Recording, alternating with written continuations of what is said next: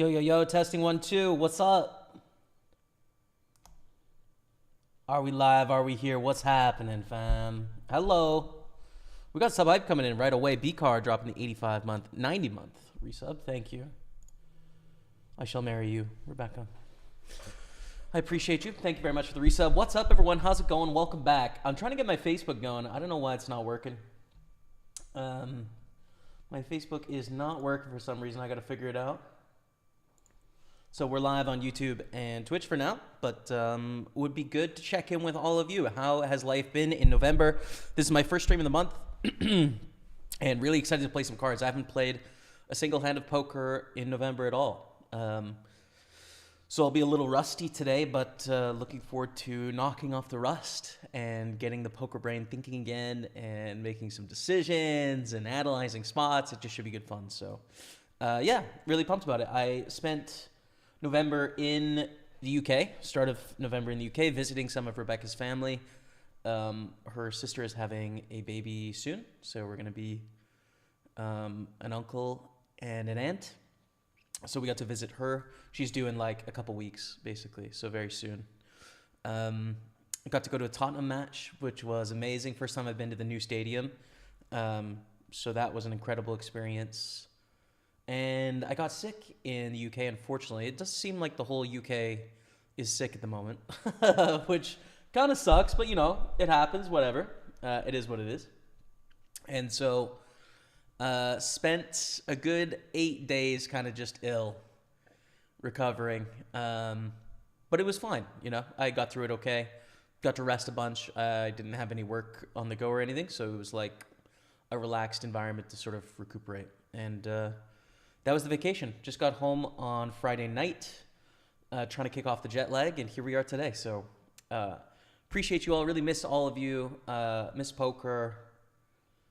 I had a great time there. You know, it really felt like a part of me that has been kind of missing for a long time.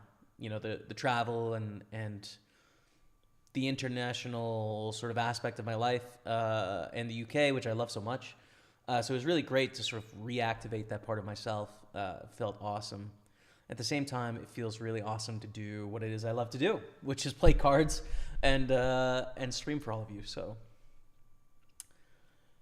that's what's up. I hate acid reflux on YouTube. You should probably mod me for being first. That's what he says. I don't know. I need to think about this. I don't know if we know enough about each other. I hate acid reflux. I appreciate you nonetheless. Rook 2. Hope you're doing well, man. Welcome. And PSR in the building. Bro, I'm going to join you on Blue Sky. I'm going to make an account tomorrow, I think. PSR. Yeah, we'll see. Hopefully we can get some community going somewhere, you know? Hopefully. All right, so Facebook still isn't connecting. I don't know. Let's just try and get a tournament going and then see where we can go from there. Let's start with the Super 320 Mystery Bounty. I think that's a good one. I mean, obviously it's a good one. It's a great tournament.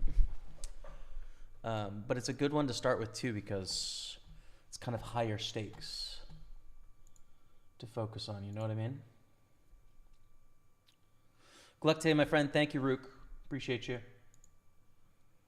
Okay, I'm registered. Just waiting for it to pop up.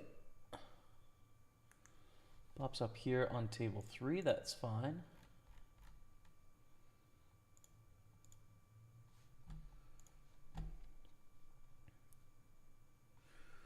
And here's the lobby. Okay.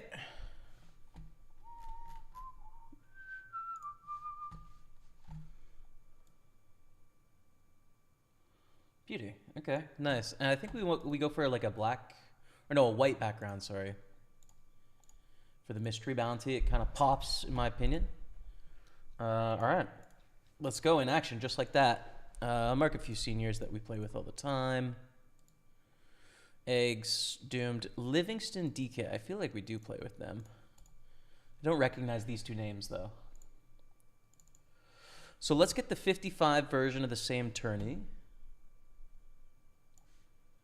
I definitely don't want to overdo tables today because obviously that we're out of practice, frankly. We're just out of practice. We really don't want to overdo it today.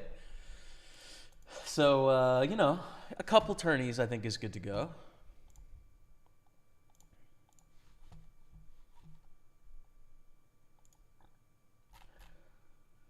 So let's put the 55 on table 2 if it will fit. There we are. In the white background, Super 55 Mystery Bounty. Beauty. Okay, 2 tables. What else? We do have the Micro Series main event going on today, which we're definitely going to play the main event, 100%. That's in an hour and a half. Probably flicking the smaller ones too, just for kicks, you know, for fun. Play with some of you in that. 215 Big Sunday, I'm going to late reg. 55 Masters, I'm going to late reg. Yeah, I don't mind starting with these 2 and just see how we get on. How much better would you be if you never started streaming, put all your energy into poker? You know, I think I have capacity to be a better poker player than I am, I will say, right? We are going to call here to start because we cover... Oh, I was thinking for some reason there was a bounty, but it's a mystery bounty. It's actually not much incentive to call here, which makes this, I think, a fold pre-flop. But we called, and we go to a flop, and we flop a 3. So it's not a fold now, even though we're maybe a little wider than we should be. Okay, they bet 1/3. Great. Getting a great price with a pair. We call. Queen of Hearts on the turn. Probably just going to be a fold on the turn here. It's not a very good hand, and I don't think we have enough to like bluff with, right? If we had a flush draw and a pair like 3x of spades, I think is a good opportunity to check raise bluff. But just with the 3, we're going to fold. I think, you know, I think getting good at poker, there's obviously like your just basic aptitude or ability to do pattern recognition, sort of quantitative work, just how your brain is able to process that information. So it's that starting point and capacity multiplied by the amount of time and effort you put in, right? And so, I don't know, you can look at anyone's life and be like, hey, if you didn't do this thing that wasn't getting good at poker and spent it instead getting good at poker, would you be better at poker? And the answer is almost always yes, right? Like almost always.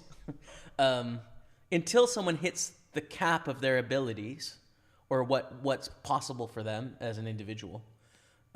More time is just going to equal better, you know? And so streaming and making content takes some time, right? Like it is a trade-off, but it's not a trade-off I would exchange for purely spending all of my time playing. I find a lot more meaning and purpose in creating a community and discussing poker and making friends and have it be sort of bigger than just myself, bigger than just like my execution as a player. I prefer having this social aspect of the game that goes along with it, and advocating for it as well in some way. So yeah, I don't know. I guess maybe that answers you. He prefers Jaime Son. That's why we can go Jaime Son. All right, Facebook I think we're firing up Facebook now. Sorry, Facebook, you were a little late. Something screwed up with the live stream, so you're a little late to the party, but welcome. Playing spins today, Mark. Okay. I don't know, actually. Possible. We're going to defend with the 8-5 suited. 10-9-8. This board, I think, still benefits them a little bit. It's obviously quite connected. And if it was something like 7-6-5, we'd probably lead. But 10-9-8, they're still going to have those broadways that really interact with this well. They bet 1,055. Do we just fold bottom pair with no backup? I think we do. Yeah. As crazy as that is. Now, ace-6 in the 55 is looking great. We're going to start with a really small bet, the trips. All right, we got the Facebook chat up. What's up, Facebook? Welcome, everyone, tuning in to the 3 streams. And happy November, man. Bet call raised to 4,000. This is mostly going to be bluffs, right? If they've got value hands, we're going to get a ton of money in. When they have bluffs, we want them to bluff. So I think the answer is to just call here. When we have, you know, not the nuts, but basically the nuts with ace-6 on the flop. Turn is a 3, so things that we're beat by now is 7-5 and 5 deuce. There's never going to be a fold with ace-6, but we are beat by a few things now, it's worth saying. And now we have a full house. So we have the second nuts, unless they have ace-ace. The one combo of ace-ace beats us, but we now beat even 4s full. We beat all the straights. Yeah, we beat everything. And we're going to go all in on the end.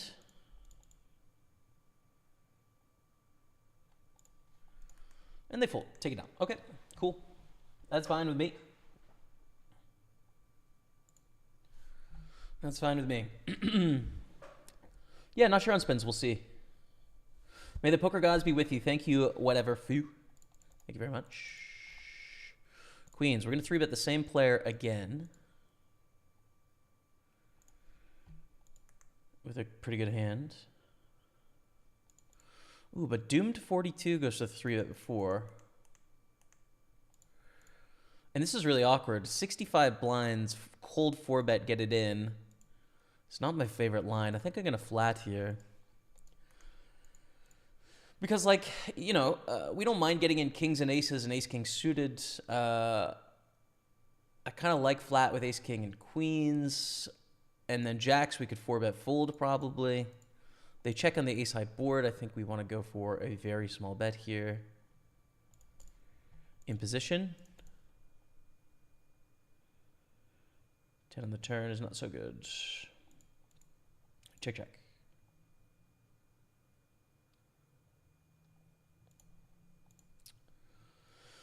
Do you ever notice how some bad cards you get sometimes hit the board? Example, I got 3-5 3 times, which I never play, but 3 times I made a straight. 4 he seems to hit 2-pair a lot, 7-9. I think it's selective perception, you know? Like when you fold a good hand, you're looking for it to hit the board. Whereas when you don't fold or you play a hand, like you're going to see the full range. It's just the way it sticks out in our mind, basically. So I do remember having that feeling early in poker, but I don't have it anymore. I don't really care, to be honest. With you. To be straight with you, homie.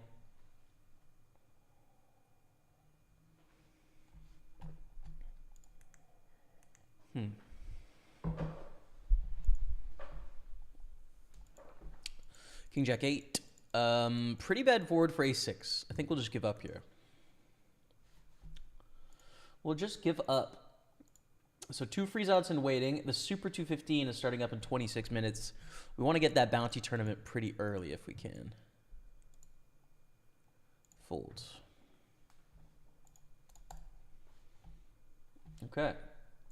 Are we live on Facebook? I think we are. I think we're good to go on Facebook. No comments yet, but 35 viewers. What's up, everyone? Welcome. We're going to fold Queen 5 here.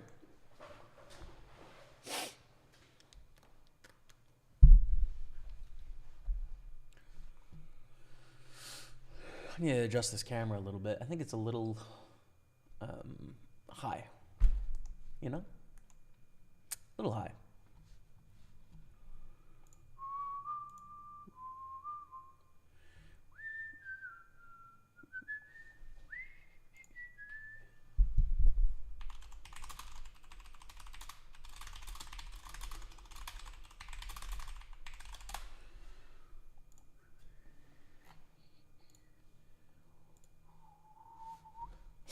All right.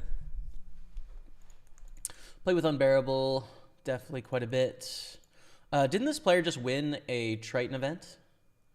I think like a Estonian or Lithuanian poker player that's been playing for a year that won like a high roller. Pretty cool. I don't know. I saw something about it, but I didn't hone in on what actually happened there, you know? Evening from Birmingham, UK. Facebook is working. What's up, James? James, a pleasure to see you, bro. I was in Birmingham for one night visiting my fiance's mom. It was a great time.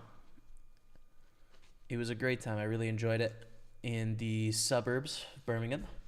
Took some of your local trains to and fro. It was a great time. Was a patron of the downtown McDonald's near the train station. Beautiful.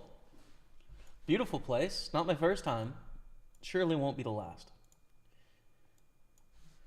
I will tell you one thing, man. The UK McDonald's, I think I went to McDonald's maybe 4 times in the UK. So efficient. Holy smokes, are you guys efficient there, man. It's crazy. Just absolutely dialed in compared to the Canadian experience. Incredible. Really well done. All right, good chip up 60,000 here to start. Matty Ice in this tournament? He is. Matty Vance in 23rd. Hope to see him soon, grinding it out. I feel like I have room for another table here right now, so let's just...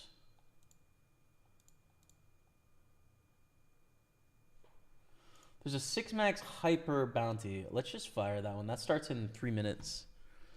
Usually would not fire it on a Sunday, but I just want like another table or two, so give it a go. Here we go. All right, nice. So it'll be a small tournament, 1K guaranteed, you know, playing for a couple $100. Basically like a multi-table satellite, but we'll give it a go, fam.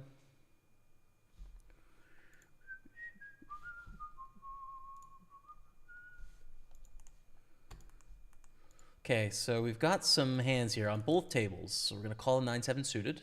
Queen 7 deuce, really dry board, and trip 8s against Cold Station. Wow. All right. So clear check raise with the 10-8. This is in the 55. And the 9-7, we see a half pot bet on Queen 7 deuce. So I'm actually surprised that it's a big bet size here, but or a bigger bet size than like really small. We call turns a 4 of hearts. There's better turns. And we'll check raise to 4,500. Turn comes a 4 of hearts, so we see quite a large bet here. I think it's a fold. You know, if we had the 9 of hearts, of course we continue, right? But it's a little bit too much risk for not enough reward there. We check raise, Cold Station calls, turns a 7. I think theory would not hate a check here now, honestly. But in practice, this is a $55 tournament. I have trips. I'm just going to go for value. I'm going to try and get the whole stack in here with trips. So let's do that. Get a call queen on the end. We're not going to get the whole stack in. I messed up sizing a little bit somewhere, but that's okay. We can do this. Hey, Pick and McButt dropping that prime sub. What's up, brother? Thanks for the 43-month resub. Welcome back. Hope you had a great vacation. Good luck today. Thanks, man.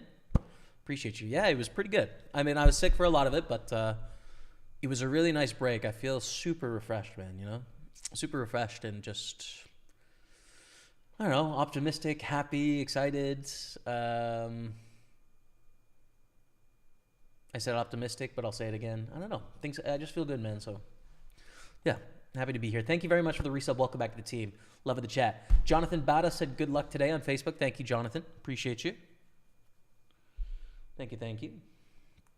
All right, so we're double stack here in the 55, which is good. And let's go for a raise against Vegan Ape. And win. Lovely.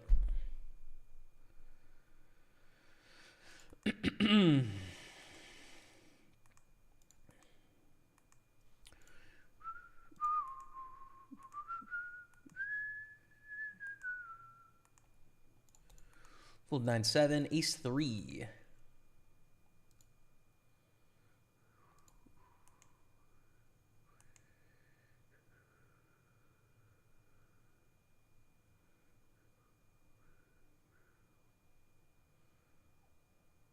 Good luck today. Thank you, Matthew Krebs. Appreciate you very much. Ooh, the tournament needed a 5 to kick off, I think, so we didn't get that one off the ground. What's up, Shakespeare's mother? Hello. Yeah, things are great. Thank you for the good luck. Yeah, things are really good, man. And excited to get on the grind today. All right, I guess I'll wait for the Super 215. Starts in 19 minutes. We'll just open up that lobby, get it started after the break. Man, it feels good to play cards again. Thank you all for joining me today. Appreciate you.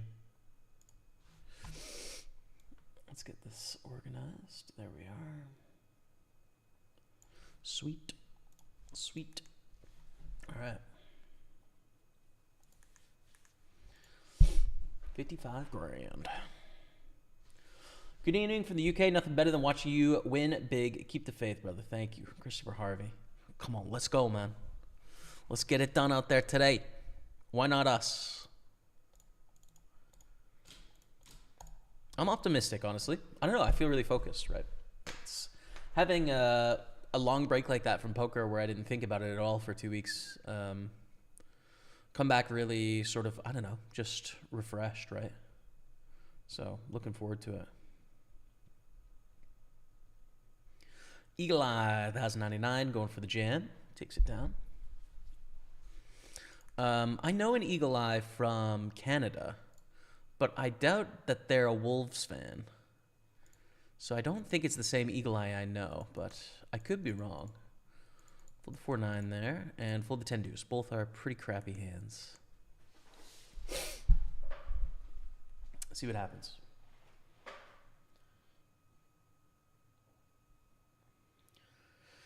And Doomed42, who has been 3-betting... Well, I've noticed them 3-bet twice, basically. Livingston DK goes for the jam to 40,000. Interesting. That's pretty strong, and it doesn't look like Doomed42 can fold here, right? I've already put in 5,000. That's 24,000 back. A lot of dead money in this pot, but you never know. Ace is ace queen. There it is. This is pretty light jam. Quite light, I think.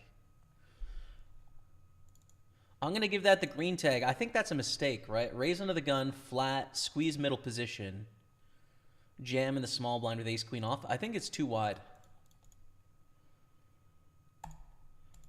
I think it's too wide. In a bounty, probably not too wide. And maybe there's something about mystery bounty math that I don't understand, where it's like future game, you need to build up a big stack. It plays the same as a bounty or something. But based on what I know right now, I think it's too much risk for Livingston there, is my estimation of the situation. Pokerstaples Nation. All right. We got quite a small nation to start the stream today. It's not very big. It's, Vatican level. It's okay. We'll grow it. Ace-6 of hearts here. Let's raise it up to 1260. Folds around to the big blind. Capsy.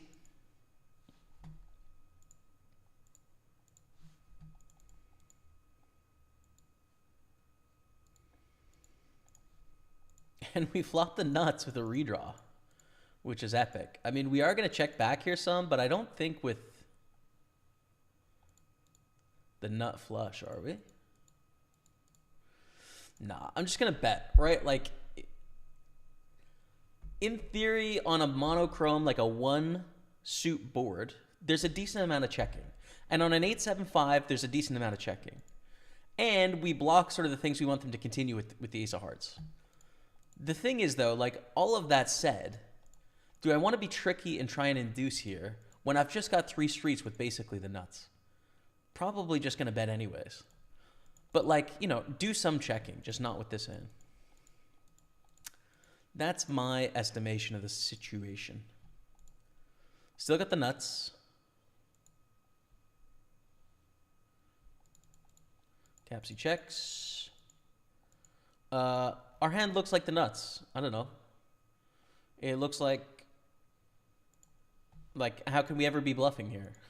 Bet flop, call turn lead, and then bet river. Like, I don't know. It looks like we have a flush or a straight. And of course we do.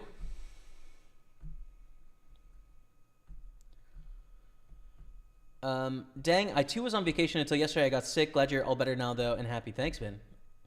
Yeah, so in the UK, everyone was sick. It was really crazy, honestly. So I got COVID,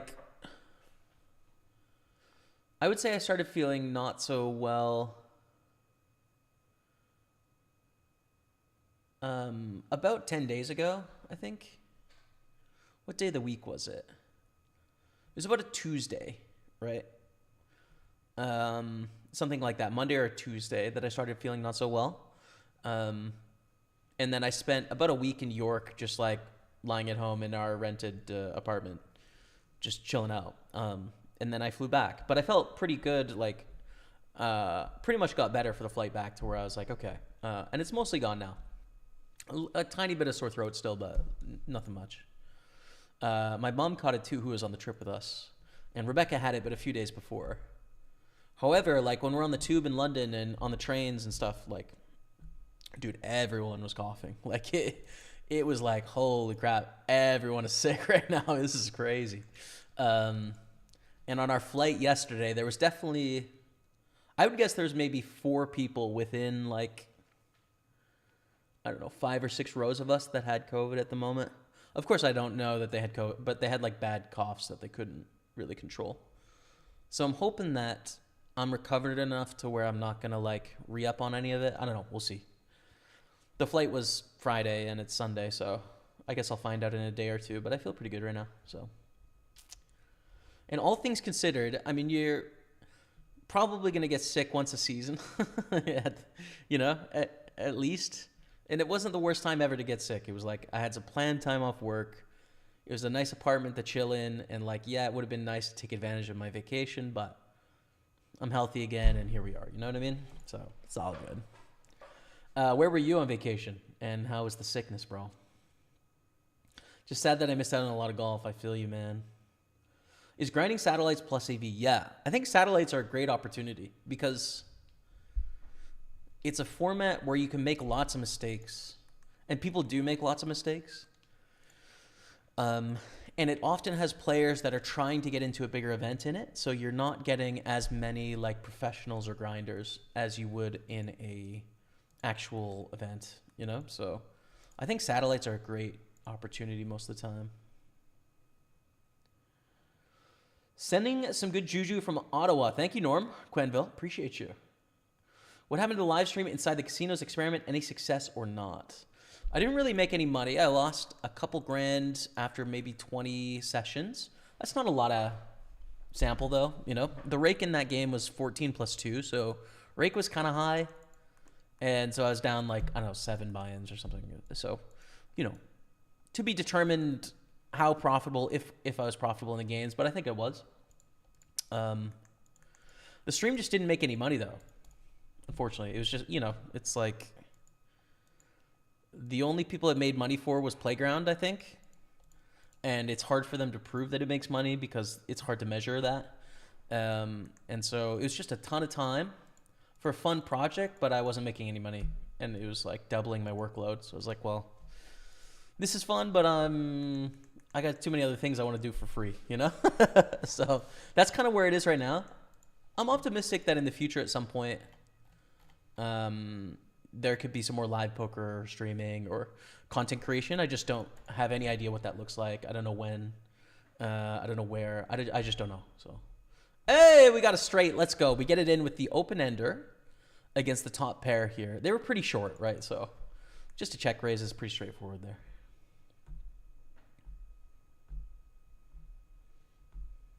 What's up, Stuart Meisner on Facebook? Welcome. Matthew Krebs, thank you for the good luck as well. That was a few minutes ago, but thanks again. I'm going to 3-bet ace queen here against Doomed.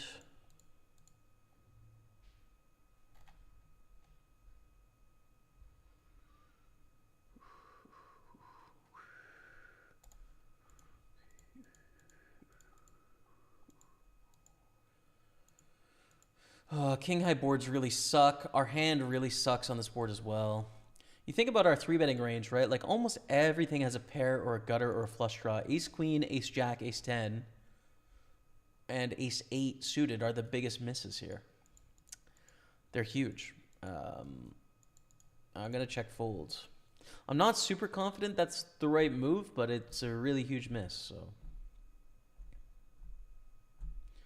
Okay, so we're going to go on a quick break. I'm going to play you 5 minutes of a brand new highlight that came out just the other day. And I'll be back in a few minutes, okay? Pokerstaples on Twitch, YouTube, and Facebook. Stay with me. Not that one. That's the old one. There we go. $1 spin overdrive. And hopefully we can win all the money. We're going to play a 10-pack of spins. But we're going to find out how much we're playing for in a second here. 268. Okay. All right, here we go. Three-handed, Pokeryano. We've played with a bunch. Bitcoin to the moon. Probably rich by now, I would guess. I don't know when they made that name, though. 3-9 suited kind of sucks, but I'm going to try and limp in here. Being suited, I think that's enough of a thing to get involved. And it is ace 4-5 bet. Do a lot of checking out of the small blind versus blind. Exceptions are ace high boards. Raise a 90. I think I'm just going to bluff and pretend I've got the goods here. Didn't go very well.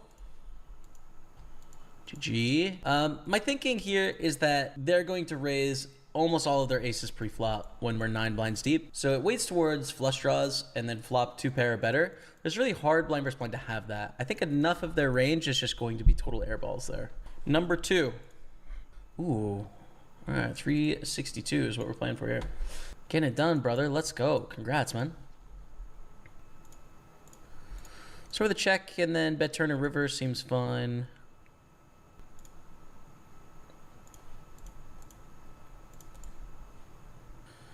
Maybe a little thin on the river now. It was from the cutoff first act. 30 big blinds effective with ace 3. But blinds are going up right away. 30 seconds, it's going to be 30-60. No longer the leader, but heads up. Too big. It's a 5x raise. Too much. All in. Could limp as well. 8.5 blinds deep, but I think offsuit version. Probably just want to rip that there. They limp, we check.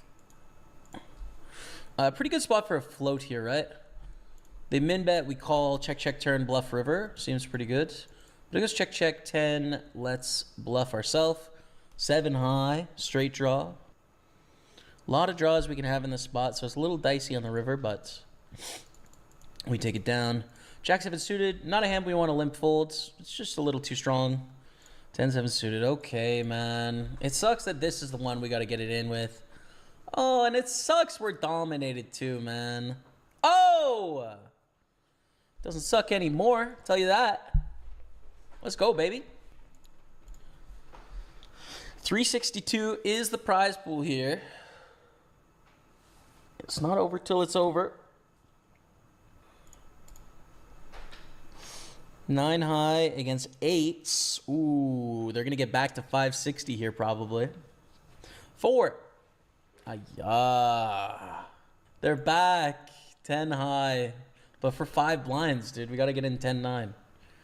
To end it, dude. That's a good flop. Let's go. Thank God. 362 is the cash. Ship it, Dottie. Let's do another one. So this will be our 3rd buy-in, but off to a nice profit. Let's see what we get here. 249. I think raise fold is fine with 7-10 suited, right? Seems okay. Yay for Jamie. I'm a big fan. Thank you, Starson. 54. And how are you? Good bluff hand again. Could probably go 40% here. When stacks are deeper, it's a half pot sizing on Queen 6-5.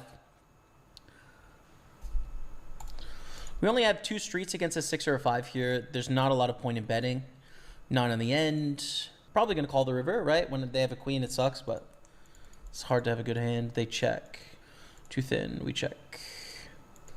We're all in with the A7 here. Limp? Yeah, limp to induce. A7 suited is good enough. It hasn't worked very well, though. It's a really bad flop. Here we go, Pokeriano. With a beautiful ace-10. Gorgeous hand. We're dominating. Flop is fantastic. Turn is so bad, but we get it done on the river. Whew. Sweaty. To win back-to-back, we've got a 2-1 lead over Bitcoin to the moon. And we are dealt one of the few folds, 5 blinds deep. What's up, chat? We're back in action. How are you? Things are great for me. Thanks for asking. What's up? What's up? All right, 2:15 starting up in 4 minutes.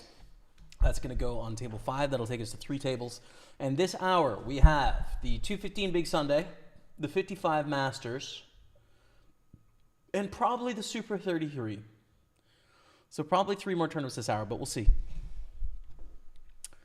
So yeah, what's going on, everyone? We have in through the window. Damn, Jamie, it's been a while. I better clean the cobwebs from the shed. Bro, it's just there. I wasn't in Cardiff, but I was in the UK. I mean, I was calling your name, bro. I didn't hear you. Couldn't find you, man. Good to see you in the house, dude. Welcome back. Good to get on the grind today, you know?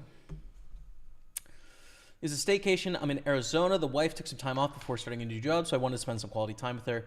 She's in Cali now with her family for Thanksgiving. I'm all better now. Thanks for asking. Glad to hear it, man. That you're better, of course. Not that you were not feeling good. Anything saved my wallet some money because I'm not very good at trying to get better, though, at golf. Yeah. I hardly played this year, but I hope to play a bit next year. I sense that ace comment, says Norm Quenville on Facebook. Good luck today, pal. Let's hope for an art score worthy run for you. Cheers. Thanks, Brad Lucas. Yeah, I'd really like to go shopping for some art, man. It's been a long time since I bought some art. I'd really like some.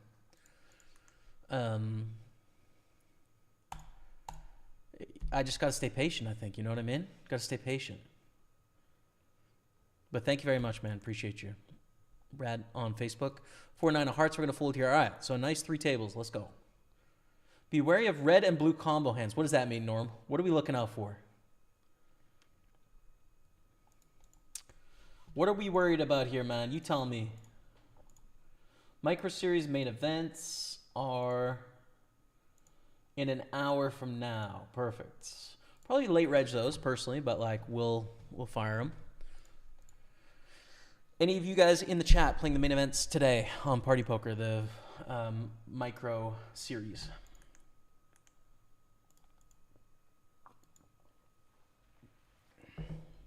Hey, what's up, Anthony Capaccio? Welcome, dude. Jamie, have you ever tested out the University of Manitoba's Centaurus poker program? I haven't. No. I did some psychology research when I was in uni in Lethbridge, and there was a lot of work being done by the University of Alberta on poker programming, game theory stuff. So I was familiar with what they were doing at that point, but you know, kind of didn't continue down the academic path, didn't get very far. Don't have a huge like mathematics or computer science background either. So a lot of the work they're doing is likely going over my head a bit. Or I don't have the necessary background, but it'd be interesting nonetheless, the academic poker side of things.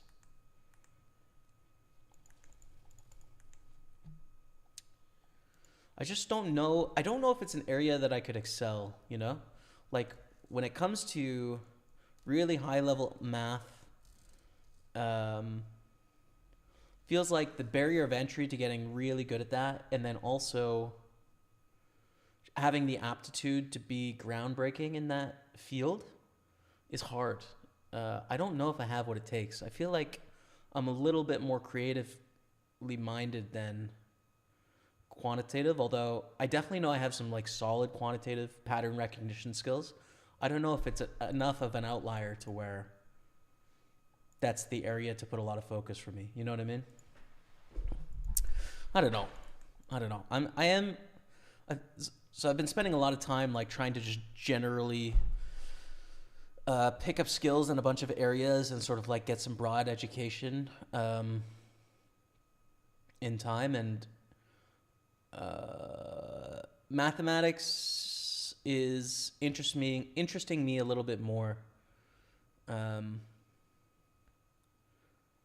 Pretty much everything that isn't science. Like, I don't know why science is not that interesting to me. It just kind of isn't, though. Like, physics would be probably the most interesting branch of science, but chemistry and biology, not really for me. Kinesiology, don't mind. Medicine, not really. But when it comes to, like, all of the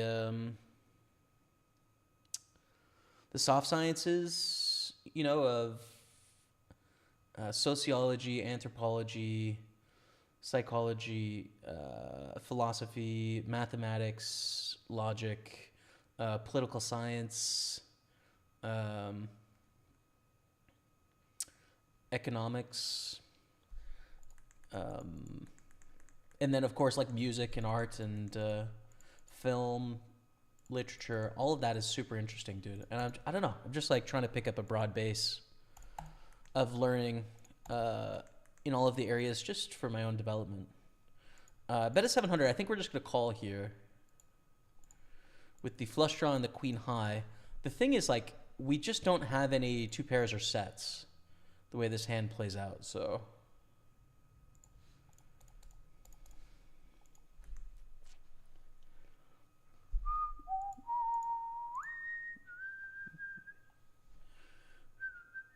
Let's go. Come on.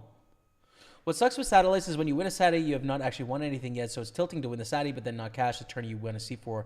How do you deal with that?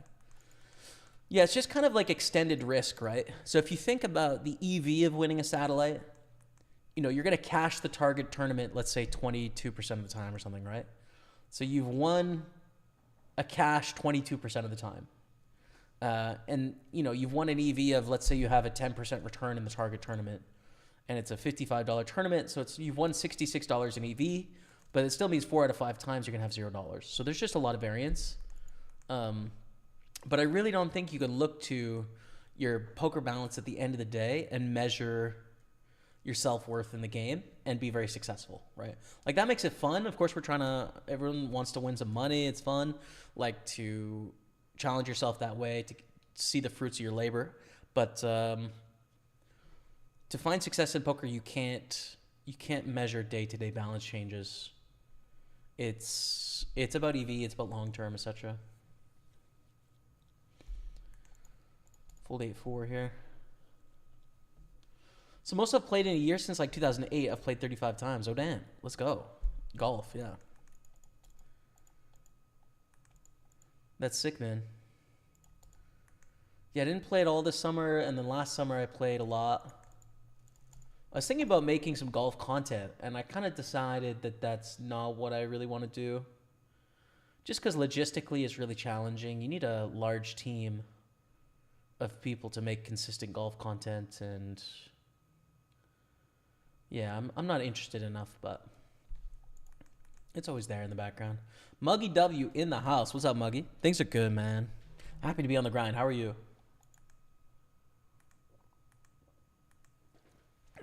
King 7 off. Okay. We were going to play it if it folds to us, but it just doesn't. So, c'est la vie. 71,000 here. This is a good chip up.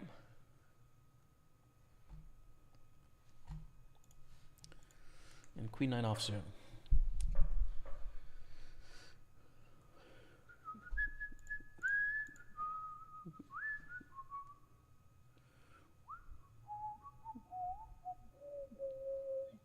Oh, holy crap.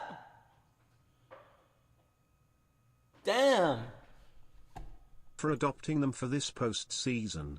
Promised to share the love if they did it. Any excuse to support you, brother. You're the best. Holy smokes, dude. That's a huge dono.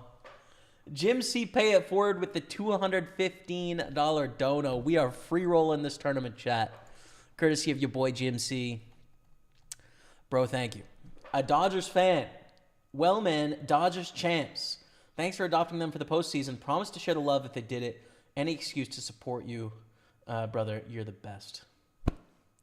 Thank you, man. Huge congrats to the Dodgers. Very exciting. A very exciting postseason. Exciting stories. The East and the West Coast kind of vibe thing. Pretty cool to see the Dodgers get it done, man. Congratulations. Thank you so much for your support. That's a huge dono. Go Dodgers. There it is. There it is. Get some love and respect out there for the Dodgers, chat. Do you want to bet on Queen 8-4? Sure. Thank you, man. Appreciate you. That was coming from Twitch. Thanks, everyone. Over the years, I've noticed an algorithm playing with a 4-color deck, kind of similar to playing a retro Simon Says. I don't believe you. I believe that you think that. I don't believe it's true. But yeah, no, that's it. I actually know it's not true, but fair enough, you know? Good luck, everyone in the mains. May the poker gods let us meet at the final table. Good luck, Pete. See you there soon enough, brother. I've been wondering this for a while, says Brian Norris. This is on Facebook. When you choose bluff candidates, you normally tell us what hands would be optimal. Are you saying these are the hands you want to have, or are you saying these are the hands I'm representing with my bluff?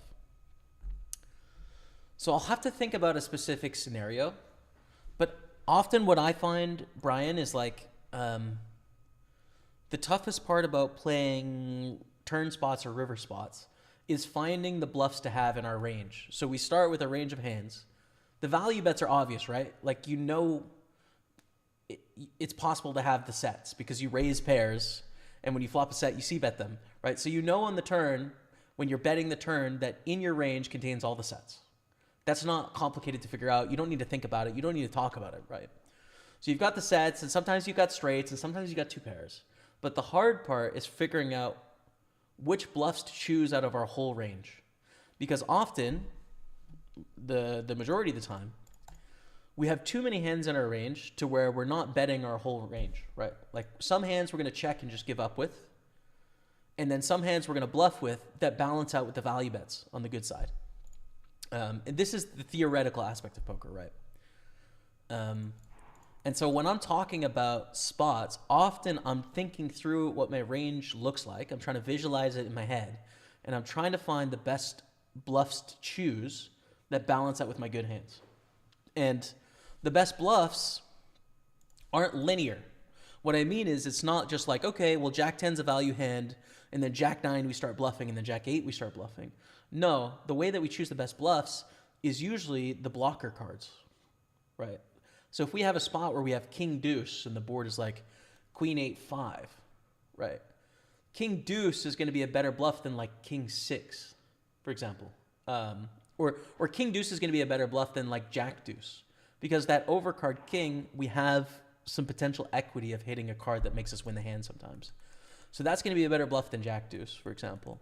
However, maybe we have some hands that have some backdoor straight draws that are good to bluff. Or maybe we have some hands that don't block them having the straight draws we can get to fold, right? So you've got to kind of think through all those scenarios. We're going to fold based on Neil's short stack here. And come up with the best bluffs. And that is the hard, like, I think that's the hardest part of like higher level poker. It's when you're trying to deploy a baseline strategy, is finding those bluffs. And where it's most common is when you're blind versus blind, right? Small blind versus big blind. Both if you have a ton of hands, it's really easy to get out of whack. Like bluff way too much or bluff way not enough. And you have to really bluff quite a lot. And value bet quite a lot too.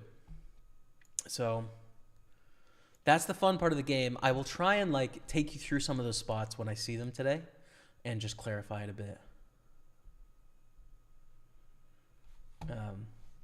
But yeah, it's just kind of the odds, Brian, honestly. It's the card removal. It's hey, it's going to be better to bluff with one overcard than two undercards, because when they have top pair, well, we have 6% to hit our overcard on the river, and we're going to win an extra 6% of the time. And that means we win an extra 6% in equity of this pot. So better to choose King Deuce on a Queen High board than Jack Deuce on a Queen High board as a bluff, right? You'll often see a similar thing with like Ace Highs, where sometimes Ace High has showdown value, right? You can get to the river and, hey, your Ace 10's good, nice hand. So you're going to have some boards where you're not bluffing with Ace Highs, but you're bluffing with King Highs. And you're thinking, why? Because it's like, well, 1 in 10 times you're winning with this Ace High at showdown. So it's better to bluff with a King High because you're winning, 1 in 30 times at showdown. For example. Need to peel one here. 10 is a good card for our range, but I'm going to check. I don't think we want to turn it into a bluff and lead here. There's so many bluffs they can put us on in the spot, but now we need to bluff the river because we have aces and 10s with a 7 kicker, right? It's not very good. It's a not very good hand. So we're going to bet. We're not trying to get them to fold at full house, right? Or a flush. I'm hoping I can get them to fold the rest. Anything that doesn't have an ace, a 10, or 2 hearts. And they call, and we lose a pot. And that's okay. 215, we have trips. We're going to bet.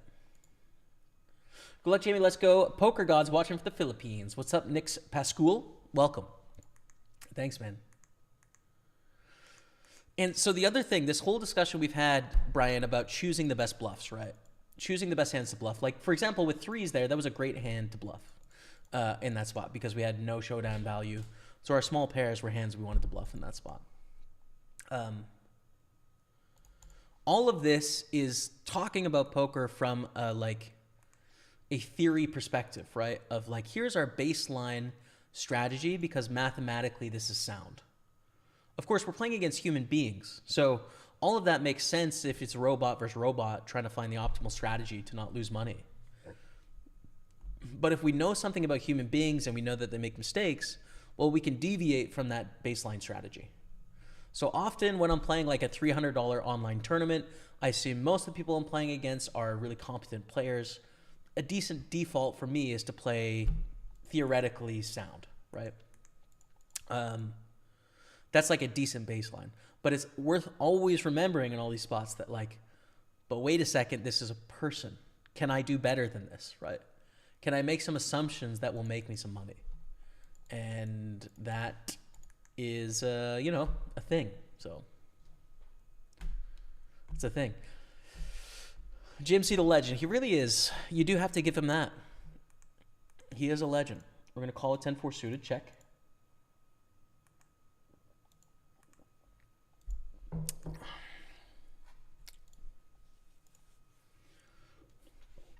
Good as well, been grinding a lot and is paying off, so that feels nice. Reaching my rakeback target today. Beauty, bro. Nice. Glad the grind is going well. Gonna fold 10-4 here. Yeah, it feels good to get stuck in and grind a bit, doesn't it? It's nice, man.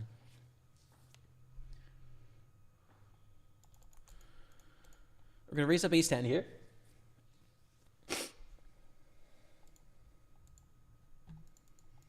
Okay, take it down. Queen deuce suited. There's no bounties yet, right? There's a mystery bounty, but we're not at a mystery bounty stage. So we're just going to limp blind versus blind, and we flop two pair, which is great. Bit half pot here. Heading to Amsterdam on Tuesday. Beauty, bro. Just vacation, or what are your plans? Party time, chill time. What's happening? Thanks, man.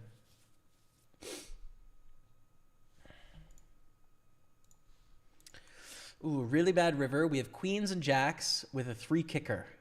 We probably lose here. Now, we do beat some bluff potential hands, right? The straight draws, like a king 10, a king 9, a 10 9, a diamond diamond, an ace high. We beat all of these things. We also beat an under pair if they played it really passively, like 7, 6s, 5s, 4s, but they're probably going to raise those pre. And it goes check, check. They don't bluff. So they probably had one of those missed bluffs.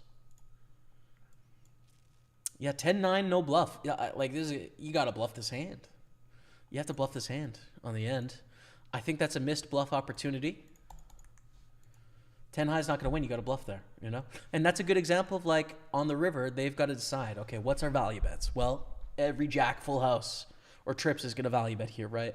We're going to value bet our strong queens here. What's going to bluff? Well, the missed straight draws are pretty obvious. And then we have a lot of missed diamond draws. Those are less good than the straight draws because they want us to have a missed diamond draw, right?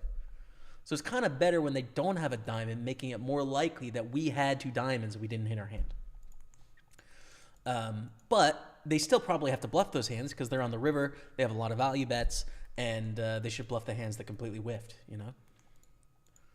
So yeah, that's high-level poker, I think, is thinking through that stuff and trying to visualize it, right? In my head, I really think of the poker hand matrix, but I view it sort of 3-dimensional, and try and visualize it in my head when I'm thinking about those spots. It's tough. It's a complicated game, man. It's difficult, you know? It's I don't think it's normal for like human brains to think through problems like this way, right? Like it's a learned behavior, and it's not how like typical decision making happens. It's a little different. Masterminds opens. We have king queen suited. I think I'm just gonna call here. Like 3-bet is an option too. I just don't really want to fold king queen suited preflop, you know? Oh, What a flop. Open ender and the flush draw. Now, we don't have the nut flush draw, right? So there is a disaster we would kind of want to avoid. Getting it all in for 100 blinds against the nut flush draw. We wouldn't be doing great. But there's a bunch of other stuff that's possible here. In a three-way pot, I'm going to start with a call. We make a flush. Beautiful. They check. Just double bombs away, I think is good, right? Big bets here. And don't fold, right? If they check raise, we call, and then we call the river bet because they could have the naked ace of clubs and be bluffing. We have a really strong flush. I think this is a pretty straightforward spot. So let's see what happens.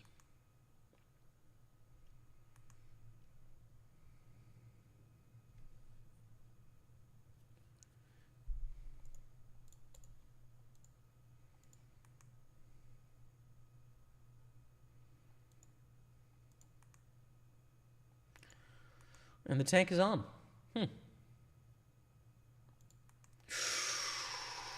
5 on the end. Pairs the board, dude.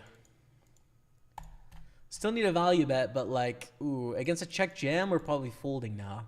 We lose to jacks, we lose to tens, we lose to like those 9 combos of nut flushes. And I don't think trip 5 is going to raise.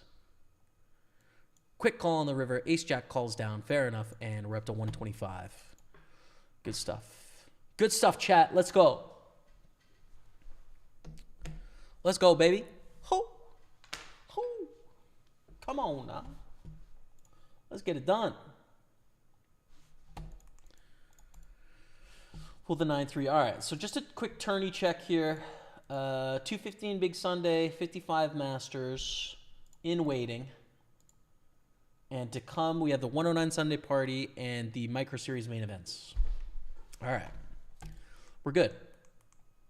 We're sorted. See it, say it, sorted. Thinking about going on a trip to East Asia at the beginning of December, taking a laptop with me and see if I can both work and travel at the same time. Oh, cool, man. Nice. Yeah, have a great time. Any countries in particular? I would really like to experience that part of the world at some point, but so many places to go. I don't know. It's tough, man. Bet on the flop and get a call. Queen of the turn. I'm going to keep betting here. I'm not quite sure if I can value bet the river when I bet 2/3 on the turn, but we'll give it a go anyways, and we win, which is good.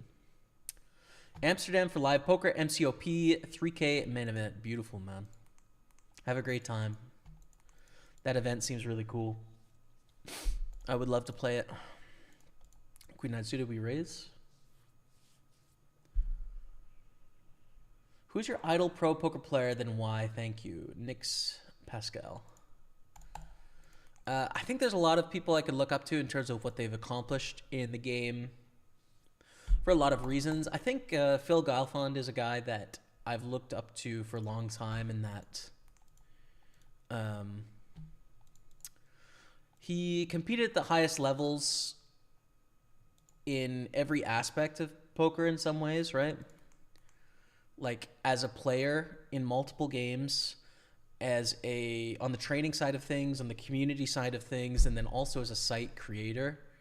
And he did it with class and respectfully the whole time, in my view.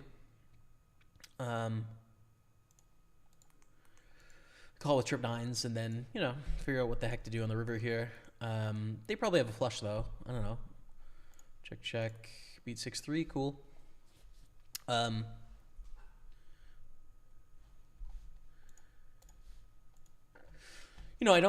don't think we necessarily agree all the time now, in that, like, we seem to have a slightly different approach to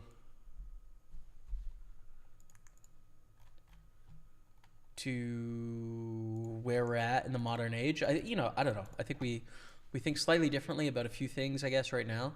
But that's not surprising in any way. I don't know.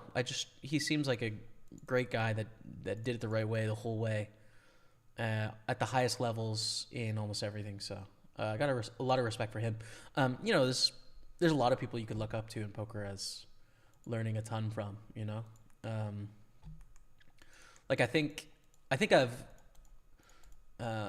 received more help and learned a ton from a guy like Bill Perkins in the world of poker, and he's not a poker pro, right? Like, I assume he's net loser over his life playing poker. You know, I don't know that for sure, and that he, you know, he can have some chops in certain spots. But like, he's a person that I've been able to pick his brain and ask him questions, and get his perspective on things in a bunch of spots where I count myself really lucky to do that. And another guy that like it seems like we disagree on a lot nowadays, but nonetheless has been like a great resource that hasn't asked anything in return for me. So yeah, I don't know. Like, people are great, and it's nice to be able to just engage with them and pick their brains on what they're great at, you know? So yeah, man. Check here on the turn. You're more disciplined than I am, so if you have any tips for not letting the work part slip on work vacation. Doubt it. I don't know, dude. I would probably enjoy the vacation, to be honest. It just depends what you want, right? Like, I think is my view anyways. It's a little bit different if you have, you know, things that you need to do for other people and it's important you keep up, but like, this is not a fold blind versus blind. We flopped trips. Oh my God, dude. How many trips have we made today? It's crazy. Just call. We did knock out Vegan Ape on another table just a second ago too. So.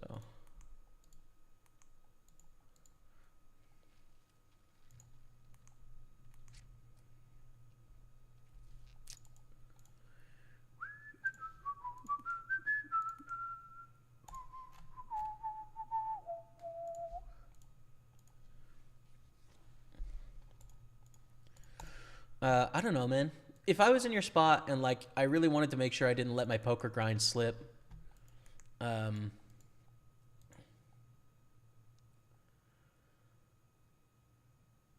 would probably just be really honest about what it is that you want to accomplish before you go.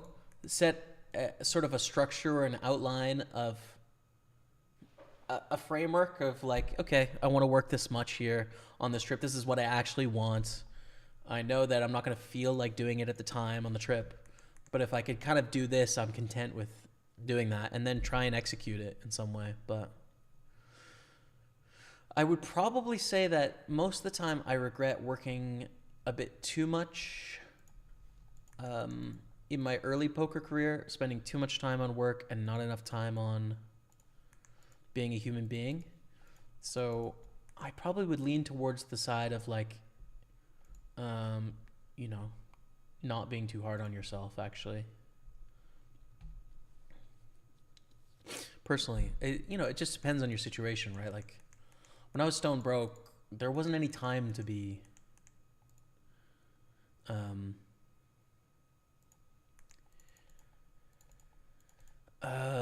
lead here? I think so.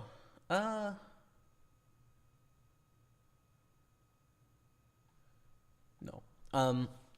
There wasn't any time to like rest, right? Like I needed the money to pay rent and like, so it wasn't really an option. But when there was an option, I wish I would have let off the gas a little bit more and made more memories and, you know, stuff like that. So it's just my view. It's a tough one, man.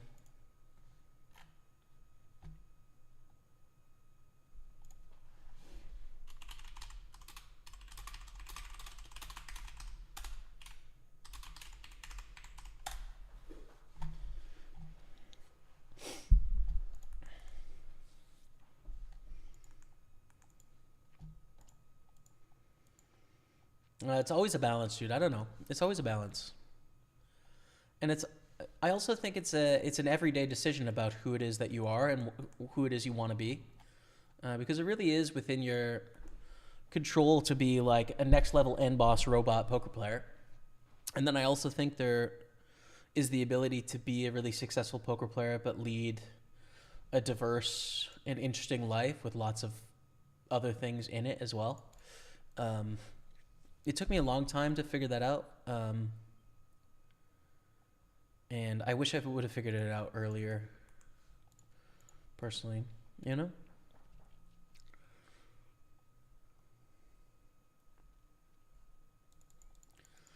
Bet get a call, deuce on the turn. I think I'm just going to bet here. We pick up the gutter as well. I mean, check raise is an option too, but it just looks like a bluff check raising, you know? Like it looks like a flush draw. So we're just going to bet and then be forced to call off here. It's ace 4 with clubs. Oh, send it. Absolutely send it, Dottie. That's sick. We were pretty crushed there, man. They have the flush draw on the pair. We have the gutter and the flush draw. Boom. Smashed it. Well, pretty sick. We'll take it, dude. Listen, I'd win this tournament. I would. I'll take it. I'd take it, man. Count me in. Listen, if you want a winner, I volunteer.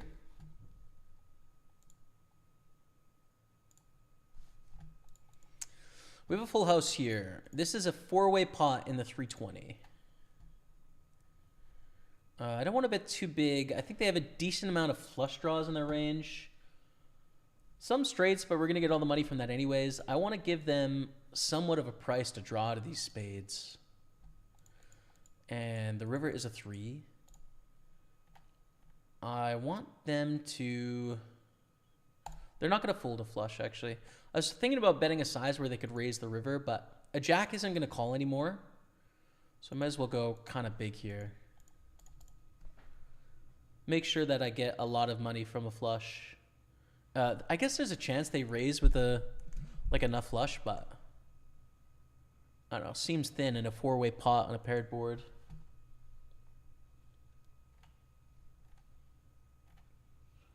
Seems thin to me, Dottie.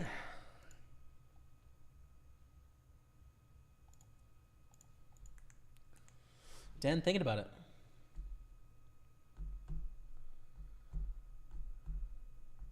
And a fold. Okay. Fair. In the 55, things are looking, you could say, juicy. Taiwan and China is my plan. Test if my Chinese can hold up in real life. Amazing, bro. Let's go. I have a great time. Man, I gotta get going on some French, dude. It's been a while since I've put some serious effort into French.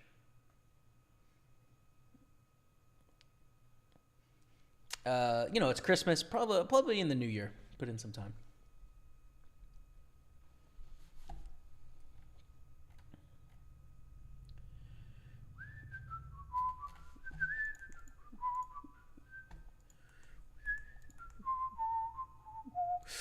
Do we jam here against Neil? I think so with the 6s. Yeah, 23 blinds deep here with the pair. I like it. Let's give it a go. I kind of just want them to fold Queen Jack. That's a big victory, right? That's a big victory, picking up 4,000 chips when we were 50-50 against that hand. It's a big win. So jam it in, take it down, 213,000. And we are chipped up on all 3 tables right now. Actually chip leading the Super 215 early days, which is pretty fun.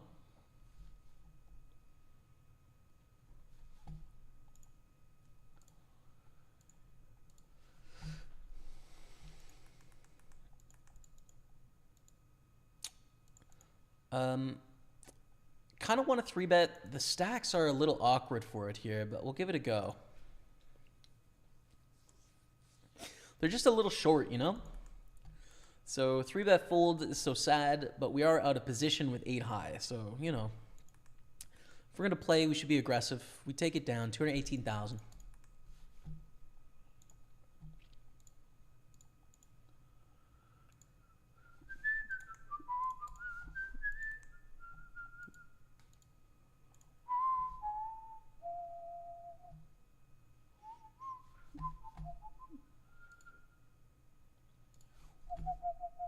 Oh my god, and a set, dude. That's crazy.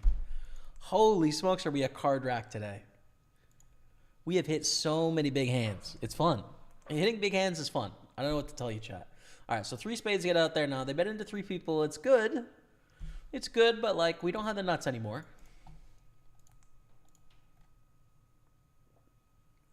They check. I think we just bet 2 times here. Bet 2/3, 2/3. Should be able to get called by enough worse hands, but in 1 month, how many times do you play live poker? 0 times. Ish. Has been the average for the last, while. I played a lot of live poker for a short period of time, like 2 months. I played a ton of live poker. Other than that, I haven't really played much since pre-COVID. So yeah, I don't know. You know what it is, dude? It's a hassle to get to the casino. For me, I don't have a car, so it ends up being like a $35 Uber, and then it's going to the casino to like do more work, And I enjoy poker; it's fun, but like, there's lots of things I find fun. So I don't know. There's gotta be enough incentive, and there just isn't a game where there is enough incentive right now, The games that are really big, you have to worry about game integrity. The rake is really high, whether that's private or public. It's not like the opportunity is like incredible or anything, so it's just like, I don't know. If there was a game where it's a great opportunity, I felt like I had an edge, I had a good time playing, I'd play a lot, but I don't think there is, so. So here we are,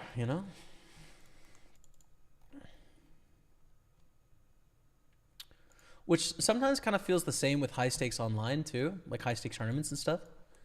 Is like the opportunity in high stakes tournaments feels not good online right now. And a bunch of people play them anyways, and I think some of those people have an edge and really crush them, but I think a lot of people don't. And they just play them anyways. That kind of used to be my approach, but now it's just like, well, the opportunity isn't great, so I guess I'm not going to play them. And hopefully the opportunity comes again where there's like good high stakes tournaments that I can play all the time. But if there isn't, I guess I'm just not going to play,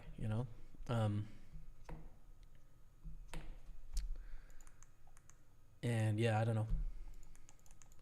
I do get that, like, frequently I get comments on social media of like, what happened? This guy used to always play like 1Ks and 2Ks, and now he's like playing this $55 tournament. It's like, listen, I'd love if this was a 1K, but we don't run any 1Ks on Party Poker, and I don't think the 1Ks and other sites are a great opportunity to mint money, Like, I think you have to worry about game integrity, and it's not real enticing. So I don't know, man. It's just not the greatest opportunities there. Maybe a check call with top 2 here. They're going to have a decent amount of bluffs, and then also they have more 7x. So let's go with a check call on this river. Hello, Jamie from Romania. What's up, Romeo? How are you, brother? Welcome. How is life in Romania? Queen 8, no bluff. Check down. Okay. Well, good stacks, man. Good stacks everywhere. This is going well.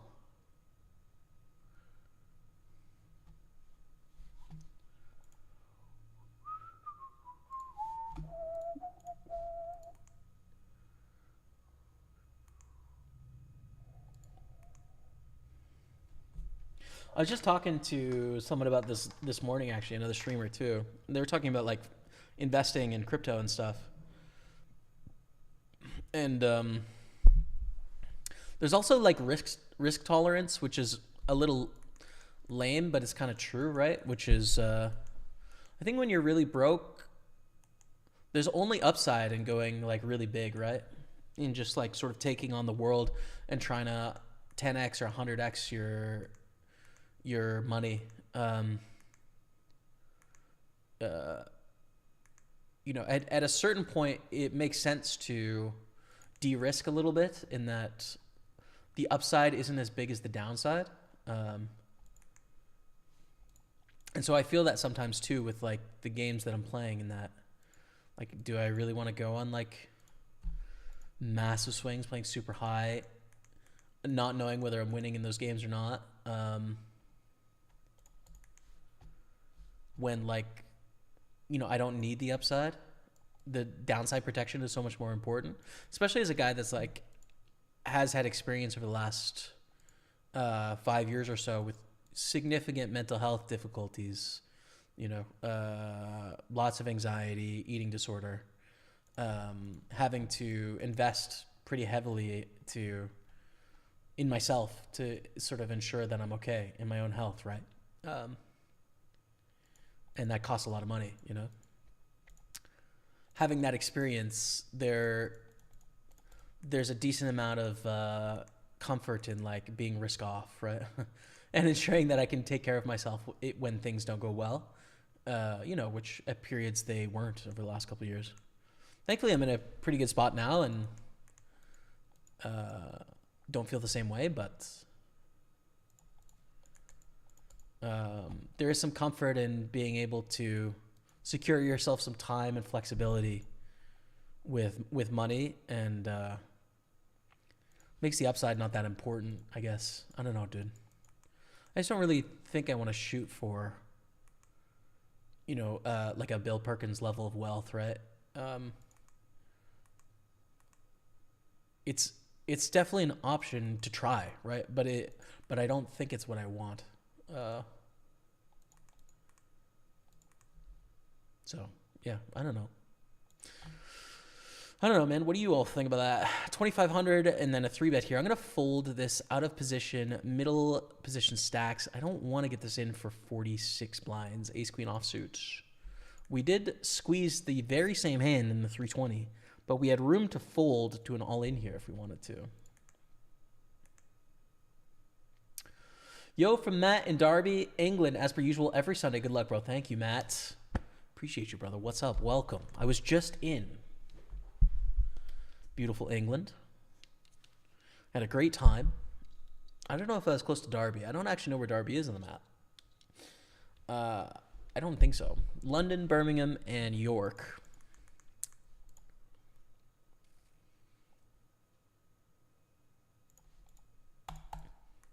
But appreciate you, man. Thanks for tuning in. Red and green, my favorite color combo hand. What is it with you, Norm, and your colors, bro? You're a huge color stan when it comes to the felts, dude. What's the deal with that? Little Matisse, man. Huge lover of the color. Yeah, I get you. The balance is hard. For me, it always inflows, and because I choose not to be as structured, I like the freedom. Sometimes I work really hard, but it's inevitable that there are also times I feel like slacking because of the lack of structure. Yeah, man. For sure. I'm with you, Muggy. 100%, man. I think it is a balance, right? And since I just had so much time off, there's like a bit of, in myself personally, there's a bit of like, not really anxiousness, but like, oh, I want to get to work. Like, I want to do a good job. I'm gonna get the stream out there and connect with people and like make some interesting videos and do some good work for Party Poker, right? Like, there's just that engine that's like, come on, right? But the other thing is, like, on Mondays, after I've put in a big long stream day and done good work, I really enjoy just taking time off and relaxing. So it's like kind of like self-balancing for me a little bit. The thing that I think is worth thinking about, though, is like your terminology of slacking.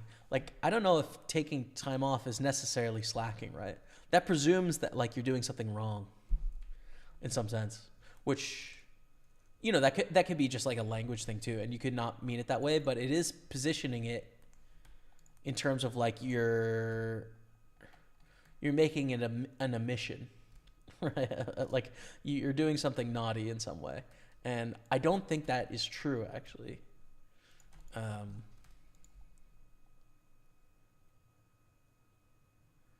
You're just spending time in a different way, so I don't know.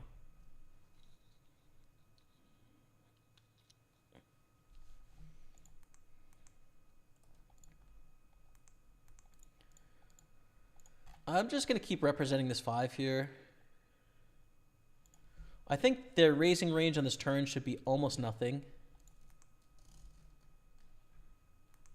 But I should have bet bigger to get their stack. Nonetheless, we'll probably just jam the river anyways, but I think my sizing on the turn is a little too small there. Best of luck just driving down to Grey Cup, so go to stop watching. All right, man.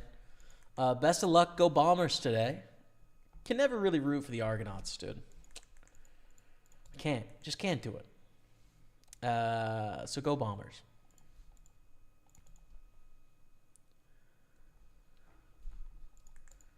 I think a good example of a bad habit I have with phrasing my own life is off day, right? I call it an off day when I'm not playing poker.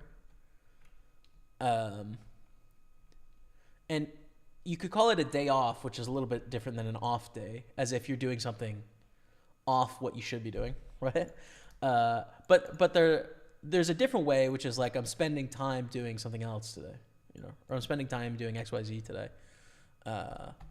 The presumption that the default is on, and it's worth saying when you're off, is again also like a perversion of the human spirit, I think, right? Like that's just not how it should work, right? You're a human being and you're alive and you're spending your time doing things that you want to do. And sometimes that's being productive for society and work and working towards those goals. And then sometimes it's walking around the neighborhood, and they're both valuable and important, and neither should supersede the other, I don't think. Maybe that's Delulu, but JFB, JFB 96, dude, 120 months. That's a 120. That's a 120, man. That's 10 years. That's straight up 10 years, dude. I just took me a second. Yeah, 120 divided by 12 is 10, dude. We have our first ever 10-year subscriber, dude.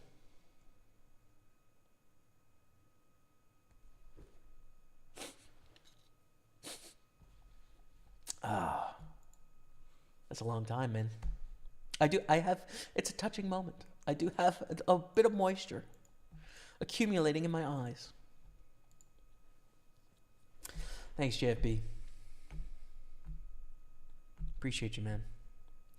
Life, dude. A decade, dude. A decade. You've been here supporting month after month for a decade, for 10 years, man. I know 10 it's an arbitrary number, whatever, but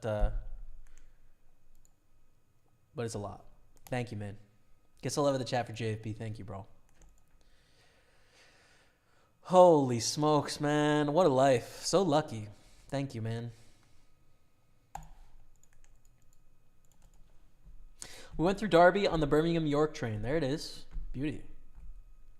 Shout out, Derby.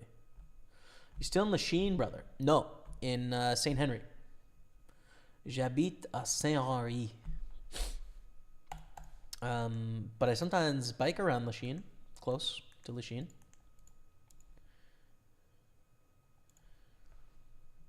Good to see you, Fisher.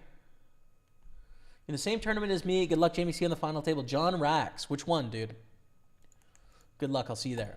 Odds are it's the 55 because it's the biggest one in terms of entrance. We got 450 of us in there. Hi from Romania. What's up, Florin Bajor? Welcome. How you get auto discipline? I don't know.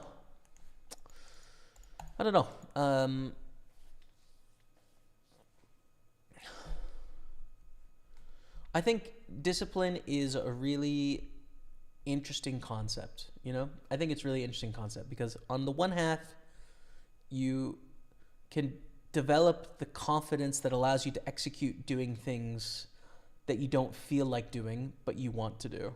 I saw a really interesting TikTok that phrased it in this way that I found useful, actually, which is there's often things that you want to do, but you don't feel like doing them, you know? And I think discipline is often used in this way of being able to forego your short-term experience of how you feel in exchange for the person that you want to make yourself. So yeah, I don't know. I think there is that, but then sometimes, and this is gets a little dicey, right? Because there's definitely times where the person that you want to make yourself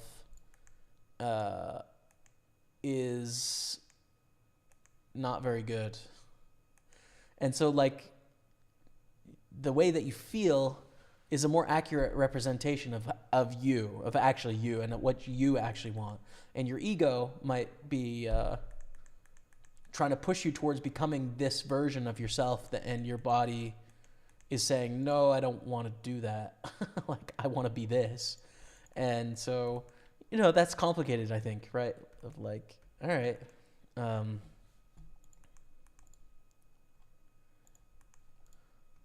So it's interesting because there's been periods in my life where I've deployed a ton of willpower and a ton of effort to do things that I didn't feel like doing. A good example would be the ultimate sweat, right? Like, I lost so much weight in such a short period of time. It was extremely taxing, right? However, a lot of people would tone that down to discipline, right? Of just like, really strong discipline to starve yourself for a year. But the thing is also, like, it was so important to succeed that it didn't feel as challenging as you might think, right? It was like such an important part for my identity, is that what I felt like doing and what I wanted to do really matched up because it was so important to me. The effects of that, I really regret that decision. I didn't really know at the time the effects it would have on me. The effects were largely really negative. Check. B-Days 4, let's go.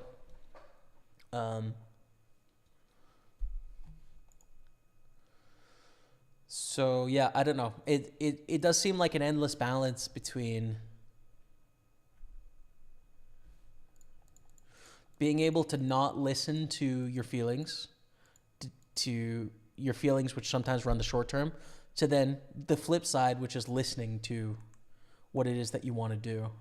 And I don't have the right answer. It seems like always a balance. Sometimes I phrase it in my head in terms of like, you are...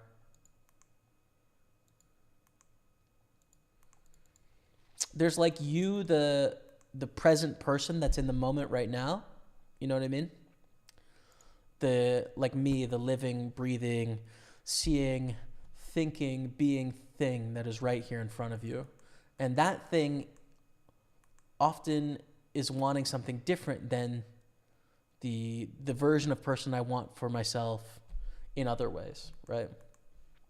And so you have to decide how much you want to put yourself through the present moment person, how much you want to sell part of that experience for this other experience, which is like the social person, right? The person that is in society, that engages with other people, that has a legacy, that is attached to ego, that is trying to accomplish missions because you find them enjoyable or worthwhile or meaningful.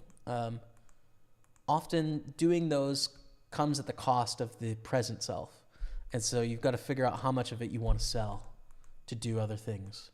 And I don't know. I do feel like a lot of outliers that do remarkable things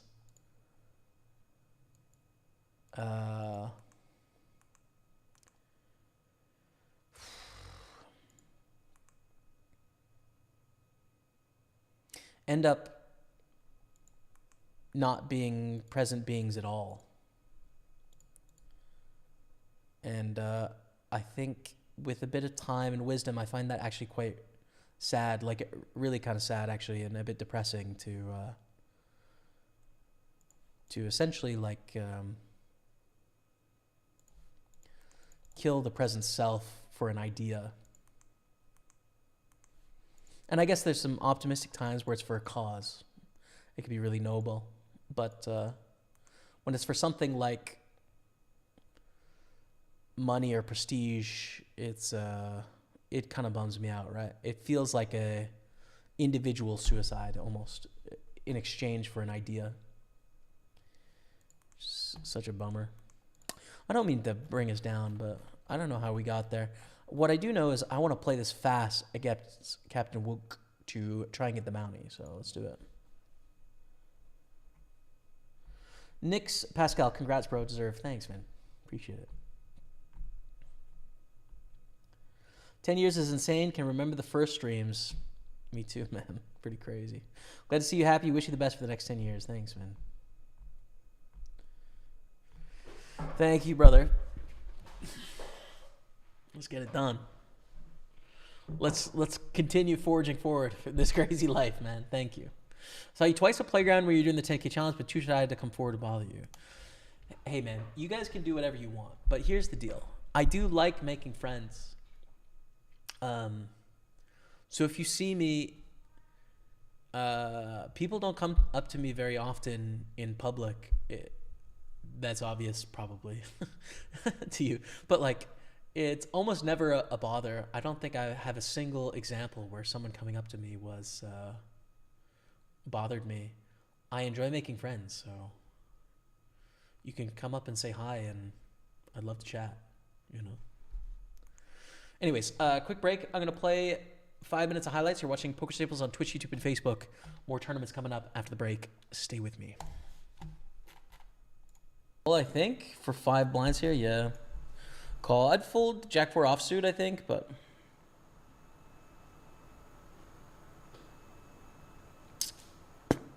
Here we go with the Queen 6 suited.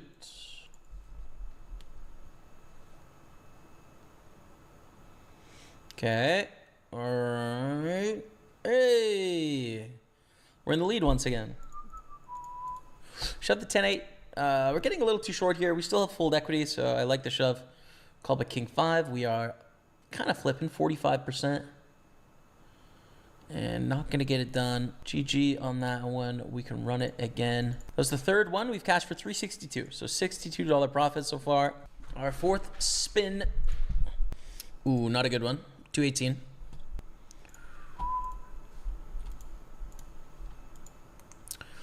Ace Jack 7s. Heads up after the first hand. 10-7 for 5.3. I don't know on that one. Obviously, seeing how it ran out, I would definitely take the 10-7 now, but all right. 4 down, 362 in cashes. Again, this is halfway through our spins. We've won 1 out of 4, but it was the biggest one, which is good. Okay. 274, fine. Neutral. Ooh. Sheesh. No dice though, no action with the kings. Sad vibes. It's in the rewards. It's gonna happen X percentage of the time. That'd be pretty sick. Queens against King 5. Call. Streets with the Queen 9. Check. Nice thing about this is we're going to have so much fold equity because of the main pot here. Right, so we can just kind of mess around. We're going to win the side pot if they fold. But they don't know much about us, so it's fine. Just like that, they're back. Jack 9 doubles through, and it's back at starting stack. Amazing. For 80 chips.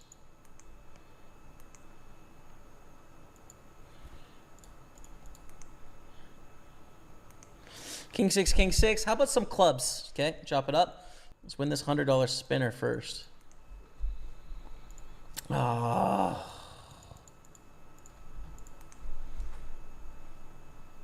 Barry! Absolute Barry! We're running incredible. Let's go, baby. Let's go, chat. 4, 5, 8, 4. Oh, that's sick. Wow, that's sick. All right, 362 plus 274 up to 636 in cashes. Let's play again. Number 6. We're free rolling this one. Even if we lose this one, we're still up 36 profit and 284. Ace deuce jacks all in to get it heads up. call with queen nine suited against an all in. It's a pretty good hand. Heads up. That's ace four. All right, 46%. We could just hit a club here. Oh, nine'll do, baby. Nine'll do.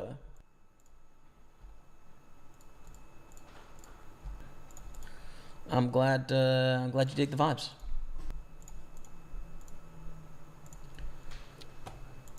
Hello, present people. Welcome back. Thanks for hanging out this beautiful Sunday.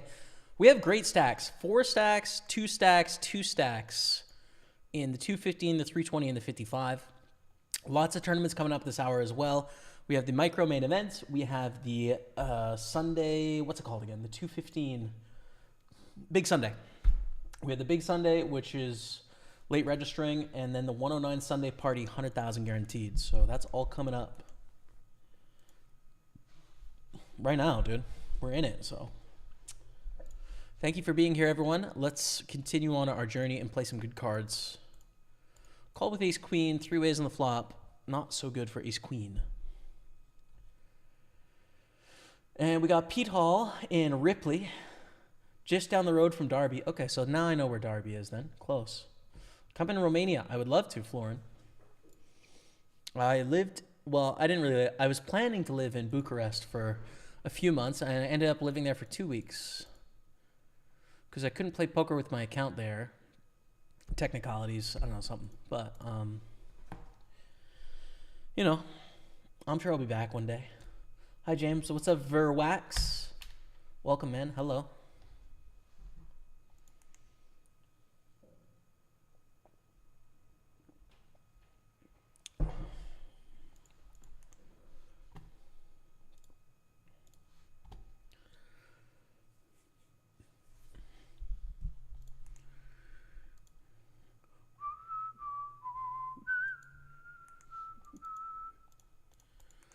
Jack 10 on the button, definitely a raise here in the 320.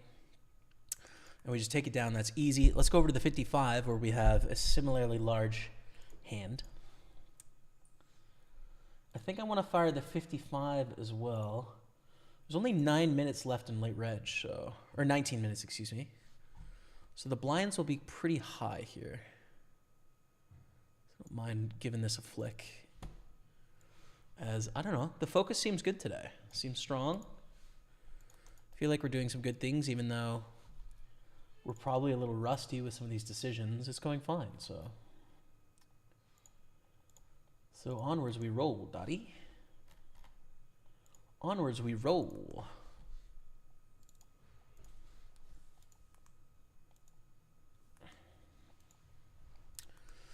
Tens, another beautiful hand in the 55.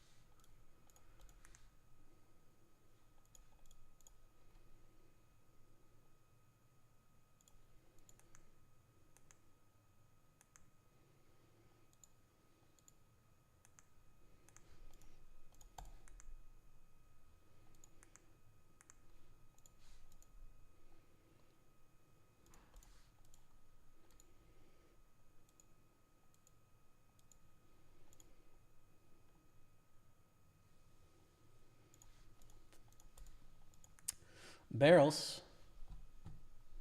It's not really slacking. Sorry, this is from Muggy. Certainly do enough, but if I want to take the next jump up in stakes, I need to ask more of myself, you know. Otherwise, I can't compete at the level I want to. Yeah, fair enough. Fair enough, man. A lot of dedication to get to those top levels, so I understand, man.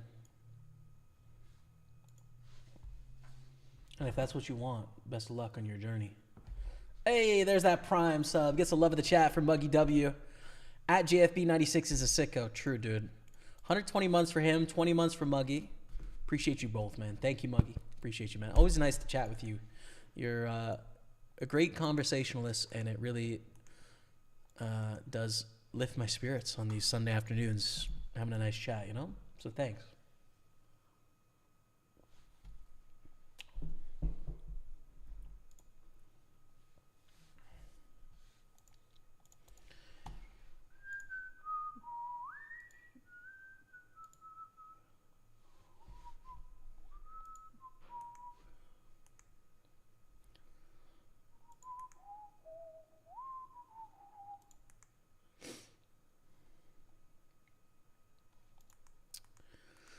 No time, bro.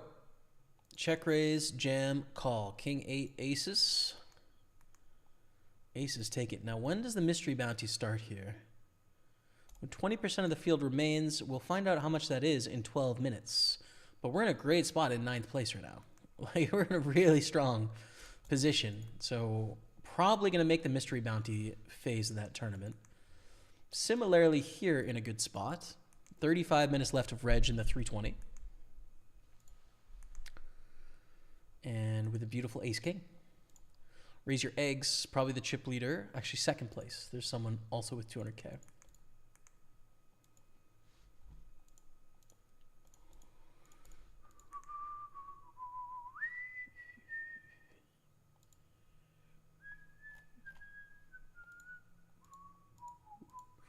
Pretty big 2.5x here.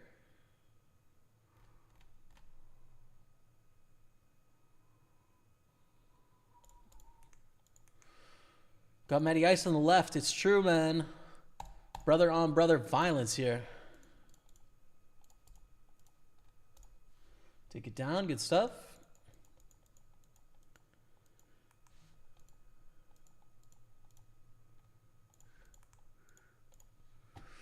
Priced in with the call here with Queen Jack. They have a monster in the kings.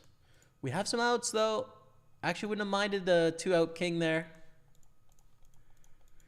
Take it down. Queen Jack beats King Deuce. Open ender, bluffed on the turn. They called, and we hit a pair, which is good. Against Mr. Bands. I'm going to raise full to a 3-bet here, King 6. I don't really want to limp call a raise with King 6 offsuit, so it's one of those middling hands I'm going to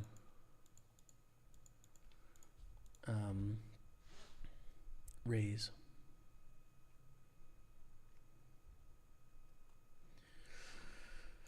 And I think a decent hand to bluff here in that we have a gutter, we have a bad king, so we can target ace highs on the river. We can also target better king highs.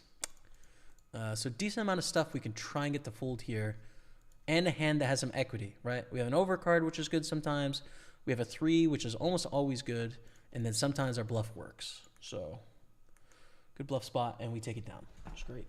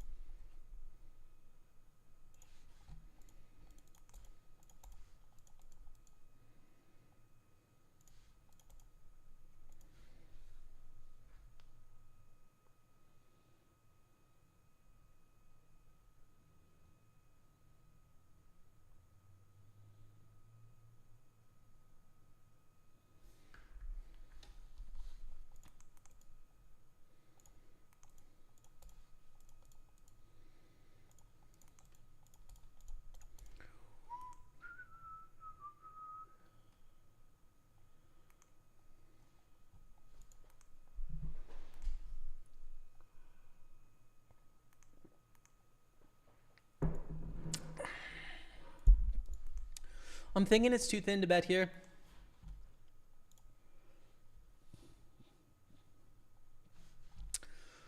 By the way, this is a good opportunity. We have a league, a home game league starting up this week, you guys. It's going to be in Matt's home game and my home game. Rebecca has put it all together. We've got a bunch of added prizes. So it starts tomorrow. The full details are on Discord, but first place gets a $500 Turbo Series ticket package. Second place gets a $400 ticket package. All the way down to 15th place in the points gets added prizes, plus the actual tournaments, right? And the tournaments have added prizes as well. So really fun league starting up this week. The home games, which are Monday and Friday every single week. Feel free to join in. If you can play on the International Party Poker player pool, feel free to join us, and should be a lot of fun.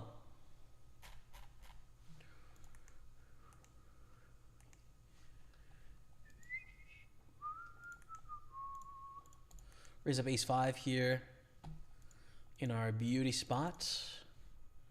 We win. Now, how about the 9s in the 55? Ooh, and 9s in the 320. Double 9s. Plek goes for the raise. Friend of the stream, Plek. I don't know. Do we just rip in 30 blinds here? Probably. Probably do. Same, brother. Always fun to hang out. Thanks, man. Is poker bad or good for people with depression, says Mark OK. Well, I'm not a psychologist or a therapist, so I'm not an expert on depression. I think you always got to take care of yourself, right? You know, in some ways, poker is considered a risky activity, right? In some ways, it's not. For me, you know, poker is not a thing that affects my well-being in that, you know, I don't feel... It just doesn't affect my emotions, right? Like, poker has been my job for such a long time. I keep it so separate from... There's no bounty incentive here. Definitely a folded 9s. You know, it's separate from my self-worth, their well-being, or how I'm feeling. For some people, it could be a problem, right? So I think it's something you got to be aware of. You know, there is only one way that you're going to find out. But if you find that poker is affecting you negatively, where it's getting you down, then it's something that you don't want to do, right? Like your well-being is more important than a game. So, you know, it's not necessarily, but something to keep your eye on for sure, dude. And you got to look out for yourself, right? 100%. So always try and be responsible with it. It's really important. You know, I think it's a bit like other activities that are fun, right? Like going out and partying, or, you know, for some people it becomes a problem in their life. And then for some people it's really enjoyable aspect of what it is that they do. You know, poker's the same thing. Some people do have issues with gambling, and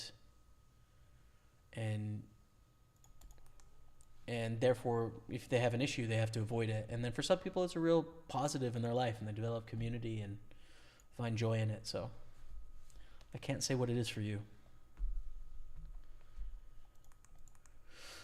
Fold the queen 9.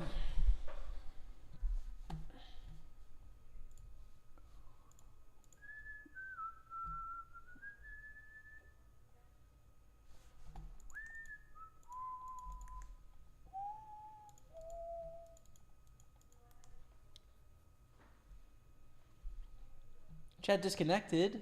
Why? Oh, you're back. Good. YouTube chat disconnected for a second. I was like, wait. It's flying off the handle. Nah, it's not going too crazy, but still nice. Across the 3 streams, it looks like we have about 170 people. So thank you all so much for tuning in today. And whether you're chatting it up in the chat box, just watching passively, you've fallen asleep and you're listening to the dulcet tones of this stream while you snooze and dream of winning the lottery, whichever of those you are, thanks for your time today. You have a lot of choices, man. I mean, listen, you could be watching Netflix. I get it. But instead you're here, and thank you. Open the ace queen flat and a squeeze from no time, bro. I'm all in. It's a good enough hand. I don't really want to get in for 36 blinds here, but they just called a raise, so we can't be too concerned about that. And we do win a pretty nice pot. 52,000 coming our way.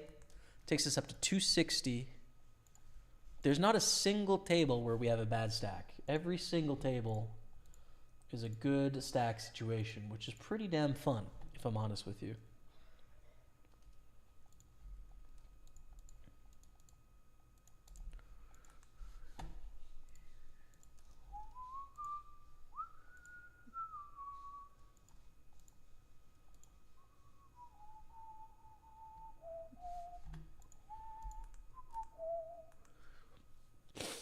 Lag putt calls 4-6-9, 2 spades.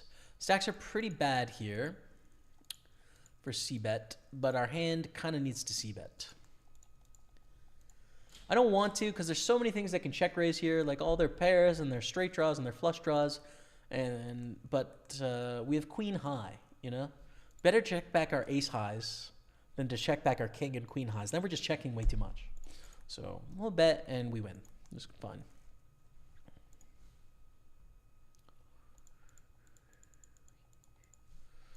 Swing and a miss, but on a board where sometimes they just pure airball it. Enough the time where I think a small bet is the play.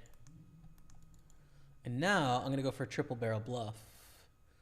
In that I'm almost certainly not winning with my pair of nines, but I have some outs to improve to better hands. And we have all these nutted hands that they can't really have, so go for it. And we win. Good.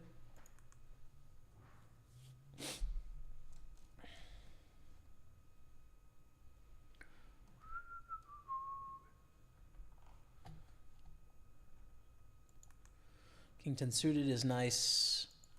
Flat or jam, I think, are both fine. Now it's a fold. This 3-bet shows some strength. Our King 10 suited is not doing so well anymore. What was it going to be? Oh my goodness, we would have had king high. Over the ace jack, we have bedtime guys opening. We 3-bet after a second or two.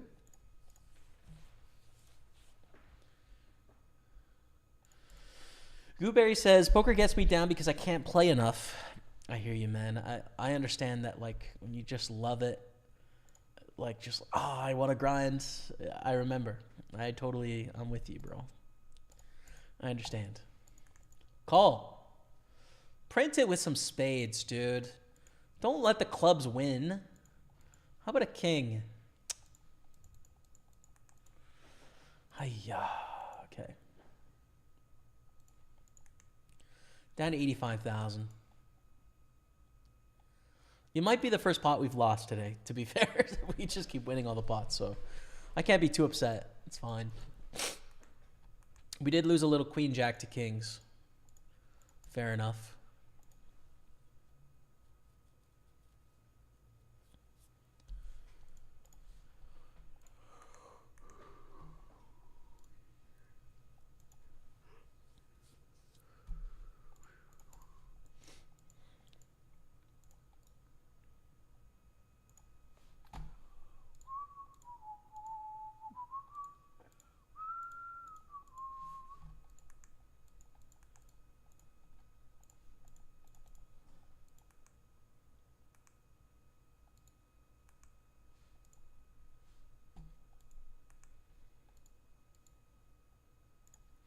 Check, check on the turn, 9 on the end. We have a bit of tough spot here against a bet, right? We lose to any ace, any 4, and some jacks. No, actually we don't. We chop with other jacks. Jacks and 4s with an ace kicker. They bet 1/3. Probably need to call for that, especially given that we chop with every jack. Yeah, I don't know. I mean, in theory, we're definitely calling, right? Like, it looks like a value bet, which makes me want to, like, just give it up. But math would definitely call, and it can't be terrible.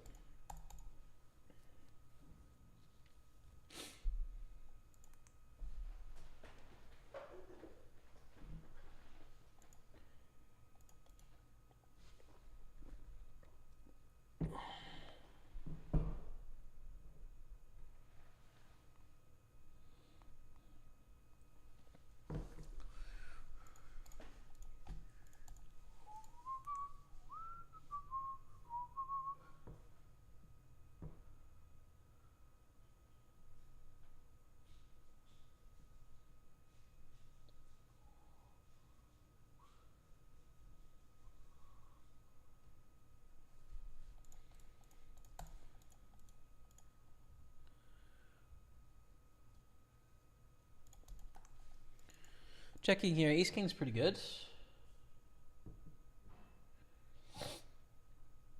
Pretty good hand, I'd say. I don't know, that's just my take on it, though. How do you guys feel about ace king? Ay,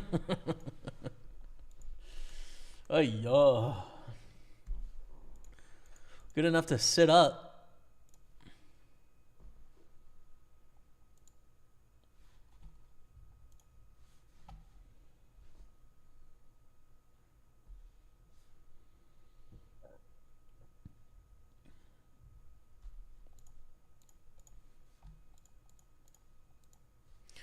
Sevens beat fives, which is so good. I love it. Ace king bet. We get a call 10 on the turn. This is a pretty bad turn. We still probably win, but like it's not a great turn because when they have a 10, we lose, which sucks. Hopefully they're bluffing with their queen jacks or their queen nines or their jack nines or their air balls here, or playing a king weird as opposed to having trip tens, which, you know, will happen sometimes, but they check. Are they ever going to check a 10? I say no. Let's value bet here. It's so sick if they lead a 10 and then check call the river, but kind of unlikely, no? We have a mandatory bluff here if it checks to us. Because we have king high, no club. We're going to lose this pot if we don't bluff. So we should bluff.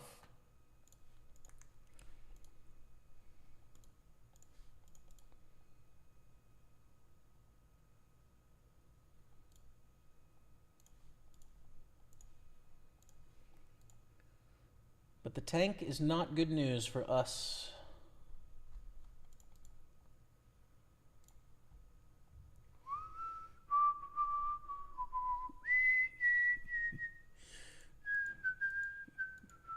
Set of threes is going to call and win, which is fair enough. I think the set of threes has to bluff catch there. It's too good of a hand, too good of a price. My floating range is too wide to fold a hand of that strength. So I'd do the same.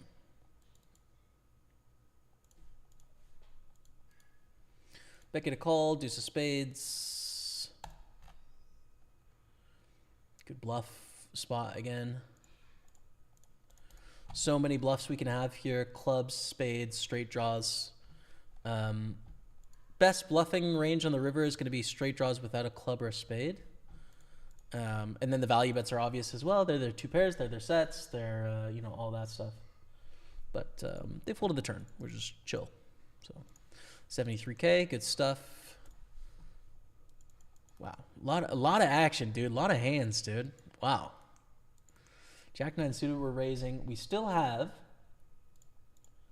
the 2:15. We have 19 minutes to register. I guess I'm going to get it now. I don't want to miss it is the thing. So we're going to get the big Sunday up and take us to 5 tables here.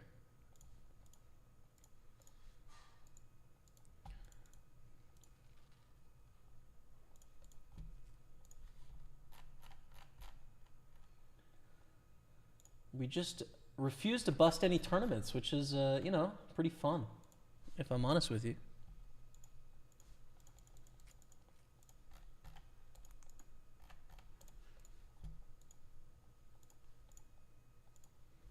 Ooh, bottom set against open-ender, straight draw, flush draw. We lose, which is so sick in a bounty as well. Look at all those outs, man. Look at all those outs. Look at all them chickens. All right. This is in blue, the big Sunday. We've got it up. All right, nice. 5 tables on the go. Let's focus in, chat. Which I know is not an insane amount of tables, but after some time off, it's enough. I'll tell you that. It's enough tables.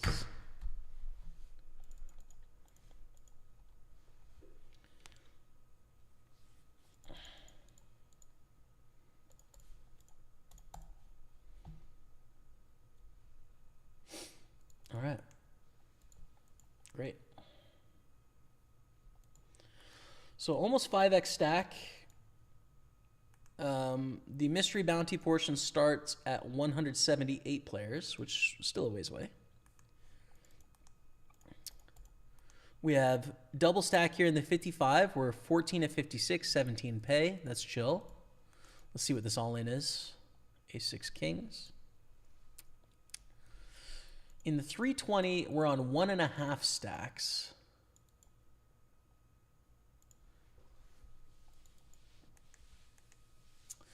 One and a half stacks, chillin'.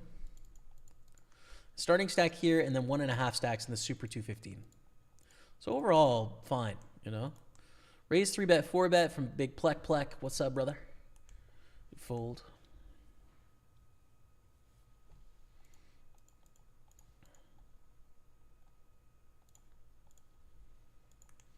And we flop a top pair of sixes. You know, good. Good flop, but you can sort of see the weakness of this hand in that, what are we, gassed up right now? Are we pumped? Like, you know, it's a good flop, but it's not like we're minting money here or anything.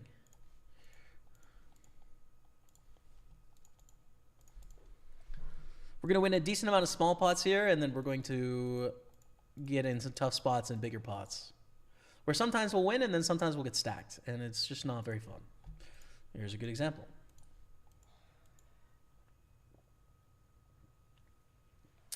Call. Let's get a 5 on the turn. The turn's not good. Check, check.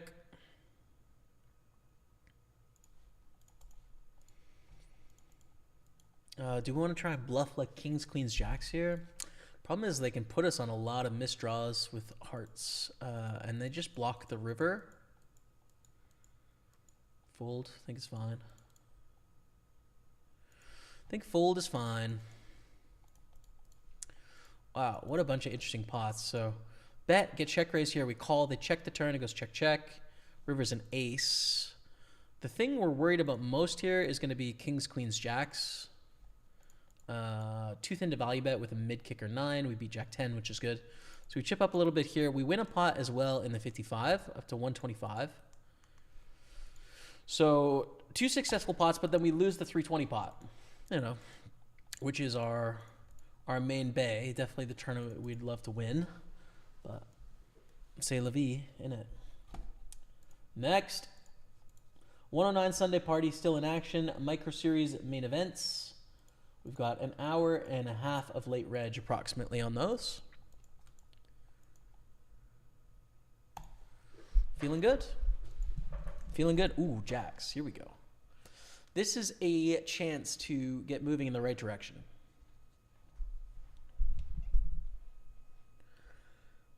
Unbearable opens. There's going to be some 3-betting, some calling here.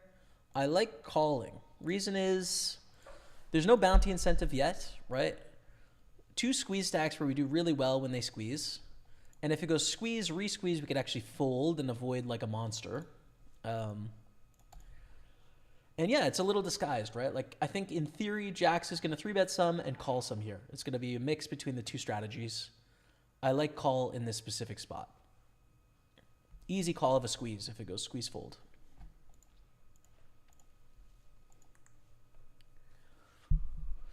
And there's the squeeze. So if they jam, we fold. And if they fold, we're all in.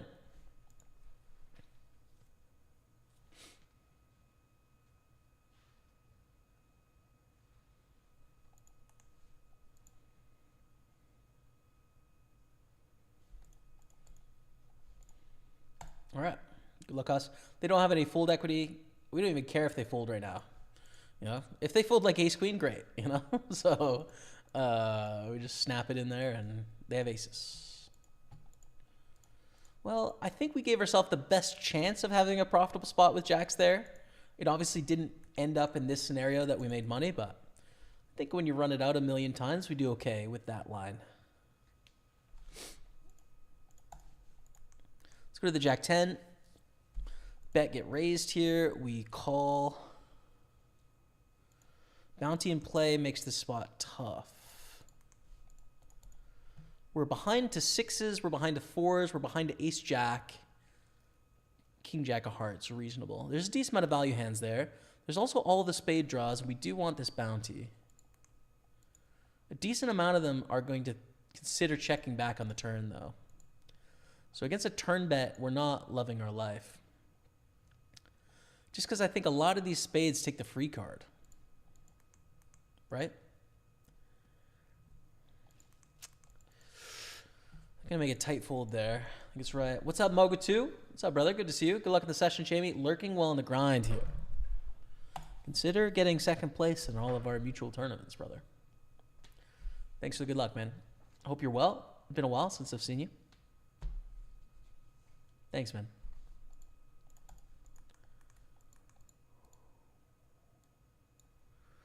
Thought about 3-bet jamming here. That's an option, but I think call is better.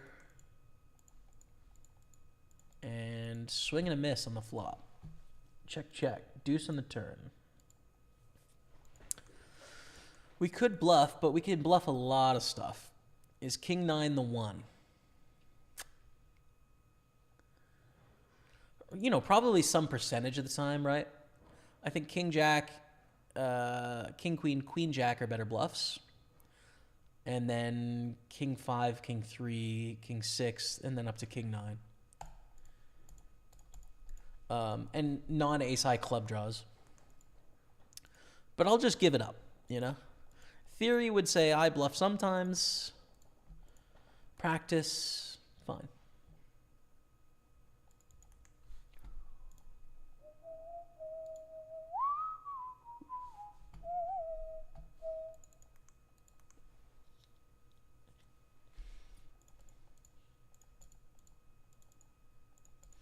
We defend with 8-7. We flop a gutter. Do we have any fold equity here? Probably not when they bet 5,500 into this. So we have 3, 4, 5, 6, 7, 8, 9, 10. Let's give ourselves a pure 10 outs here. Like, no, I don't think so. I think we have to fold, sadly.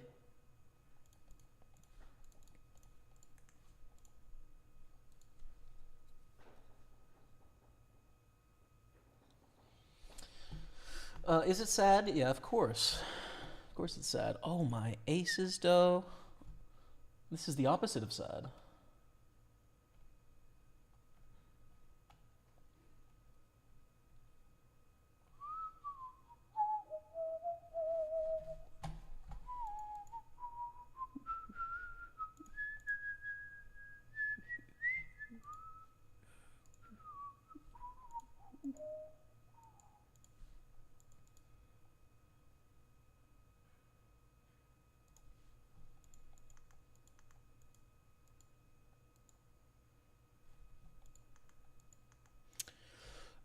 Open here. I kind of want to slow play this hand.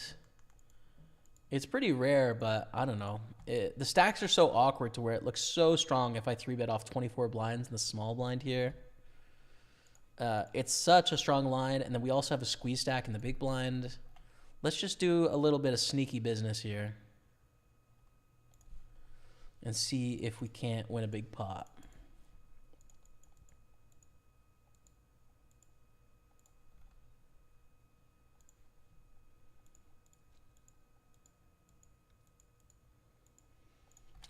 And I'm just going to bet now. I don't really want to rely on them betting the turn. And, well, it's over. We just win the pot. That's fine. It's not the big pot I was dreaming of, but we got a sneaky slow play in. Now, look at this. Check raise. Smash the straight on the turn, and we pick up a flush draw to go along with it. So sick.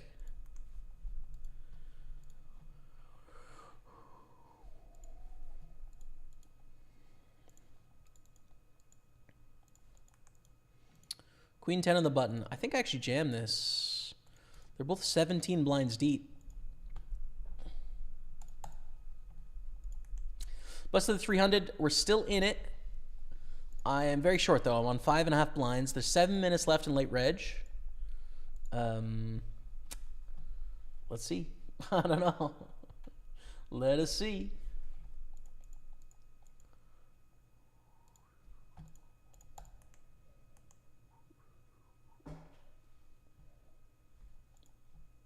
All right, here we go. Here's our shot at redemption with the king jack.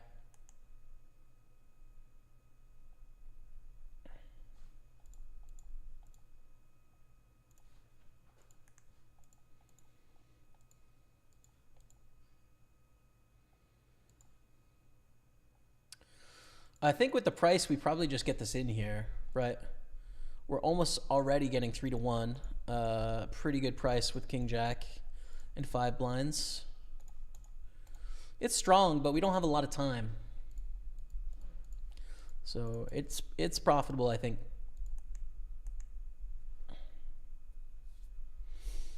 There we go. Not so good against aces. Our equity's not great. And GG. We're going to re-enter here. We'll try again.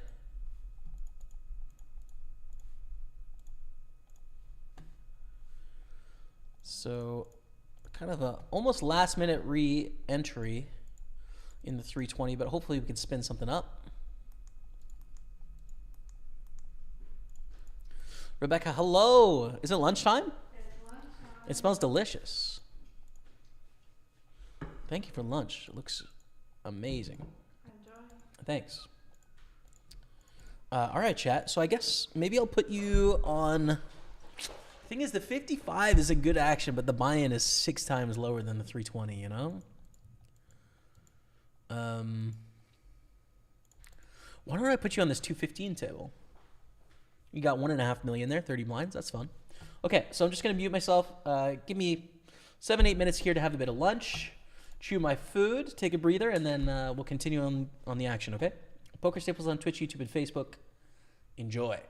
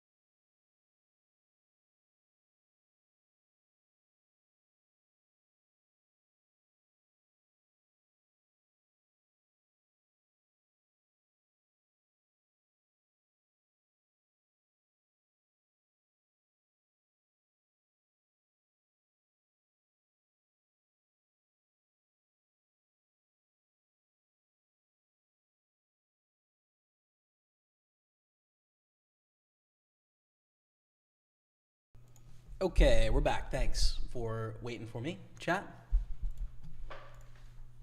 Lunch was delicious. It was hamburgers. Delicious, man. Oh, man. Was it tasty. We've got the energy needed to take us the distance now, right? Win all these tourneys. Now, I did get a shove through here.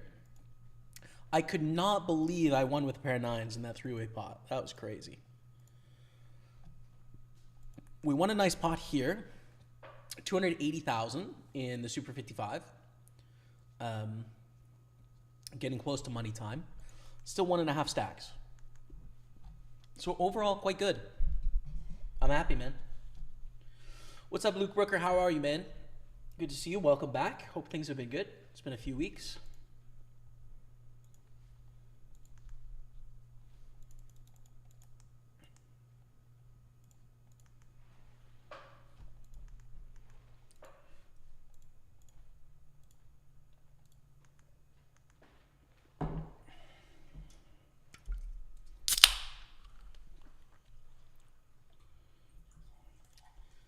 And a pretty big 3-bet. I don't think deep enough to set mine here at the 4s.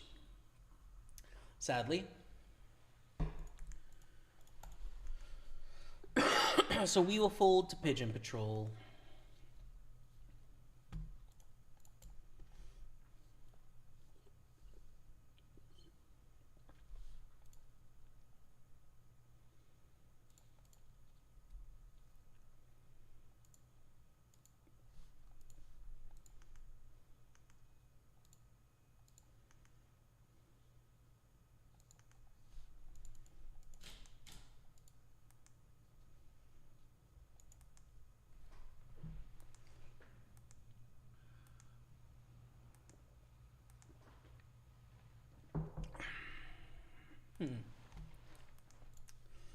Do I want to mess about with the Queen Jack?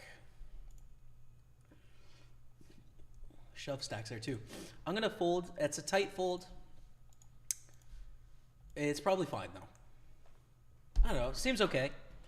Seems okay. It's quite risky with 2 reshoves. Like they're opening into a 4-blind stack. And I mean 3 stacks that can shove on them. Probably not a good spot to mess around there.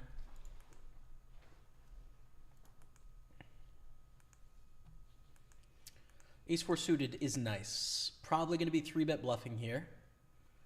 Unless one of these two get involved, in which case we'll stay out of the way. Okay, nice. So we're going to tell a story.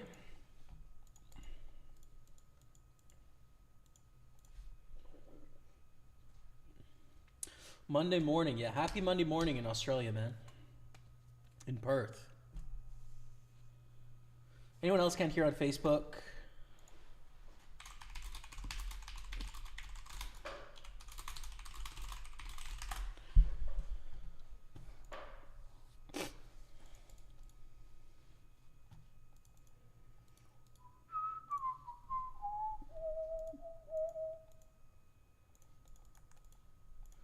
Okay, that wins. And with the 9s, we're making a call here. 5, 6, 7 board. Pretty interesting flop, right? I think it's pretty interesting.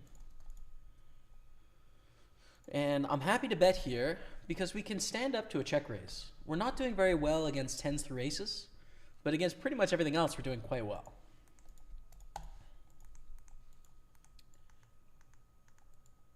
Ooh. This is a real small bet.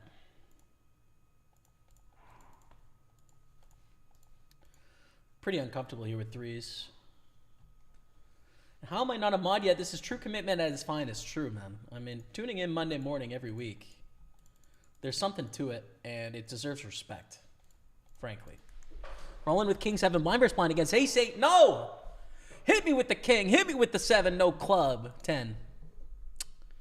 9. All right. We're out of the 320. GG. It's not meant for us this week. We can put the 109 there, though. 109 Sunday party. So let's just do that instead. Huh? What you say? We got sub hype coming in. Gooberry, dropping that 2-month resub. Gets a love of the chat. Thank you for the Prime sub, Gooberry. Appreciate you very much. Hearts out in the chat for the subscription. Thank you, thank you. Gooberry. Vamos. Green for knockout. Open the lobby up. I've never had a Gooberry before. Might be missing out. Couldn't tell you. Any experience with Gooberries, chat?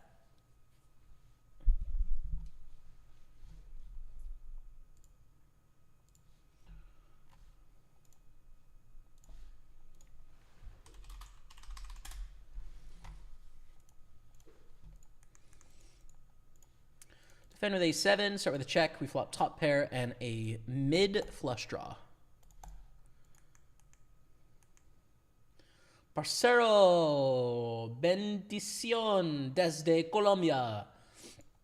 I can't read Spanish, but gracias, amigo. Think works. I can translate on Facebook. There we go. Blessings from Colombia. Gracias. Let's see where they call. Turns an ace, check.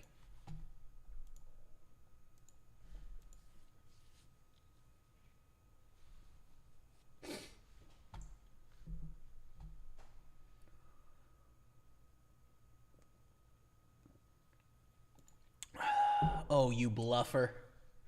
Keep bluffing, you bluffer. Full house. I check raise. Oh, check, check. I wonder if they had like king, queen or queen, jack. Yeah, king, queen. I was going to say, a lot of stuff keeps betting there on the river.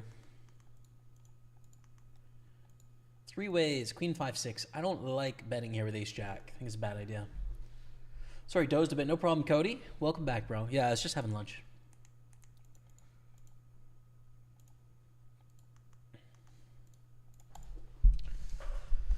You know what I watched last night, chat, for the first time? Kind of a cult film, I think. Repo Man, 1980s. Really weird flick. Anyone seen that movie? It's a weird flick, man. It's a... I think it's definitely a cult classic. Like, definitely could be a stoner film. Conspiratorial, aliens, like, I don't know. It's a... It was weird, dude. I've got a bunch of Criterion Collection films to watch. Rebecca and I bought a bunch in the sale this year, so we got a bunch of films waiting to go, and that was the first one since we've been back from the trip. It was kind of good, man. I like watching some of these serious films. I mean, the film is super not serious, but, you know, it's renowned for a reason. Is all I'm saying. You know? 1.5 million here. Now this, we're going to be mystery bounty portion not too far away. And we're in quite a good spot, 20 of 311. The Micro Series main events. We've got an hour left to late reg those, okay.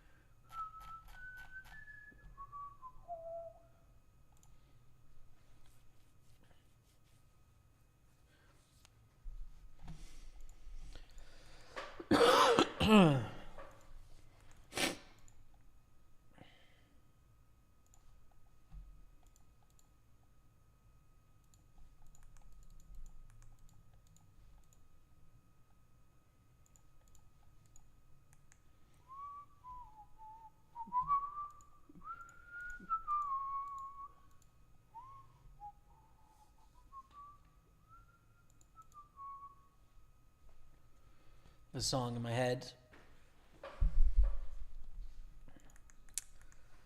It's a song that's been in my head for weeks, dude. For weeks at a time. 10-8 on the button. We're going to raise this up. Not a great hand, but there's only 2 people left, so decent enough chance. We get stopped in our tracks.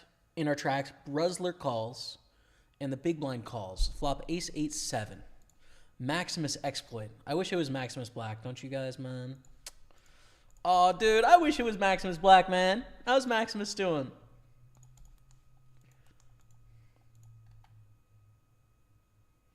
We're going to bet with our trip 8s on the turn. Lovely. J-Dom, dropping the resub, the legend J-Dom. What's up, brother? How are you, man? When are you back in Montreal?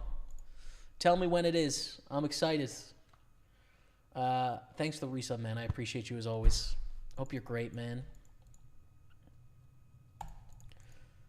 I got to hang out with J-Dom one night in Montreal. We went to the fireworks, had some drinks. It was a lot of fun, man. J-Dom is a legend. It's true. It's the true story. 150 here, 280 here. So we have what? Triple stack, 5.5 stacks, chipped up, 1.5 stacks, 1.4x stacks. I mean, come on now. A quick 5-minute break. Enjoy some highlights from some spins, and I'll be back in just a few minutes. Pokerstaples on Twitch, YouTube, and Facebook. Stay with me. 5, yeah. Get 6-7. Come on. Come on now, King 5 against the 6-7 now. Yup.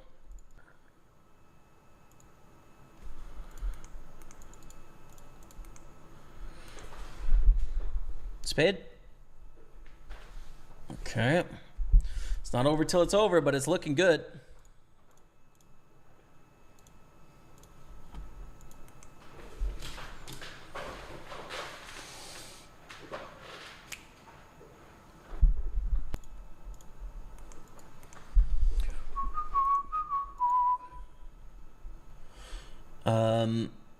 Also, those Portuguese pins on your hat? No. Let's go. We won 284. Let's go, baby. We're up to 920 in cashes now after 600 in binds. This is the straight goods, baby. Spin overdrive number 7, 247 prize pool. Yup. That's an ace king. Ship it, Dottie. Ace or king. Club. 9, the German kind. Number 8 is coming in. 920 in cashes. 3 more to go. Gotta love it, man.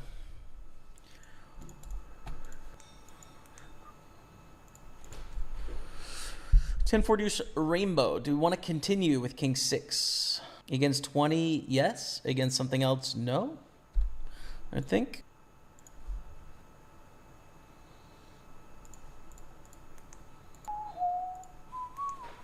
And did we just get called there? We did by 10-7. Word. All in with ace 4. Against 5s, against king 10. So I don't know who's ahead here, but we'll just hit an ace and win the whole thing, I guess. That works for me.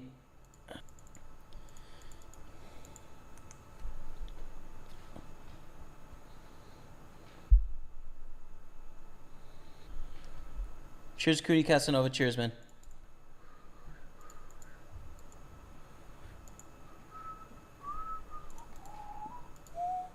All the way back from the dead to basically a tie game here. All right, king 6, 10, 9. Pretty much flipping here. It's a great turn. Ship it.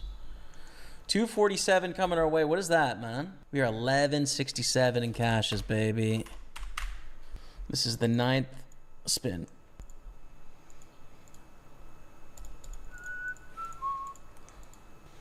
Limp check, ace 3, 4. Bet. I think we should probably check our king and queen highs and then bet worse than that, especially when we have a heart to go along with it. But all of our 6x here, all of our 5x, all of our heart draws, and a little bit of other stuff, probably. That's excluding the actual good hands, which would be straights and 2 pairs and sets and top pairs and stuff.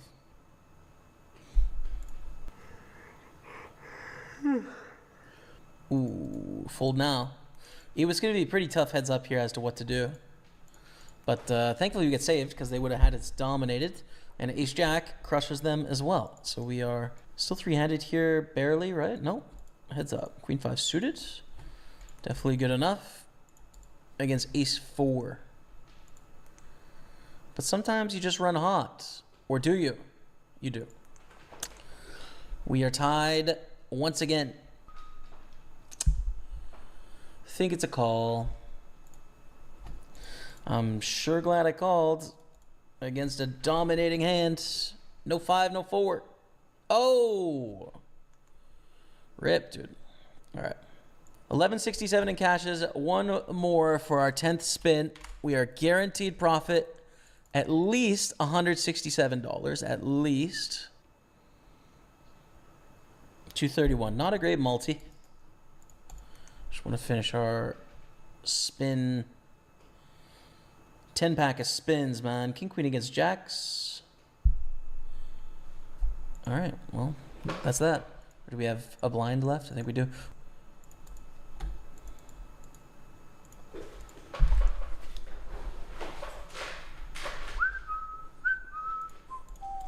that's it for the spins. 1167 is our finish there. On the 10, GG. True. That was the end of the spins.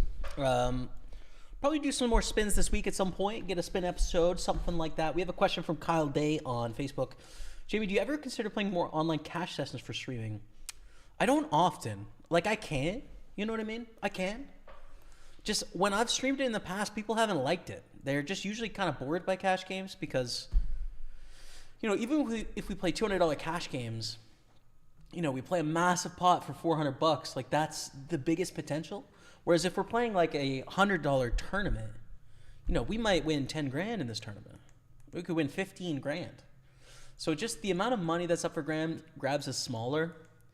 And there's no antes, so it's a little tighter pre-flop. Like, I don't know. People just don't seem to vibe it as much. I'm down to, though, if you guys are like, hey, let's, you know, I really want to see a cash session. We could put one in. It's just, it hasn't been in high demand in the past, you know? That's the truth, Dottie. That is the truth. All right. I'm going to mute it on your guys' side so that I can play some music in my ears. What do I want to listen to, though? That's the thing. What do I want to listen to for max focus?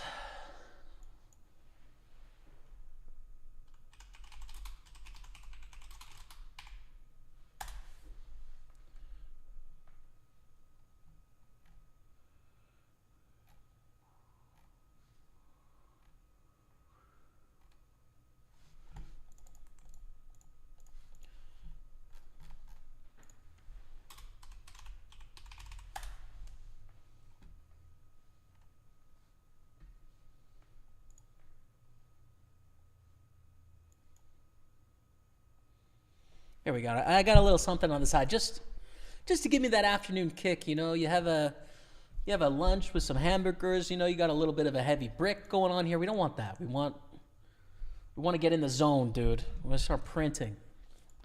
Raise 3-bet jam for the bounty, and then a 4-bet. Well, we can't really stack off here. I don't think. King 7.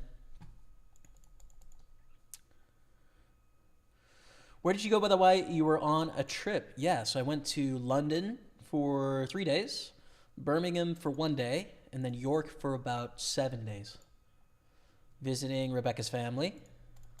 And I got to see a Tottenham match while I was there too, which was great. So much fun. So much fun. The stadium is really amazing. So yeah, had a great time, man.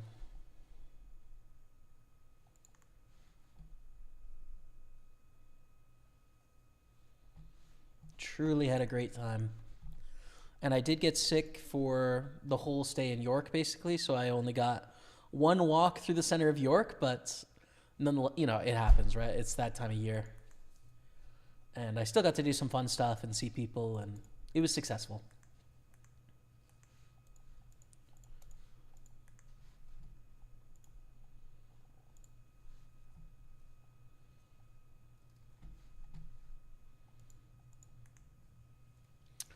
Where's the Jack 10 suited? Dark Horse is going to call.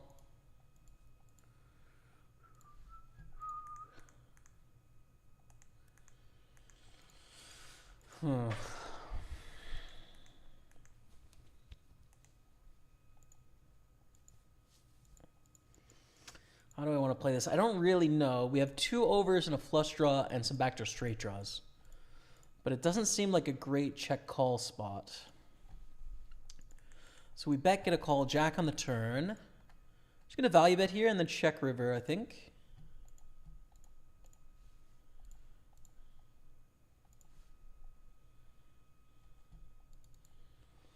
River's not great, but they will have more missed stuff than trip eights.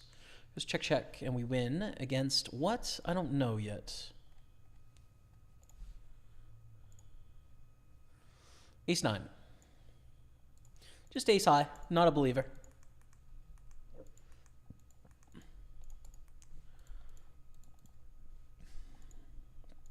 Same hand here. And we do have a sub height, but I got to sweat jacks first. PSR! Oh, it's a legend. It's the one and only, the legend PSR in the building, dropping that prime sub. 79 months. Catch him on Blue Sky. How we looking? You know, man, we've got some great stacks. We really do have some great stacks popping right now, so there's promise brewing. That's what I'll say. We're all in here. And we'll see how it plays out. We'll see. I don't know. I think we're gonna win. All the money. Thank you, bro, for the resub. Appreciate you, man. The King 1990 dropping the what's up in chat. How are you, man?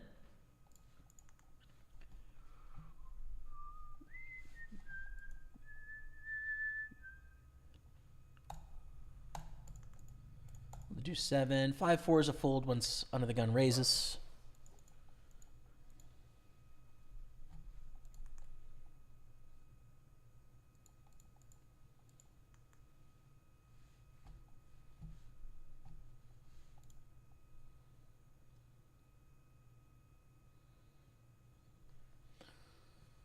Been watching a while, just wondered who is Dottie, and PSR says my mom. Okay, bro. Dottie is an old reference from my previous life of trying to be a golf professional when I was a young lad. Dottie Pepper is a professional golfer and announcer. So I used to always reference golf announcers out there on the golf course as if I was playing the Masters or something, you know? Like, oh, how does it look out there, Dottie? You know, like, oh, I'd say just a cup outside left, Mark. And I don't know. It just kind of stuck into adulthood for me, so.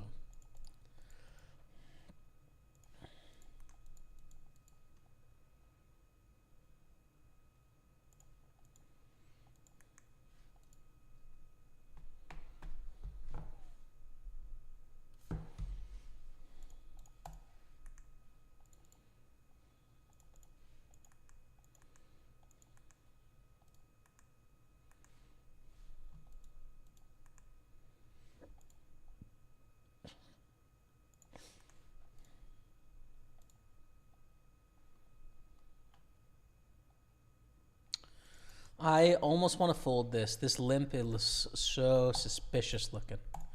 I'm going to fold it. Called him Mug 12. I'm not falling for it, but I will call here with the 8s against Ace King. Please win a flip, dude. Win it for 180,000. That's a lot of chips. No 4, no Ace, no King.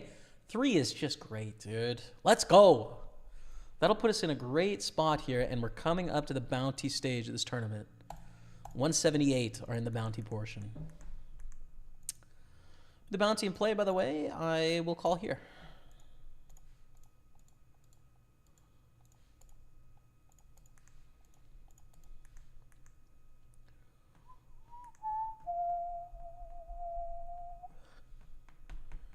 And we get a bounty. Great. 25 bucks. I think that's my first bounty of the day, but we're in a position where we can maybe capture some here soon, so. To be determined.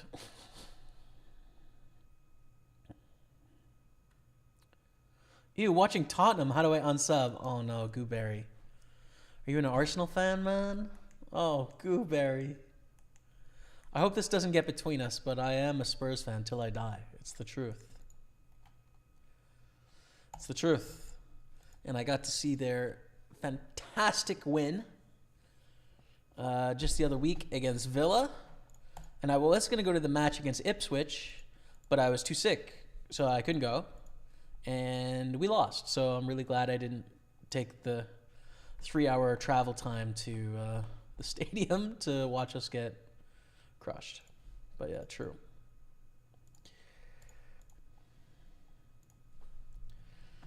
Ayah. A bit of a mixed bag for Tottenham this year so far.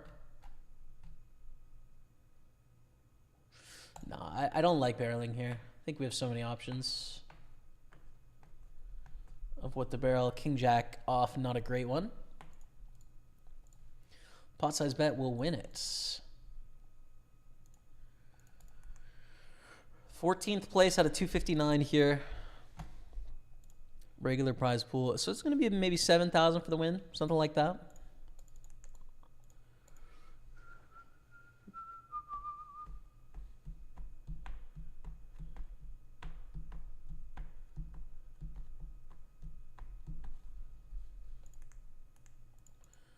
Ooh.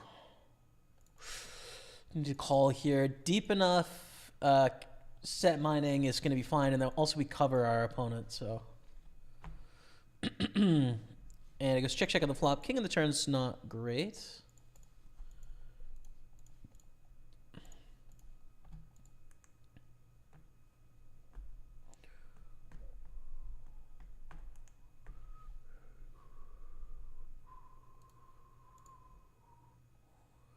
And hopefully we win against Ace Jack or Ace 10 here. Would be great. And I think it's exactly Ace Jack. Ace 10, yeah. Those are kind of only shots there, but not a terrible chance. Open under the gun, get a call on the big blind. We bet flop. They check raise. We call. A little bit dicey here, you know. It's they're telling a pretty convenient story, but it's kind of a wild spot to bluff. So I don't know. Call turn and probably fold river unimproved if they jam. But we make two pair. So we're going to call here and hope they don't have deuce 5. But they probably fold deuce 5 offsuit, right? We beat ace 3, we beat ace 4, we beat 3-4. And ace queen, wow. Went for a really huge pot there with ace queen. Lucky river for us. We are now in second place in the tournament. Pretty damn nice. Let's go. I think their jam on the river is probably too thin. Right, if I'm gonna fold ace jack, I don't think they can jam ace queen. Ace jack unimproved, right? We make two pair, we're not folding, but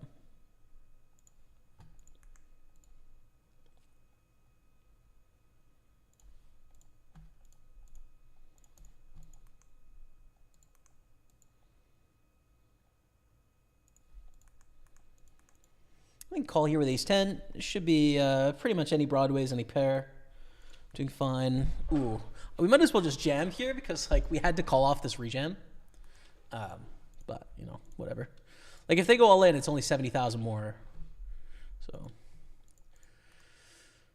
this is a good hand to be up against on that board. And we win. 110,000 coming our way. We are still in second place, but damn, is this a nice stack.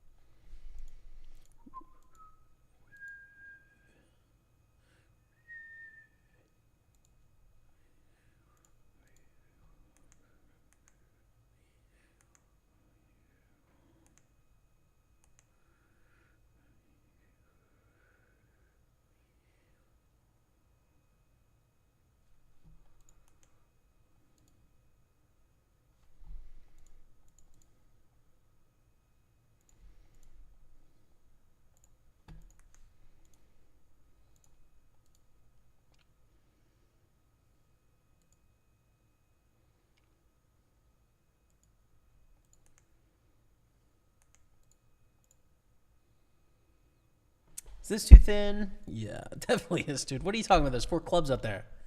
Keep it together, Jamie. My goodness, you can't value bet aces and kings. Jeez. Lost in the sauce.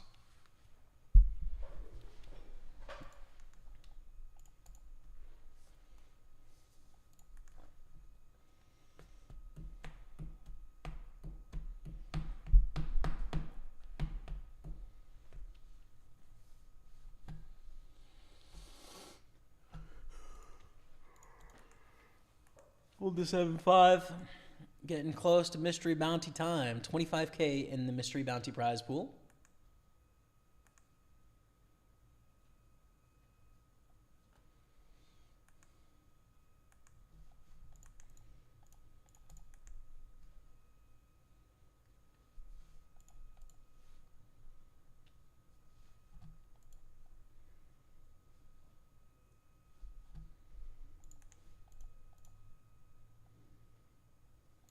I think we have to jam here, right? They're both under 20. We don't really want to raise call with threes. I don't think.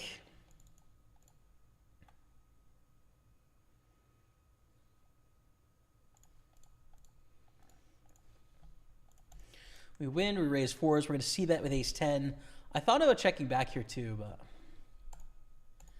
And now we bluff.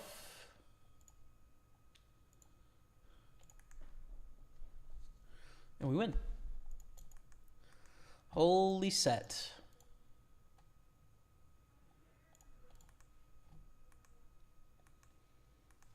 And we win.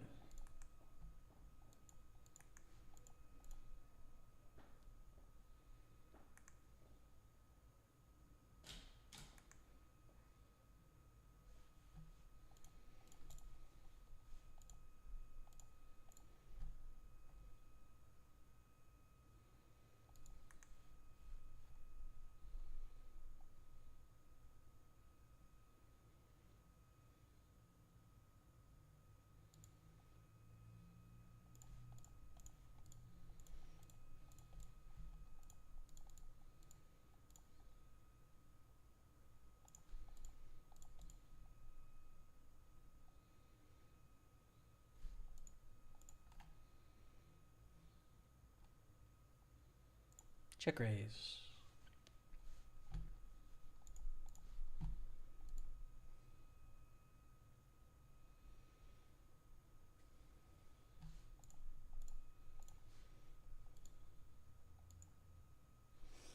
And we win, which is a little boring, but, you know, fine.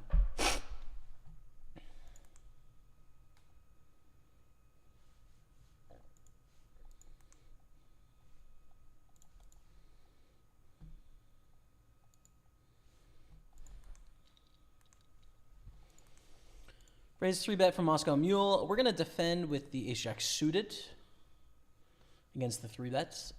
Pretty strong hand, you know, enough of something. 5, 6, 7, we have backdoor spades. I wonder how sticky we have to get here. Probably continuing with this hand with the backdoor spades.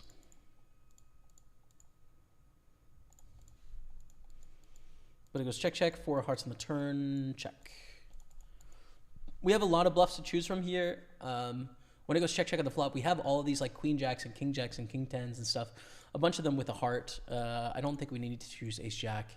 And it's too thin to value bet in a 3-bet pot on the river here. We just check call a river bet unless we can get some sort of specific read. But against 14,000, I think we just call, getting better than 2-1. And we lose ace king. Say Levy.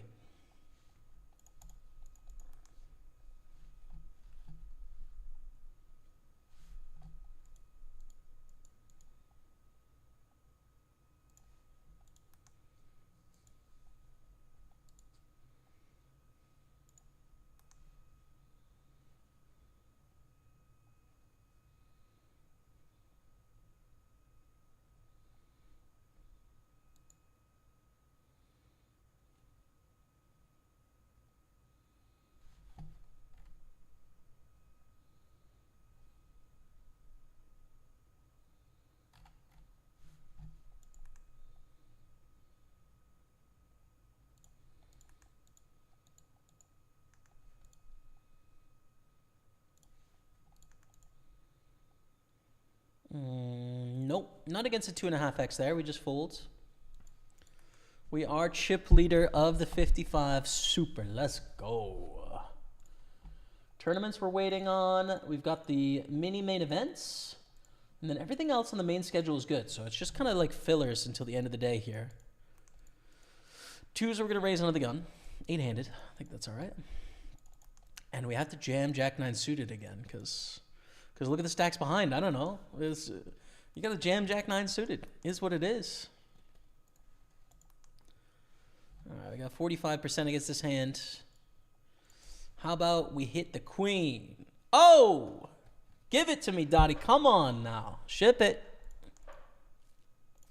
Ship it. 250,000.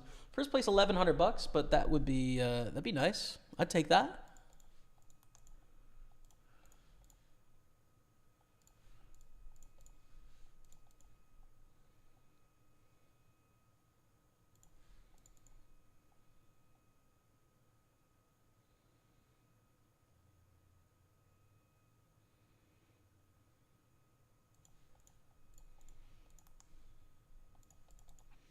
Queen 6 deuce, small bet here.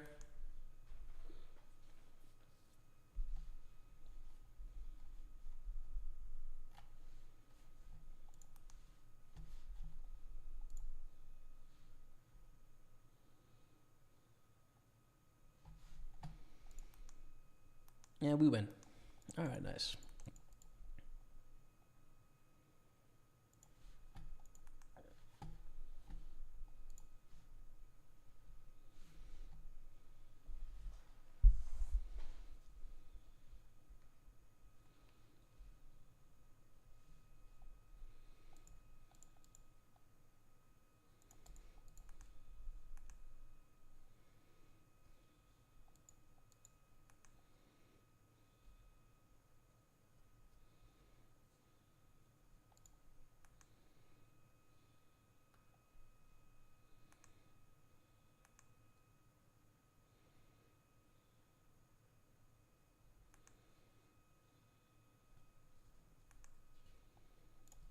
Fold 6 deuce.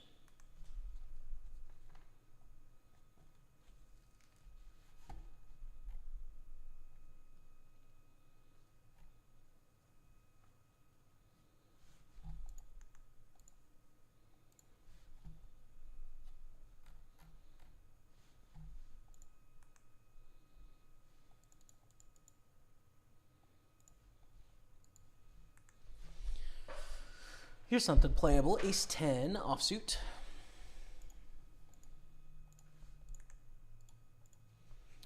We'll raise it up to 3,300s. And low fish and chips. We're going to start with a call.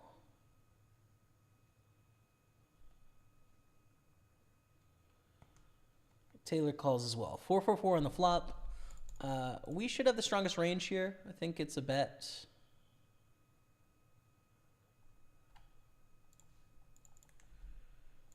With our ace 10. It's basically a value bet, right? And it's forcing out a bunch of hands that have equity, like two broadways. They don't have ace high. We can set up future bluffs as well if we want to bluff. Ace 10 is kind of on the edge as to whether we want to or not. I'm going to check here.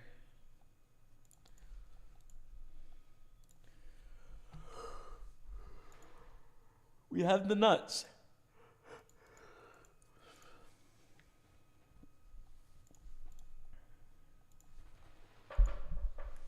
We have the nuts.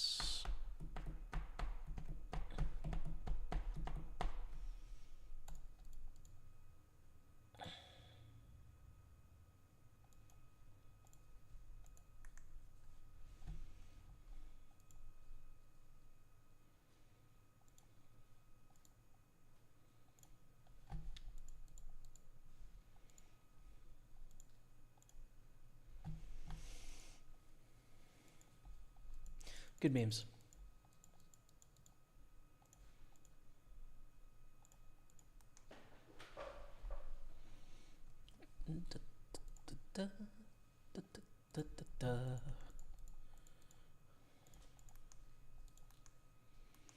Queen 8 of spades here.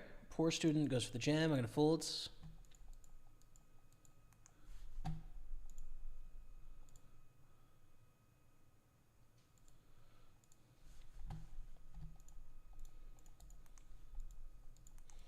Ooh, and this is definitely a great hand as well. I think threes are going to be all in here. Couple fun hands. There we go, 1.3 million, which is good. We're going to see that here with the ace jack of diamonds.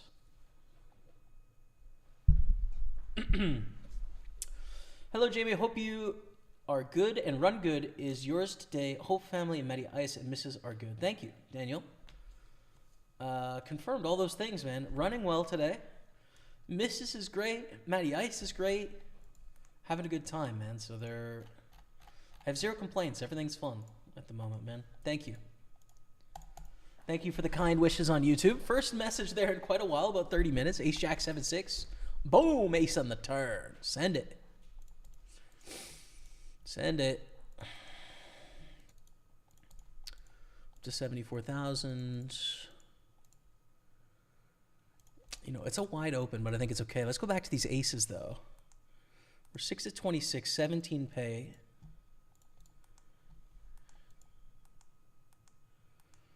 You need to start with a check with top set, I think. And it's just too strong. Like, it's almost impossible for them to have anything here, so I think we need to let them bluff.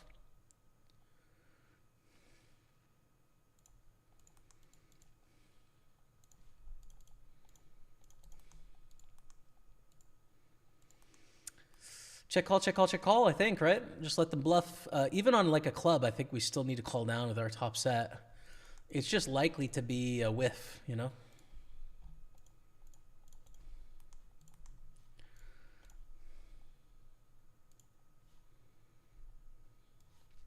Queen-8 clubs, yeah.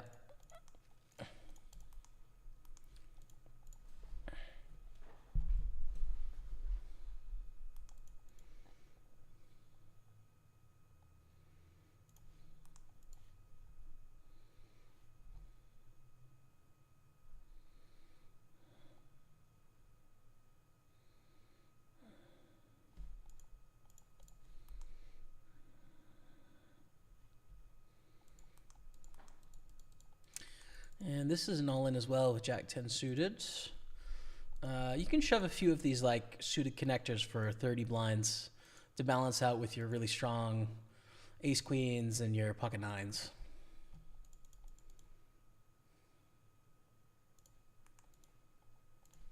So we take that down, we retain the chip lead, and we flop 2 pair in the 109 Sunday party.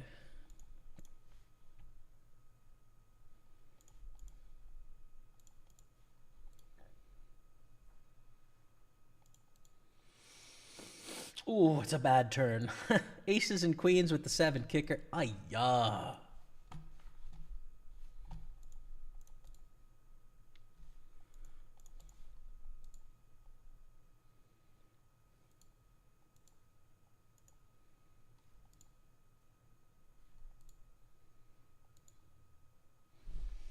Check call on the turn after check, check, flop. Oh, I want to fold the river, dude.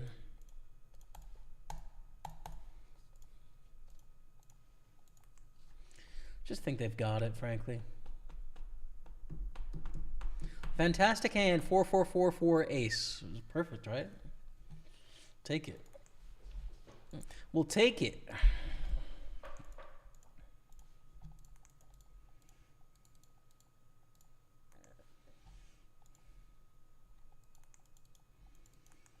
And we call off here king queen against ace queen.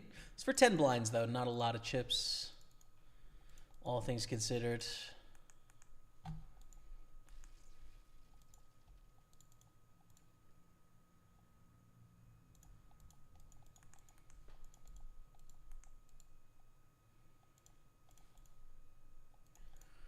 And that was a nice pot against ace 10. So a solid chip up there in the 215. And we are now 3rd place in the 55 actually, but mystery bounty about to begin.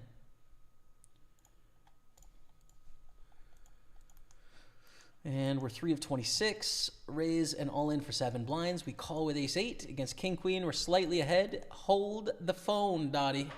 Give me an ace. No king or queen or jack. Ship it, Dottie. Let's go. 110 coming our way. We're up to 430. That'll have us in 3rd place. Nice last minute flick in this tournament, if I say so myself. Turtleneck season is just around the corner. That's true, dude. We kind of got a quarter zip here. Got a quarter zip today. But I do have some turtlenecks ready to go. Ready to go.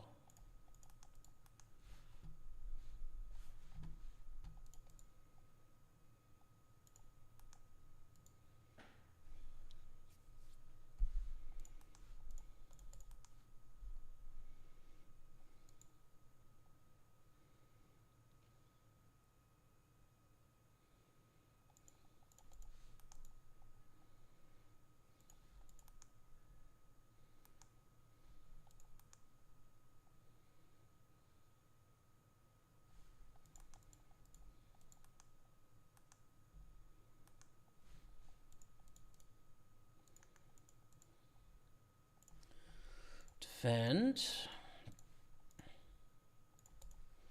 And check raise on ace 8-3. This is a board where they're not going to think we have much because we didn't shove pre-flop, right? So they're going to see bet extremely wide, and we just check raise with their flush draw. Hopefully they fold, and we pick up 680. But if they don't, you know, we got some equity. Boom. There it is. Playing the micro series main events. Yes. I still have, I think, 30 minutes to late reg. Yeah. Yeah, I'm going to. I'm just going to, I mean, we've got so many deep runs right now that I'm just going to give it a sec. B-car. Are you playing? Jam the turn, obviously. Queen 8 club. You think so? B-Roy 69. Oh, you mean the other player is supposed to overbet jam the turn.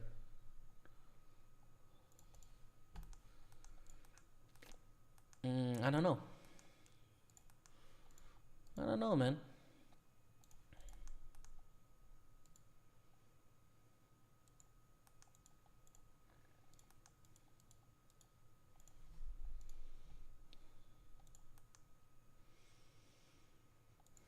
Would we like to pretend here?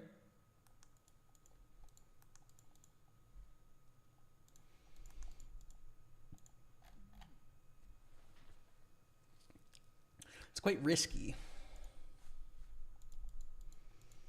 Need them to fold a decent amount of this betting range. Yeah, we do it with the king of spades, but not with the jack of spades.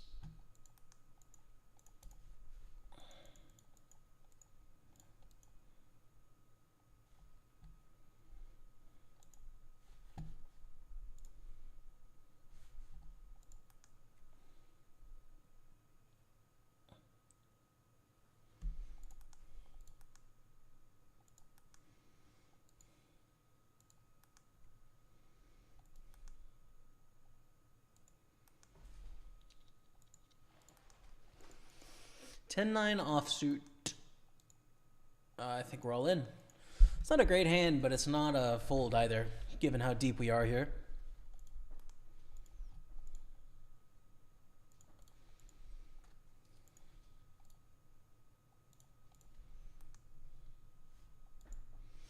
Oh, that's a wild call. 6 off the money too. That's pretty crazy. I'm surprised that they call for what it's worth. Wow. All right. I am surprised. I mean, of course, Chippy V it like Prince, but I don't think it would win there 6 off the money. I don't think. Who knows though? Not I, clearly. I don't know for sure.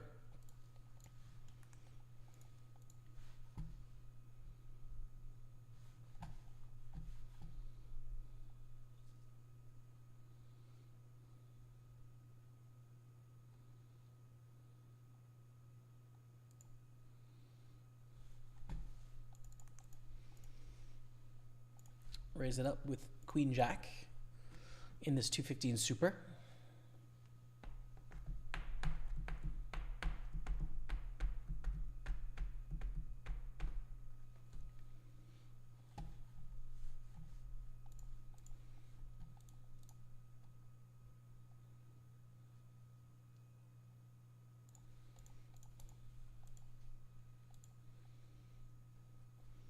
And that's easy enough. Okay, we'll take that.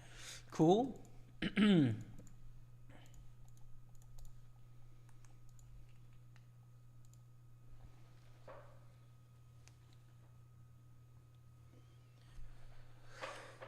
Excuse me. Excuse me, chat. Sorry about that.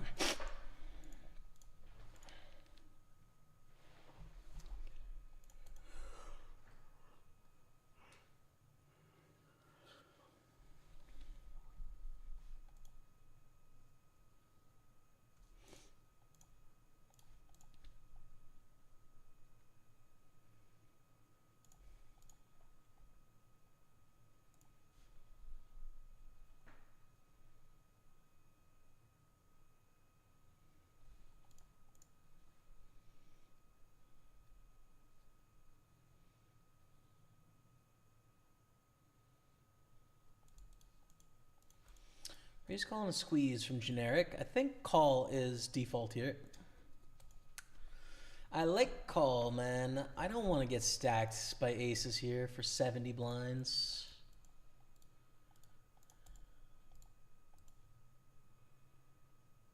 And we're not going to get stacked by aces.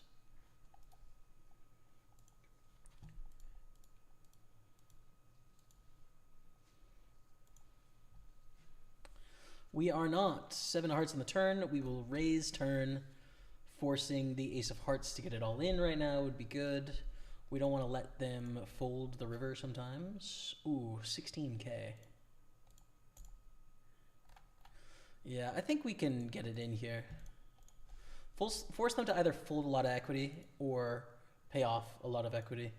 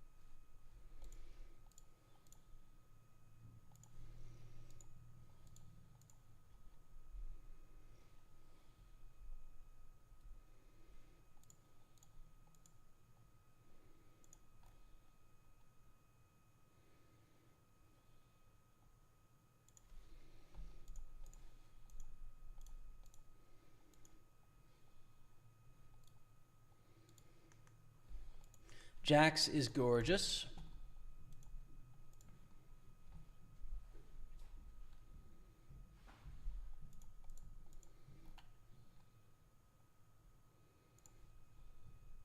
Running hot at the moment. Hope it stays. Yeah, dude. I mean, absolutely minting right now. This is a jam for 25 blinds.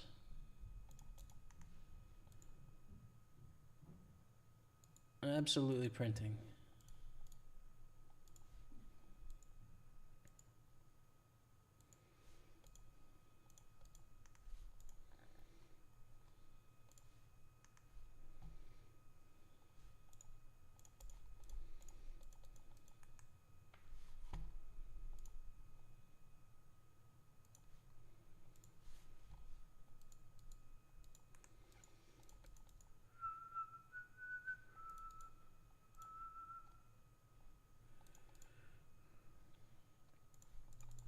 Give herself a small c-bet here.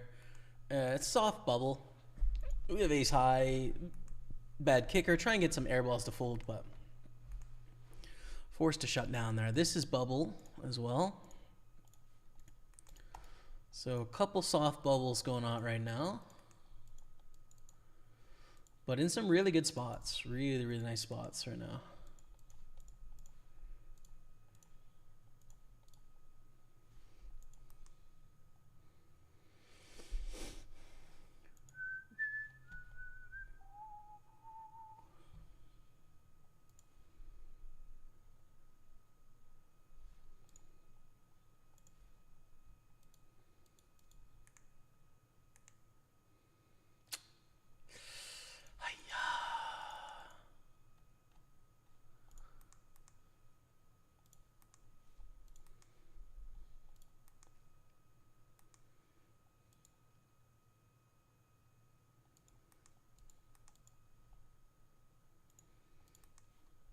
think check to induce bluffs here is fine. You can also just like bet, but I think check is fine. 8 on the turn. I like checking with aces again. It's harder for them to have ace highs, so again, I think we want to induce some action here. With kings, we definitely want to bet because they're going to have a ton more ace X in their range, which you can get 2 streets of value from. With aces, we really cut down on that, so we need to play our aces really passive here.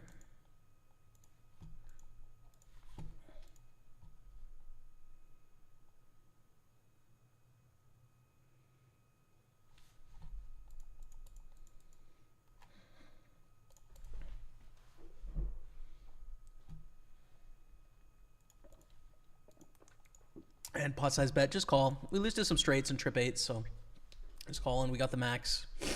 Again, 6-3. Beauty.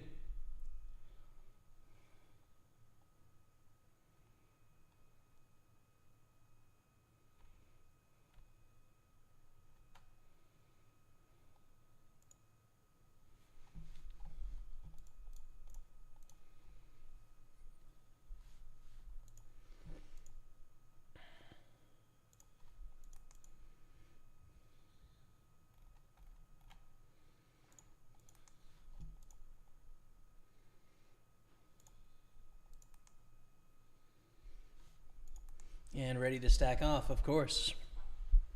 With a beauty ace king.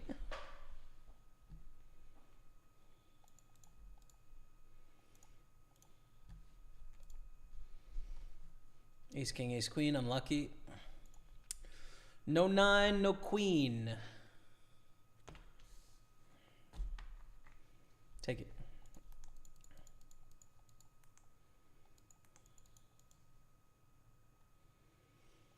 I'm going to raise here. I don't mind getting it in against either of these stacks, and then I would raise fold to these stacks. But for 4 blinds and a 50 bounty, I think we want to battle it out here.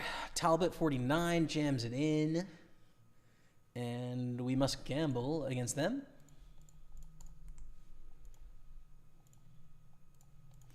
How about a queen? Seems easy, dude. Frankly, it does seem easy. Oh, nice hand, everyone.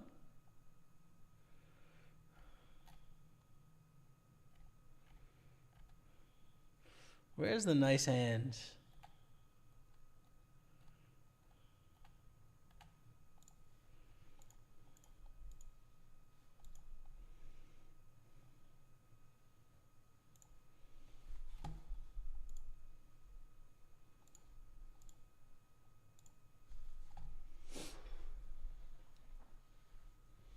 All right, mystery bounties are in action here. Top bounty is $3K. Average bounty is $140. All right, 140 bucks is the average bounty. Can we capture them all? This is a good start, frankly, with 8s.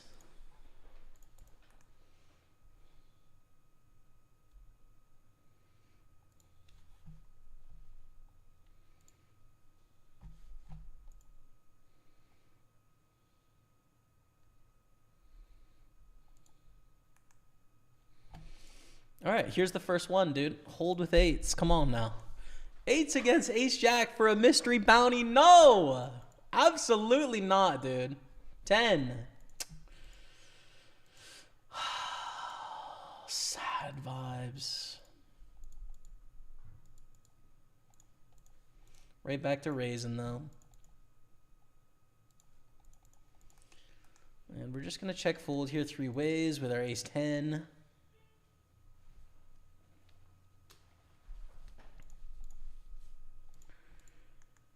And this c-bet's probably too big to check raise, right?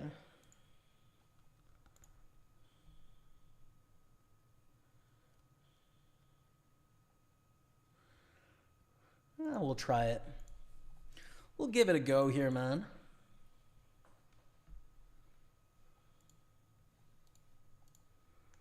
And it's failed. It has failed, unfortunately. But it's not going to fail anymore. Look at this ace king, dude. Hell yeah.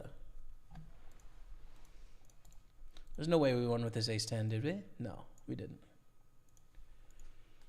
But we are chip leader on table 1. I think ace-king offsuit, we're all in here. Suited, we could consider doing something.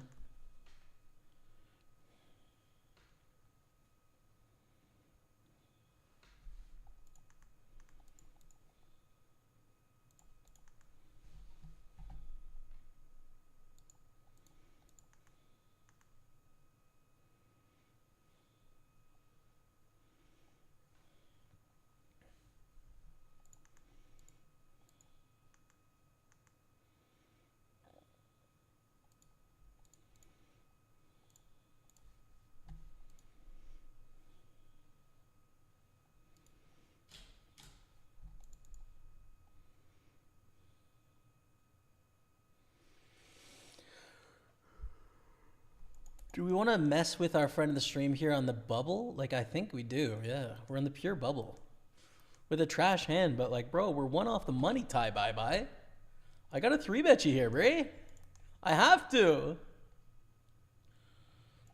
Now, the range probably contains a decent amount of ace-x. Not enough to where I'm not going to c-bet here, but like, I'm probably not going to jam the turn. Ooh. Now I'm going to jam the turn. Picking up spades.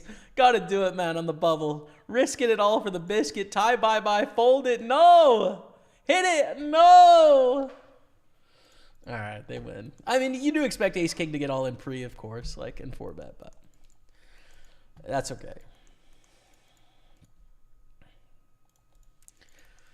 All right, ace-queen suited. 4 of 18.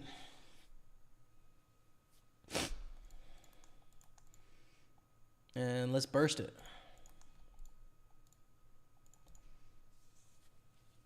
Well, let's burst it right here. Heart and commitment to the game, Mr. G. No. All of a sudden, we're a middle stack, dude. How lame.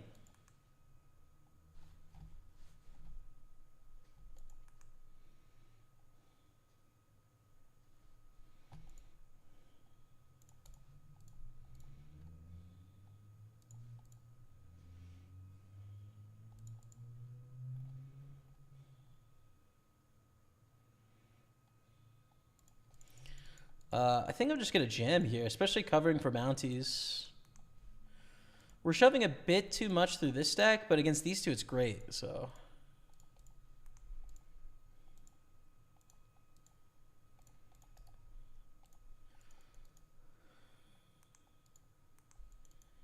Wow, and we've got a mystery bounty potential here. We've got a lot going on. Ace king against sixes for a mystery bounty. The queen jack got through. Ace is good. No 6, no spade. Oh, man. Oh, we run hot all day, and then we just lose all the flips and the money, man. Down to 150. We cashed this tournament. 120 cashed. 5 of 17. Let's see if we can't battle back to something awesome. Right now, it's super mid. Hope you crushed today. What's up, Great Bluff? Thanks. Me too. I've been working, like, well, as I just said, it was going well, and now it's a little bland, but trying.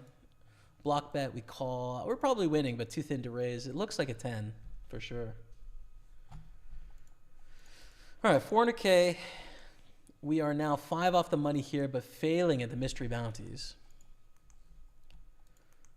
This is good. Triple stack here is good. Double stack here is good. The main events. How long we got in the main events here? 25 minutes and 35 minutes and 35 minutes. Okay. So I'll look at that after break.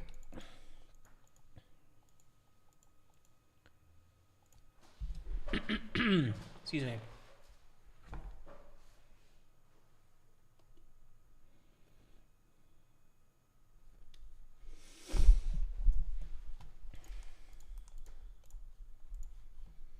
How are all of your sessions going? Anyone have stacks? What's going on out there?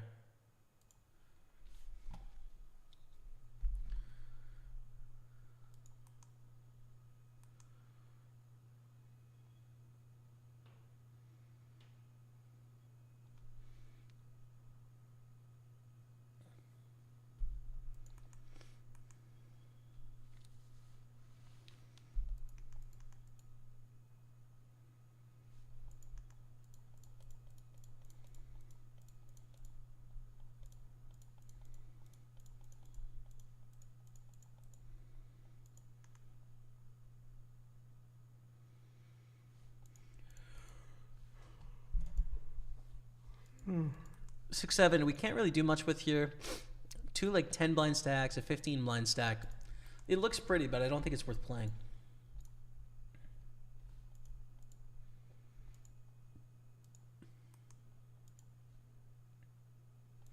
And we've made the money here. Red fell type, 59 bucks. Still trying to get mystery bounties. All the top 4 are still out there. One of the 500s is gone, but still pretty decent, I would say. Decent bounties available. Ace 10, we get an open from tie bye-bye. Call. Stacks are a little awkward for 3-bet because against a 4-bet, are we bluffing or value betting? It'd be tough to say, honestly. Check on the flop, 9 on the turn. This is actually a value bet here for a third. Tough against a bet now. And we win. Let's go. Let's go against another ace high. Queen 10. Queen 10.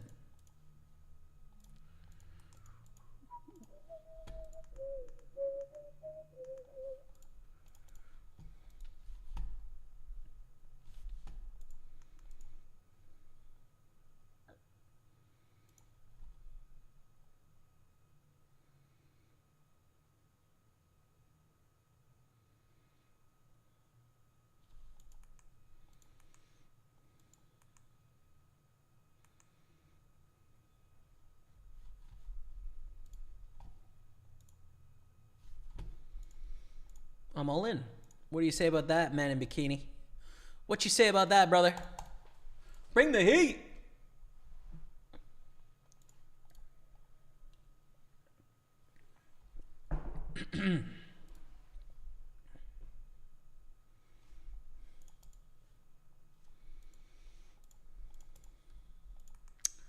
No action. Okay.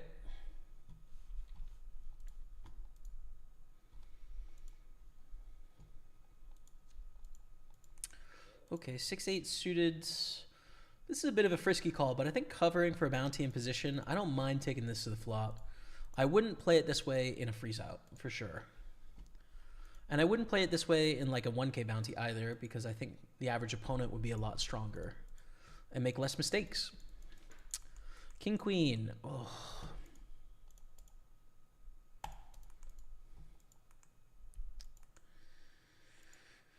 Okay. I'm all in. I don't really like it because it's raise under the gun 1, but I think we should, so we will. Just wish we got dealt a slightly different spot, you know? A little bit stronger, a little bit weaker, but we get a close one. Down to the super 215. Look at this flop, dude.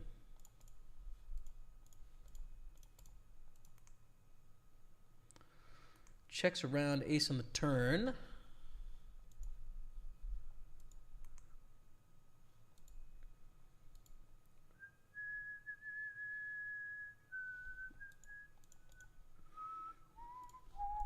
I'm going to go for river check raise here, I think.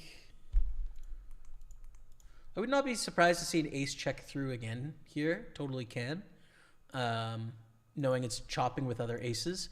But I think when it checks to it on the river, it's going to value bet and might be able to mess with it a bit. But, you know, if they bet the turn, that's fine. Okay. Well, now we...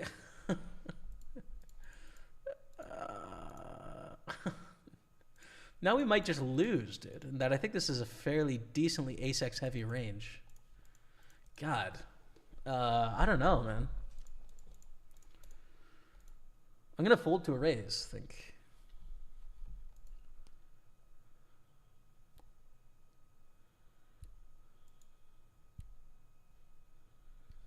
Yeah, I mean, it's just ace-x. Like, kind of knew what this range looked like the whole time, and I just lose, so.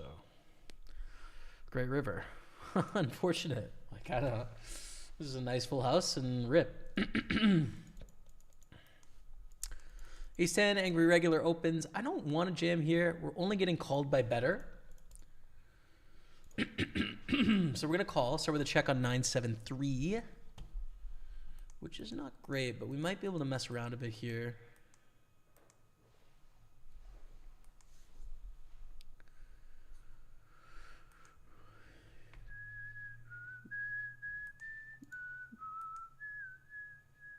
But it's not a small bet. Fold. Okay.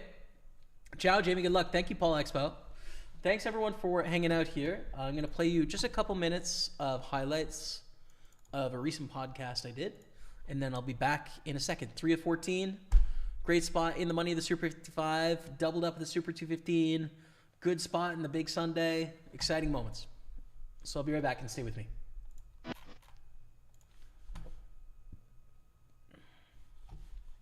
Welcome to the Heads Up Podcast. Today, I get to grill someone I've known in poker for a long time named Yuha. He is the head of game integrity at PartyPoker. So what we did is we asked my community and my brother Matt's community any questions you may have about game integrity. We collected them all. There's about 150, boiled them down to the essential questions, and today I get to grill Yuha. So welcome to the podcast, Yuha. How are you doing today? Thank you, Jamie, and thank you for having me. And really big thank you to your community for all the questions that came through. They were really close to my heart, and I'm really looking forward and excited to answer as many as we can today. Awesome. So I'd love to start with maybe some of your origin stories. How did you get into your spot of working as the head of game integrity at PartyPoker? Sure. So I used to play poker professionally, cash games, for about 10 years. And I've been playing poker overall since 2004, so 20 years now. So if we go back for about a decade now, so in 2014, I was playing, obviously playing online poker for a living, and I was speaking with other serious poker players as well. And we started seeing these kind of suspicious looking accounts at the table. And there were a lot of accounts, playing very similarly to each other. And we started talking in this small group of players, like, is there something going on here? And we then gathered some information together and we sent it to the big three poker sites at the time. And eventually we noticed that, those players were removed from the games. So we assumed that, they were cheating in some way and they were banned for that reason. So if we then fast forward a year or two later, I started to getting in talks with Party and started talking, doing this professionally. And there was a role open in the company, so I applied to it.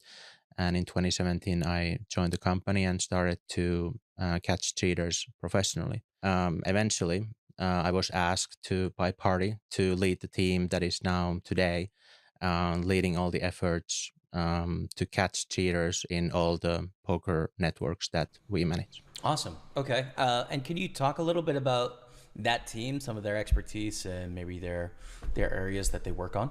Sure. So, there's several ex poker professionals in the team, like myself, from different game types. I played cash games, and then also we have other game types that we have to cover. So we have some ex professionals covering all those game types. Obviously, we need to be supported by other skill sets or people with other skill sets, such as programmers, data analysts, product managers, and so on. So for example, some of the questions that came from your community, some of them are directly handled by my team, and many of them actually are covered by other teams. So with game integrity topics, there's directly or indirectly, there's dozens of people working on these topics. Awesome. Okay, so I'm gonna jump into the big one. I just played some live poker this weekend, and when you talk about online poker with people that typically just play at the casino, you'll commonly hear like, "Oh, I don't play. I'm not sure if I'm playing against real people." And this is a common sentiment that's held by the general population. But it's increasingly a concern for the players that understand the online ecosystem as well. Talking about bots here. So can you talk about what's the process at PartyPoker for ensuring that players such as myself are playing against real people that have a pulse and are sentient, as opposed to robots? First, let's take a step back and define what a bot is, right? So for the, there might be some less experienced poker players listening. So poker, as we know, it's a one-person game where, you should be using your own brain to, decide what you're going to do, right? So Hello, chat. We're going to continue with Yuha next break. If you guys haven't checked that out, you can find it on my Facebook page, on my YouTube channel, I think on the Instagram as well. So check it out. And what's up? We got 5 tables on the go, almost on the final table here. And main event time is coming up. I think I'm going to get in the 22 main event right now. So I'm going to put that on table 4.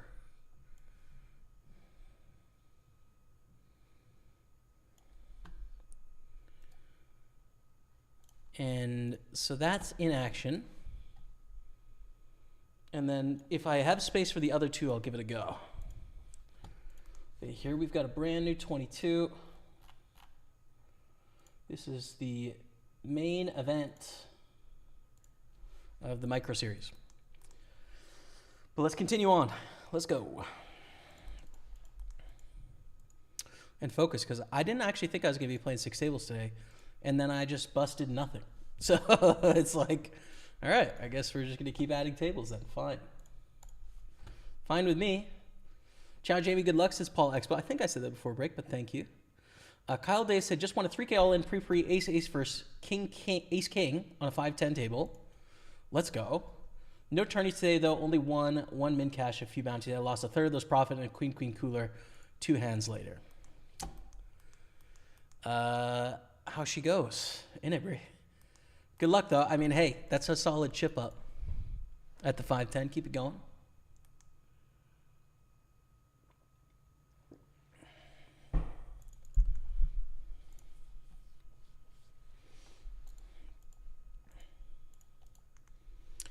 King 10 of clubs, pretty decent here. 35 left, 27 pay in the 215. This is a non-bounty, so cashing is relatively important. But it's also a small field.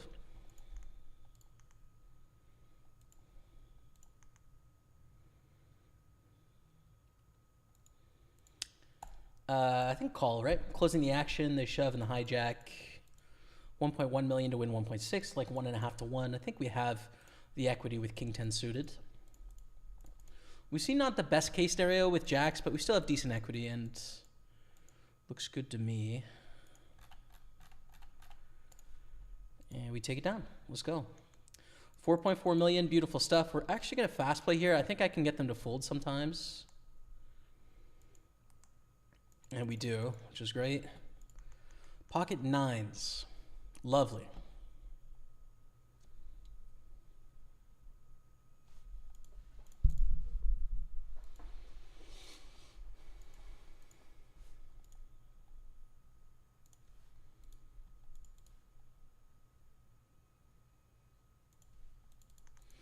I think jam is the answer. 32 blinds here. Not really a great spot to induce, though.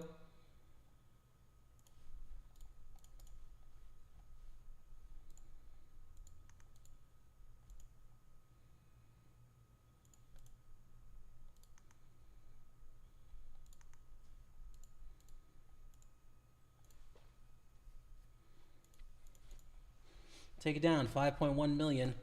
We are tables chip leader now and move ourselves up into 12th place in this 215. And it is bubble felt as well, so. 2 in the money, 1 on the bubble, the soft bubble. Pretty good, low key, man. Pretty good.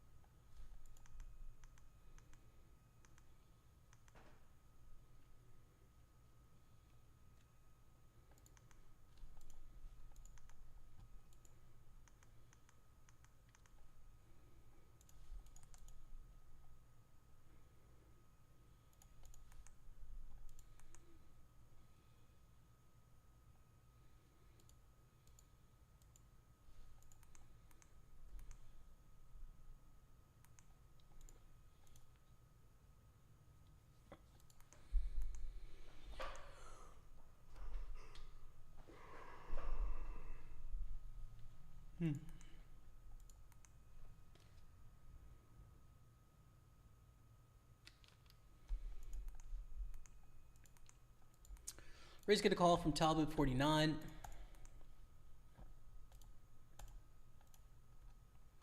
I don't know, dude. Like, how good can this hand be? 17 blinds deep in the small blind. There we go. All right, $200 bounty collected here on this table, by the way. Still the top 3 bounties out there. Average bounty is 145 bucks. Our stack is lame. Ooh, don't think we can gamble for Vegan Ape's bounty there.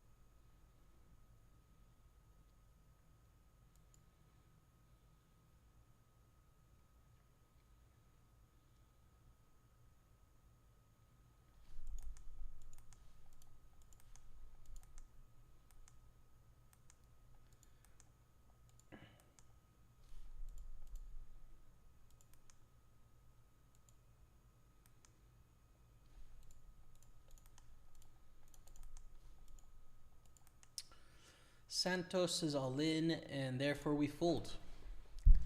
A beautiful hand, King 10 suited. I was looking forward to playing, but nothing we can do there.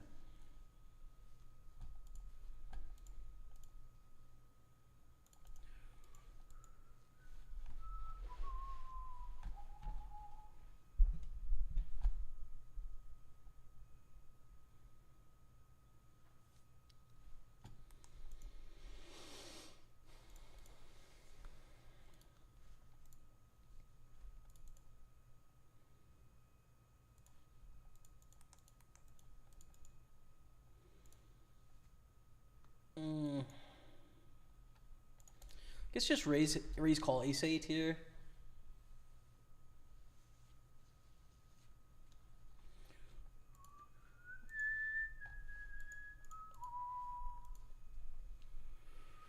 Doesn't make a difference against the 10s though. We get it in behind and lose.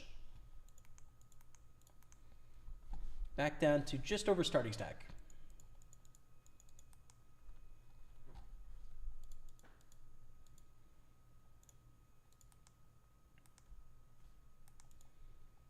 Nine four is pretty trash. A fold. Moving on. First place 1100 in this one. Much more exciting. The big Sunday is 5800 for the win here, which is good. And this is an all-in covering for a bounty with King High. I mean, frankly, the dream. We like even getting called here where we have 35% for 50 bucks for like 5 blinds, you know. Just fine with me. We don't win, but, you know. Everything else was good about that hand. Yo, good run gone bad. What's up? Thanks for the stream. Good luck today. Thanks, man. How are you? Thank you. We've got some potential, dude. We've got some potential. The good and the bad today so far, but we definitely have some deep runs, and I'm hoping one of them pays off, so I'm happy, man. And just good to be back on the grind. Excited to play cards again. It's fun. Ace King in the main event.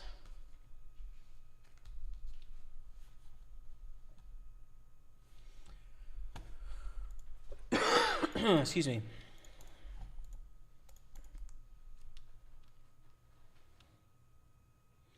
Wow, this is a big multi-way pot, isn't it?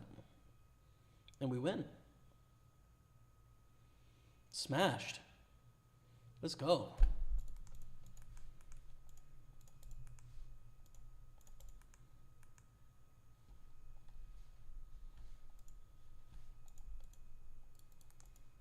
Call for 4,500. Flop and open ender, pretty good flop. Raise. I mean, honestly, just jam and like get them to fold stuff with equity. We have 6 high here with about 35% against whatever. It's like fine. That's a print. That is a print. .8. There's only one bounty at our table we can get. The top 3 bounties are still in here. Maybe one of them's on our head, right? But a 1 in 35 shot. We're going to see this player either be out or cover us here right now. They get it in ahead with queen high, and they flop gin.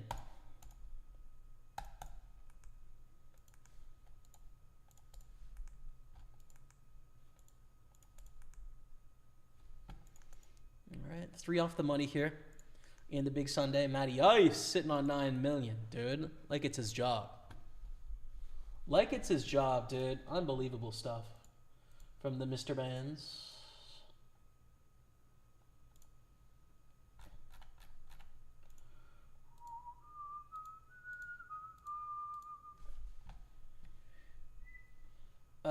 Coachy Fiox, what's up? Hello, old friend. Hello, man. How are you, Coachy? Welcome. Hope you're doing well. Queens, beautiful. In the Micro Series main. Mystery bounty, but we've got a ways to go before that portion. 20% of the field is left. It's going to be like, what, 600 or so?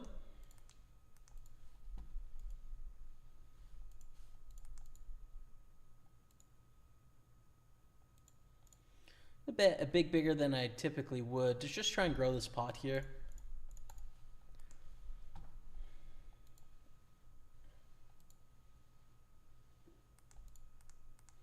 The check raise we call, let them do their thing. Pretty good of us to have queens in that they probably have a jack here, right? Hopefully not ace jack. Yeah, it's not a good turn, but most of the time with ace high, they're just going to call. We're concerned about ace jack, but it's not enough of a factor to fold here on the turn. 9 deuce. Did not expect it, but we win against 9 deuce with aces and queens. There it is. Not a hand you'd expect. Jack 9, yes, right? Jack deuce at 9 deuce suited, yes. Ace jack turned, yes, but not the 9 deuce offsuit. Well, we just might win the mini main event. The micro main event. We could. Why not us?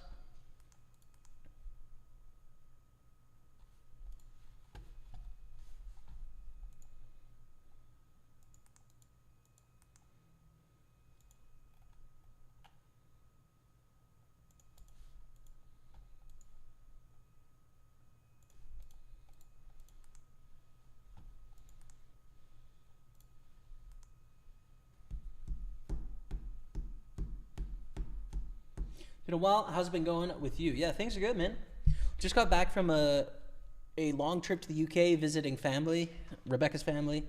So that was good fun. I got sick on the trip, unfortunately, but feeling, I'd say about 97% now, you know, almost there.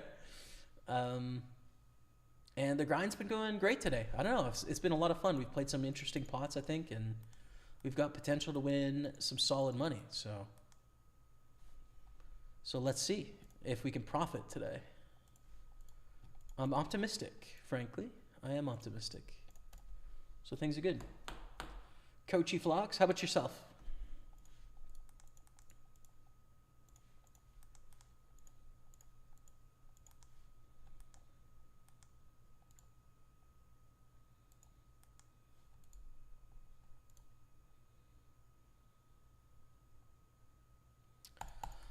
So we're going to go all in with aces here, by the way.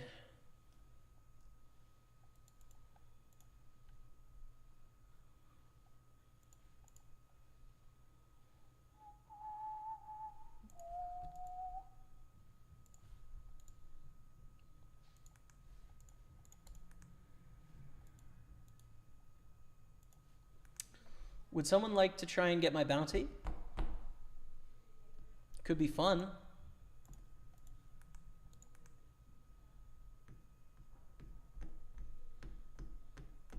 Yes, we have a customer. Got to dodge the 8 and the 10. No, we don't.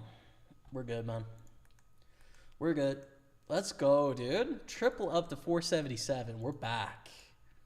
We're back in action, Dottie. Queen 5 suited out of the gun. To fold. And fold here 6 of 11. All right.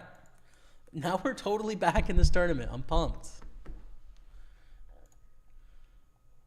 The 3 biggest bounties are still out there. Maybe one's on our head. Could be. What are the odds? We got 100 left, so yeah, I don't know. It's about 1 in 35.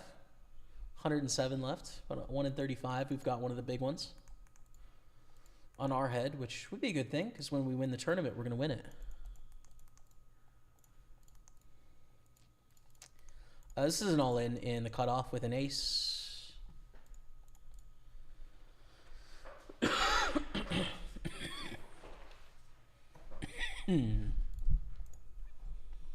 Very good, my friend. Last time I was here, I just got my first. Now I have 2 beautiful girls. Holy smokes. That's intense, man. That's intense. Life has got to be quite different, I imagine, when the last time we spoke. Congratulations, man. That's incredible. Life, dude, you know? Life is beautiful. And brutal and painful, but also beautiful. It's both. $25 bounty gone. We didn't care. We don't want that $25 bounty. Get out of Dodge, Bree. Lead or let them bluff? Yeah, probably lead, dude. Especially in a 22 here. It's just not going to happen enough.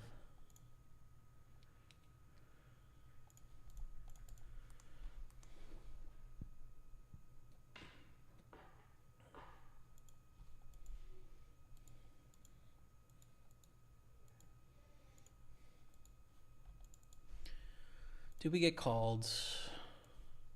No.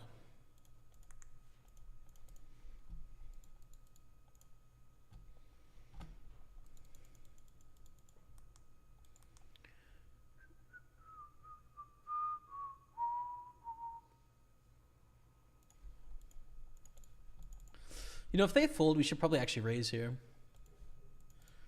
So that was going to be a bit too tight of a fold by me, but thankfully we don't get punished for it.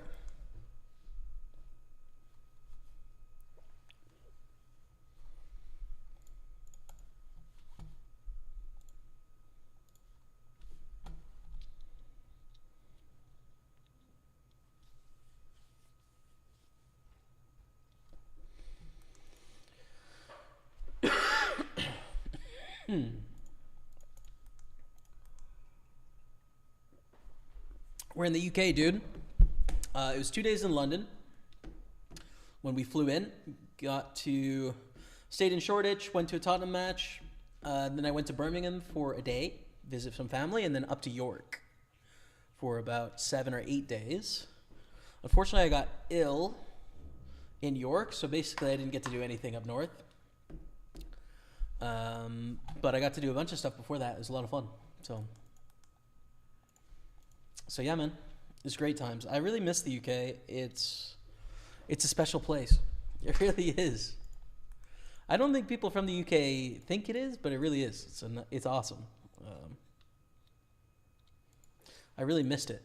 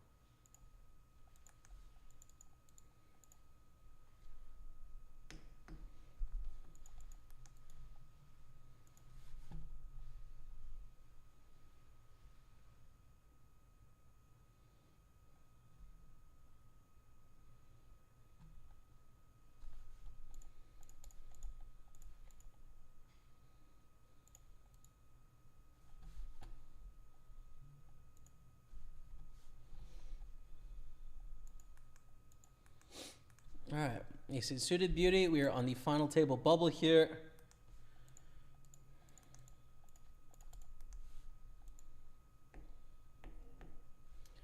And waiting for Matthew Bands to burst the bubble.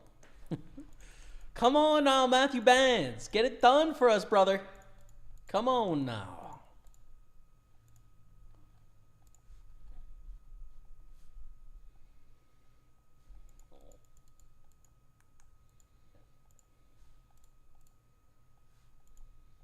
Holy flop. That's beautiful. Last time I was here a little before the weight bet you had with Bill. I've been here almost since the beginning, though. Yeah, let's go, man. Life is very different back then. It's true, man. So much was very different. It's a long time ago.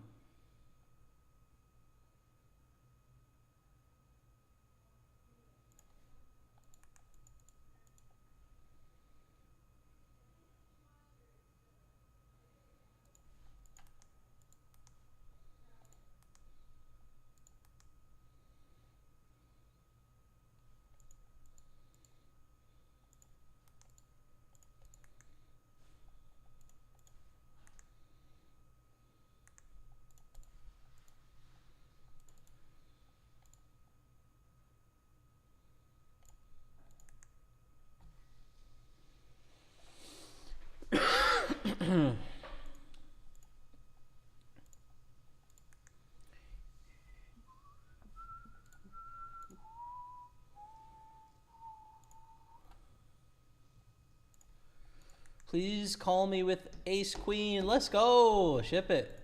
$25 bounty, I believe, our second in this tournament. It is indeed. $50 in bounties, 2.5 start stacks. Beautiful stuff. Final table bubble continues. We're 10 to 10.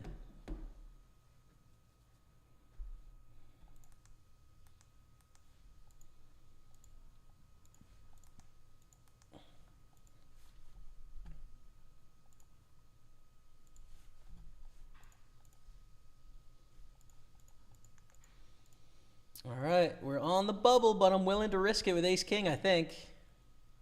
Depending on what happens, you know, against like a 3-bet jam 4-bet, we'd probably fold, but probably going to be willing to get this all in pre-flop.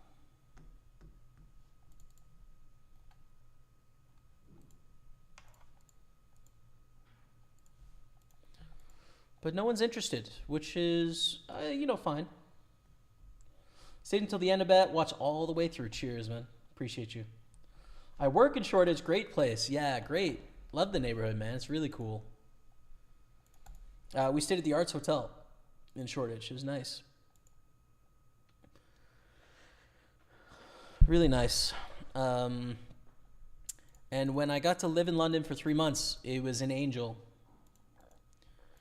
So walked over to our old neighborhood, went to some of our old stomping grounds. It was really nice, man. Really enjoyed it. Big Stein, yeah, it's just on the trip to the UK, actually, to visit family. We haven't got married yet. We're still engaged. But yeah, there was a good 2 weeks there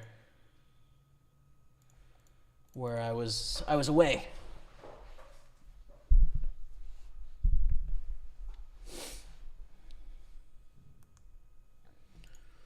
But yeah, no, still engaged, but haven't got married yet. We may tie the knot this summer, and then we're not really ready to do like a big wedding or anything, but we might just get it done on paper, you know? Hey, Jamie, what kind of consistency should I look for in low-stakes MTTs before wading into mid-stakes? I don't really know how to answer that question because it really depends on what it is you want out of poker. You know, you're just taking, the faster you go, the more risk you're taking, right? The less certainty you have that you have an edge and the more risk you're taking. And that can be fine if you play poker for fun. And if, like, you know, you play poker really seriously and you want 0% chance of not being profitable, then it's not a great idea, right? How the heck am I going to play this against Matt?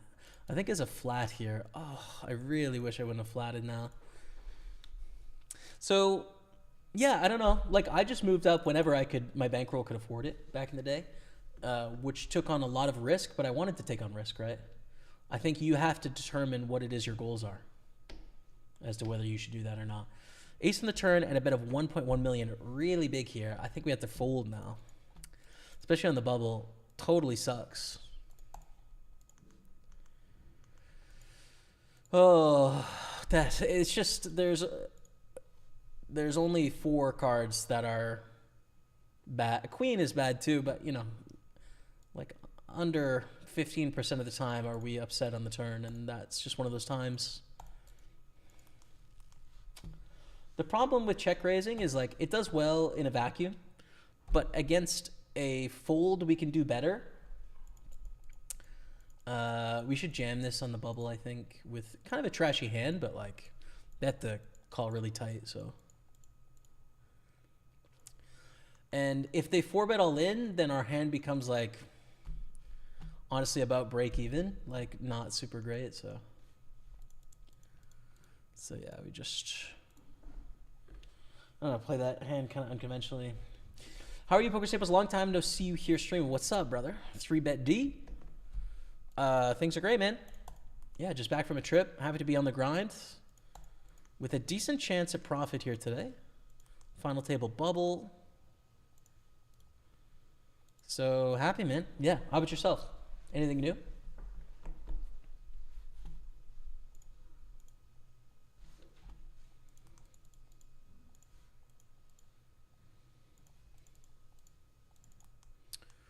King 8 suited, 11 blinds.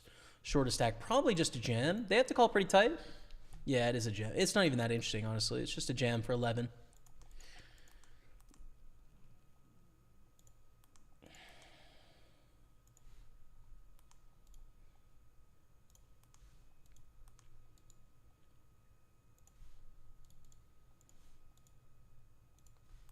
Club ace-9, ayah, that's trip 8s. Let's go, dude. We win the 60-40 to put us up to 480, surviving. Really small bet, but like ace doesn't bet this size, we call. It's a bluff, right? What bets 1/4 on the river? Ace 4 does, absolutely owned. We're going to raise ace jack. Excuse me.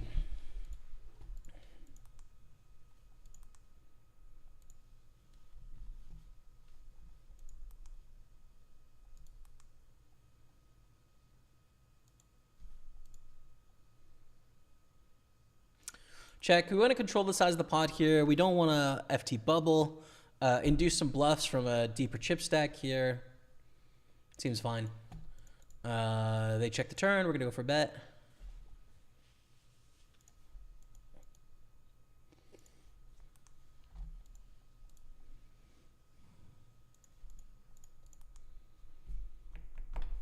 Have you grinded offline, or what have you done for the last couple of years? I wonder. No, I've been here, man. I've been here streaming, grinding. Streaming and grinding right here in the Party Poker streets.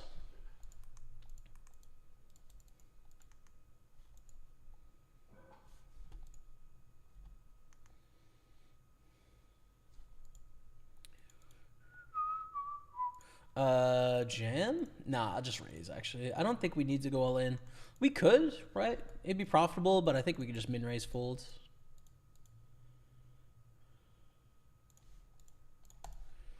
Take it down, easy enough. 5 milli. Easy enough.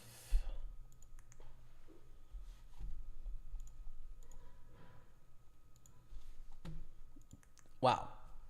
You guys ever heard of a set? I got one.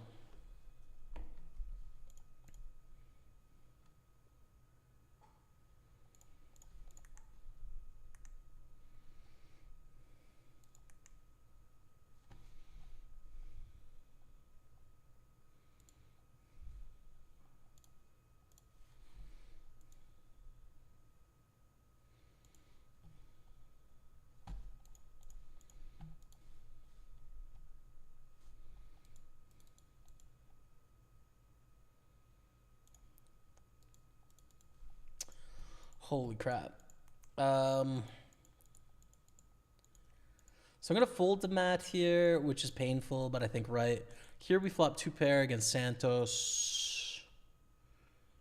Basically going to put in a little click raise. We're 4 of 10, but this looks full of crap by me, obviously, right?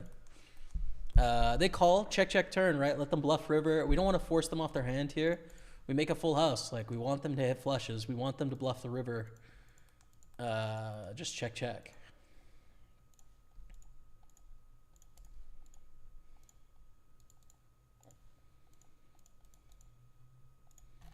And we're all in.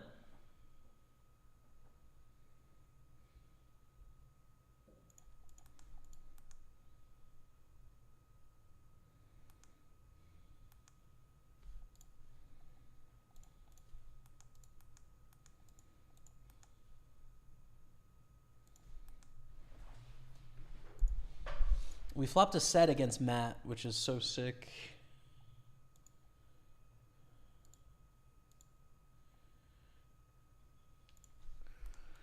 All right, we take it down.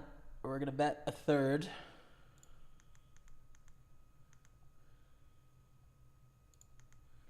Matt folds, all right. Pick it up. Ace queen against nines here to stay alive. We're really short, but like we're not dead yet. We're not dead yet, Dottie. It's fine, but there's 3 10-blind stacks and a bigger stack. I'm just going to fold Jack 10. Of course, it's beautiful, but I don't think it's worth it on the bubble here.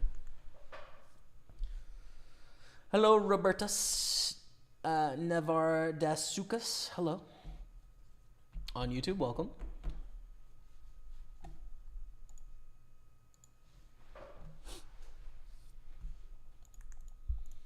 Damn, we got stacks, dude. This is crazy. We really have big stacks.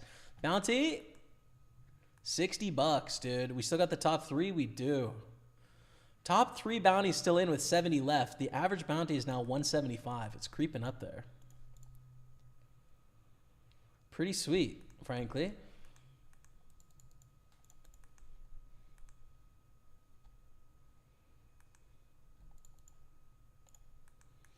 So we open the jacks, called in 2 spots. So start with the check call here, I think is good.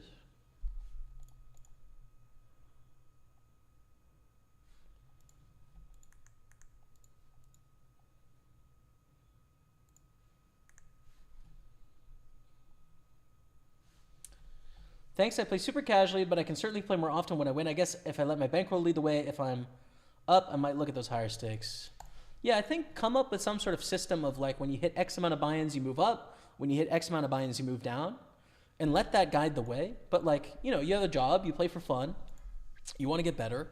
You know, if you have a poker budget once a year of like, I can spend this amount of money on poker, being relatively aggressive with your bankroll management of when you're having success moving up, when you're not moving down quickly, will give you a few more fluctuations and probably be more enjoyable for you, right? It'll give you more experience as well against good opponents, might allow you to improve faster.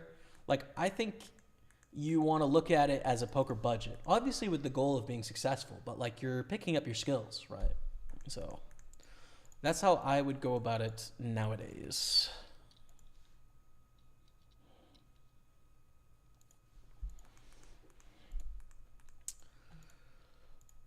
I'm going to tell you a tale here, and I'd like you to believe me.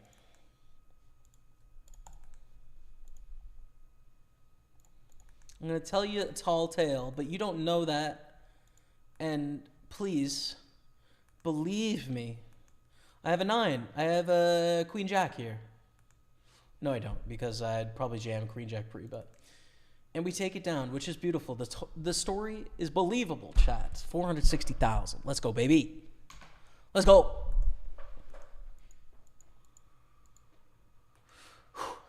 Okay. King, Queen. Nice hand. Nice hand to play in position, but we want to keep the pot small. Again, they can bust us here. Cashing the tournament's relatively important. It's a non-bounty. Okay, they raise. We call. Streets. 2 overs and a gutter. If they check, we check. If they bet, we call. Okay. Check, check 4 on the turn.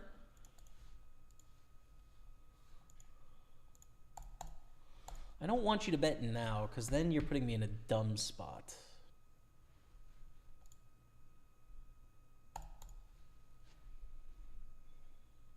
depending on the sizing, you know.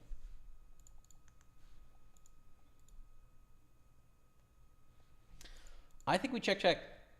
I think it's fine. I think our hand's strong enough. It has some showdown value. It has some equity. We hit a queen on the river. Ace queen against sixes here. To get back in this tournament, dude, we're 7 off the money, and all of a sudden, we've got a chance to actually make it. Go the distance. The bet, we just call, right? Like, there's no raising here. Take it down against king 7. Hell yeah, dude. 7.7 million. That's a hell yeah from me, Dottie. We're in 7th place on 7.7. I mean, moments in time, frankly. I don't know what else to tell you. This is great.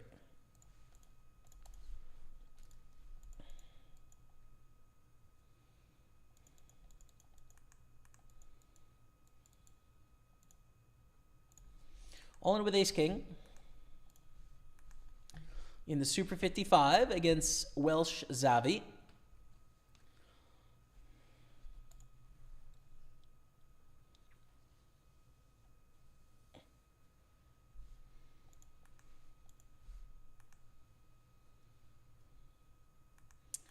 Flipping for dreams.gov, dude. Hit me with something big. Hey, let's go, Barry! Barry G! Ace on the river. Come on, Dottie. 1 milli, dude. We're in it to win it now. This is serious. We've got serious stacks. This is nice. You take a little vacation, you come back and you run so hot. Unbelievable. What gaming PC do you have? Dude, I forget all the specs, man. It's about 3,500 pounds spec'd out, like about 5 years ago, maybe.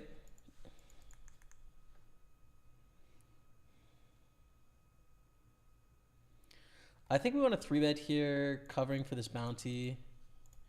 And on the bubble here, this is an all-in against both the short stacks. Please fold it. Pigeon, you don't want to do it. Just fold it. You think this is Luke Schwartz? Probably.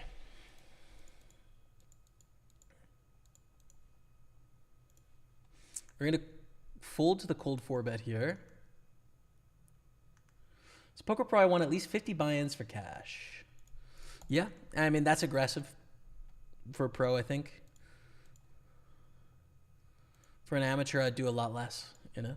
You just don't need that much. Just move up and down fast, you know, is what I think.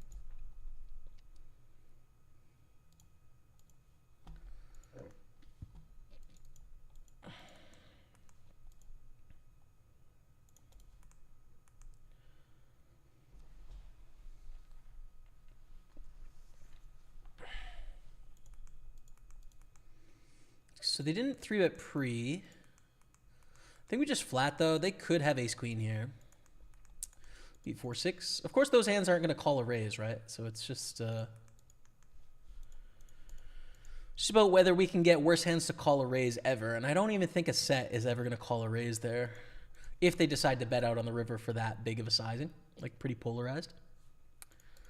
But yeah, 1.2 million is great. And then here, we're in 6th place now on 8.7. It's looking like we have a shot at cashing this tournament from the depths of despair. And final table height. Final table of the 55 Masters coming in 2 of 8. Last minute flick. Max late regged it. It's 1,100 for the win. And we got a shot at it. First final table of the day. Everything is going swimmingly. Can we go with that? That's not an adjective, is it? No, it's a descriptor. I don't think that's an adjective. Let's Google it.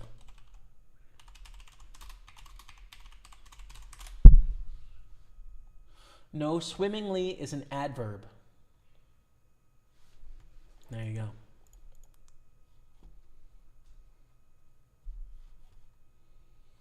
It's an adverb. There you are, chat. Ace King.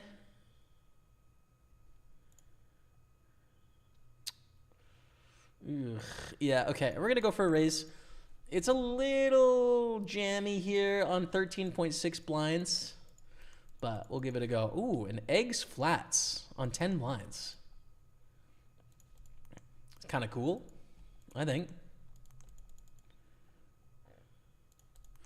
Check raise.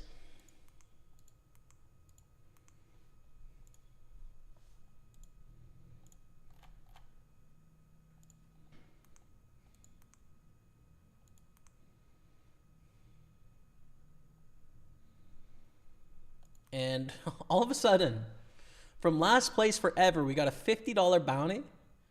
And we're probably favored to cash this tournament now. Pretty incredible, man. What a comeback. Well, that's a 1-2 dotty from me. Come on now. Come on now.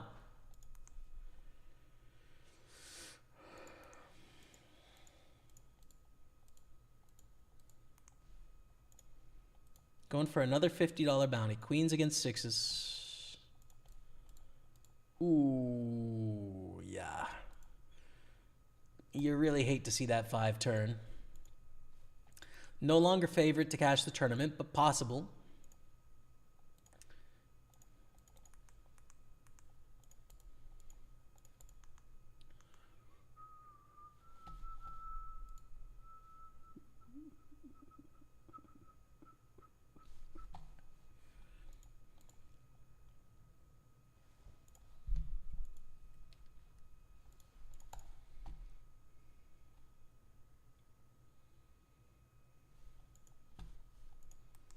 Yeah, but I guess we should sweat this final table a little bit.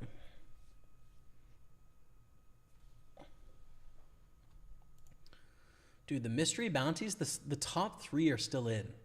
Average bounty is almost $200 now. In the 55. That's on table 2. Damn. All right. Sick.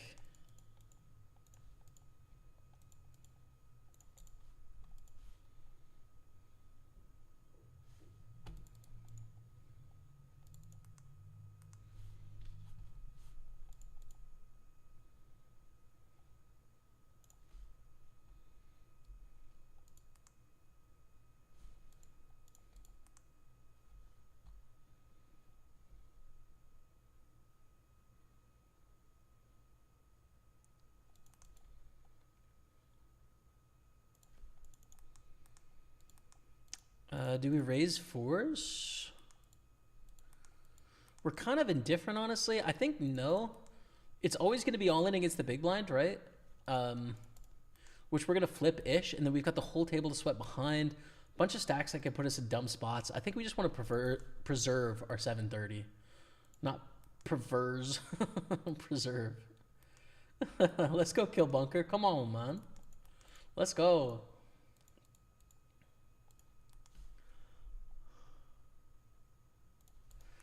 Good spot to bluff here, right? Bet small on the flop, blind versus blind. Let's go big here. Oh, $1,500 bounty. The third bounty's gone. The 1,500 is a goner. Nice win, Mayazinha. Our turn bluff takes it down. Mayazinha just printed. Lemon Lion, let's go, dude. It's been a second since the Lemon Lion.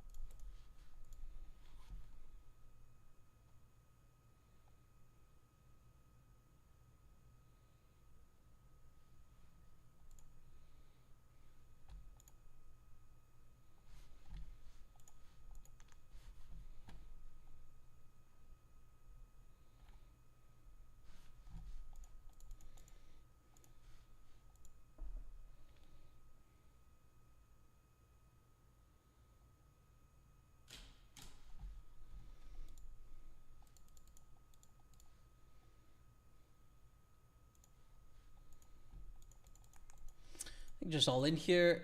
In a mystery bounty for sure, but even without a mystery bounty, it's 10s. 22 blinds deep. We like this hand.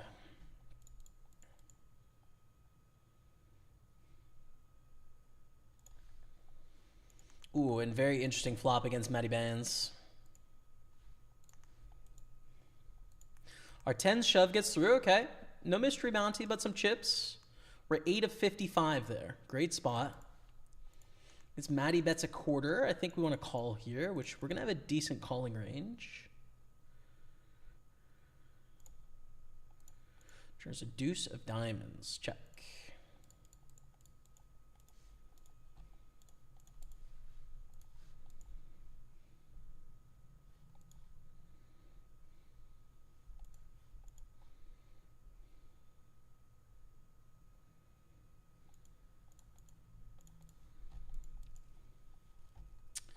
Make a flush, which is good.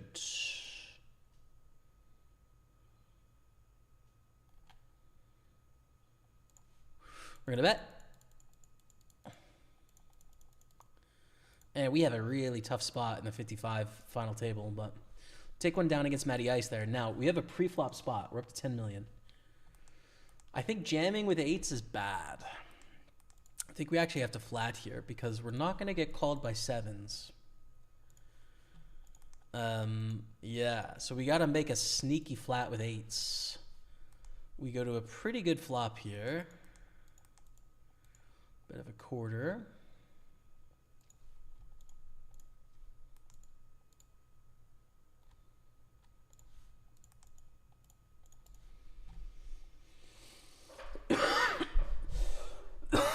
Whoa. I think the bubble's going to burst.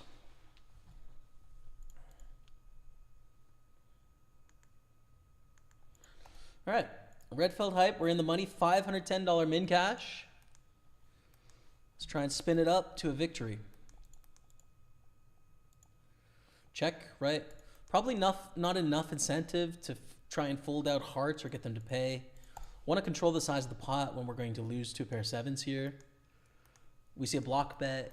I mean, definitely calling, almost raising, but definitely calling. They have trip 7s. That's fine. I think they should bet bigger, obviously, than 1/3 there, but I think definitely an auto call with a pretty strong hand we had. All right, so we're 3 of 23 in the money. Matty Ice on a different table now. We are on the pure bubble. There is one shorter stack in the tournament than us, so we're gonna try and sneak our way into the money.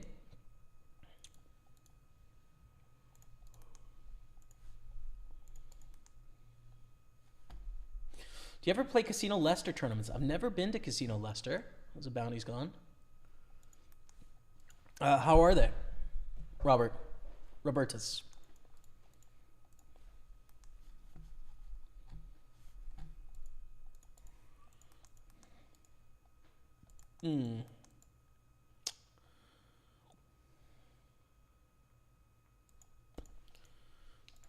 Kind of close to an open, right? Like a raise and fold to a 3-bet bet. I think fold is fine. We're 4 of 6 here. 246 cashed. There is 2 shorter stacks. And then a decent gap between us and the rest.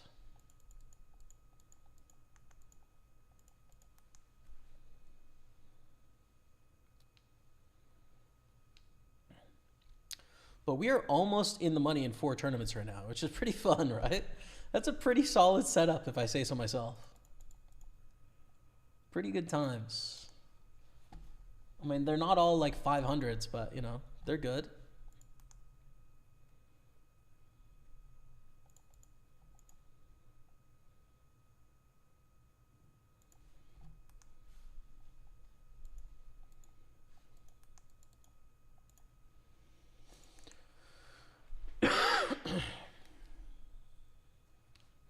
Raise, get a call, queen 9-8 on the flop. Let's check back.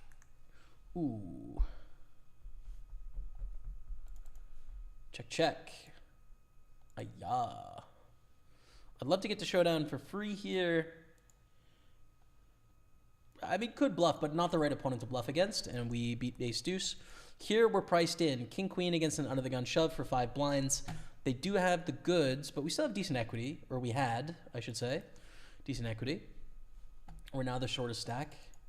Let's go down to, honestly, what feels like main bay right now. 4 of 22. First place is 5,800. We have ace king suited. And Smashburger is in the big blind. Hello, Monsieur Smash. Ça va bien? Tu es tapis, mon ami? Mais non. They call. King, queen, 10. Check. Seems good. Protecting from almost nothing, right? Like, queen and 10 or whatever cards, there's only 6 of them, and then the rest of the deck is fine. Control the pot, induce, etc. They check. We're going to bet here.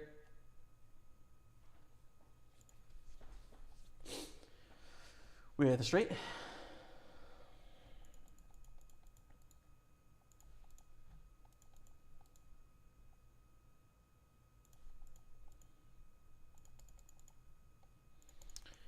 Still on the bubble, still with a shorter stack.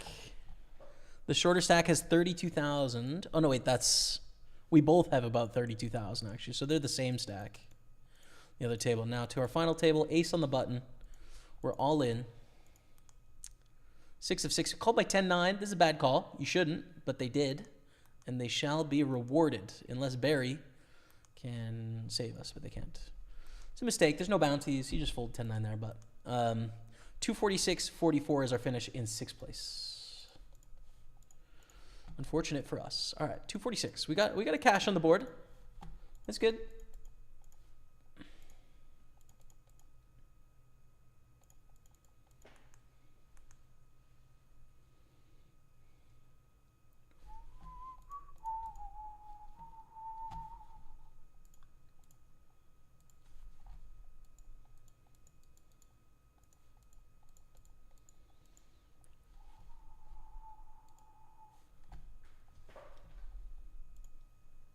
All right, so I've got the micro main.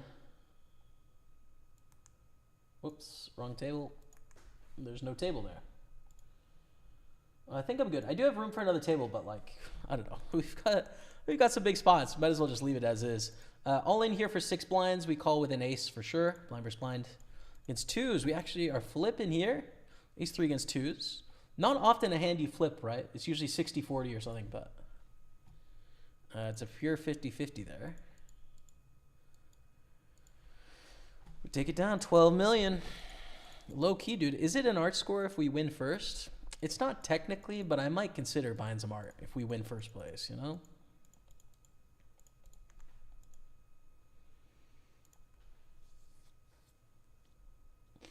Just slightly too deep to want to go all in pre here for 29 blinds.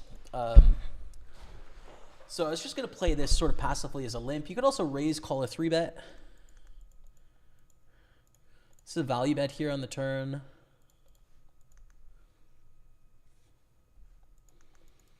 And it looks like we're going to have a bust out pretty soon and make the money here. Let's see. I mean, we're not there yet, but it's looking good.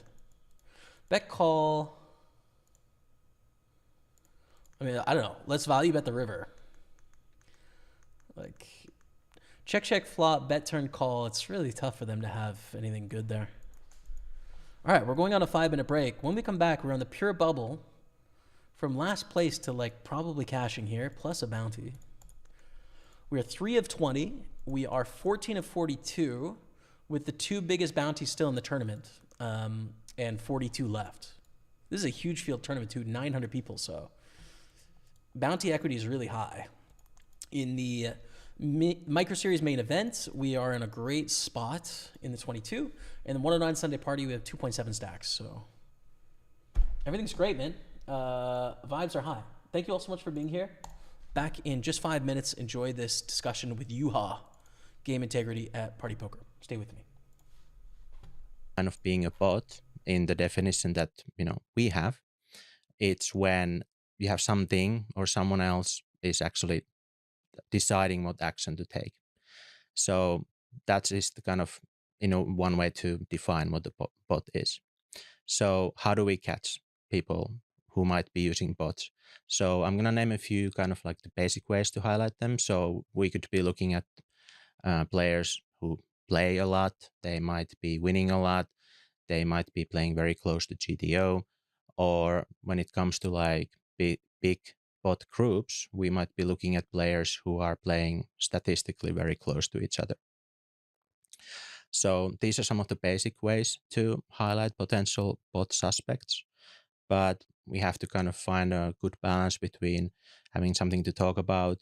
So, we can have a conversation here versus me revealing too much, because if we really reveal too much, then that might help some of these cheaters to, evade our controls longer. So yeah. That makes sense. I understand. Obviously, I want all the juicy info, but I get it. Can we talk about RTA as well? This stands for real-time assistance. Essentially, people are able to look up answers that they might have done before the hand, before they played, or even in real time asking poker calculators questions that they can find answers to. This would obviously be very useful, and it might be difficult to determine whether someone is just a really sharp poker player or whether they're accessing this information.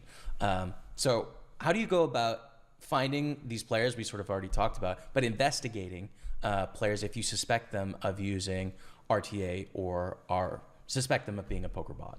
Sure. So, I mean, it's a good point. Like, how do you differentiate between somebody just being a very good player or somebody using some kind of assistance tool to cheat? So, we have a few ways to actually investigate cases like this. So, we could, for example, ask the player to record a video for us, or we could ask them to live stream for us. We've even, in some cases, we've asked a player to come to our offices to play in front of us for a week. And in the most extreme case, we actually sent two of our guys to a player's house for a week, so that one of them was with him uh, every time that he was playing. And we do this, either the videos or the streaming or these office visits, to get a big enough sample size in what we call like a controlled environment, so that we can then analyze the hands played in that controlled environment and compare that gameplay to historical gameplay from the account to see if the level of play is the same. I think the technology that players use to cheat, it will get better over time. That's clear. But for us, it doesn't really matter how the players are cheating, because if we are able to get this sample size, big sample size of hand histories to analyze from a control environment, whether it's this video recording, streaming, the player coming to the office, or us going to the player, there's just no way the player can pass that type of investigation, playing without whatever assistance they were using at the time. And that makes me more comfortable about the future of poker. I know a lot of players, they're worried that, the solvers and all these are getting better and better.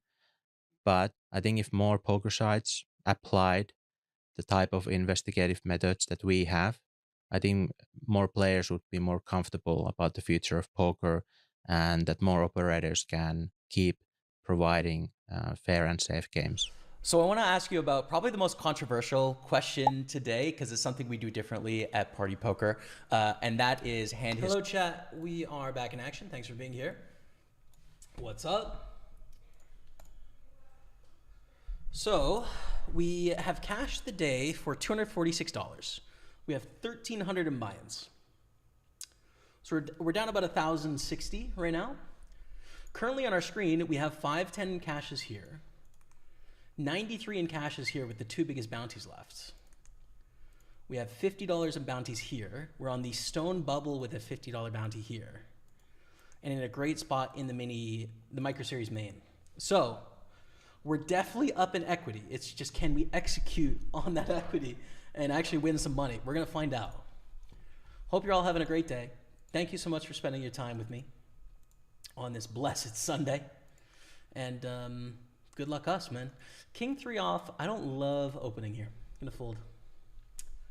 Jim's Rebel just won my first bounty in the 55-cent micro series main. Let's go. Ship it, brut. Ship it. And Justin Davidson, how are you? I'm doing great, man.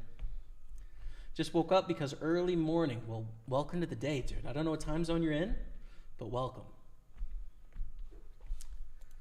Yeah, things are going really well. Ooh, ace king. Oh, it's a fold, man. With one bounty, like the min cash is too important. Double up to 60K is not going to increase our equity that much in the tournament here, so. It's a fold with ace king, as sick as it is, dude. There's another stack with 30,000 as well, so.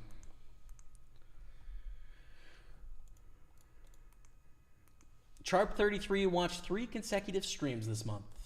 Well, thank you, Charp. Appreciate you.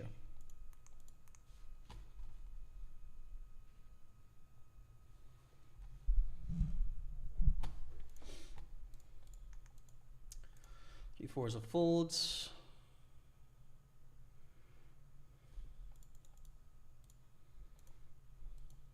Good luck. Thank you, T. In Mongolia. What's up, T? Thank you.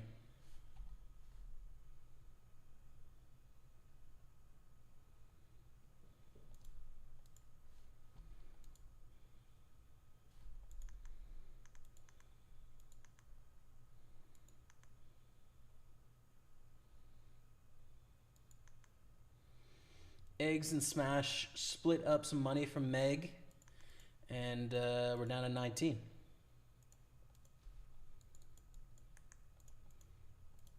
Three ways. I'm going to go for a little bet. I mean, you could check here too with top pair, but I think betting's fine.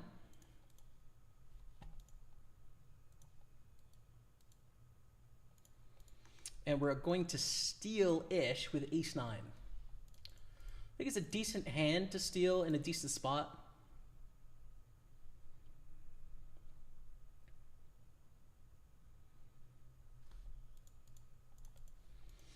Eggs 3 bets, and we have the folds.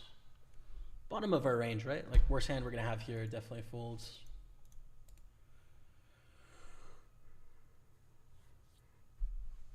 All right, ace king jacks, there it is. Are we down to 18? If it's no ace or king, we are indeed down to 18. And I bet we're gonna get a new player on our table. Because we're 5-handed.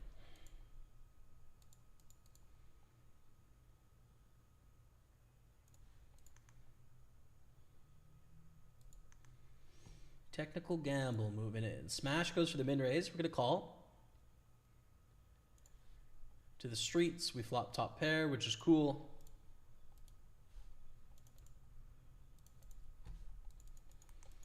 And M is all in. We made the money, so there was a bust out on the other table. 264 cashed, and this stack is all in, dude. Wow, that's sick. All right. Back to here. Just call.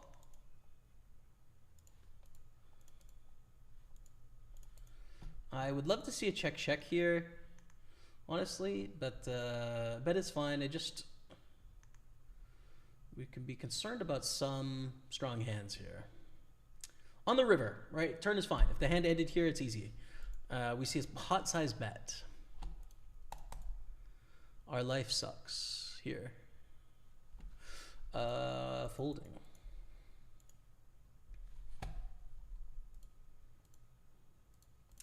I don't think Theory is going to fold Queen Jack there. I'm fine with it though.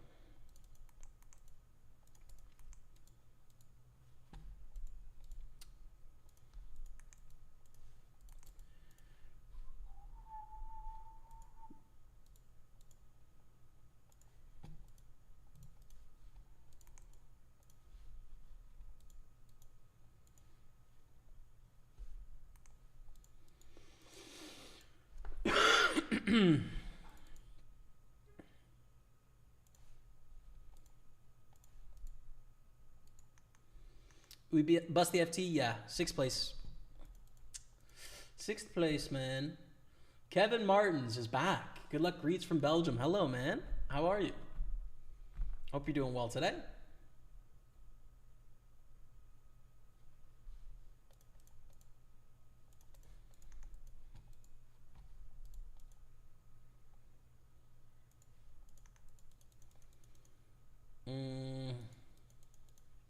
Close again, but I think folds is fine. We have a three-way all in here. And that is a double bust out ladder of $30. Not that it's a huge deal, but you know, like, we'll take the $30. Cool. Can we come back? Ace 8. Ace 8 is how we're going to do it. Against 9 deuce. Need an ace or an 8. That's a deuce or a club. Hey, we're still in this. 38,000. Who's concerned? Not me. $200 bounty gone here. Where are we at? Do we still have... Oh, no. The top and the third bounty are gone. There's only the second. The average bounty's down to $146. No. Oh, man. It's okay. We could still have a 2K bounty, though. That'd be all right.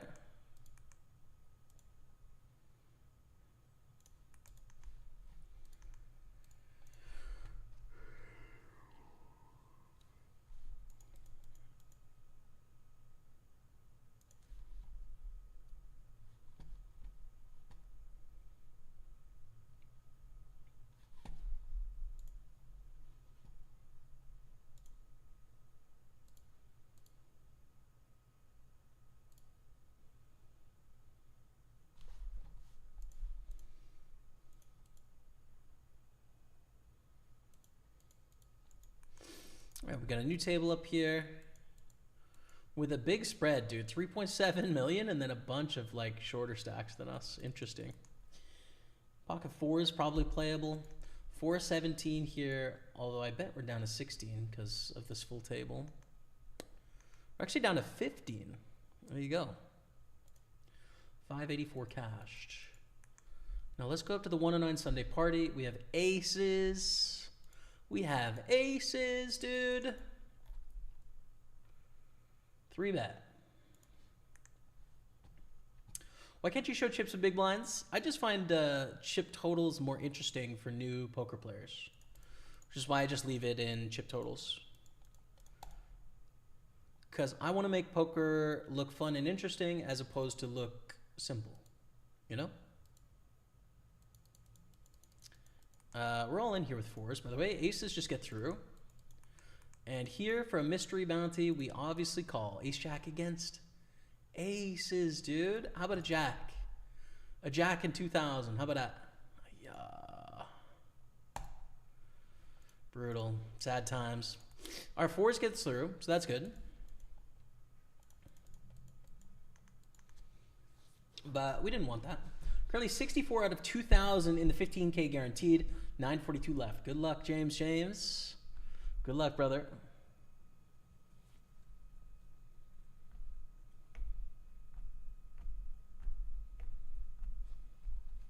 All right, here's an all-in moment in the 215.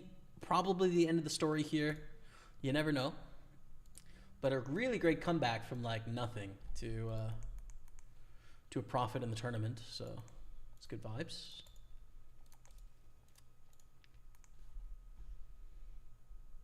Against 4-6. We're ahead. We're still ahead. Hell yeah, dude. 78,000. It's not over. It's not over.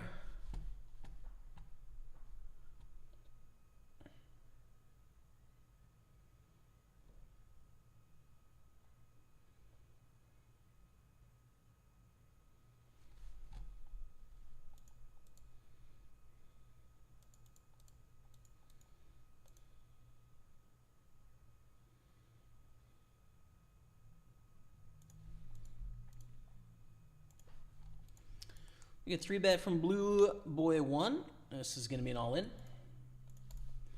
No mystery bounty yet, but when 665 are left, we are into that stage of the tournament.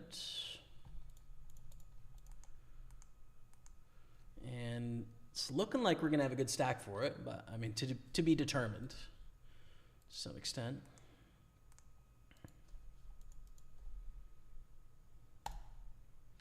Good, thanks. Everything okay? Yeah, man. Good vibes. Just got back from a trip. Getting over COVID, but feeling pretty much there, so Happy times with some serious potential here tonight, man.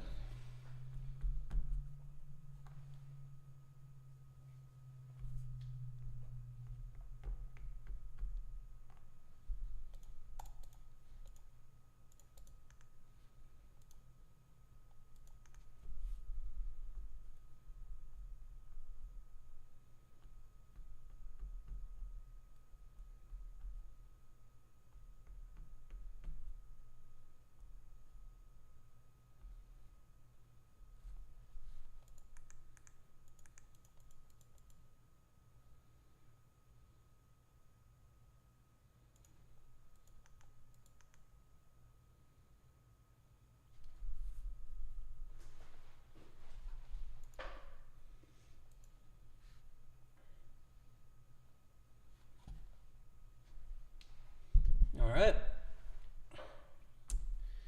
I can't believe we're back to 12 blinds in this tournament, or 11. It's so sick.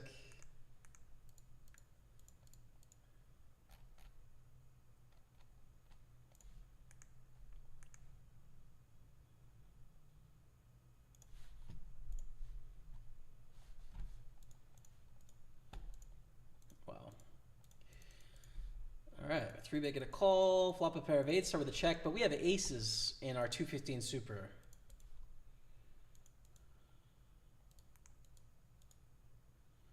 Holy smokes, man, against force. For 160,000 to like be actually in this thing for real. Wow. That's crazy, man. What a comeback. 3-bet pot, we check, they bet, we call. Check raise is also an option here too, but I think check call is fine.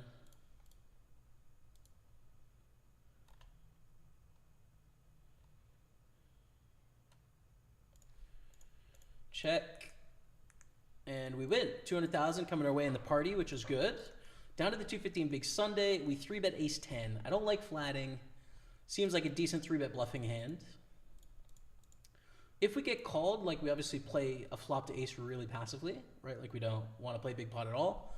And on a non-ace, we continue to represent just big hands here, basically. 1.4 puts enough in to shove the turn if we want to. I'm unsure if we want to, though, or not. Interesting. Now it's probably better to induce, right?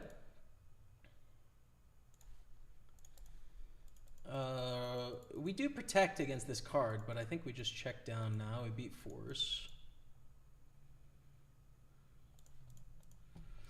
14 million, that's good news. That was a really bad river, but thankfully we survive and no bluff from my opponent.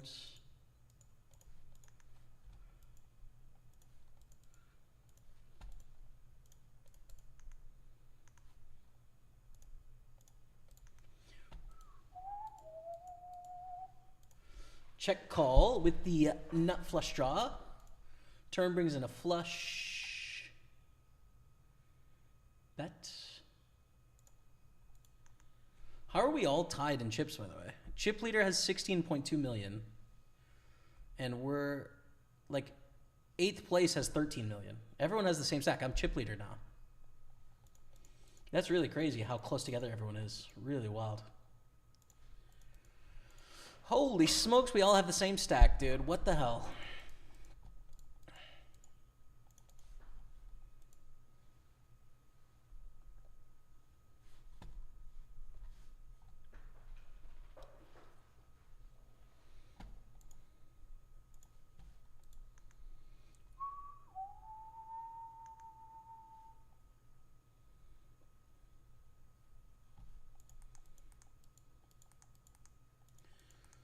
Raise 3-bet. We got a full ace queen, sadly.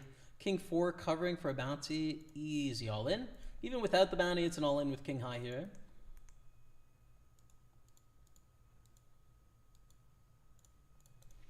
Call it queen 7. We get it in good somehow. Don't know how, but we do. Let's go. 87.50 coming our way and a bunch of chips. Wow. I mean, dude, I don't know. I don't know what to tell you. All of a sudden we've got a shot. We raise, get a call here. King 9-7. I do want to bet to give ourselves a chance of continuing to put pressure on. If we lose this pot, we basically join the rest of the big stacks. So I kind of want to keep trying to push so that we can maybe start to spin up a big stack here. Chip leader has 19 million on the other table, but we have a gorgeous hand here with jacks. So good that even 30 blinds deep, like, we're just going to 3-bet call here.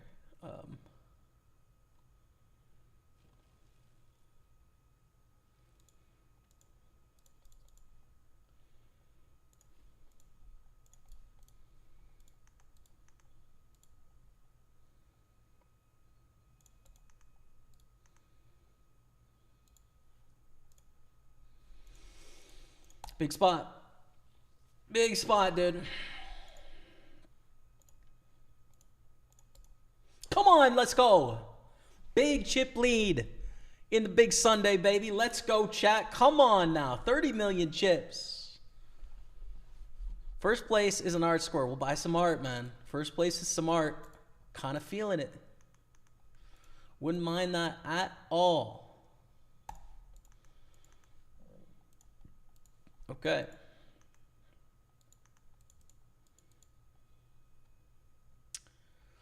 I got a raise. Take it down, which is cool. Hey man, I'm a Party Poker Team Pro, so I play everything I can on Party Poker, and then I'll mix in tournaments on other sites. In general, GG is my last choice out of all the sites, just because I think, you know, for a lot of people, it's their only option, right? Because they operate in a bunch of markets that other sites don't.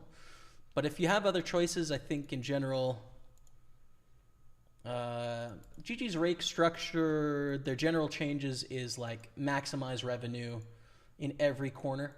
And I think pretty much every other site out there is doing things that are better for players, you know? So, you know, hopefully GG changes in the future. I don't think they will unless players adjust their behavior, you know? Like your comment in the chat of like, why don't you play there? The tournaments are the best.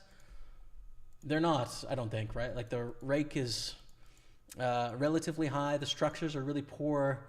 There's extra bonus rake on top of like bounty pools that take away your edge. The cash game rake is some of the highest in the industry. It's like there's nothing great about that, right? Like it's really bad for poker. So yeah, I have an account. I can play. I have played before, but if I want to fill from another site, it is my last choice.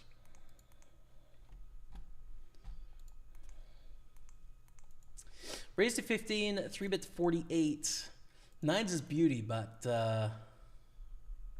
don't think we want to get this in here. I think we got to fold.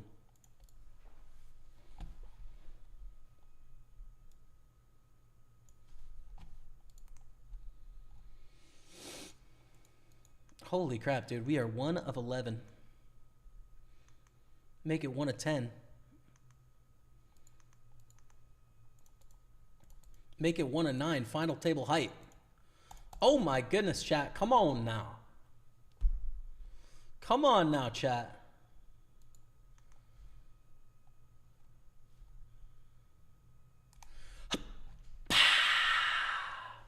Final table hype of the 215 Big Sunday.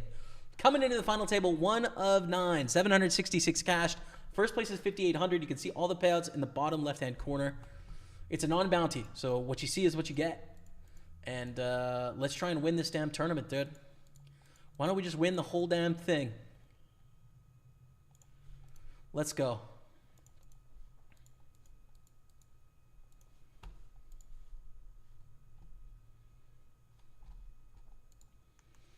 Eggs raises it up. Second biggest stack is Smash on 25, then 20. We're also on a final table bubble of the Super 215. Raise 3-bet, cold 4-bet. We fold, of course, with our piece of trash.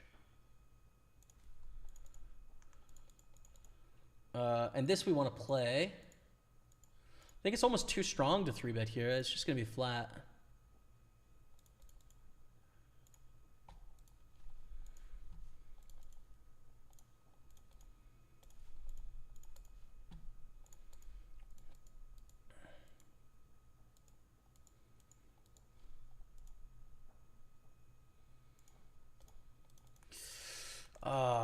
think we get this in. They shove for 8 blinds.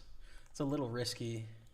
On our final table, we call a c-bet, but they do bet into 3 people here. It's worth noting. Ace-Jack against Ace-4. Mystery bounty potential here. If we can dodge another 4. Yeah, let's go. Now give us the 2 grand here. Come on now. Give us the 2 grand here. Okay, 60 bucks. That's not... It's just not it, Dottie. It's just not it. 60 bucks, all right. Bet call, check raise from smash. This is the meta in this spot.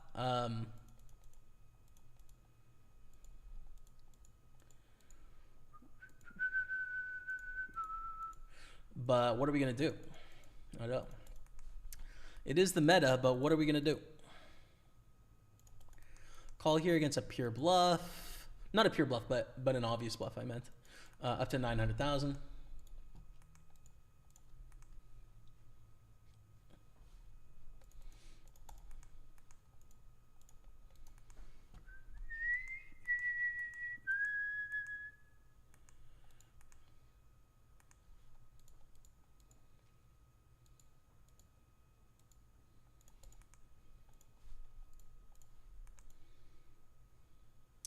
And all in for 4 blinds here.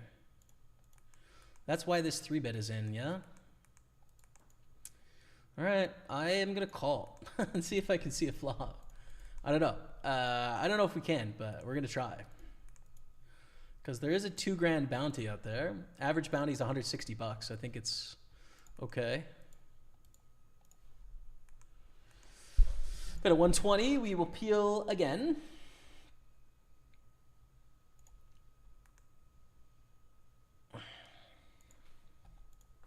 Check, check, Ciroc. Check it. Thank you.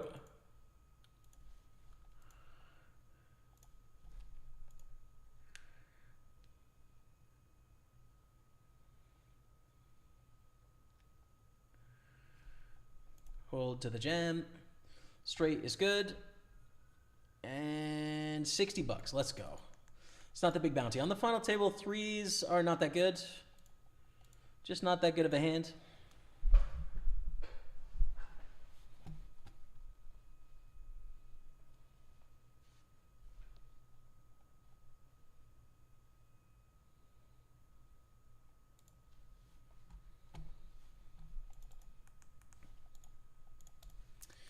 Three, 5 of hearts against the min raise, eh?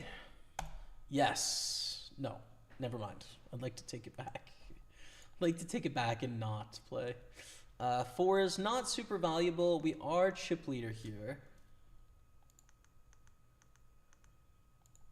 Yeah, I think as chip leader we got to open, but like these pairs are not the nuts. Granted, we're decently deep against a lot of people, you know? So sets will have some value.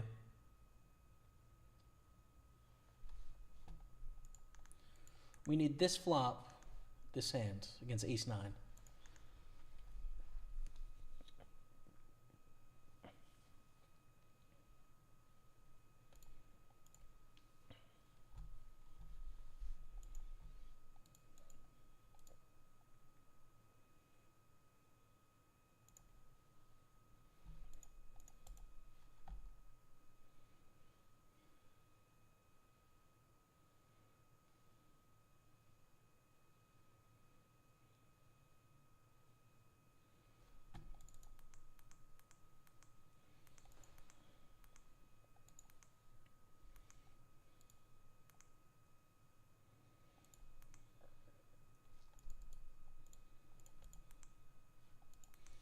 Pocket jacks is a huge hand. 9 of 10.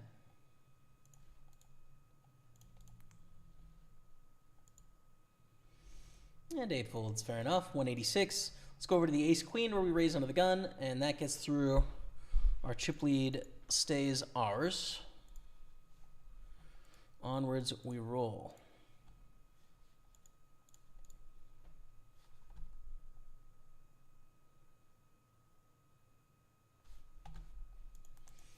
Priced in here for sure. 3s against 10-4. Whoa. 10-4 suited. No. Not now, Jean. Flush is good. Nice hand. This hand. Deuce 8's a fold.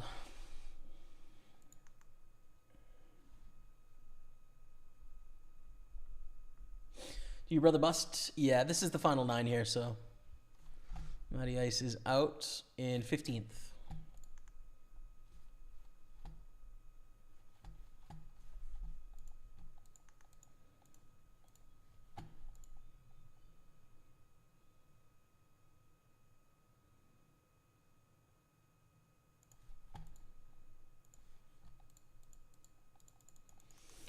I'm going to bluff-ish. They won the last hand, so I feel like we got a decent chance of getting it through.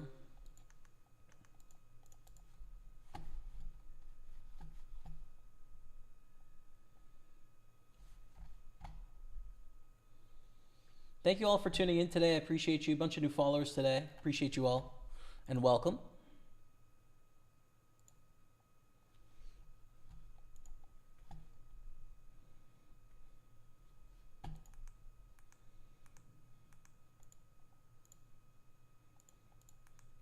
Ace Queen, we're going to open it up. 24 left.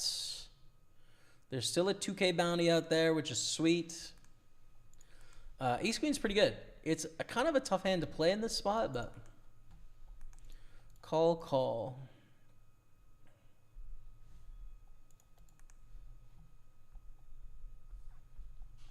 Check fold.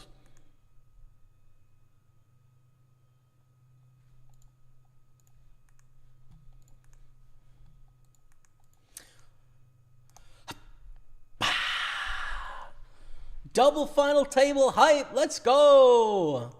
FT of the Super 215. Yes, we're 9-9. But why are you worried, bro? We're going to fold ace queen off. We're plenty deep, man. We got 22 blinds. Everything's fine, dude. 304 cash. First place is 1,500 plus bounties. So it'll be anywhere from 3,000 to 4,500, depending on how hard you crush bounties. We're probably not going to crush bounties as a shorter stack, so it'd be closer to the 3K amount. But to be determined. Let's see. You never know. And on our other table, kings against ace jack. I don't know who's deeper here. Wow. Ace on the river. Berry for eggs. Up to 10 million. And what wise men fear is on 2.2. No bounties in this one. But we do have double final tables on the biggest 215s of the day on Party Poker, man. On both of them. The freeze out and the knockout. So that's pretty good.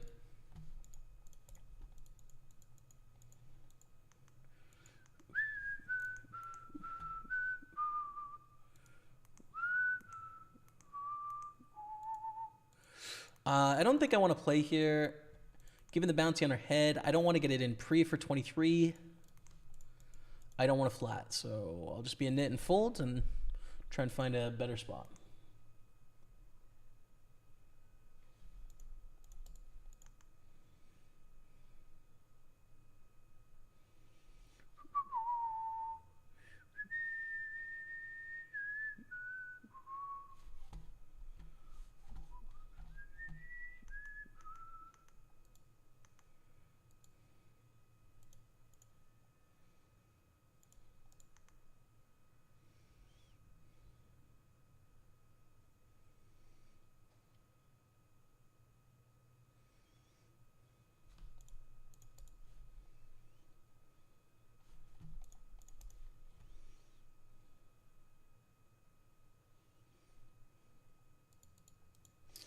Here's 3-bet to 3.2.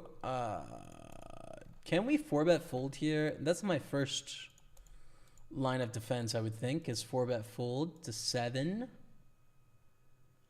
Seems good. Yeah, I like this. Sort of with blockers. I don't like playing ace-queen off out of position here, so we're just going to bluff our hand.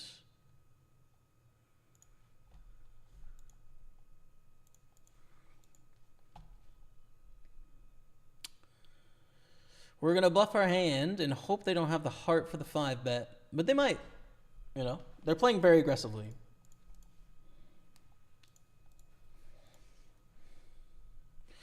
Fold. Fold. Ooh, everyone taking a look. Kings.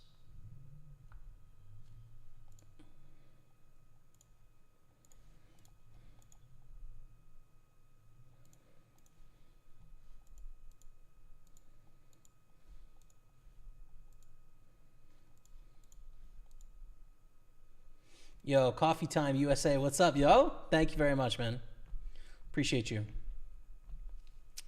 And we have a 3-bet. All right. Well, there it is, up to 3 million. I don't think we want to slow play kings. I think just 4-bet with kings.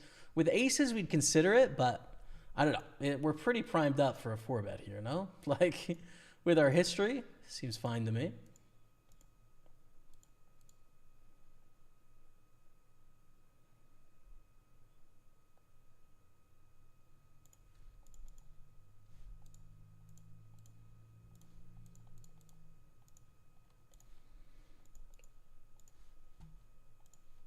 All right, take it down, 26 million.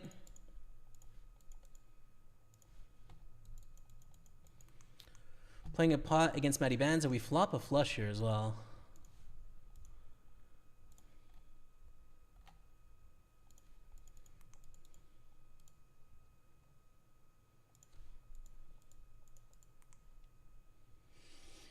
Ran up against a huge stack. Was 12 out of 120 players, a 7,000 entry tourney. Got an ace king for 10s for 10 like 10 big blind and a bounty, and lost the flip. Very next hand, all in pre 26 blinds. Queens ran into ace ace. Yeah, man.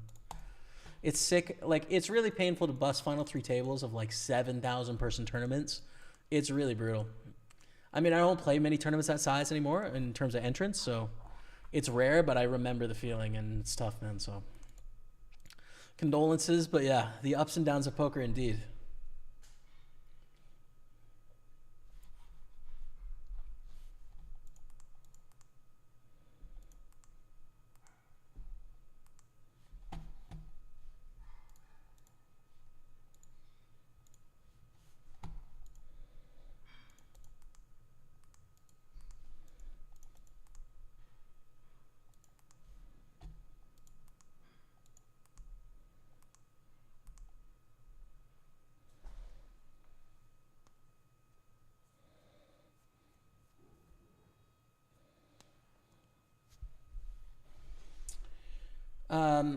As far as both of you being brothers and playing poker, what do you think are both one of your strengths and weaknesses playing poker? I don't know enough about Matty's game to assign strengths and weaknesses. In terms of my game, where I think strengths and weaknesses are, I would say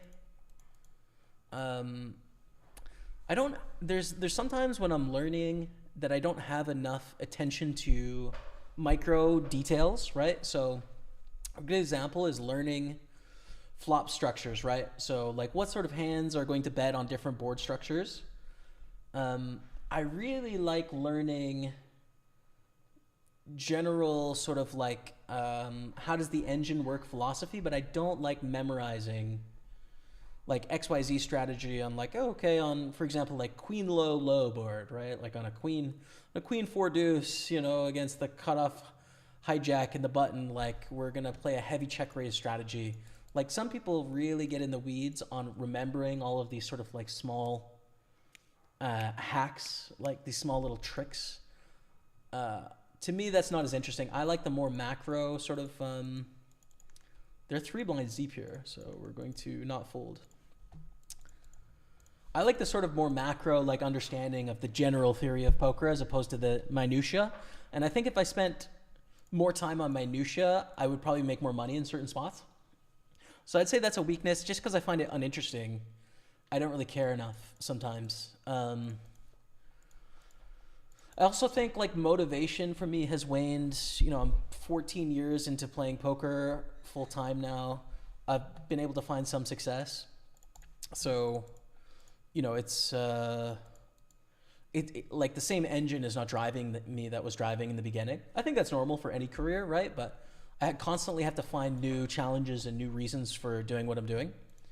So I would say those are 2 weaknesses of my game that I could work to improve.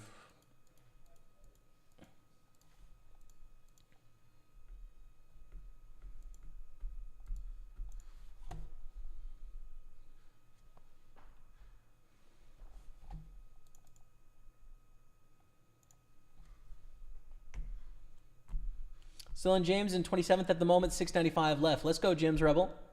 Come on, brother, let's go.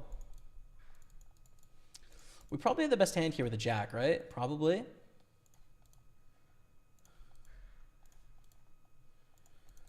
And on this final table, we're 8 of 9. One shorter stack here.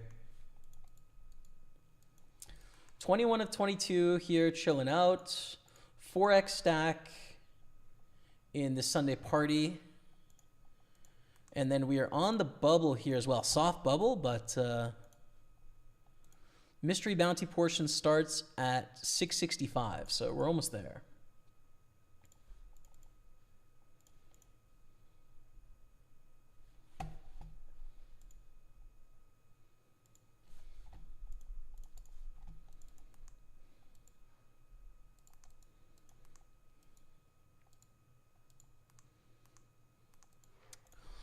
Gonna call. I don't think 3-betting is gonna make us a bunch of money here, right? The problem is our opponent will play really well. Calling off a decent strategy against a 3-bet. So I think call in position is okay, and then maybe do some maneuvering post-flop. See if we can't find spots to put pressure on.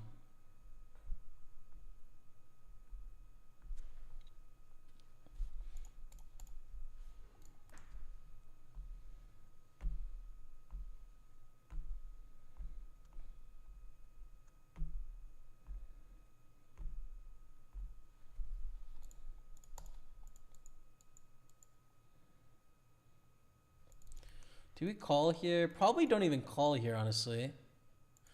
I mean, it is suited, but we need a really perfect scenario to find spots to play aggressively there. Bet of 40% on 469 will fold. Let's raise up ace jack.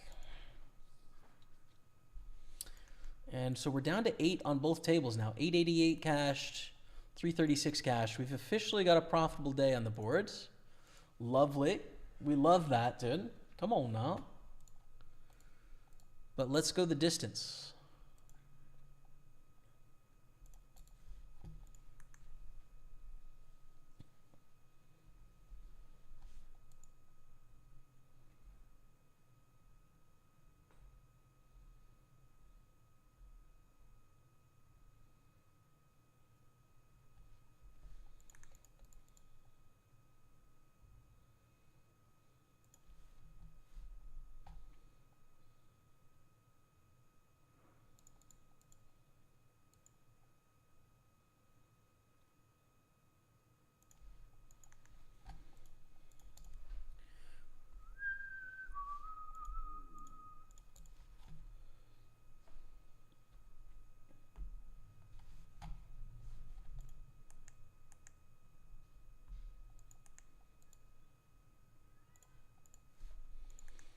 Queen jack is a raise. FTs, we're still chilling. Our double FTs, dude. This is a big pot. Smash against gamble.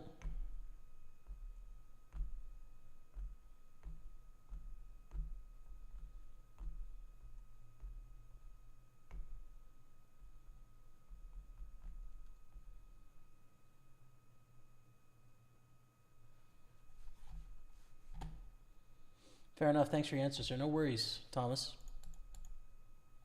No worries, man.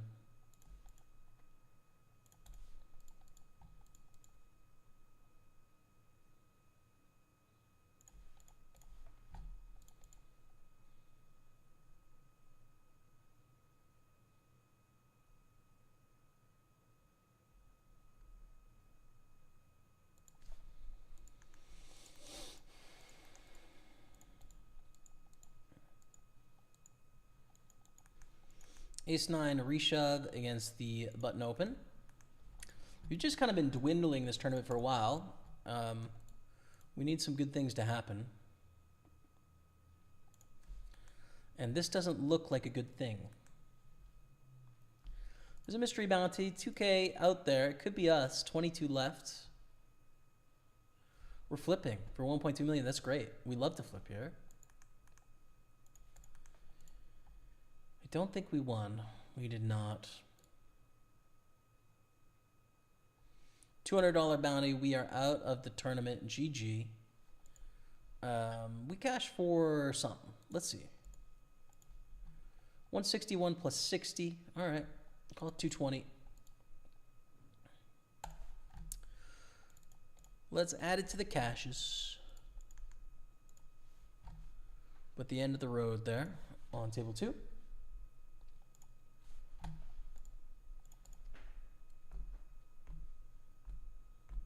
GG, Jamie, I like to watch your streams. You're the best poker streamer for me. Greets from Poland. Thank you very much, Jin Pili. Appreciate you. I like to do it, man. I like to play, so I'm glad you enjoy watching.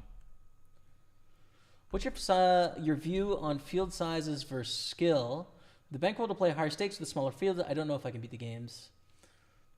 There's no way to sort of find out without trying, right? It's really difficult to know, for sure. So, you know, large field strengths, I think, or like large field sizes, there's a lot of variance, but then there's obviously a lot of dead money. Smaller field sizes, less variance, but probably less dead money, depending on what fields, you know? So, just depends. It depends. I don't know. I think you got to kind of dip your toes in and go from there.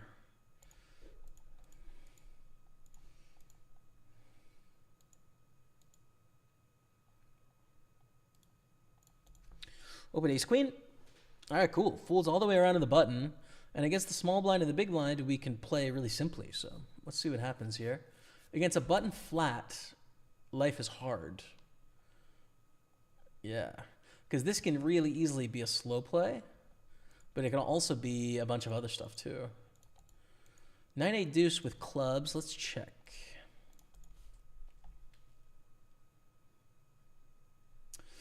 Good luck, Jamie. New to Twitch, but watch you occasionally on Facebook. Kylos Burrito, what's up? Thanks for tuning in, man. 1.2, cheap. I mean, cheap enough to continue here. King of the turn. Late here in the UK. Hopefully, watch you take down the 215s. Let's go. Let's get it done, man. Let's win it. Why not? And thanks for tuning in, dude. I was just in the UK. Literally 4 days ago.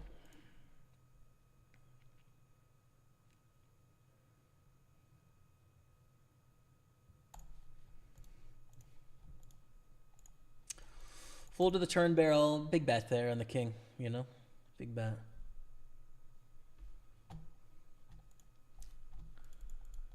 So, mystery bounties have begun here in the Micro Series main event. Top bounty is $4,000. The average bounty is $50. So we're going to be flying through these pretty quick. But yeah, down to the final 600.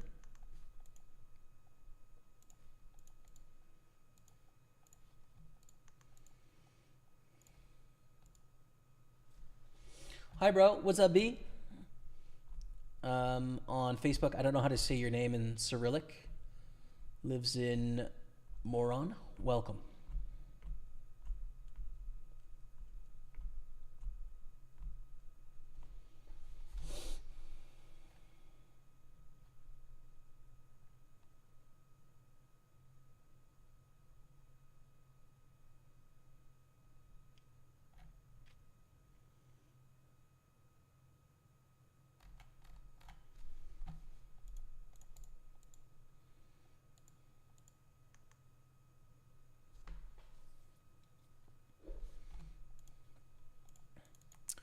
Here is an all-in on this table. We fold. Still the shortest stack, but not that short. 19 blinds deep. We're chilling. Ace-jack against ace-queen. We may get a bust out here. Whoa. Whoa. Big chip up. Vegan ape now is shorter, but not short. Shorter. Wow. Okay.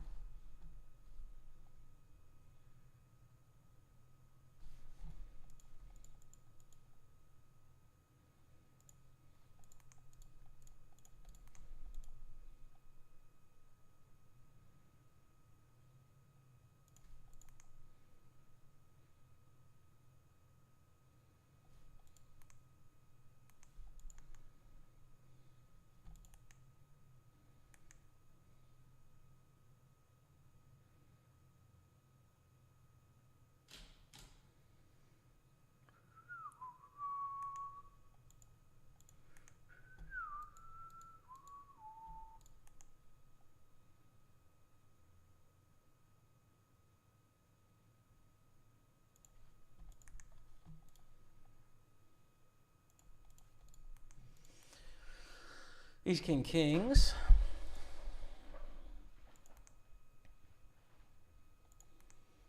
Kings print it. Okay, 800,000. I don't know who was deeper there. Still no bust out. Baby Shark with the double up. All right. King 10 on the button. We raise, fold. To jam. It's fine. What do you mean dead money when in large fields? I just mean that like the average opponent is going to be weaker. When you're talking like for example, the 22 main event here, right? There's going to be a ton of players that don't know what they're doing in this tournament. And that's okay, right? Like thousands of poker players are playing it. A lot of them will be playing a 22 for the first time. And that's fine. But on average, how much of their money are they going to get back? Maybe 50%, you know? So there's $10 that they're contributing to the field that in the long run, they're not going to get back. That would be considered dead money, right? Which if you're playing smaller fields, you're probably playing against people that play poker more often. There's still value, right? Like there's still the ability to beat them. But they might just lose at negative 20% instead of negative 50. So that's kind of the difference, I'd say. If you're thinking about it from like a pro's perspective, right? Of like, how do I maximize XYZ here? Of course, like there's the enjoyment level too of like playing large fields is fun. Luke Brooker, we're still going, brother. And we just made 2 pair. Double final tables here. The 215 Big Sunday and the 215 Super. We made 2 pair, but this big bet is a nightmare, actually. This is a nightmare. I want to fold.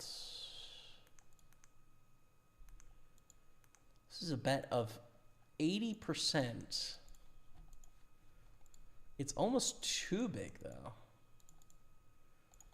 This is a bet sizing scenario here. The thing is, we're concerned about Queen Jack.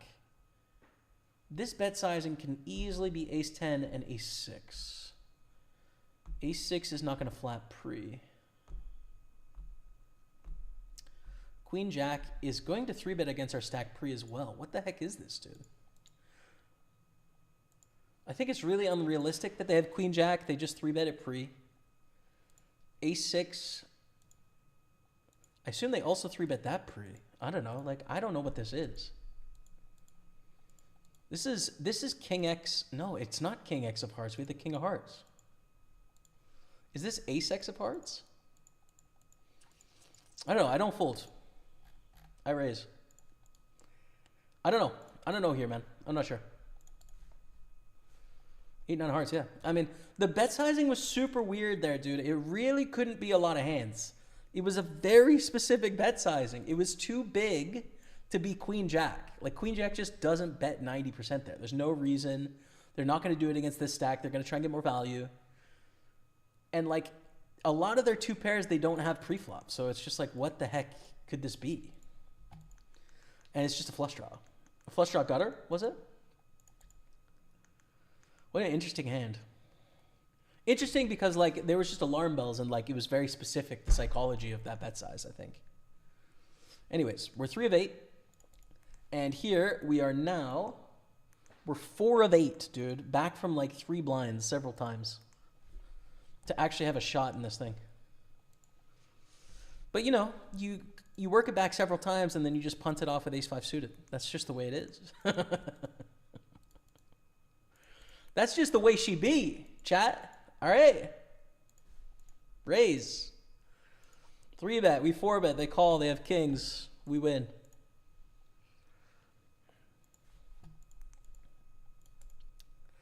Oh, poker, dude. We do love a bit of poker, don't we? Baby Shark flats. Okay. That's fine. Makes this hand a lot easier. You know, Matt squeeze jams, we fold. Post flop out of position, you know, we play it straightforward. They're all in here. Matt does jam, we're going to fold Ace-5. Or Ace-4, whatever it was, Ace-5. 8-4 against Queen 10 for 2 blinds. They win. Moving on. They're back to 5 blinds. We have double final tables, bro. Double final tables.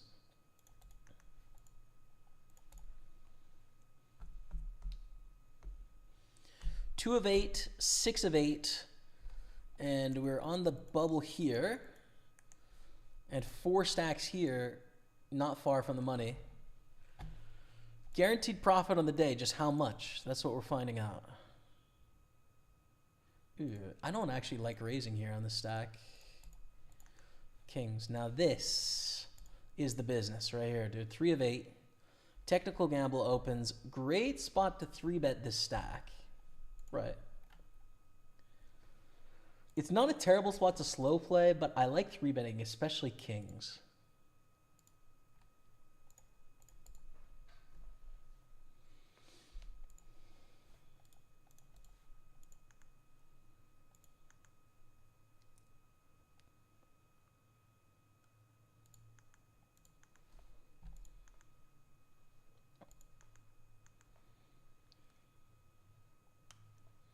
Sweet.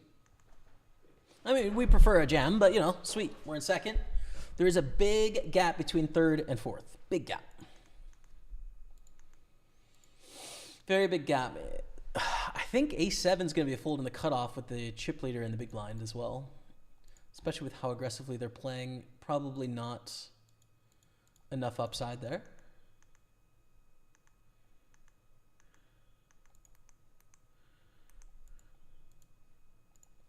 So it would typically be an open folding because of our opponent is going to 3-bet quite heavy. Fun.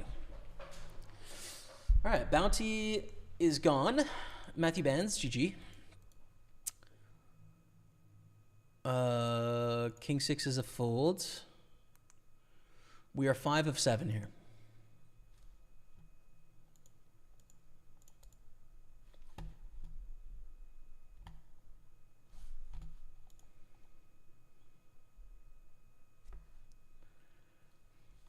We are in the money.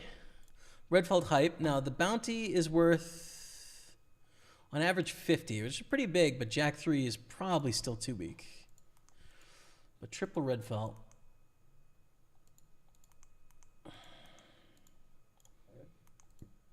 Call, Queen 9-7, 2 spades. I wish we were a little shorter so we could check raise. But instead, we're going to check call and play the turn. We don't mind a check either. That's totally cool. We're pretty much only losing to pocket 3s and king queen now. It's not very likely at all for a check back on the flop. You know, we feel really good about our hand after a check. 7 on the end. I think bet fold. I do think there's value to be had here still. Worst queens, 9x. And we can pretty comfortably fold to a jam.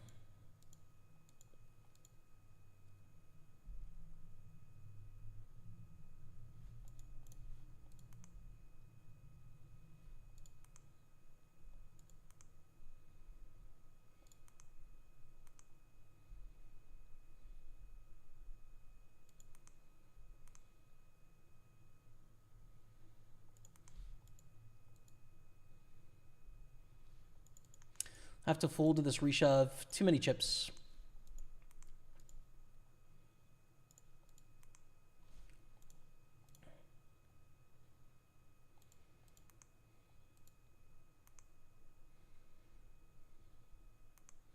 It's a long tank.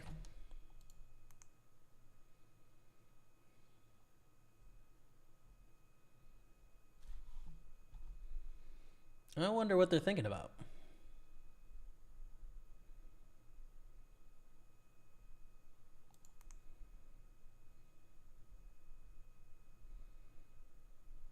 Let's go. Ship it. Putting us on the missed straight draws, flush draws, called by ace-4 of spades. Too wide, man. Too wide. You're blocking my bluffs. 500,000. We are in fourth. Good spot. Good spot. 2 of 8. 4 of 7.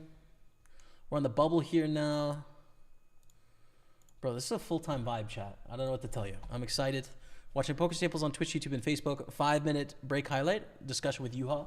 I'll be back in just a few minutes. Stay with me. Histories. So there was a recent discussion in the world of poker where a bunch of players came together, shared hand histories of a player, and discovered someone winning at a win rate that was theoretically almost impossible, right? So they highlighted a cheater through these hand histories, got them banned from the site, and everyone became aware that there were some vulnerabilities in this particular site. People don't have the opportunity to do that at Party Poker because we allow people to download their own hand histories, but it doesn't share the other players they're playing against. So could you give sort of some justification or your thoughts on why Party Poker does this and how you think about it? Sure. So the decision to remove the opponent's screen names from the hand histories, it was taken about 5 years ago, and that was actually taken to protect the players. So before, when all the opponent's screen names were in the hand histories, some players were, importing these hand histories in their tracking tools. They were forming profiles on their opponents and exploiting them that way. And in some cases, they were even data mining new hand histories for them that allowed them to have profiles on some players that they had not even played against before. So pushing back a little bit on this idea, in the past, you were the community that was finding these cheats, right? And you would use the hand histories and submit it to the poker sites, and it had a good outcome. So why should it be different now at Party Poker, and what are your thoughts on that? Yeah, it's a fair point, Jamie. Obviously, we acknowledge that players cannot do this type of analysis on the opponents that they see at the tables anymore on Party after we remove the screen names of the opponents. But we don't feel it should be the players' responsibility anyway. As we've covered, we used to be the players, we used to be those community players that, when we were playing poker professionally, we used to do it ourselves. We used to gather anything that we found suspicious at the tables and sending it to the poker sites to investigate. On our side, we feel that it's actually one of those most basic things that every poker operator should have covered. And personally, I wouldn't even be opposed to actually telling all these operators how exactly to do statistical analysis to highlight potential poker bot rings, because I don't think we should be competitors in this area. We're all in this together. The players, the other poker sites and Party, we're all in this together to kind of future-proof poker and keep the cheaters out. Okay. And how about collusion? Because I think collusion is an area where it's really easy to see when you have hand histories. This is commonly what we see discussed on Twitter or in forums. When you have a hand history where someone does something very bizarre against another opponent, it's easy to see in a hand history, and without it, it's not. So, what's your process for collusion in-house at Party Poker, and how do you have us covered, I guess? Right. So I mean, on Party we have this in-house tool where all the hand histories that are played in the networks, they get fed into this tool, and it automatically analyzes them, and it spits out alerts for us to review. Oh, brother Matty Bands dropping that big old raid. What's up, chat? Matty, thank you for the raid. Welcome everyone tuning in. We got double final tables. Super 215, 5 of 7. 2 of 8 in the big Sunday. Bands up top. Let's get it done. Welcome, everyone. My name is Jaime Staples. I go by Pokerstaples here on Twitch, YouTube, and Facebook. My brother Matt is also a professional poker player, full-time streamer. Check him out. He's on Twitch, and then he puts out videos on YouTube and Facebook at the moment. So check him out. Welcome, one and all. We're going to fold here the 3-5. So there's no bounties in this tournament on table 6, right? You can see below my face. No bounties, so what you see is what you get. The bottom right-hand corner is the payouts. However, on table 5, there is bounties, so that factors into the payouts. Let's see how it goes. Welcome, everyone.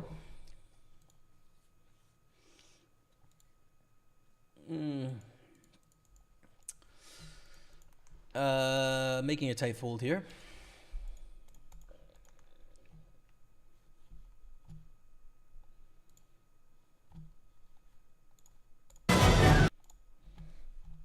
Sorry about that.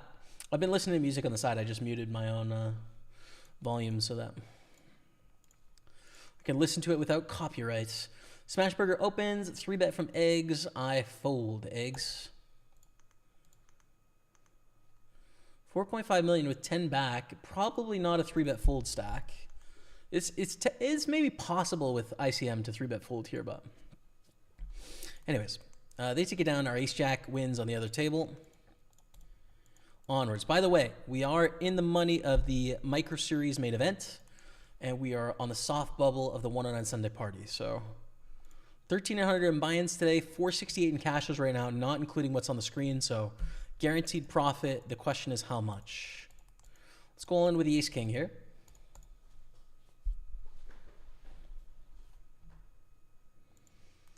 Nice, good. All right, mystery bounty. How much is it going to be? $19. Okay. So a bit below the average. There is the top bounty still, but average bounty is 47.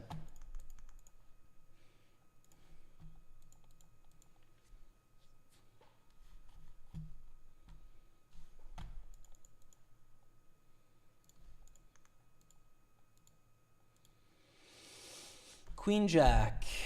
It's okay. It's a fine hand. I like it. The scenario is not great on the table, I'd say.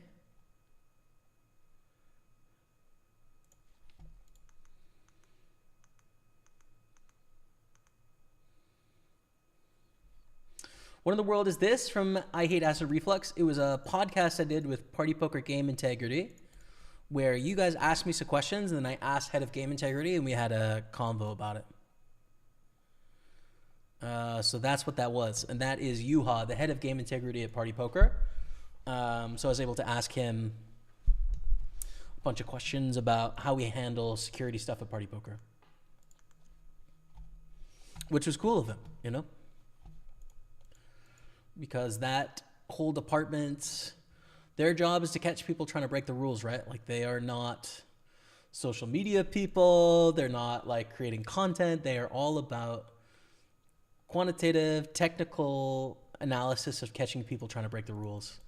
And so, you know, it was a big ask by us to be like, hey, can you come talk for an hour on video, even though like that's not what you do. But they did, which is pretty cool. So yeah.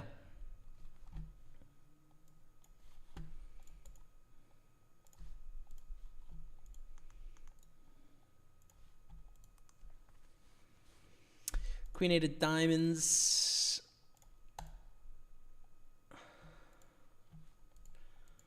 Okay, we're out. I mean, the mystery bounties are nice, but probably a little too much on the go here. Maybe not. I don't know. Maybe I'm being too tight. We're full a6. It looks like there would have been 4 bounties on the line here, which I think I made a mistake folding, honestly. Wow, 7 sevens, ace jack, 10 9. Ace jack loves it. Ace jack loves it, dude. 91, that's a nice bounty.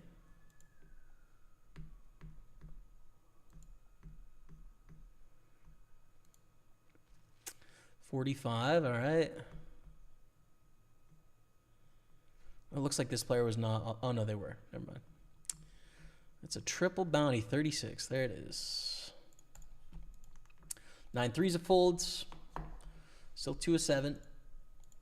5,800 for the win. Thank you, El Caro, for the good luck. Only thing I don't like party is the casino advertisement on break. I don't casino gamble. I don't think it's good for the degens of the site. Yeah, I don't casino gamble either. You know, like to me, it seems like a necessary evil, right? Like, it's something that they need to do because the whole game of Entain, right? Like, poker is a valuable vertical for all of these casino companies because, you know, they might break even on the poker or make a bit of money on the poker, which is cool, but really it's like bringing people into their ecosystem. And they're earning a revenue on other verticals, right? So if they need to do some cross-selling of like, hey, try out these other games, to me, that's fine as long as they keep poker beatable to where there's like professionals, to where there's a win rate, right? To where there's something interesting about the game. if you try and turn poker into a casino game like they're doing on GG, where they drive the win rates down to no one's winning, and they try and cross-sell, that's a problem for me, right?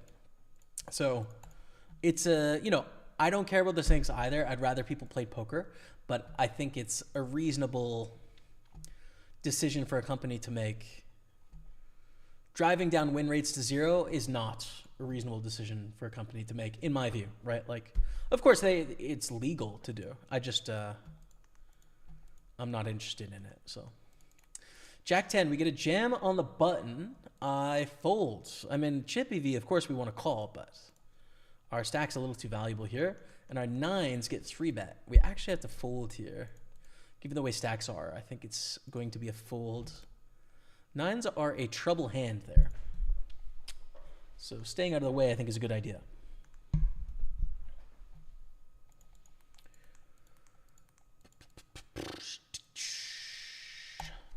Do you agree that RTA players should record themselves with a camera and their computers facing a wall and then compare the way they played versus the play off camera? Well, first of all, it's not my job to have a stance on it. It's the game integrity's job to have a stance on it. But that is one of the detection methods, right? Like, it's talked about in that podcast, how if someone is playing in a way that is too close to, like, theoretically optimal, they have to reproduce that play in a controlled environment. And so if they're unable to reproduce the play, then, their accounts will be closed, right? So, I think exactly, if people are playing too close to perfect, they should have to reproduce the consistency of their play, I think. What the heck do I do here on this 1/4 bet? I really hate this spot because of the other stacks, but fold ace 10 to under the gun here, 3 of 7, middling stack. This is a great turn. I don't think folding is in our future. I don't really want to see a club on the river, right? Like, jack of clubs would be pretty bad. 10 of clubs would be pretty bad.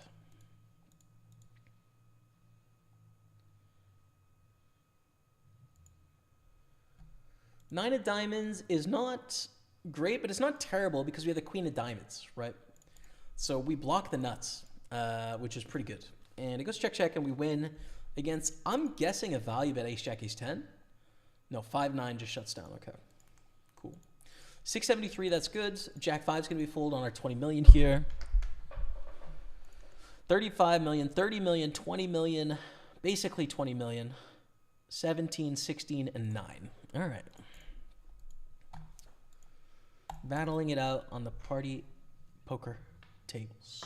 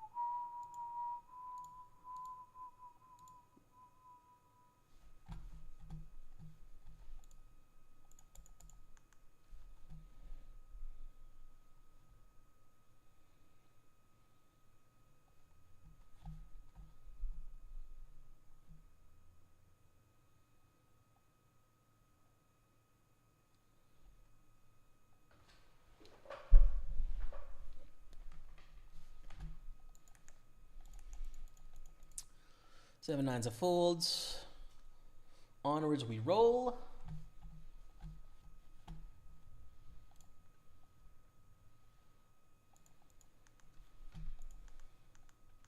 Jack 10 under the gun is no good, not worth it. And 7-10 as well. It's just going to be a fold. Thank you all for tuning in. Appreciate you. What have GG made to make players break even on their site? The rake structure is really high. The tournament structures are very flippy, to where when you run deep in the tournament, everyone kind of has the same stack. So they've sort of finessed the structures to decrease the win rate. And they also added progressive bounty pool, which took money out of every buy-in for like a jackpot bounty, which is technically break-even EV, but it's increasing variance and decreasing the amount of your buy-in that can have a win rate made on top of it. You can also see what they're doing with high-stakes cash now, to where like every cash game 25-50 or above is invite only. So they're just doing whatever they can to drive revenue however they can, right? The thing that is obviously missing in my mind is that poker is only interesting because of the competitive spirit of being able to play poker. It's not interesting as a gambling game, right? It's there's lots of gambling games. It's a dime a dozen if you want to like figure out the way to put in some money on a coin flip. What's interesting is it's human being versus strategy, with a ton of variance thrown in, right? And it seems that GG and the Russian affiliate of GG is doing everything it can to turn poker into a coin flip, where it's just like players break even and they catch rake. And I don't know, like that is not what poker is to me, and it's also not interesting to me. It's not what I signed up to play. It's just I'm not about it. Now they can do that because they're the market leader. No one's stopping them from doing it. They're operating in a bunch of countries that other poker sites will not operate in, right? As we lose to a River Queen there, unfortunately. So they kind of get to, decide to squeeze every dollar out of poker if they want to. And that's what they're doing, which is fine. But like me as a player, obviously I play with PartyPoker, right? I support PartyPoker. I want you guys to play with us at PartyPoker. I play almost everything I can there. But if I'm going to play somewhere else, the only recourse I have, other than being honest with what I feel right now to you guys, is to just play another tournament. And to me, this seems like the most easy sacrifice to make as a person, right? Like, listen, if you're living in India and you don't have any choices of playing in international player pools, your only choices are going to be like, ACR and GG, then it's like, okay, well then you're going to play both of them, and that's fine. But if you're in, England, and you can play on any site you want to, like why, and you're playing a $109 tournament, like why would you not choose one of the other 109s? Why wouldn't you play the PartyPoker 100K guaranteed? Or if you, for some reason you hate us and you don't want to play with us, why would you not play one of the other 6 sites, 109 tournament? Even if the guarantee is like 60%, you can still win crap tons of money. It's not going to affect your bottom line at the end of the day. It just seems like such a tiny sacrifice for the good of the game, I feel the same way about live poker, like poker rooms that operate in a way where they are do predatory things, essentially, right? Like I can think of the Venetian ran a max prize pool tournament where no matter how many people entered, this was the prize pool. Like that's something I would just never want to support. It seems so easy to play at one of the other 100 tournaments that are happening that month with a big guarantee, then go and play that tournament and support such an egregious mockery of our game, Like, I think we should be principled as consumers. We have so much choice. It's really not hard to be principled as consumers and choose what is best for our game. But poker really means a lot to me. I really care about it. It's been a huge part of my life, so that makes sense, right? I have to check here on the turn. I hate that. It's different if it's, if poker doesn't matter to you, right? Then it's like, okay, well, why do you care? It's just like something you do for fun, and I don't have any leg to stand on. It's like, yeah, fair. Bet, check. Do we want to bluff on this river? We're not going to win a showdown. Is this opponent the type of opponent that can fold, though? Probably not. So I give up. Jack 9 is going to win. I am pretty sure that hand's not going to fold. You know, we have an opportunity to triple barrel there with the queen 4. I decided to give it up. We're going to jam this 10 blinds deep, but with the bounty in play, I think it's an any 2 spot.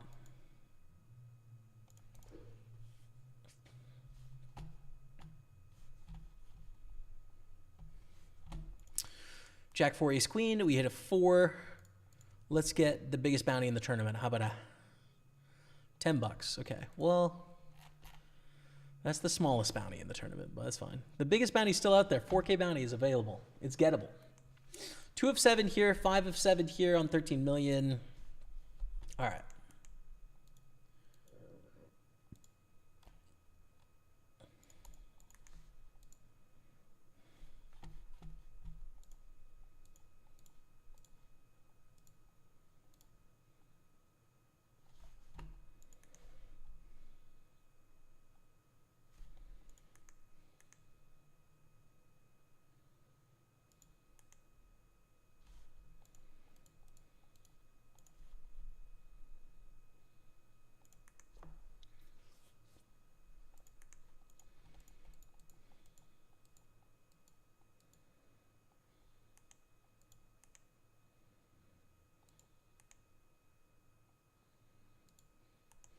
Take it down there with king 10. Ace 4 suited. This is a good 3-bet bluff spot.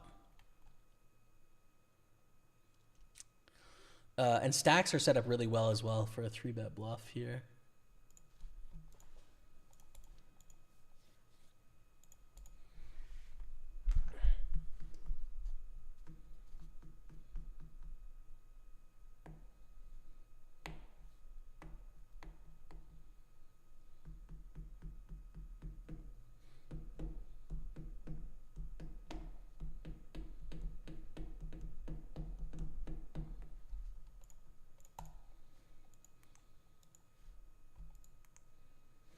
Fold to the jam. Fold to the jam. Moving on, moving on.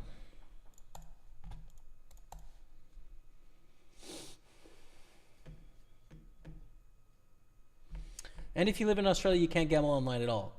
Yeah, I mean, I have no complaints against people that live in, you know, Saudi Arabia and are playing on GG. It's like, yo, you want to play poker? I mean, do your thing, dude. You know, like, I'm not here to stop you. But I do think if you're informed on like what the differences are and you have choice, it's so easy to make the right choice for poker. It's so simple to just like opt out. It costs you almost nothing in EV. It really doesn't. I think being principled as a consumer is like a great thing. And no one's going to give you any prizes as we make a flush, right? Like you're not going to win any pats on the back. But it's just at the end of the day, you're at least contributing to the whole in some sense, right? But I do that in general a lot with a lot of things, you know? Like, and I don't know what it is about me that makes me process the world in that way, but like there's some countries I'm not interested in visiting because I don't agree with their stances on various things, right? So I'm just like, I don't want to spend any tourist dollars in these places because I don't really want to like do my little contribution to their economy as like a vote of confidence in what it is they're doing. I'm interested in other viewpoints and ways of thinking, but like I don't want to go to a country where people die for being gay, for example. Like that bothers me. I don't, you know, I'm not suggesting my ethics are the only way that the world can be. I just like am a person that has a view, and I like to exercise my rights as a person in terms of how I proceed in the world, you know? So like, I don't know, like I just believe that.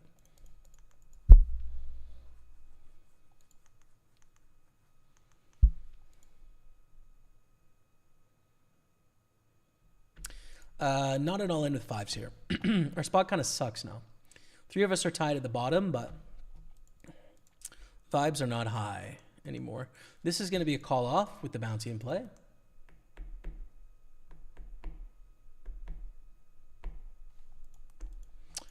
Jokes. That's the 4-bet.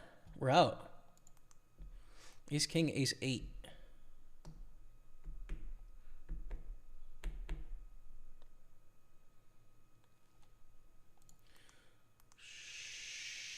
Sheesh. $20. $20 it is. The 4K bounty is still out there. For the taking, it's still available. Hopefully it's on our head, man. That would be great. I think we're just going to win the Micro Series main. I'm assuming it's a 2-day tournament. I don't know for sure, though.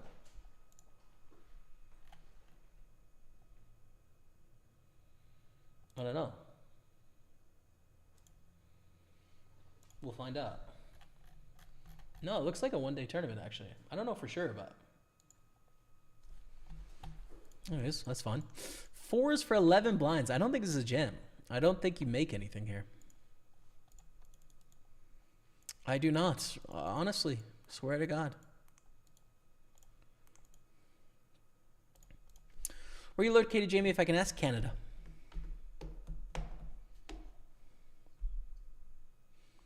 In Montreal. At the moment.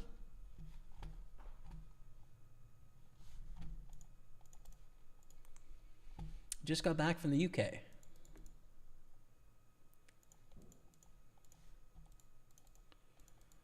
Do we want to bluff with queen 4? I don't think so.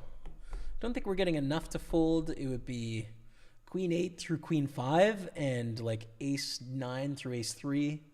And that's a big ask as well.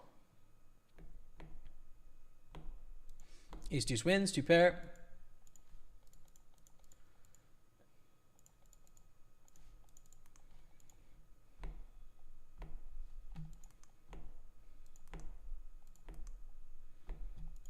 And we are all in the small blind when it folds to us with any king we got is all in here. Excuse me.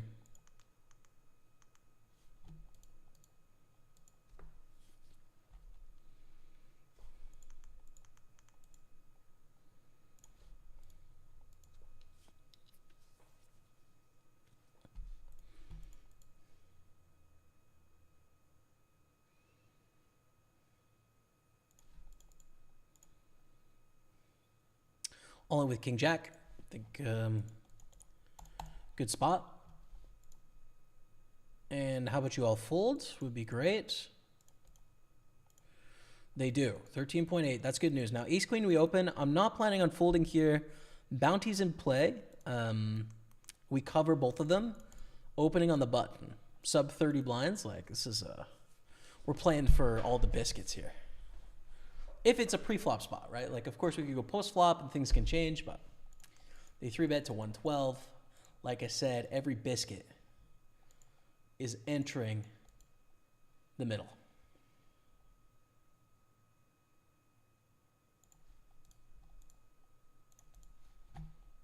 Yeah, it's a sad vibe, I'd say. Heart! We're still in, but it sucks running ace queen to ace king, dude. Button versus big blind, it just sucks. It's unavoidable.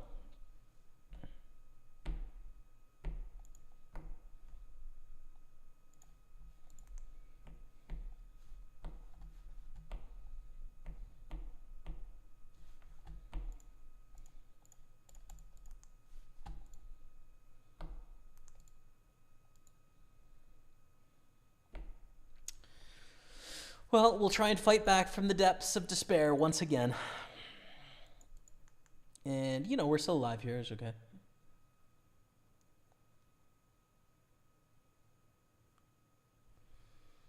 I hear you, Luke. I hear you, man. Do you think you need to study GTO to be a winning player nowadays? I don't think you need to, but I don't like the question because I think if you want to be a winning player, you should do whatever you can to improve. And I think understanding GTO thinking and game theory and math will help you be a good poker player. Whether it's the thing that pushes you over the edge or not might depend on your skill set, but like to avoid it because you don't have to is a mistake. You should do whatever you can, right, to learn. So I don't think you need it, but you probably should learn it, you know, helpful.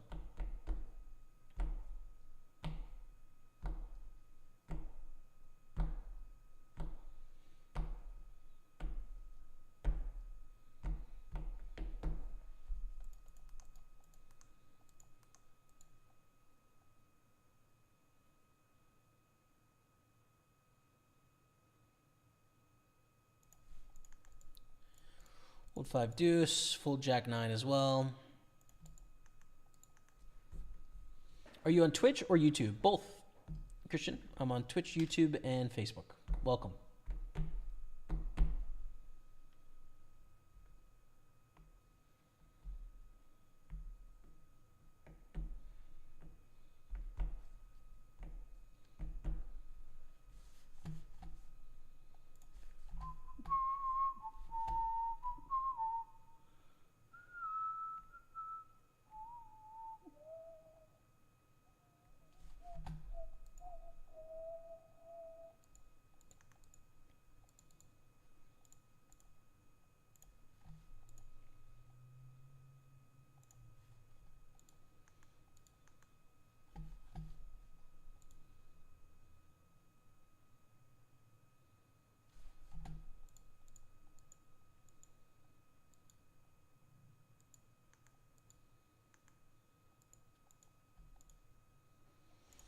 Eggs is all in. Basically tied the three of us in a very short stack. What's the worst part about Montreal? It gets very... Well, it's quite cold, so it's a little bit of a downer from like maybe January 20th until like March 20th. Winter is a little long, so it's slightly painful that way, where you just really would love a bit of warmth. I would say that's the biggest downer. I also think that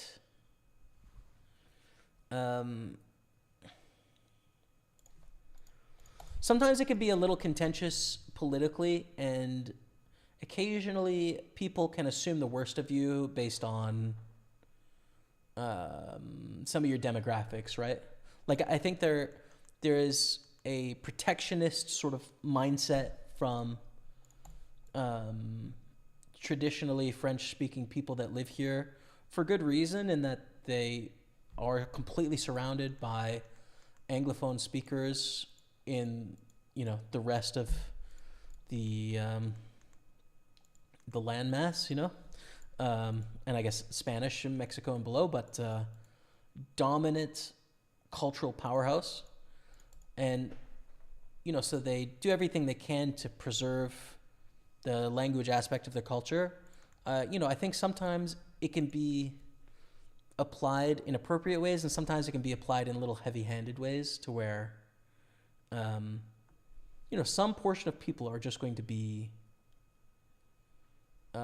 unreasonable in terms of the way that they treat you, right? You know, I don't know if this is a reasonable comparison, and it's like a pretty loaded one, but, you know, take, for example, the conflict that's happening right now in the Middle East between Israel and Palestine, right? You know, I have good friends that fall on both sides of the perspective in terms of how they feel about what's going on there. I've been trying to learn a lot about what's happening, and, you know, the opinions are very strong, right? And on both sides of the divide, there is unreasonable arguments. That's the thing. So if you try and like summarize the whole group by what the worst people are doing on each side of a topic, you're going to have some pretty hateful stuff, right? There is, you know, like blatant colonialism from some people, and there's blatant anti-Semitism from some people, and I don't think they capture the positions of the majority or the average, but there's terrible things that take place on both sides. So, I mean, there's that thing where it's really hard to suss through because no matter what group you're a part of, there's terrible ideas attached to it. It's a little bit the same or similar with language stuff to where, there's just like 1 in 100 people is just going to hate you because they are kind of unreasonable. And that's just a part of, being like a language minority, right? It's just like, oh, well, you're going to have to deal with some people are kind of mean sometimes, and is what it is. So I think that's part of the work that comes with living in Montreal. Like it's not, you can't just pick up and move here as an Anglophone and expect it to be simple. There is some tasks that are involved, which is, if you want to be socially accepted, make some effort, right? Every conversation is going to have some barriers and burdens. There's going to be this little dance of figuring out which language each speaks and figuring out how to get to that point. Social expectations, there's some uncertainty in terms of changing political landscapes, in terms of like what services you can access as a person. As of now, I can access pretty much every service in English if I need to. I also am young and technically capable, so I can translate everything I need to, right? But, it's like there's challenges. It's worthwhile. It's my favorite place in North America. I love it here. I think it's infectious. It's so exciting to be a part of, but you ask for the worst part, like that for me as an Anglophone is one of the hardest parts of being here, I'd say. All right, so we bust there. I don't know how much that was for. Can you guys tell me how much that bust was for? Did I write it down when I got it in for 3 blinds there? I don't know. Queen 9 suited, this is an all-in for 10 blinds on the button. Take it down, cool stuff. 3 of us are tied.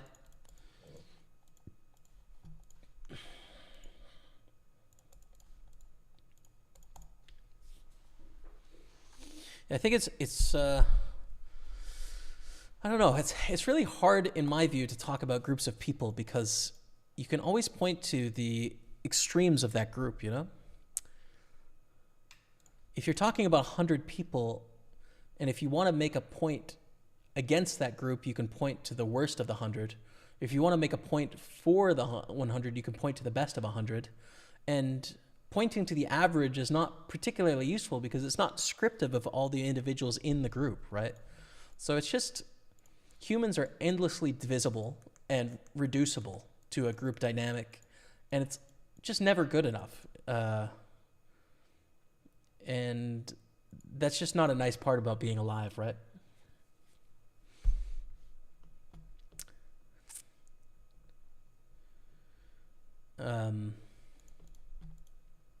Yeah.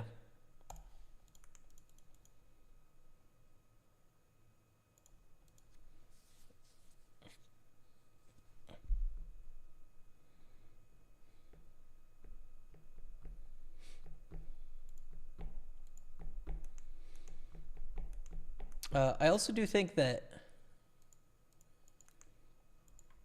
one of the things that's really charming in my view about Montreal is that I don't think Montreal knows how great it is from an international perspective. In that, of course, the average person that lives here, does a little bit of traveling, goes on vacation, but doesn't necessarily have as much international context as I've been lucky to have. And so there seems to be like a lack of belief or understanding as to why English-speaking people would even want to be here sometimes by some of the most extreme, sort of like language divide people. And I don't think they realize how great it is here. From a certain certain set of values, but the ones that I have, there is nothing like it over here, dude. There's nothing like it on this side of the ocean. And there's not even really anything that's close, to be honest with you.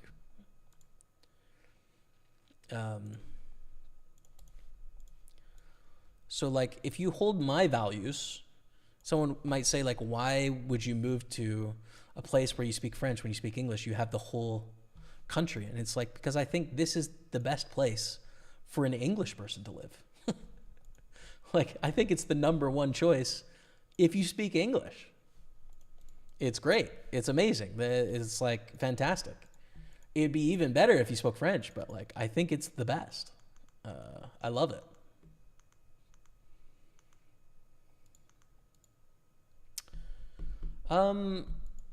Okay. Queen Jack here. We lose another player. We're 5 of 5, and we're all in with our Queen Jack. We are now the shortest stack. And holy smokes, do we have some hands. Kings against Ace 10.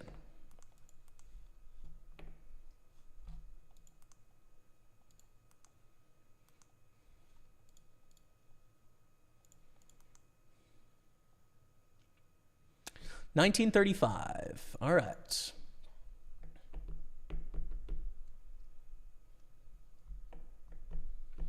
That argument works pretty well for American politics too, for sure. Yeah, I mean, the discussion is terrible because like people just make examples of the worst.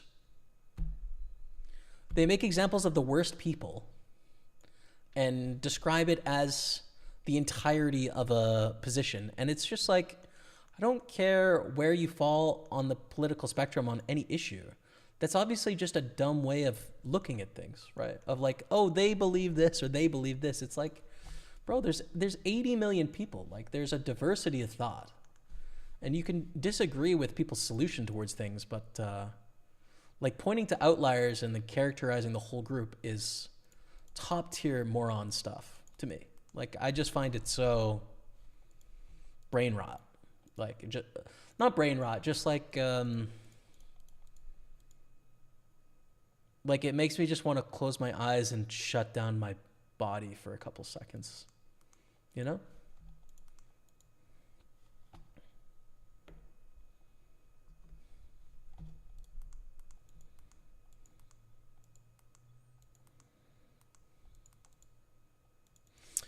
So an open here, I think we can 3-bet for value. I mean, I don't want to get this in for 60 blinds pre. It's a cutoff open, but I think there is value in 3-betting here, so we're going to do that. Poop34, the legend. What's up, brother? 108-month resub. Gets a love in the chat. He subscribed for 7 months in advance. 108 months is 9 years still doing it. Much love to you and family, Poop34. Thank you so much, man. Appreciate you. Yeah, we fold. Damn it, dude. I really didn't think this was going to happen very much, but here we go. I'm out. I don't know. Obviously, if I know that's going to happen, I'm going to flat pre. Poop34, bro. Thank you. Appreciate you, Poop34. Much love, man. As we were talking about an extremely divisive issue at the moment. I don't know if you want to or not, but, you know, nonetheless, there's chat going on about it. Mr. MXV says on Twitch, the mere existence of Israel is a sign of anti-Semitism because Europe after World War II, instead of reasserting the Jews, what Europe did to the Jews was unacceptable, told them to go to Palestine and leave Europe. What I know is that I really don't know enough. What I don't know that really makes me hold back on like having a personal position. Well, first of all, let's play this King 4 because it's a defend. And check fold. Is that there is some historical claim to land in that area from the Jewish people, right? Like Jerusalem and stuff. And there is a thousands of year history of people living there. Of course, like, you could go back in almost any land and find that it was previously owned by someone else. So, like, when does legitimacy of owning a place expire? I don't know, right? Like, I don't know if ancestry of owning a place is legitimate. You know, I do understand, like, treating people fairly and decently, allowing people to have autonomy, but also, you know, having self-defense to some extent, right?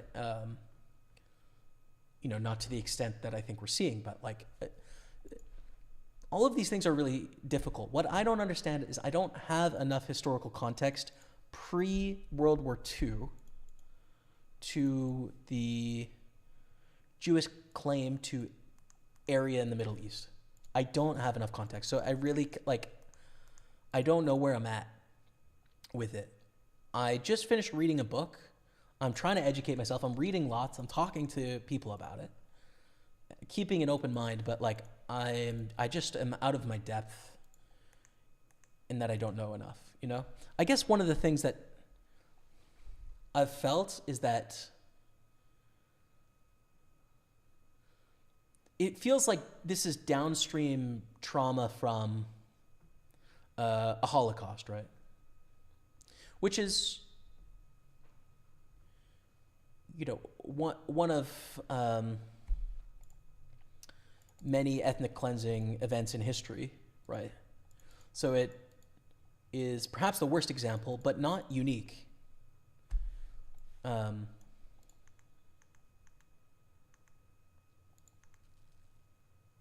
on, let's go, baby. Back up to 20 million.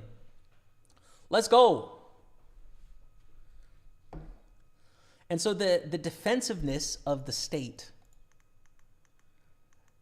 seems like a response to a trauma that a people's went through.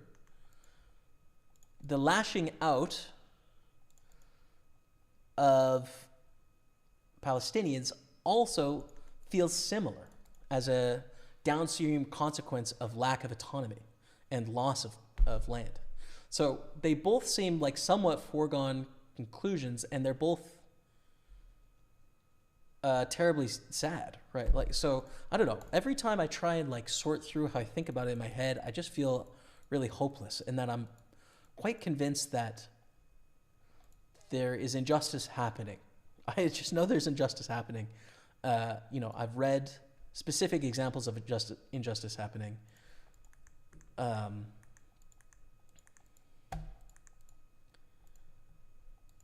Yeah, dude, I don't know. It's brutal.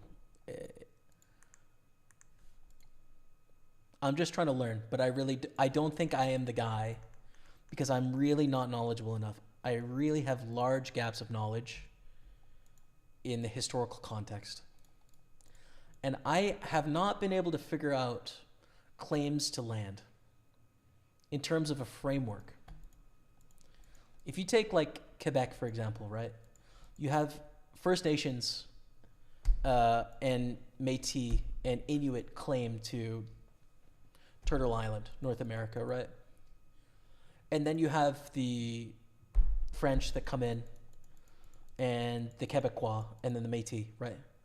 And so there's the First Nations people that have claim on the North American land, and then there's the French separatists that want to separate from Canada because they feel as if they have claim on the land, and then there's Canada that feels they have claim on the land. And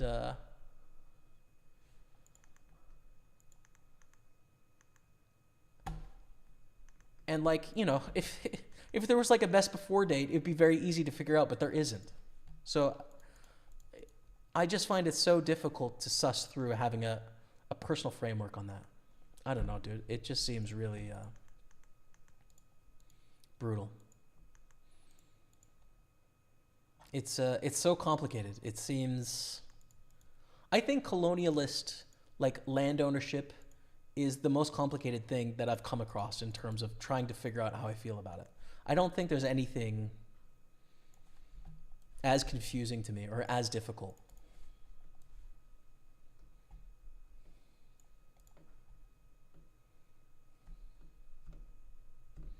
I find it really hard. So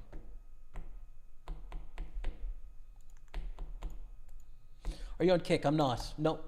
Twitch, YouTube, Facebook.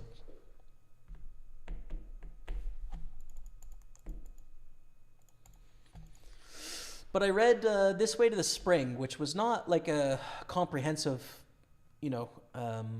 discussion of the history. It was really just reporting on the ground Palestinian stories of resistance, right? So, it's giving one perspective. It clearly exposed some injustices and some unfairness, but it's not nearly enough to understand to feel as if I can speak on the issue, you know?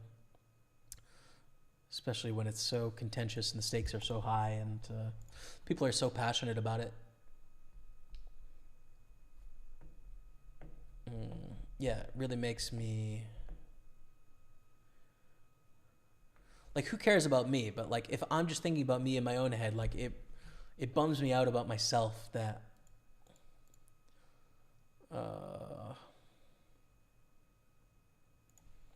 I'm not able to come to some sort of conclusion, you know? King 7 offsuit is going to be a fold here.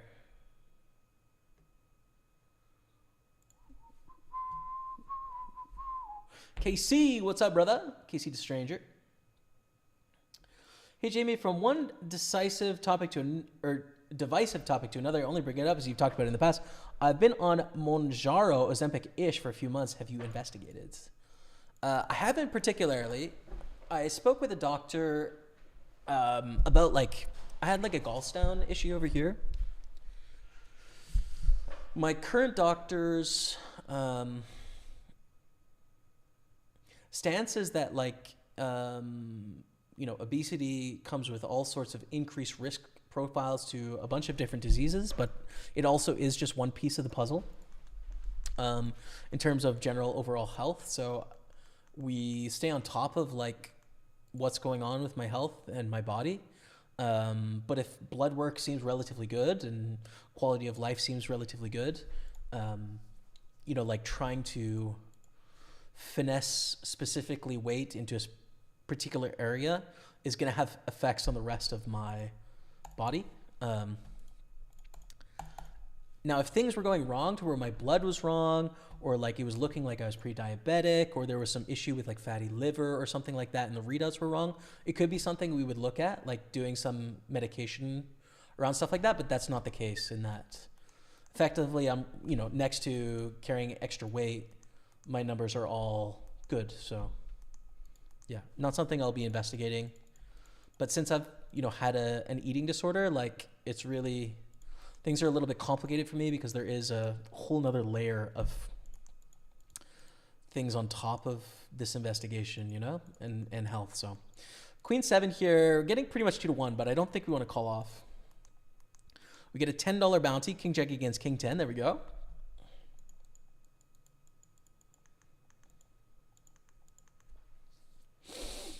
Uh, 5-6 offsuit, we're going to fold.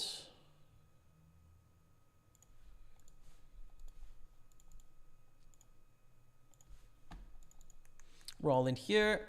116 left, 151 cash. Let's go, baby.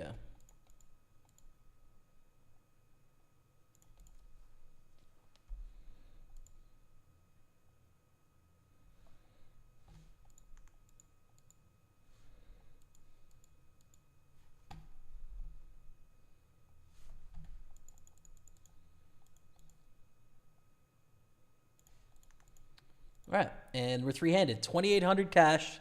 There's another $3,000 up for grabs, but it's like 111 million and then double us. So basically, getting a ladder is a huge victory for us, right? Like, getting a double up does not increase our chances of winning the tournament that much. Getting a ladder is a big deal. So we call. Ooh, check jam here? Probably. They're really incentivized to fold a bunch because they would love to just whittle both of us down. So they're going to call this jam pretty tight. With 8 million out there and flopping a pair, it's time. Let's go. Great. So now we're, you know, we're pretty tied with eggs, and we've got a, I mean, not quite a 50-50 chance between the two of us for second place. Sometimes we're going to win this tournament still, but. Oh, King 5 into 7s, GG. Oh, just kidding. That's a king. We're fine. No problem. No problem, dude. We're cool. We're chilling. We're chilling, man. So now we're in second.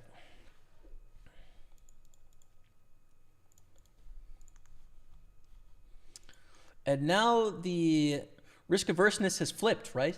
In that we don't want to risk it against smash when we have almost double eggs. Always need a bit of luck. You do. That's true.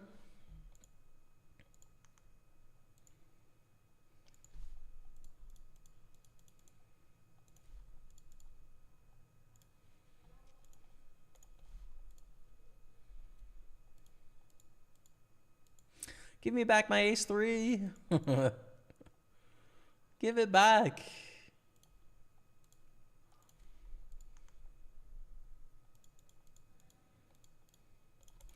Yeah, I hear you, Mr. MXV. And like some people I know and trust have the same viewpoint. I can't take your word for it, obviously, because of how divisive things are. And I haven't read the source material to know for myself, right? But I'm reading what you're saying and I'm taking it in.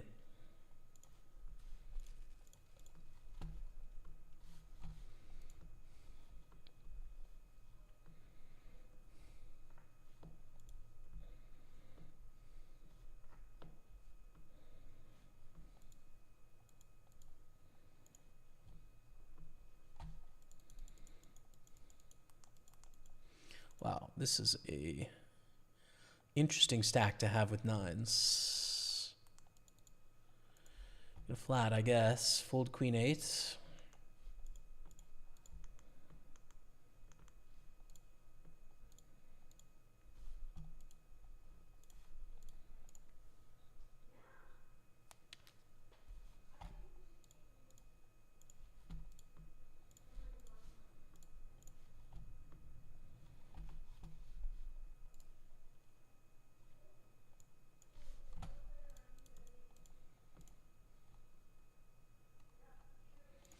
We need to bluff 9s. Trying to bluff king high, queen high, jack high, because we got counterfeit there. And we take it down.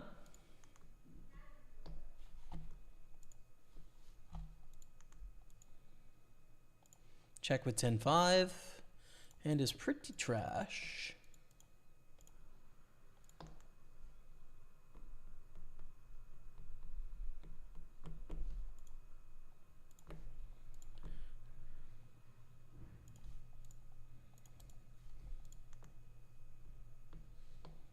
Thanks for answering all my questions. I had to create a Twitch account to send you a Prime sub. Hey, James. Thanks, brother. Appreciate you, man. Thank you for that. Of course, anytime. Happy to. There it is. There's that Prime sub. Thank you, Wallace Poker. Very kind of you, man. Welcome to the sub team. Appreciate you very much. Thank you. Thanks for the support, everyone. We got a lot of people here, too, man. 250 plus 118, 350, 370. Yeah, about 410. Thank you all so much for watching. Hoping I can win this. There's another $3,000 up for grabs, which would be sweet. But no matter what, we've got a really nice profit on the day. So that's happy. 25 of 133. The biggest bounty's gone, so that kind of sucks, but still. And then here we're 92 of 102. This is a 2-day tournament though, so we play down to 16, I think, then come back tomorrow.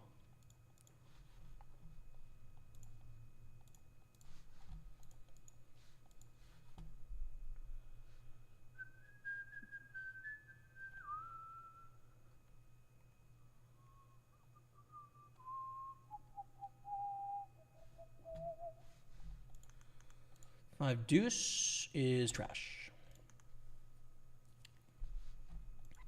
All right, we're actually going to go on 5-minute break here. So let me grab a drink. Watching Poker Staples on Twitch, YouTube, and Facebook. Let me play this King 5 first because it's going to be check raise all in. And yeah, we're going to close at this final table when we come back in about 4 minutes, okay? Thank you guys for hanging today. 25K. Protecting from not a lot here. There's only 4 cards that are overcards, right? So check raise seems not as vibe. There's not as much incentive to check raise. And we shut down a lot of bluffs, you know? I think check, put this in out of position in that we have much less than the pot left.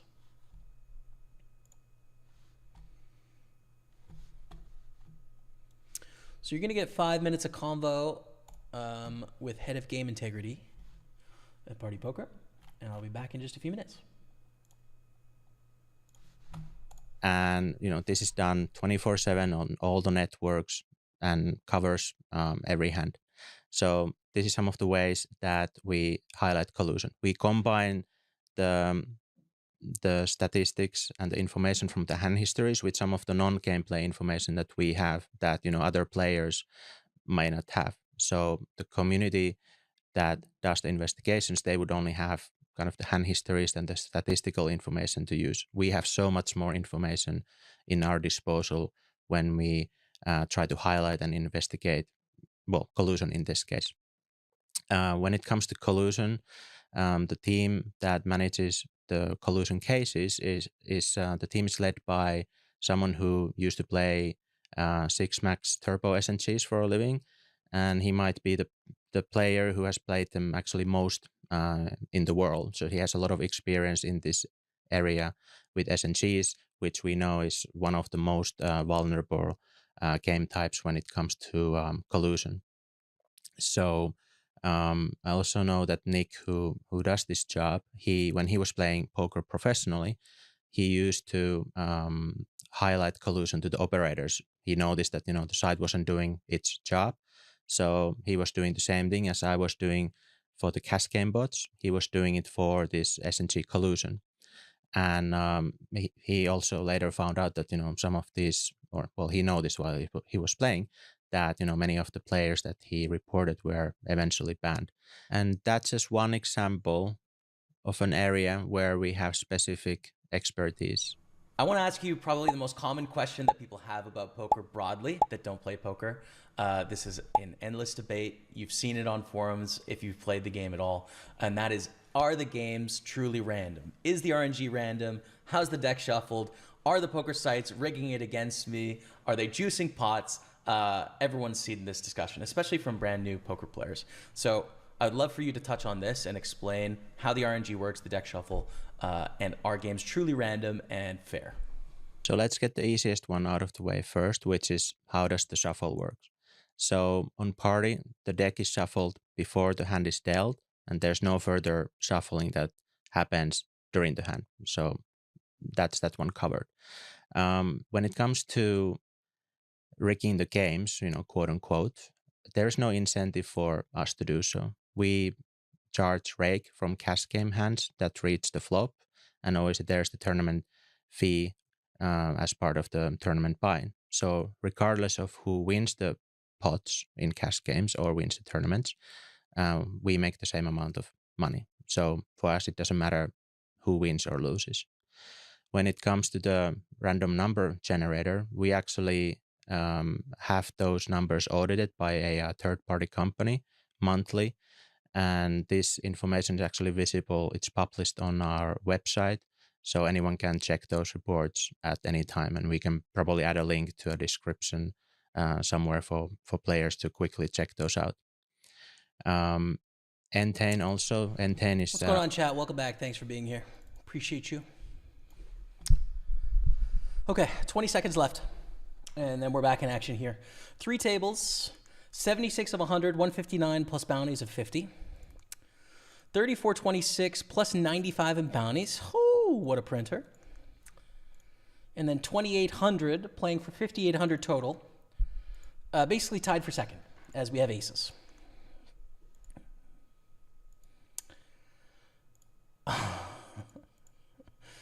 Call, of course.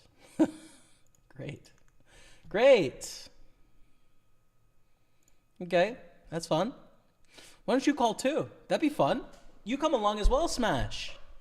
Kings, kings, aces. How about that? They would have called with kings already.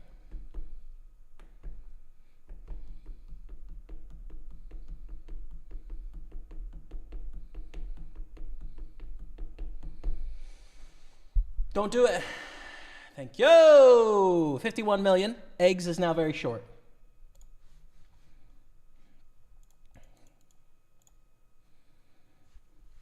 Eggs has 4 million.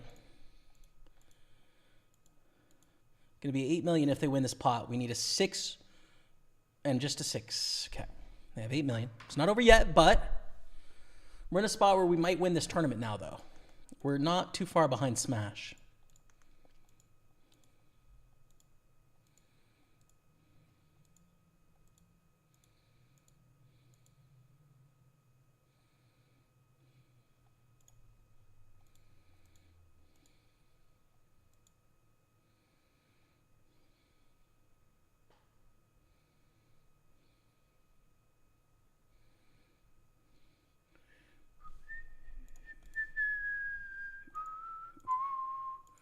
Queen 10, ace deuce. We really want to queen our 10 here to get the ladder. We really want a jack here to end it.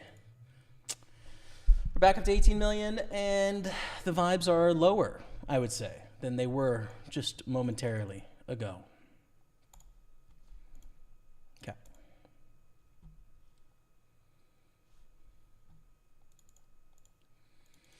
Open king jack, tough hand to play.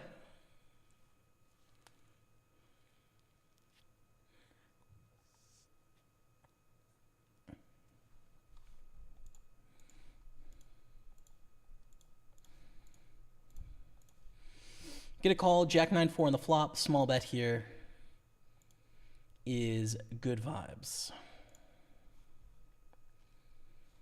Do it, eggs, do it. Hold it, chat. That's such a good hand to see as well. Oh, God. Oh, that's such a bad beat, dude. Holy smokes.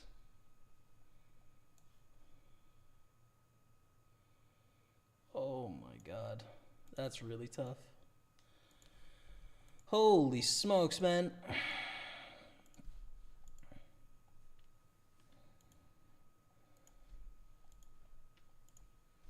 Wow, that definitely cost us a lot of money there.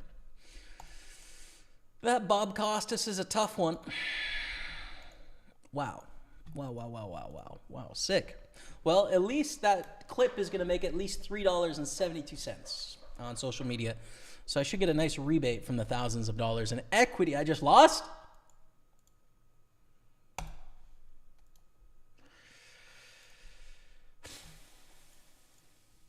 Okay. Just breathe.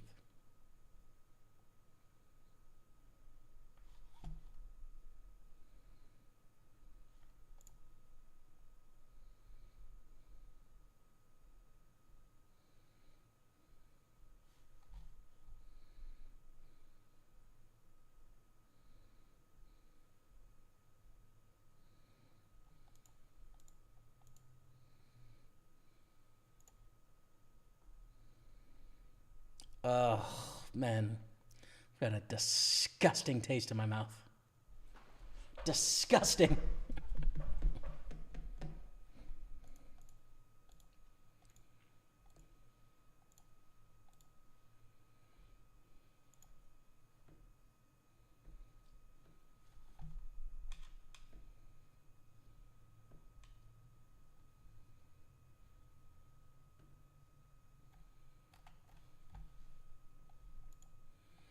Oh, that was so long ago that we had ace-ace and vibes were high. So long ago, dude.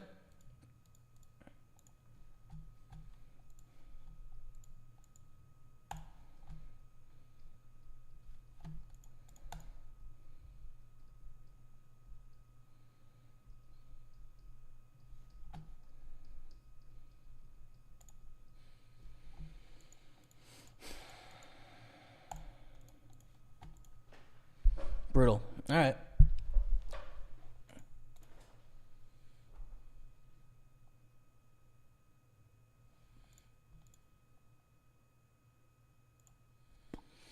That's a terrible flop for a 3x raise pot. Do we fold getting 7-1?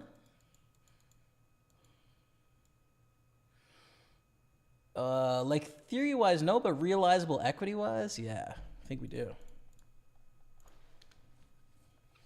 It's going to be tough to realize our equity there. I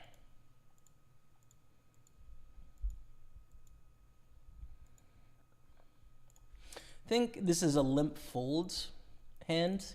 It's on the edge.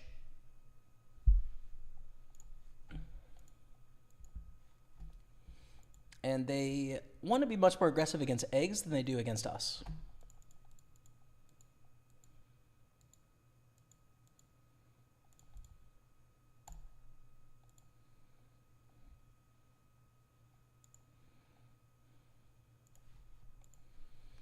Pretty hand, but not a hand we can call an all-in against.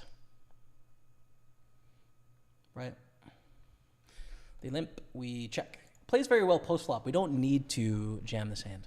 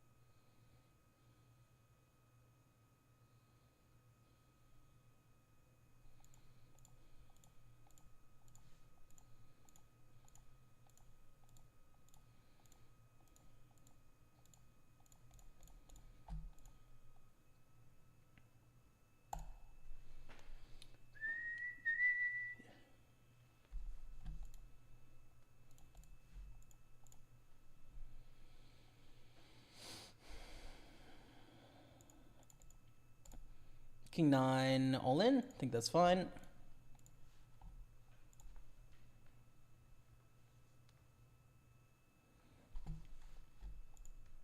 For 10 blinds it was.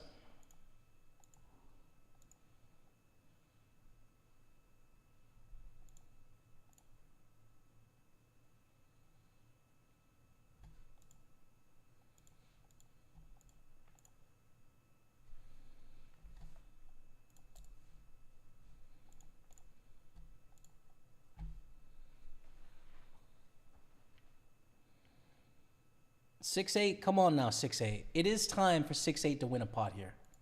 Come on, dude, bust them. No! Oh, how do they come back from 2 blinds till we get third? We don't definitely get third, but it's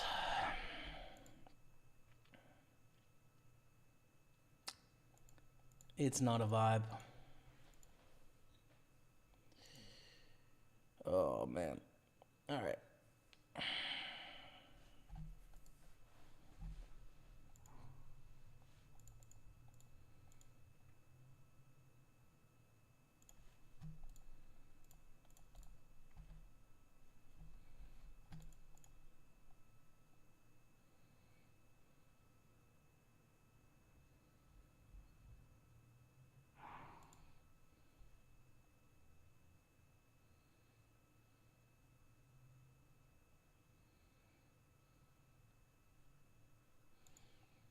Do it. Do it. Smash. Do it, man. Oh, come on. Okay. All right. Well, here comes the journey back. Ace-5's a call. Against 8-10, we got to hold a pot, dude, against this absolute luck box. GG.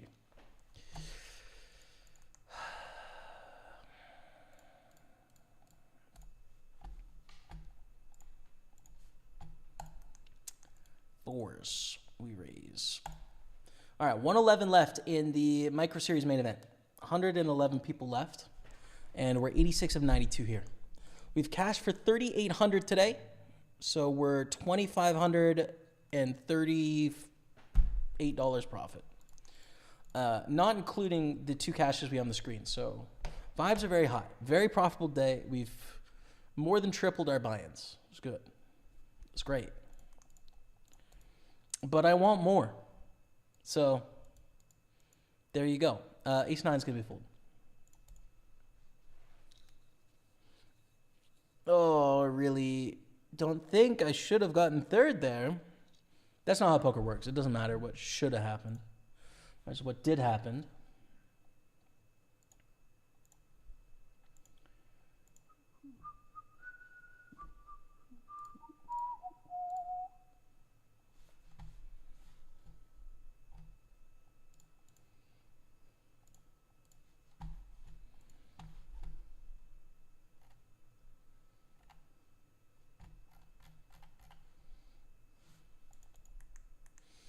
This is a good hand. It's a hand worth an all-in if it folds to us. We need 3 folds, though.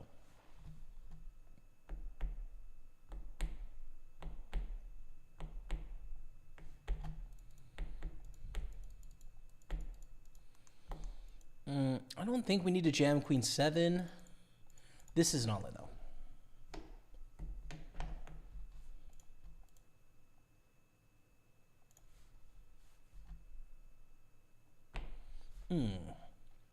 That's not our dream. 9. 9. The German kind.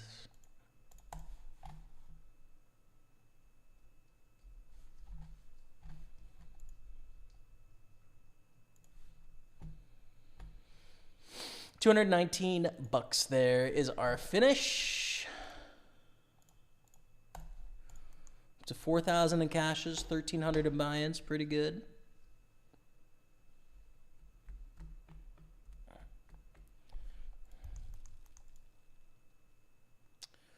And we're on the last table of Christmas, 108 left.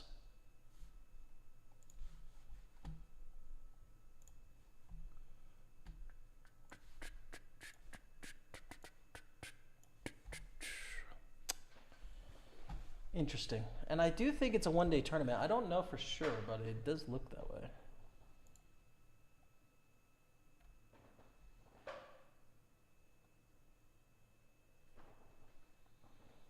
Tournament summary. Oh no, wait, tournament.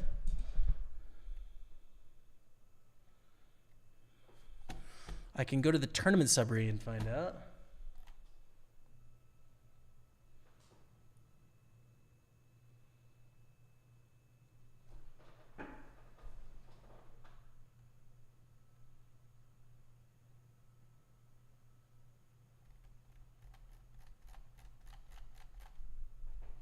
Okay. Yeah, it looks like a one-day tournament. Let's put it on the payouts tab because that's obviously the main vibe at this point.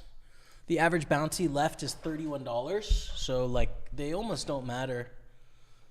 Based on first place being 4K, like it's just not.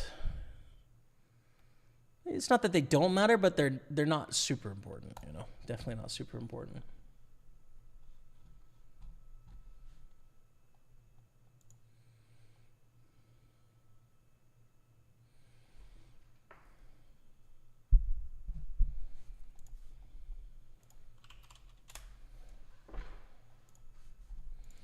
Sixes, we get a limp.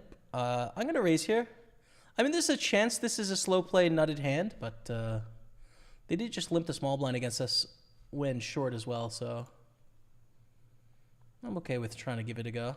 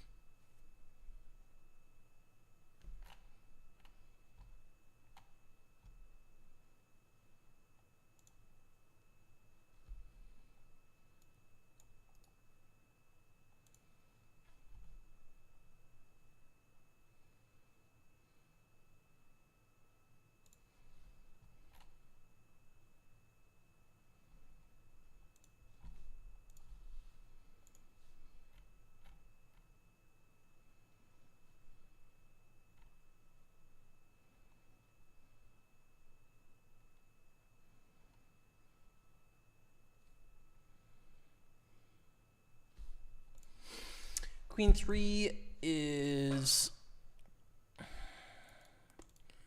probably too bad here, I think.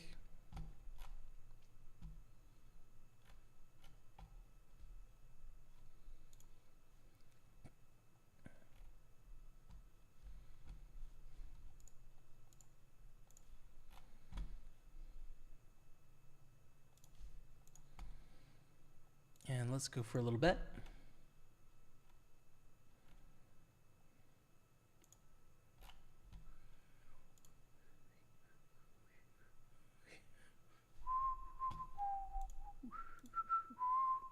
And we'll bet the turn as well. River might be a little too thin. Probably check in and do some bluffs against Miss Hearts, couple miss straight draws. And take it down.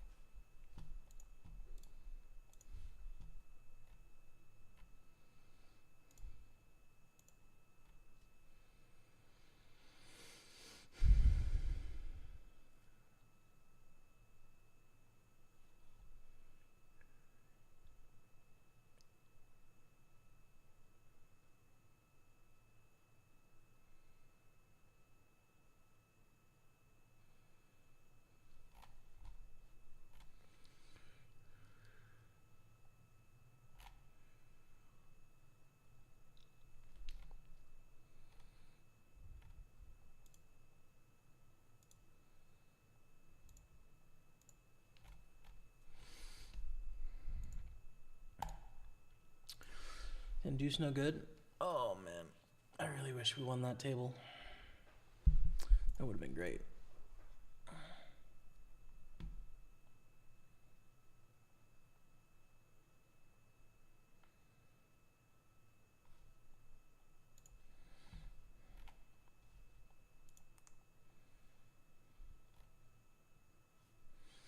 Ace-Jack, Queen-Jack. Bogan7, friend of the stream, is getting it done, gets a bounty. Biggest bounty left is 300, not a lot. So 300, there's a 200, there's some 137s, but the mystery bounty portion is kind of withered, you know? Full jack deuce.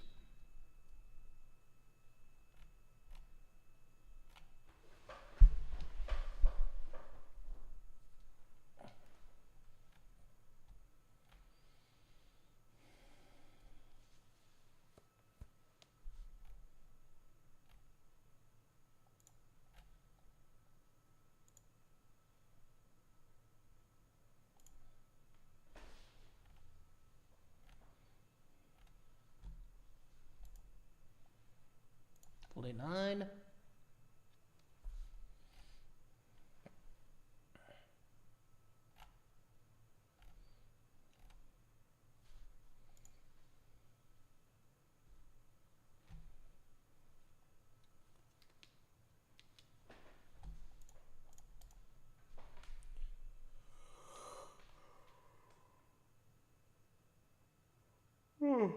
Excuse me.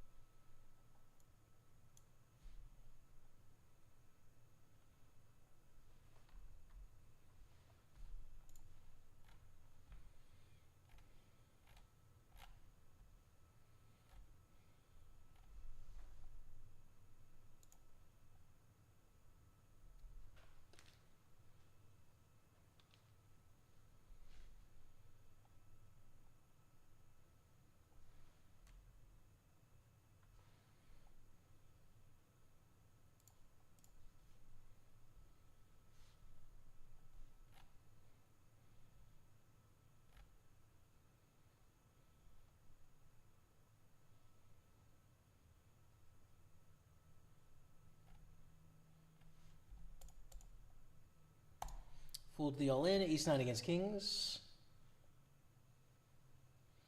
Hey, Gray Street dropping the prime sub. What's up, brother? Thanks for that 50-month resub. Good afternoon, sir. What's up, dude? How are you, man? Thanks so much for your support of the channel. Welcome back. We've had a great day, dude. We've tripled our money. It's been a lot of fun, dude. We got a withdraw tonight, man. It's been a lot of fun, dude. So, yeah, things are good.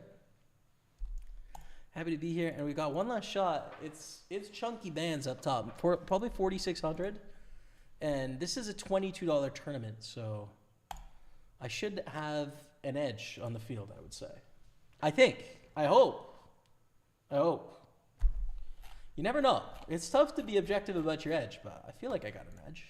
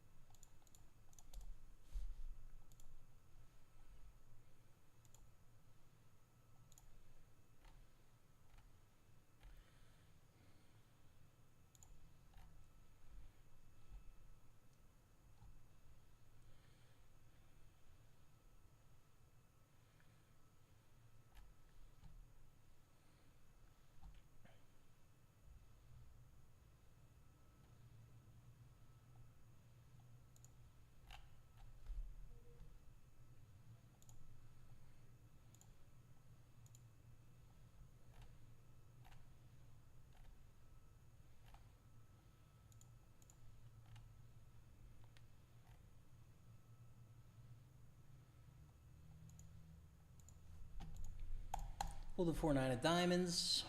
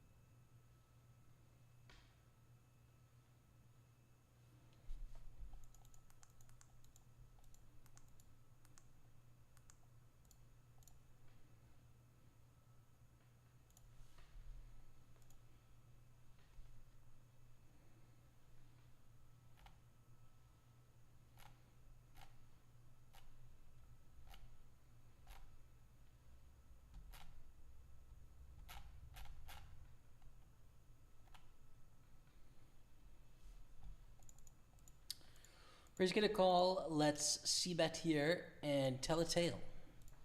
Pretend that we have the goods. And that's all we need. Let's go. King 6 is a fold.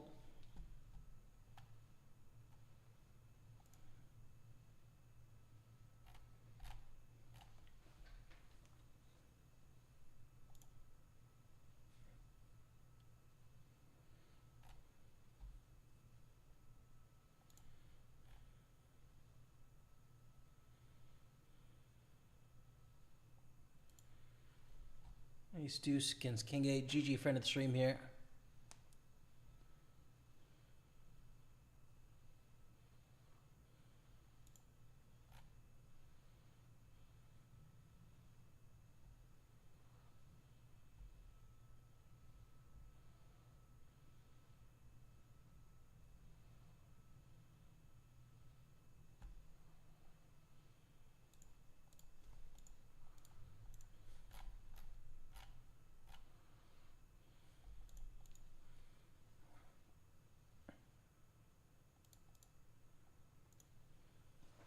Let's bet with our 2 pair.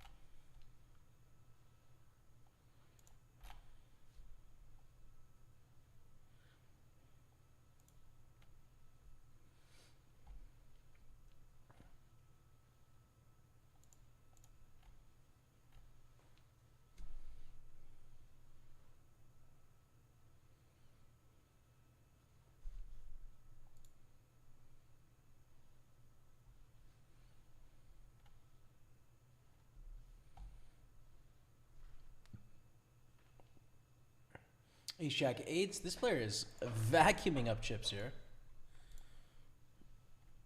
Average bounty has gone down to $29. That's the thing about mystery bounties is like they're really action packed right after the money bubble bursts, and they actually phase out a little bit. Which in progressive knockouts, it's not like that.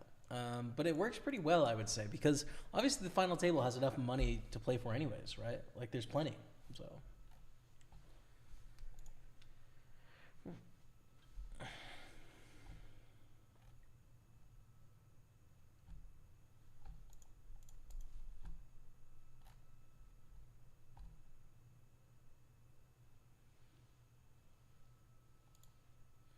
Hope all is well. Love to see you streaming this late. Kill it. Playing some game on the other screen. Nice, brother. Ship it. Win the thing. Yeah. It's been a long stream. First stream back. Just getting over COVID. Feel pretty good, but definitely a little burnt. First stream back, 7 hours in. Some excitement, you know? Gonna have a nice relaxing evening, I think. Watch a movie. I think we're gonna have some pizza for dinner.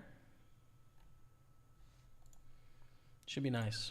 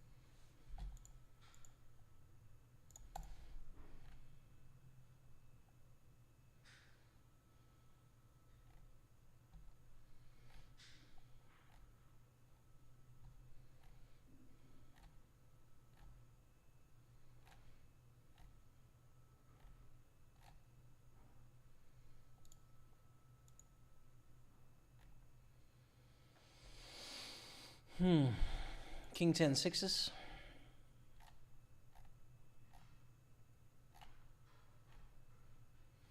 The vacuum continues. So many outs. Be gone. 70 left.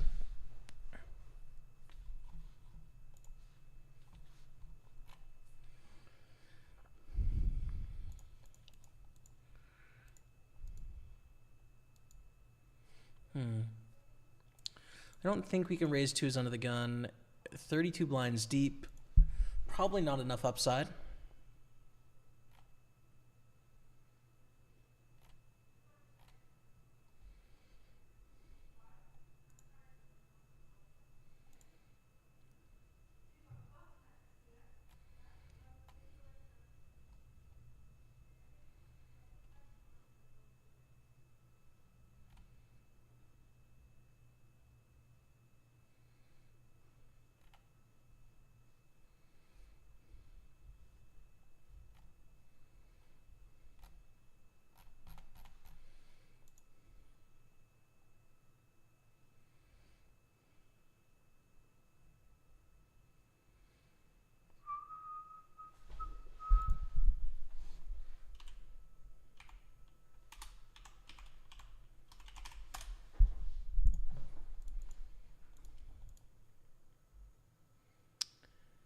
Do we want to raise bluff? You know, it's not a terrible idea. Especially they're on a superheater playing a ton of pots. We've been relatively snug. We need to raise a lot out of the big blind. I think there's some good reason there.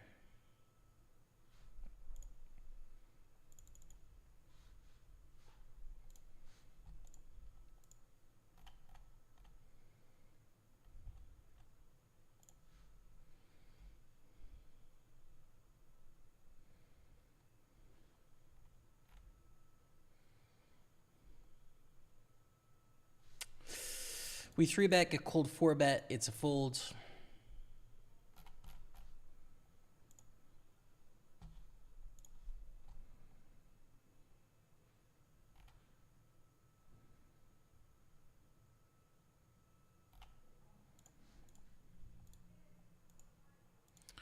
$10-9. I think we can open this on the button, but need everyone else to fold. They do, which is great.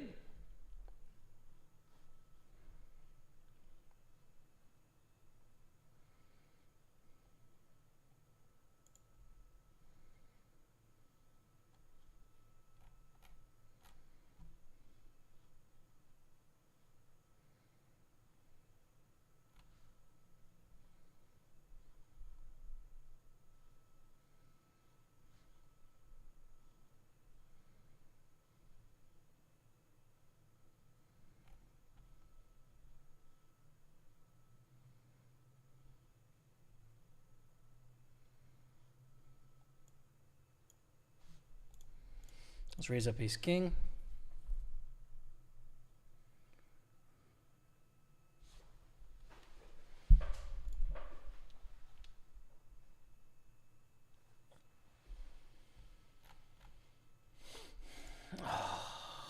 Not a vibe.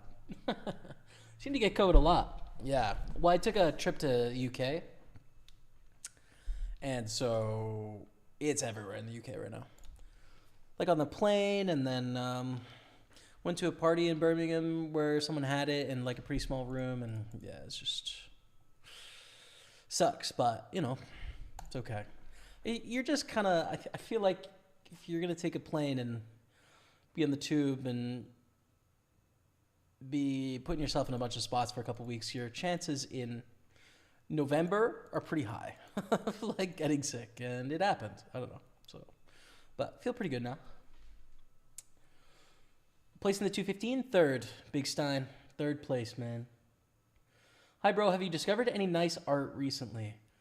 I haven't really been looking for anything like new that's been made. I've been reading a book on Henry Matisse, which is kind of cool. I really didn't know much about Matisse. But of course, that's not viable art, you know what I mean? So every day I get emails from Artsy, from the people that I follow, so it'll show me new artworks from some of the artists that I have. Like I see Victor Chenko posts work on social media often that I repost, but nothing beyond that, dude. But yeah. Still loving the art, man. Reading lots, definitely reading lots, listening to music lots.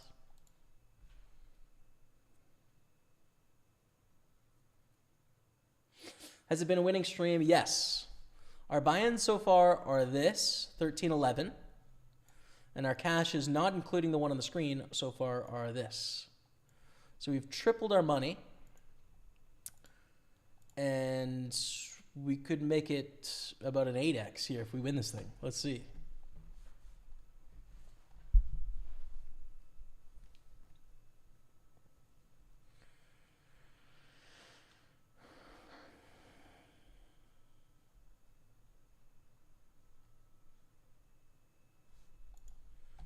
All in and a reshove. We can't get it in for 30 blinds effective here.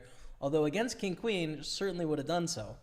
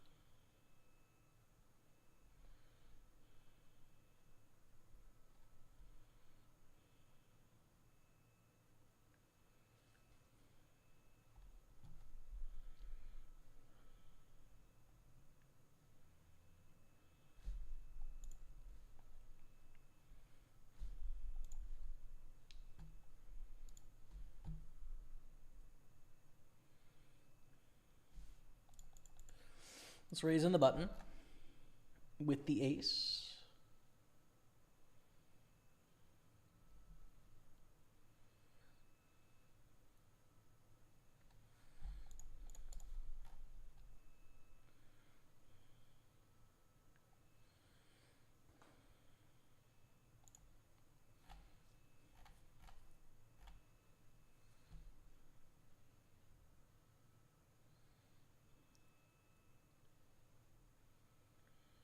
Do you know licking doorknobs is bad for your health? I kid. Don't ban me, please. Yeah. Yeah, bro.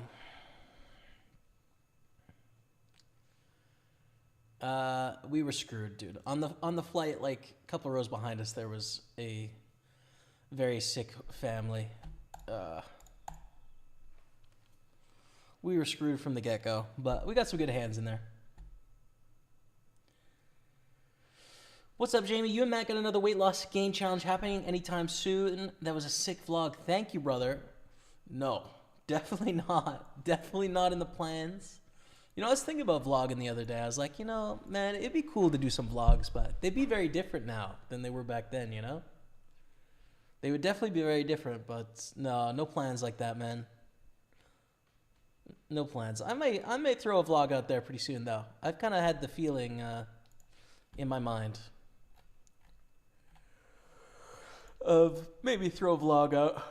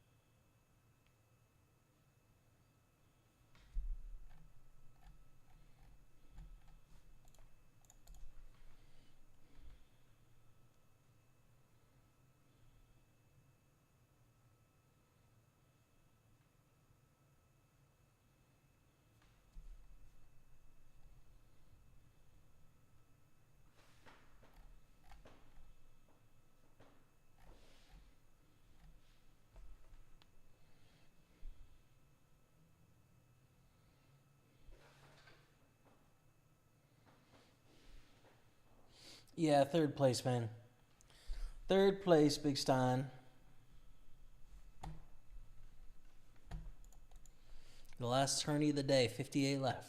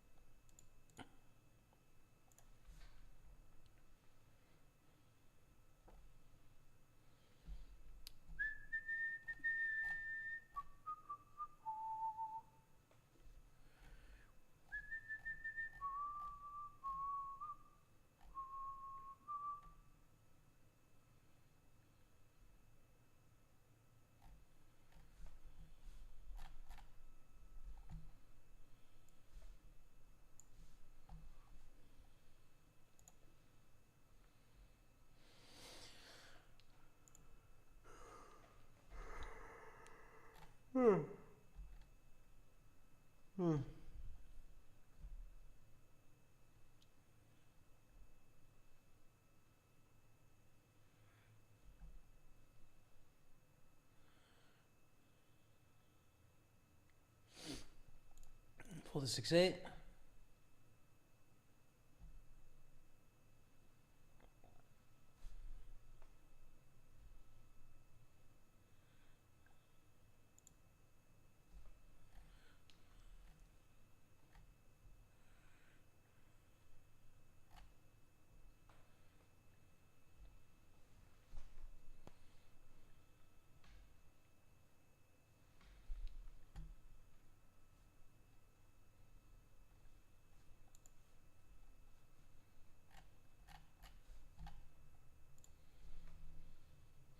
We lost vlogs for the win. Yeah, they were fun, man. I think the vlogs would be fun without the weight loss. So I don't know if people are interested in that, but I guess I don't know what I would do. Like,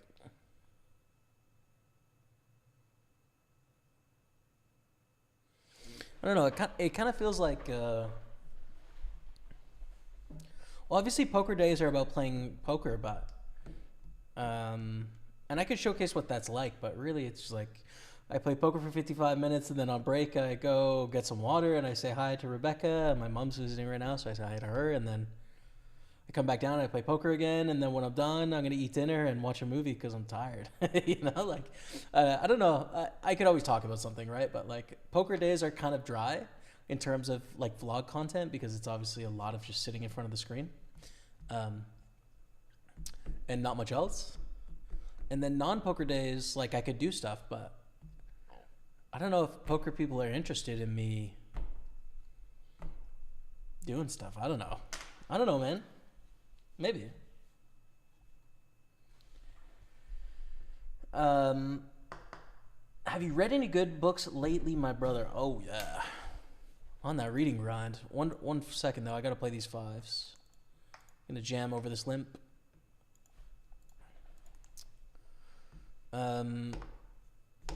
Yeah, I've been reading a bunch, really enjoying it. Did I just read Lucky Jim by Martin Amis? What's the name? Let me go to Goodreads. Go to my list of books I've read recently, so I can jog my memory.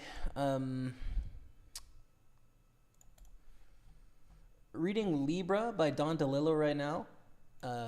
Really like it. Sort of American conspiratorial, governmental, CIA interference in Cuba, assassination, JFK. Kind of, I don't know. It's an interesting book. And I just read by Amos. I don't think it's Martin Amis. It's a different Amos. Lucky Jim by Kingsley Amis, which is like a British satire on academia. It was really funny. I enjoyed that. Read that on the trip. What else recently? On photography. That was an essay book on photography, obviously. It was pretty good. I like that. Read some Vonnegut recently. Kurt Vonnegut. Breakfast of Champions. All the Pretty Horses by Cormac McCarthy. My first ever Cormac McCarthy book. Love that. Really great. Really, really good. Fictions by Borges, I said. Yeah, that, and kind of we're back from there. One of my favorite books of the year was Giovanni's Room by James Baldwin. Read that sort of recently, like 2 months ago maybe. Man, that's a great book. What a great author. Yeah, enjoying it, man. Reading lots.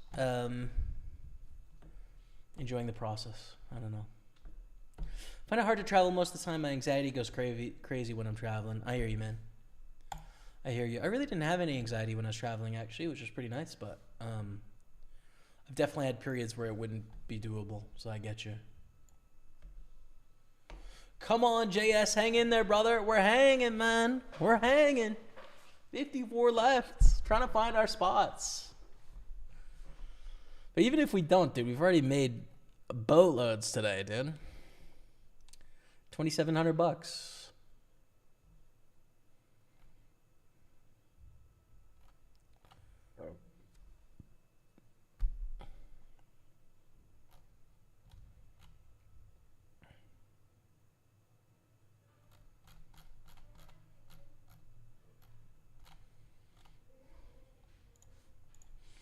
Beautiful with the King Jack.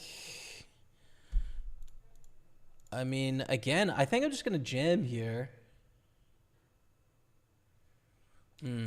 This is the kind of opponent that will limp call ace-x, though. Because they are playing a really heavy limp strategy. And since king-jack is so playable, we probably don't want to do that with king-jack. This flop, turn, river combo, we just hope we win a showdown, but not worth it. Any long-term vlog needs a goal. Yeah, that's the thing. At the Ned that makes people constantly tune in to see if they make the goal or progress to the goal. Exactly. Yeah. And like, other than continuing to play poker and doing my best and staying on top of sort of my responsibilities with Party Poker and trying to do a good job there, you know, like outside of that, I have a goal to like learn things, you know?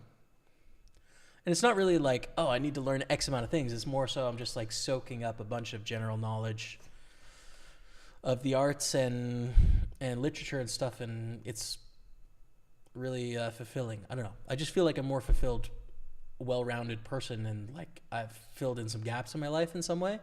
But like I don't know how to vlog that, right? Like there's no goal. It's just appreciation of the moment, I guess, right? So I don't know if that really translates to a vlog, but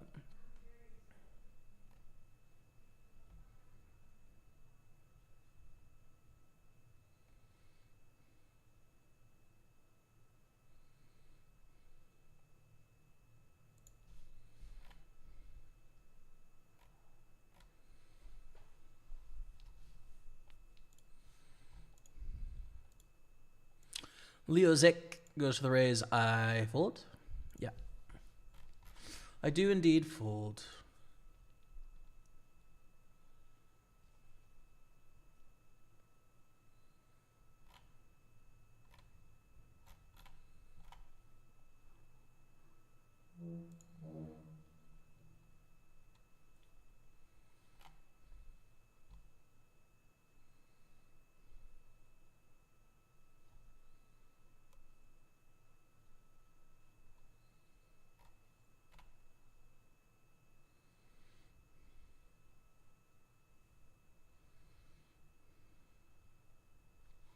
The fact you're traveling 3 interesting countries added to it nicely. Thanks. Yeah, I think so too, for sure.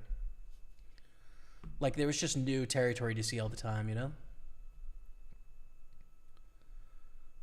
It was a constantly dynamic environment. And I don't know, like life in one place isn't really like that.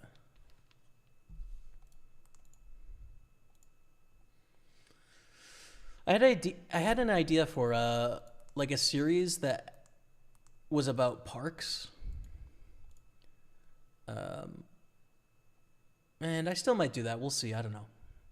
It'll just take a decent amount of time, but it was essentially taking parks around the city of Montreal and then filming the parks in a sort of authentic, like genuine way, showcasing all the features that the parks have, right? Of like the benches and if they have any fountains or any paths through them or any plants in them that are kind of cool, and then showcasing how to get to them on a metro or a Bixi and showing some of the sort of local businesses around the park, and then giving the park sort of a scale rating of, and it wouldn't be like a 1 to 10 because like you can't really rate parks like that, you know? Like some parks are busy, like Washington Square Park in New York, right? And that's a great park, but it's like so different than, you know, like a national park in Washington State or something, right? Where it's really peaceful and quiet. Like they're both parks, but they're very different. They're trying to do different things, right? So I think there's 2 sliding scales for the park that evaluate what it's like. And it doesn't tell you whether it's good or not. It just tells you what it is doing, and whether you find that useful or not is up to you. And the scales are manicured to wild. So is the nature very manicured in that, like, you know, the grass is grown, there's paths that are edged, and everything is sort of particular and in its place, and the plants are in pots? Or is it like basically a forest, right? So on a sliding scale, it's going to be one or the other way. You know, a Washington Square Park is going to be relatively manicured, and that is mostly cement. A Central Park is going to be, you know, more on the wild side, but still manicured because it's like got particular areas. So anyways, that would be one of the sliding scales of the parks. The second thing would be hype to chill. Some parks have tons of people in them, and they're action, and there's people singing and eating and dancing, and they're part of the urban fabric of a city, and you go to them to be around people and amongst people, right? And that's fun. Some parks you go to get away from people and be in nature. And so there's a bunch of urban parks in the city. Some of them are very quiet and relaxed, and some of them are action. And so those two sliding scales, I think, would slot parks onto basically a quadrant map that would all do different things. And they do different things. They do different things. You know, you do a drone shot, so you get an overhead. You can sort of see and reference where the city. You get a map shot where you can sort of see where the park is on a map, you know, give you a sense of place. It'd be a cool series, right? Like, it would definitely, I think it'd be fun to watch, even if you didn't live in Montreal. It'd just be interesting to see parks and see what they do. And then it would be a resource for people that lived here, and that they would discover parts about their city that they don't know about. And there's a really big park culture in Montreal in general, and that people spend a lot of time in the park when it's not winter. But, you know, it's a lot of time and effort, and I don't know. I feel like I got enough to do at the moment. So, yeah. It's just a thought I've had. But all right, I'm just going to stay here because we're not very deep. We're 13 blinds deep, 48 left, so we're just going to chill. I got water, so yeah.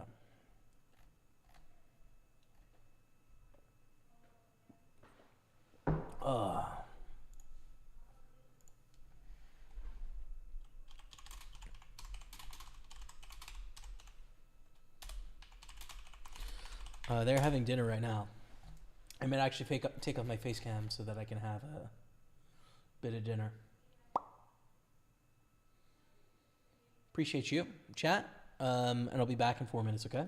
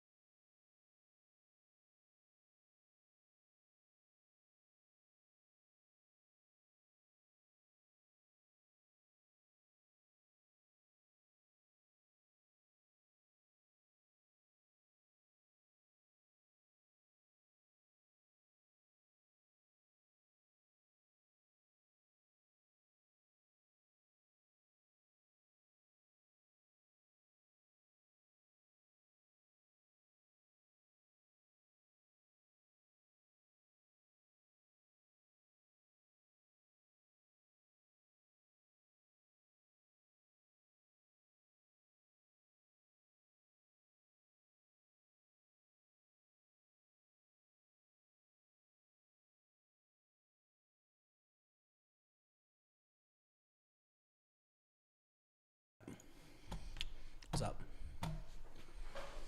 What's up, Ray? What's up, Ray? What a day, man.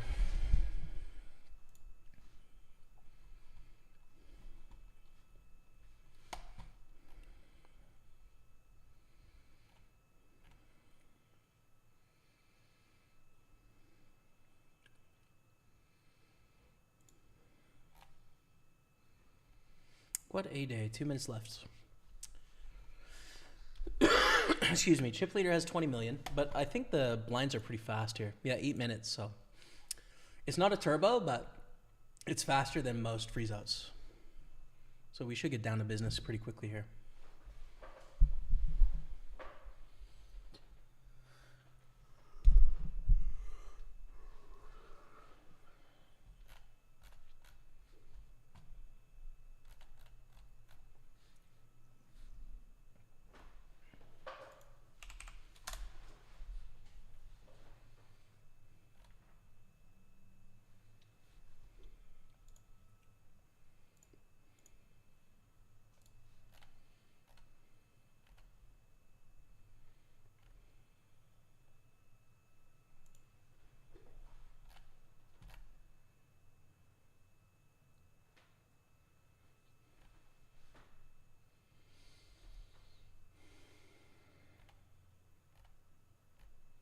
My eyes are tired, man. After watching the screen all day. There's just small information.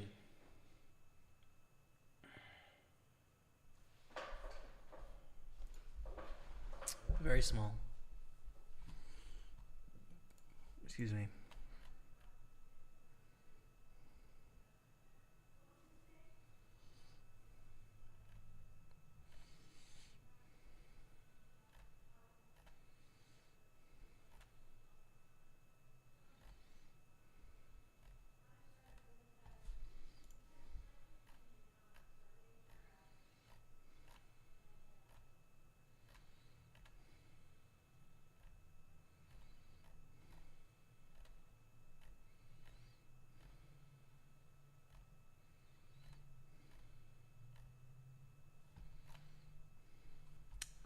All right, here we go.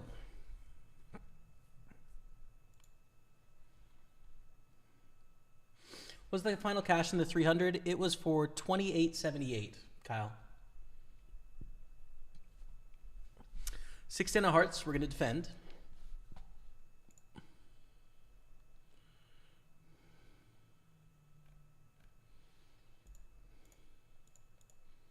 Oh, hell yeah. Here's how we get the chip stack moving in the right direction. We check raise. If they fold, fine. And if they call, kind of also fine, frankly. Like, this is just a monster draw. What we don't want to see is the ace-high flush draw, right? But most of the time, we're going to do really well. And we take it down, 2.6 million.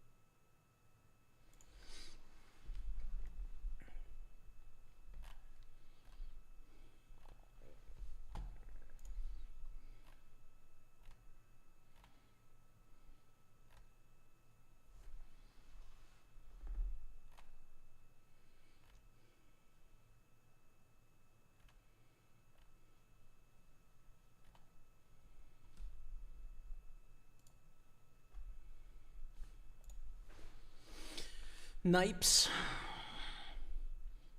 Let's be realistic. It's probably nips, dude. But we can call them nipes because it's funny. Fold the ace 8.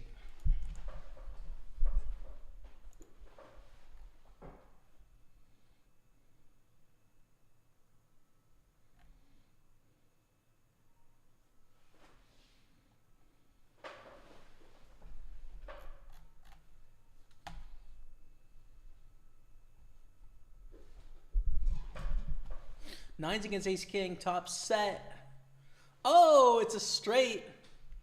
Chop it up, fam. Easy pog. Easy pog.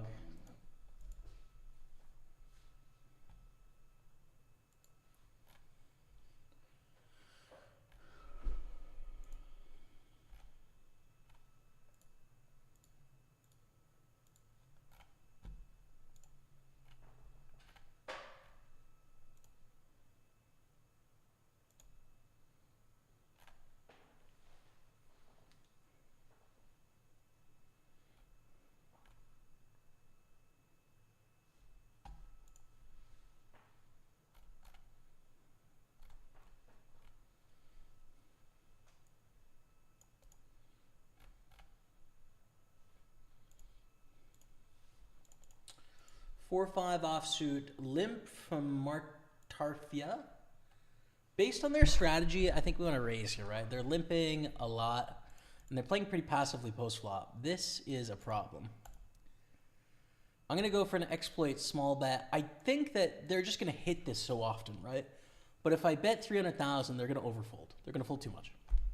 So that's what we're going to do. Do you play live at all? I used to play live a lot. I don't really at the moment. What was the buy-in? This is the $22 main event. So 22 bucks and 4,000 for the win, I think. Yeah, 4,300 for the win, plus whatever bounties you get. But I think there's only a $200. Yeah, the average bounty is 32 bucks, unfortunately. So not too big of a bounty sweat anymore.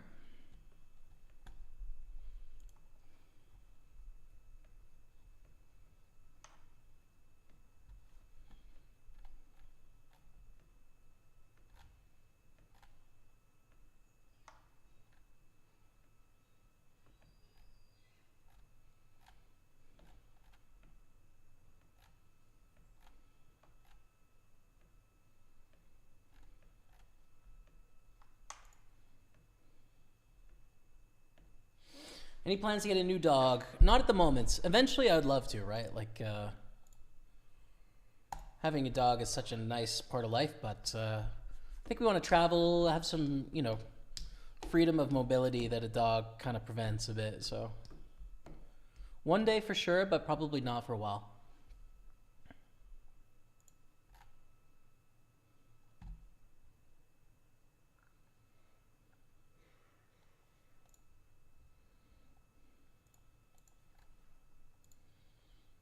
Is this quiet poker stream? Yes. What are you thinking? Not a lot, actually. I'm quite tired, so I'm just actually browsing a little bit on the internet on the side. Been a long day. We're 8 hours in.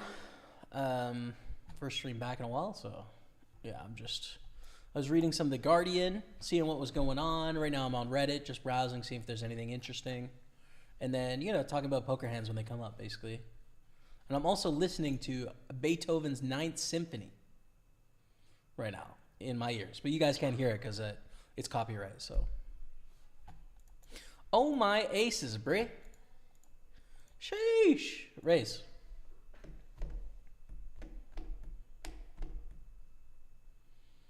We had 3 and 1 suddenly passed with a heart attack and trying to convince my wife to get a Neop Italian Mastiff. Good luck with it, man. I'm sorry to hear that, by the way. Sorry, man. They are just special. I really miss having Dougie around. But, you know, I know this is just a time when we'll really appreciate some mobility, so.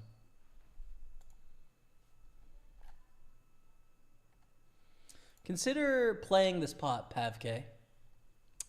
Ah, dude. Ah, man. For the queen 3.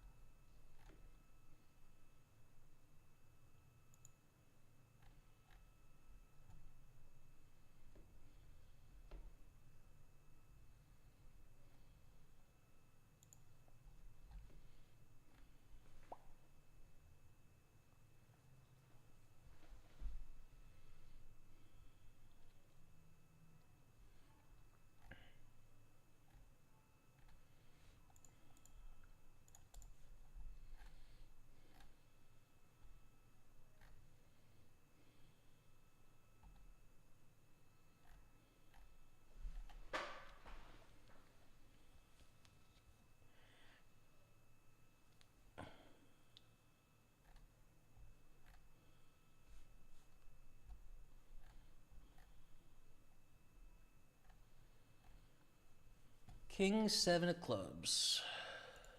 Fold. We definitely were going to fold if it folds to us, but after this all in, I don't think it's good enough. And we would have maybe busted the tournament here. We might have limp called, but we might have also busted. It's tough to say. $10 bounty is gone. And onwards we roll. 42 left.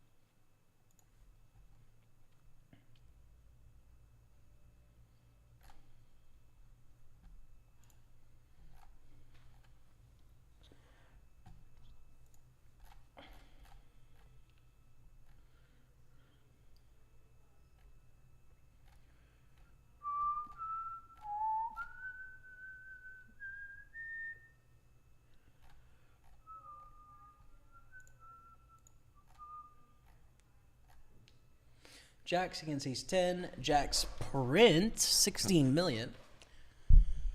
That'll put them in 4th place. Wait. Yeah, 4th place.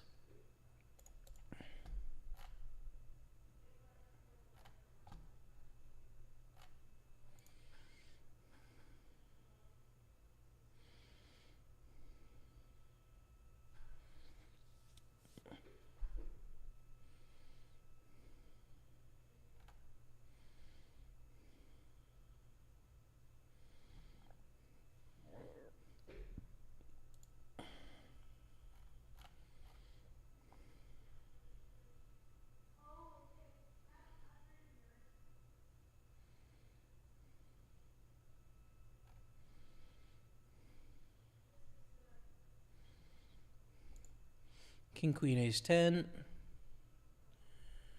King, queen gets a bust out. 39 left. We're firing through these bust outs as that's a $45 bounty. There's none of those left. Literally 4 bounties of any substance, then everything else is dust, you know?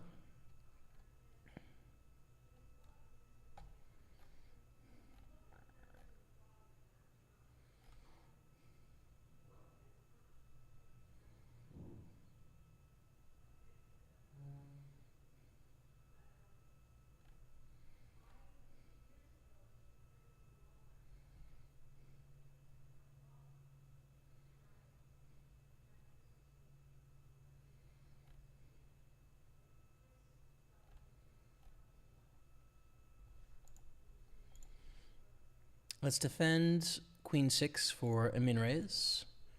We flop a pair of queens, which is good, but it's a little difficult to play at this stack depth, right? We've got 4.8 million, 1.8 million in the middle.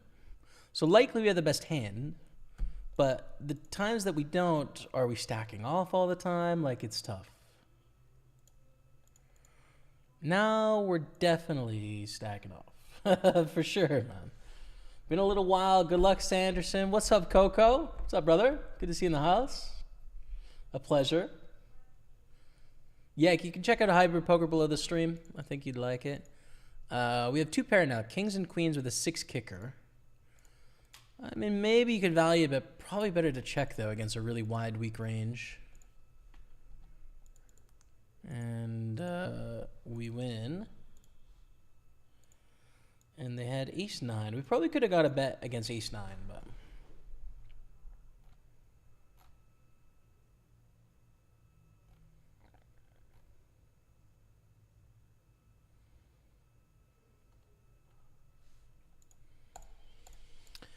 Ten blind shove, can't do anything with the king queen here.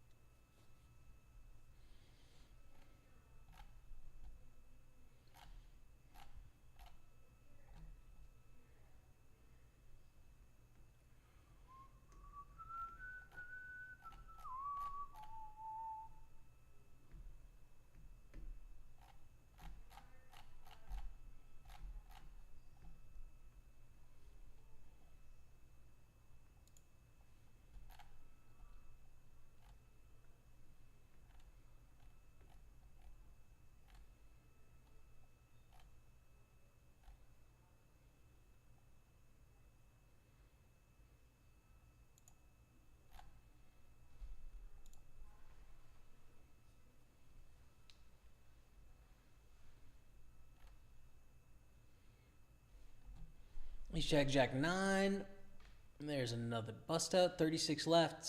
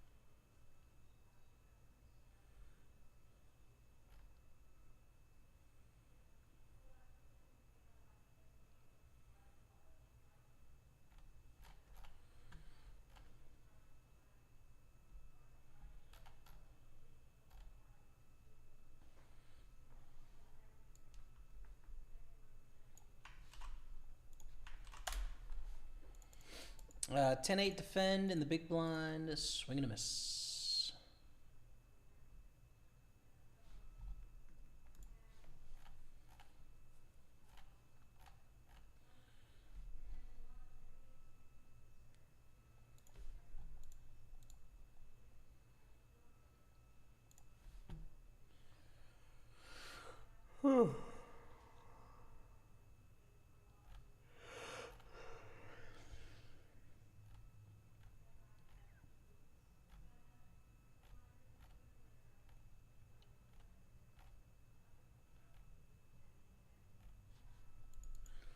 Let's limp in here.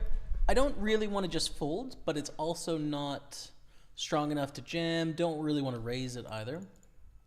We're going to go for a little stab here with our 9 high and see if we can just take it down. 10s is good.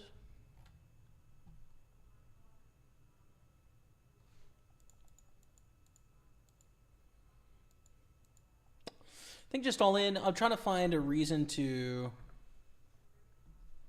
do something else than all in, but I think it's just the way it is. There's not enough ICM pressure or anything to not jam here. Queens, damn. Haven't been broke in a minute. Let's go.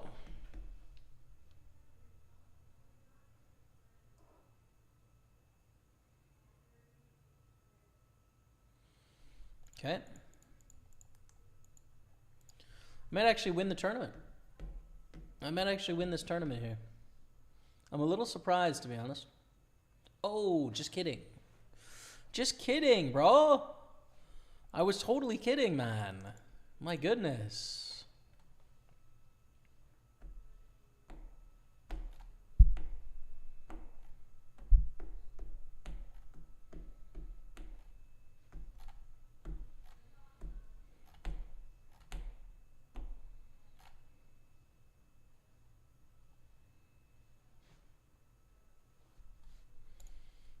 Ooh, 11 blinds here with ace-9 is really awkward. Like ace-10 is an obvious shove. Ace-9, there's a big equity drop-off. Ace-8 is not a shove. This is the line. Probably fold, man. I guess theoretically you could click in some min-raise folds there with that hand, but probably just folding. Been concentrating on cash lately, says Coco Beware. But today I took a dive in the dark arts of tourneys. You guys are psychos. The emotions are wild. Yeah, but I mean, you know, I tripled my money today, bro. Come on now. This is fun times. And next week I'm going to be stuck like 60% of my binds. Then the week after I'm going to triple my money. It's all good. It's all good, man. It is, you can't, it's not like you're expecting to have more money at the end of the day than when you start. Like, it's just like, this is the right thing to do long run, and It'll work out sometimes this year. Like a few times, we're gonna have some great sessions this year. You know, that's kind of the thought.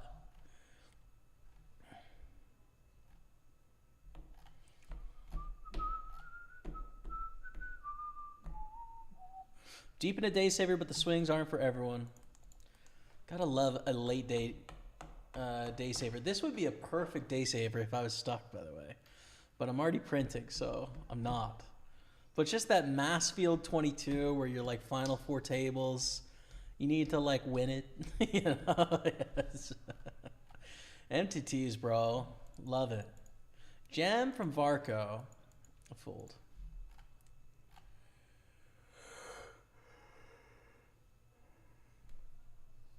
Ooh.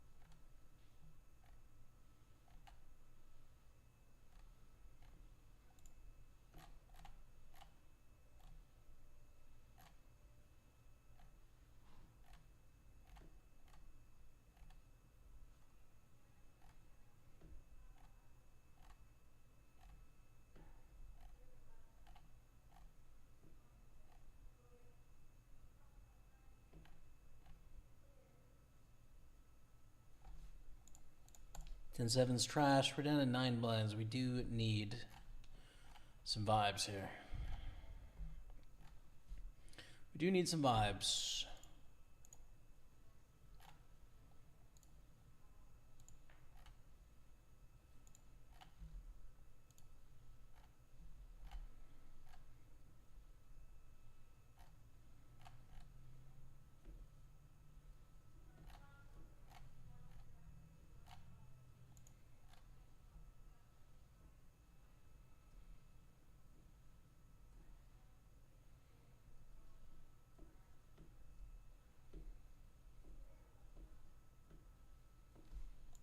Fours is great.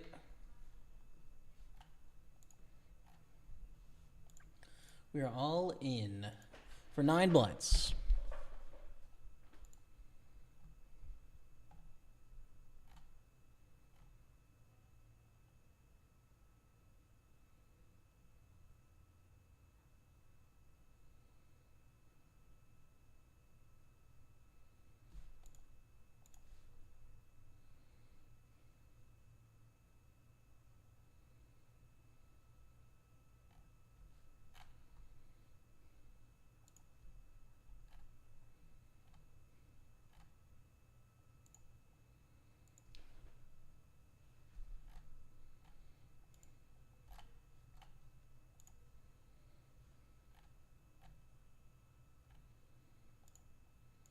Yo, what's the score in the Grey Cup, man? 10-9 Blue Bombers at halftime. There it is. Here we go, Ace King. This is how we get back into business here. We need a call. There's no point in raising off 11 blinds. Just jam it in there and hope for the best.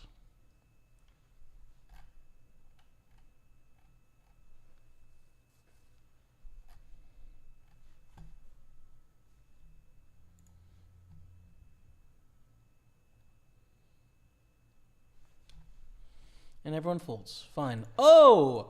This one we can min-raise. 13.5 blinds deep. This is a min-raise here.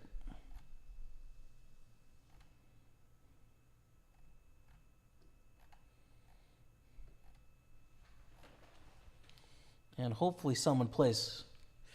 I wish we had a really passive opponent on our right again, but they're gone. We're on a different table. I think they busted. Oh my goodness, let's go. Kings against eights for 11 million chips, Dottie. We might win this tournament, dude, to be honest with you. That'll put us in 10th place with 31 left. I would wager to say I'm the most experienced left in the tournament. I would wager it. We might win. It'd be really fun. Jack five's a fold, though.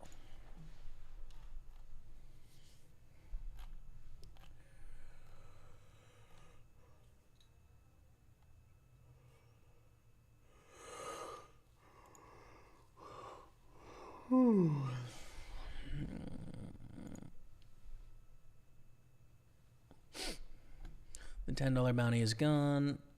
Oh, the 200's gone now too, man. There's only the 137s left. What's this?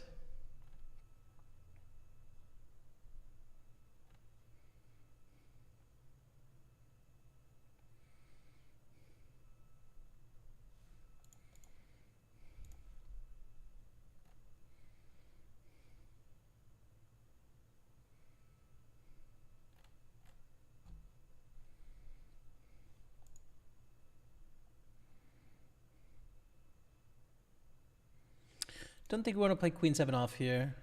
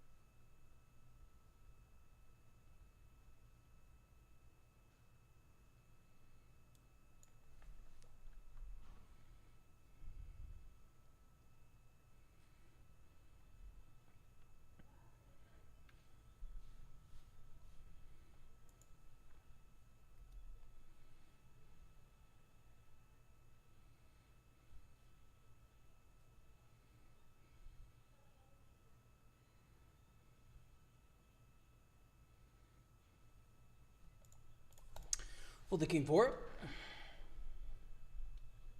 Because it's trash.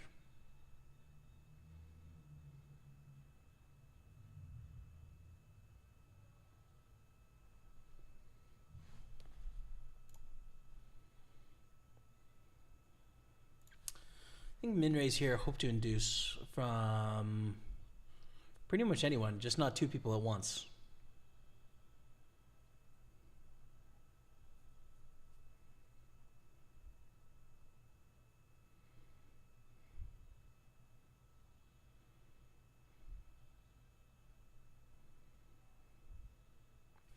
Pulls around to ace high. And we win. Easy.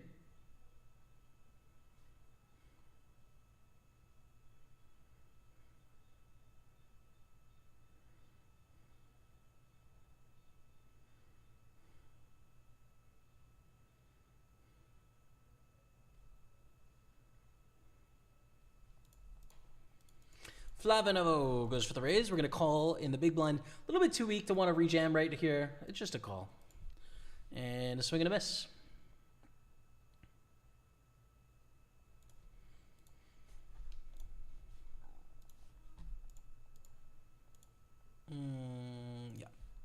Yeah, that's it. And yeah, that's it, Daddy. Moving on. Ace 5. If it folds to us, we jam. If they open, oof.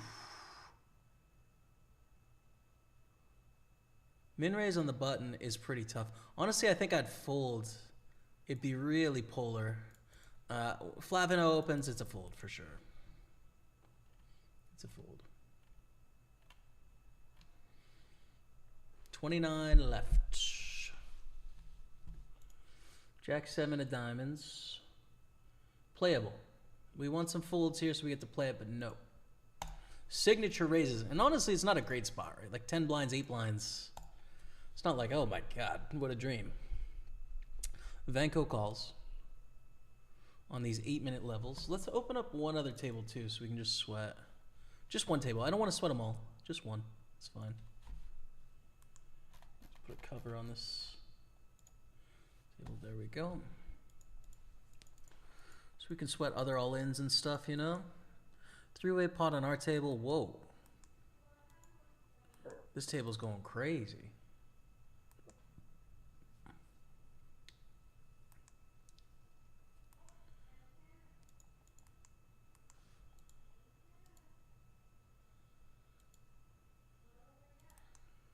Cristiano Messi bounty is gone. Very confusing. 8-9 offsuit is a fold. Air signature 1 of 5 million chip pot there. And Nipes is 2 blinds deep. So, you know, they're going to be out soon. It's actually a $35 jump. Here's Nipes risking it all. Big Nipeys.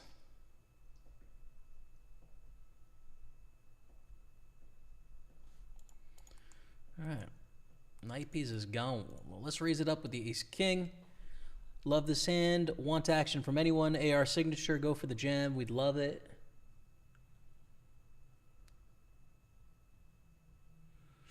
Call. Queen 6-3. Dry. Rainbow board. Small bet. The theory here is they need to check raise a lot. And we need to continue a lot. We're at a $22 tournament, so probably not how stuff's going, you know? But anyone in chat know how many in bounties? $95 in bounties. Yeah, so 200 total. No crazy big mystery bounties or anything. And the average bounty is $32 left. Here are the options. A couple 137s and then a bunch of small ones.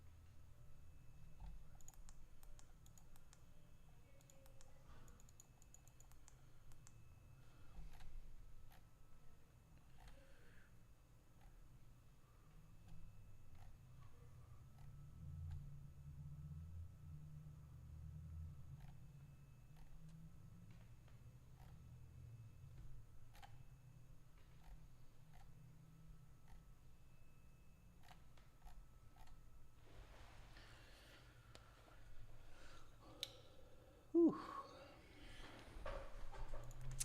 14 to 25. One away from the final 3 tables as we have a big all in here from Vanko.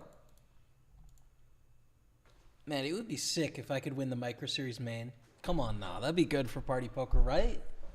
Come on now. One of their pros wins the main event? Come on. Make it happen, dude. Please.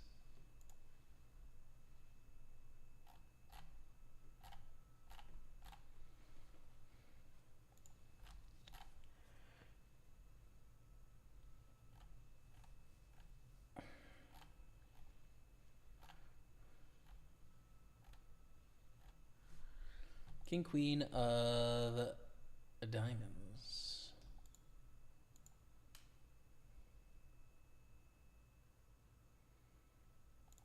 Leo's all in.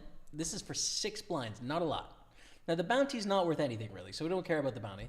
It's just whether this is profitable. Against just Leo, it definitely is. If someone else gets involved, it's more complicated. We see a great Jack 9. Not the flop we want. We need a 9, king, queen, or ace. No, dude. Absolutely not, Dottie. Makes it tough to win when we can't hold a pot. You know what I'm saying? Ace 9. Great hand. Rejam against a jam here. Ooh. Real tough against being shark. Rejam against a jam here if it folds to us. Fold, fold. That's the strategy. Kind of an awkward hand here. Everyone folds. I think it's a rejam. Should be any broadways here. Feel good. Good luck. Good luck us. 24 left. We're in it to win it. Dottie.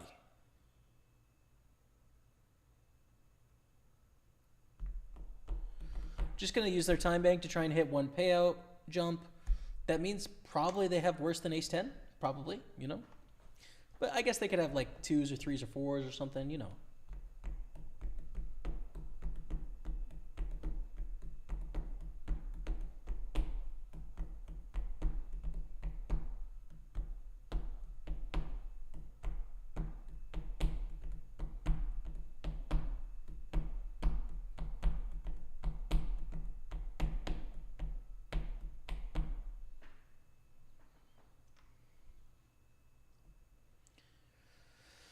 Can they hit the $30 pay jump is the question that they have.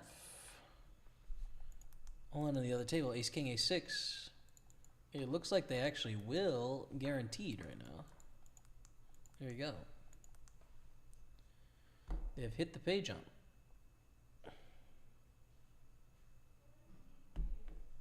But do we win the pot? Facebook went out, so it came to YouTube. Oh yeah, there's an 8-hour limit, isn't there, on Facebook? Well, sorry about that, everyone on Facebook, as we get the bounty there. 19 bucks coming our way against Flavigno. I forgot that Facebook has the 8-hour limit, dude. Should I re-go live on Facebook? Probably.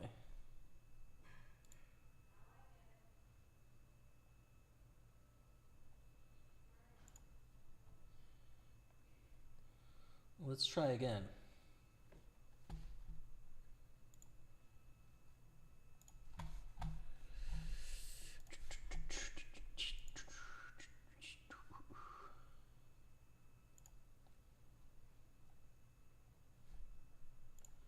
Go live. Okay.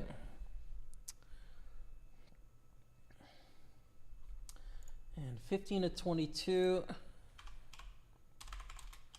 In the Micro Series main.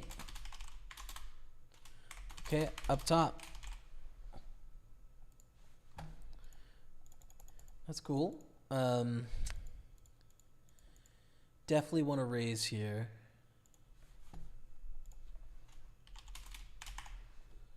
Save. And yeah, good. We have an all-in for about 4 blinds. They rejam, makes it a clear fold for us with a7. We still would have wanted a chance for only 1 million to win 6 million. Against ace jack, you know, we would have ended chopping and profiting 2 million profit in this hand, but we did not have the best of it, basically, as we fold jack 8. 21 left.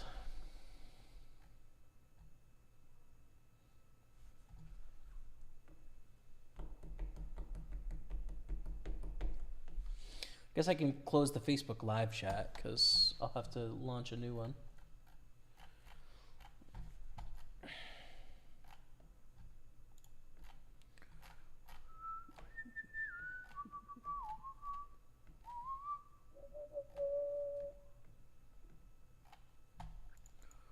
Queen 3 of clubs is trash.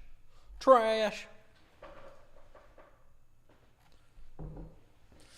I need a drink, man.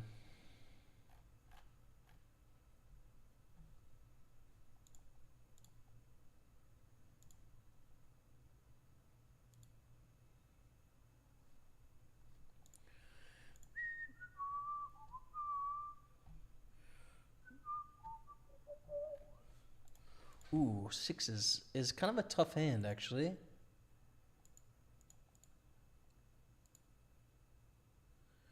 Really a tough hand.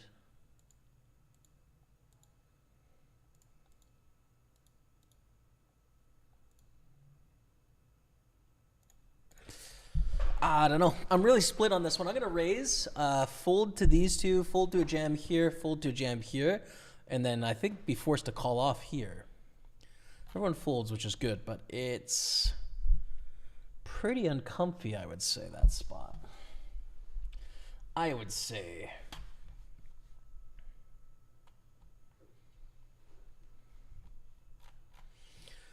Bonjour, je m'appelle Fatigué.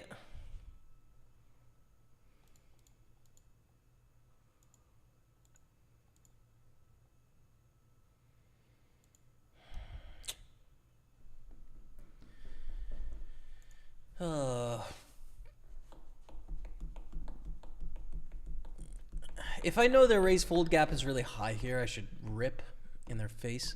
I don't, though. Raising in the cutoff with a big stack behind, shove stack here. So we're going to call.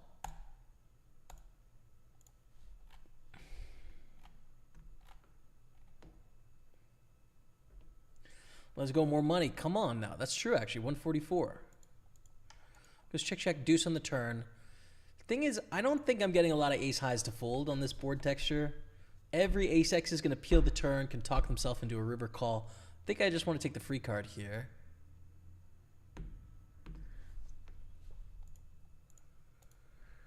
And give up, because it's probably ace high, raising in the cutoff, right? Bad spot. Ooh. King Jack, I could have bluffed, but it's unlikely. It's so much more likely to be like ace 10 than it is King Jack or King Queen. Because there's all this ace X stuff. But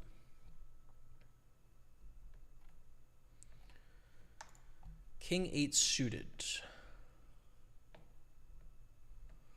Think folding, sadly. But we don't have enough room to maneuver here on 17 blinds. We also have a very short stack behind us as well. So we're going to have to be a little patient here. But 2 off the final 2 tables. Pretty close. All right, Facebook is live once again. Welcome everyone on Facebook. Sorry about the stream going down. It just shuts down after 8 hours, so I have to restart it. And I don't know if I can maybe adjust that. Maybe it's possible. I don't know how to yet, though, so there you are. But I guess the new launch means that I probably get more viewers to start, because it usually launches with a big amount of viewers anyways.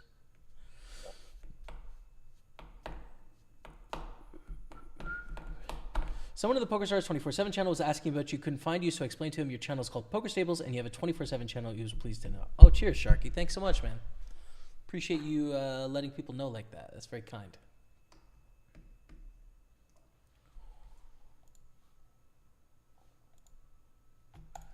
Down to 7 million here, up to 13 million here, and we have Jack 10. Oof. A good hand. The question is, do we want to go all in, right? Now we want to fold. But did we want to just shove? And we have to risk a lot against Leo, but it's definitely an option we prefer against the big blind than to raise call.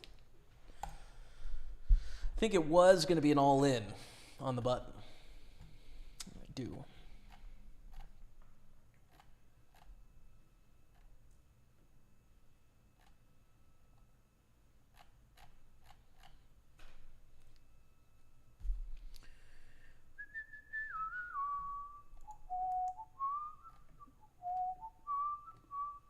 18 left. We're 12 of 18.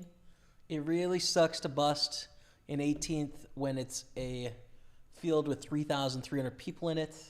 This is definitely painful busting territory in large fields. Get a raise and a jam, fold twos, but even just the raise you fold here, not a good reshove spot. Ace, king, jacks. Big flip. Jack's looking like it's going to double. Oh! King on the river. GG to ace high. Oh. Ace high. Oh. There's 3 137 bounties left. And the rest is tiny. Being Shark on 30 million. Basically, Chip Leader has 40 million. We're one off being the final two tables. YouTube chat is slacking. YouTube chat is always the most chill, dude. We might have like 60 comments today on YouTube or something, but I don't care where you guys chat, man. It's nice to have a conversation with you guys. I love when you ask me questions and or you talk about what you're doing because it makes it easier to stream having a conversation instead of kind of zoning out. So there's no, you don't have a job to come here. You can do whatever you want with the stream, man.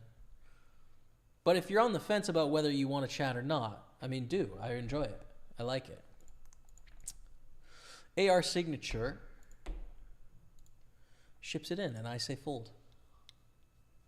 Stapes, hopefully both get to the final table. Check Mariocas. Mariocas. I don't have your table open. Let's see. Damn, are you the chip leader, bro? My goodness, man. Chip leader, Mariocas. Got 2 T's, bray. Queen deuce fold. Good luck. I hope you get second. Second. All right, man.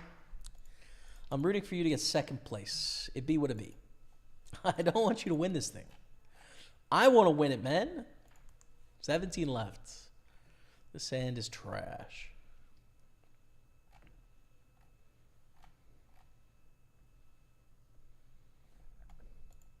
So is this one.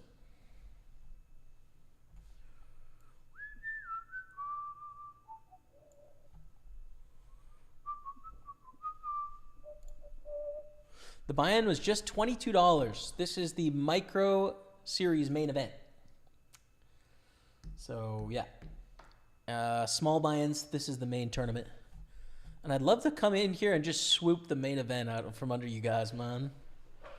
Just scoop it up. That would be awesome. Oh, more trash, dude. I've never seen such crappy hands. Still 17.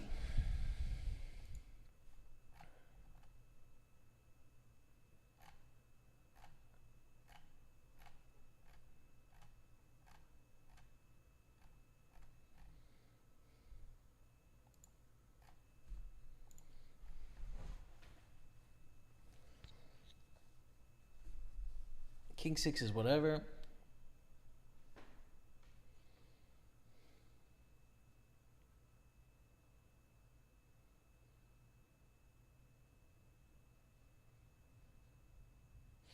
Hello, Battle Knight. By the way, good to see you, man. Welcome, welcome. All in is obviously fold with the King 6 there. 6, 9.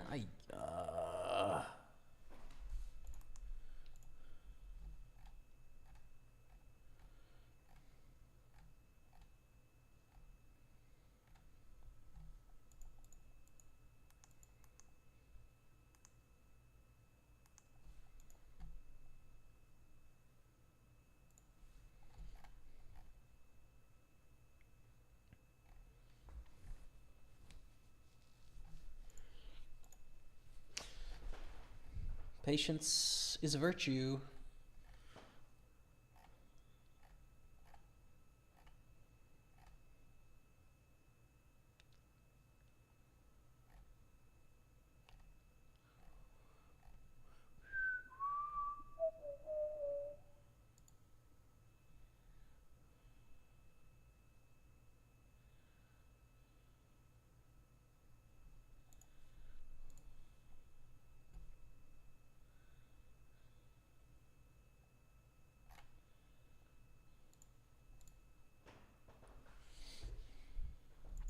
Ace, king, ace, 10. There it is. Down to the final 16 now. And yeah. We have our friend of the stream to the left. That's tough. That is tough, man.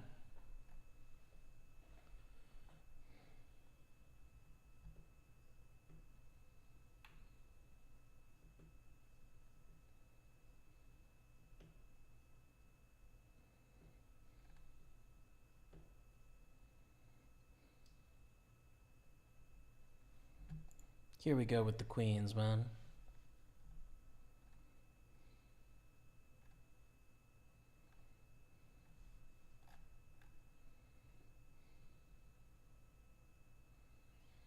Here we go. It's 22 of them. Bounties are horrendous. It's a mystery bounty tournament. So the mystery bounty has some really big ones and then a bunch of small ones, basically. It's not like a progressive where it keeps growing and growing and growing. Can we chat about whether it's better to have shoes on in the house or no shoes in the house? It's a hot topic. Whoa. I feel like this is an American-Canadian difference thing. I don't wear shoes in the house, but I don't care if anyone does. But it's really common for people to take their shoes off in Canada coming into houses.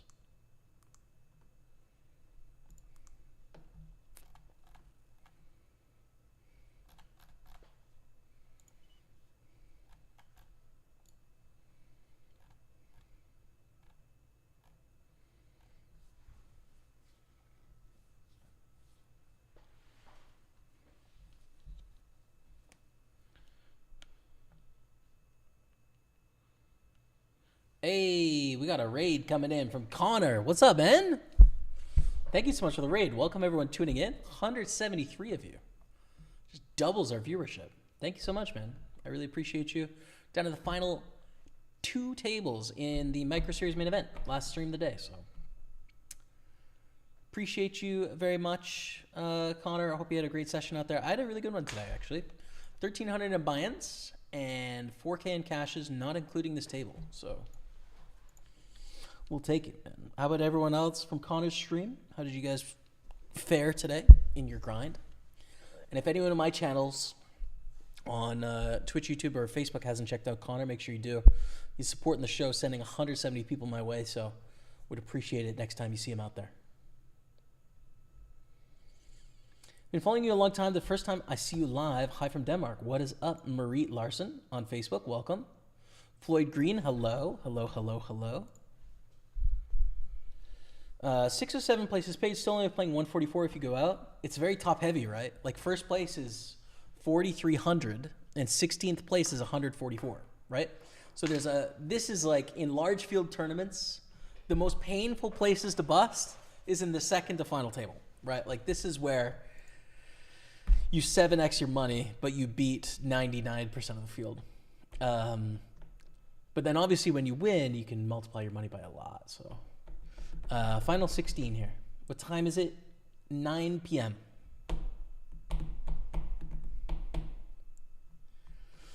Crocs, indoor shoes, outdoor shoes, on the moon shoes, going to the shop, Afghanistan, all sorts, Crocs, anywhere and everywhere. Whoa, Willis, really dropping bars on us here, man.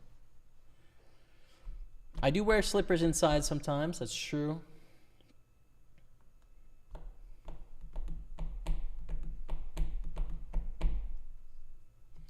I'm a firm believer in no shoes in the house, slippers at the front door. There's something to that. That's kind of nice, dude. I don't want to, like, listen, if other people want to wear shoes in my house, do your thing, 21. But, like, I don't know why you would want to, though, because it's more comfortable in socks than shoes, no? I would think. It's more settled.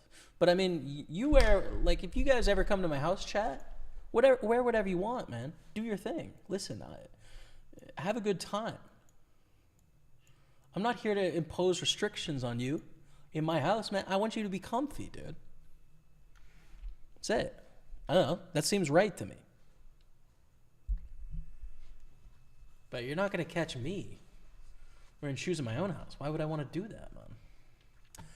Very occasionally, I'll get in from a walk or something like that, and I will be like putting away groceries, so I haven't taken off my shoes yet. and I forget, and then I find myself like an hour or two later and I still have shoes on. That does happen sometimes. So it's not like I'm not religiously against this or anything. Good time to give the home game league a shout out, Rebecca. Yes. Listen, here's the deal, chat. Okay, we have a home game league starting this week. Let me show you. $2,000 added in the prize pool. Rebecca put this together like the legend that she is, okay? So get some love in the chat for my fiance, Rebecca. $2,000 added in the prize pool. You get points based on where you finish in the home games, in my home game and Matt's home game, okay? That's Monday and Friday. So all you got to do is play this $5 home game. There's like, I think $300 in the prize pool. There's a bounty on our head. There's added prizes in the tournament. But then there's also a bonus prize pool based on where you finish. And if you're in the top 15, you're going to win these Turbo Series ticket packages for December. So here's the points that you win based on where you finish. Knocking us out is worth 5 points. The leaderboard updates are going to be posted in Discord, Facebook, Instagram at least once a week, right? You have to be able to win prizes playing the general party poker, etc. We're going to be on it. Yeah. So hop in, yo. The home game league is going to be fun. It starts tomorrow, every Monday and Friday for the next, until like early December, I think, right? Yeah. Until December 20th is the last one. From tomorrow until December 20th. So nice, month-ish long league. Still pretty good. So check it out. Rebecca, thank you for the reminder. And yeah, I mean, listen, if you're building a bankroll, these are guaranteed good value tournaments. $25 bounties, $200 or $300 added prizes, $2,000 added prize leaderboard, and a player base that is more beginner than the average player. I mean, they can't miss. Guarantee there's no better value $5 tournament out there on the regular schedule. I'll tell you that. Moving on. Queen 8's going to be full.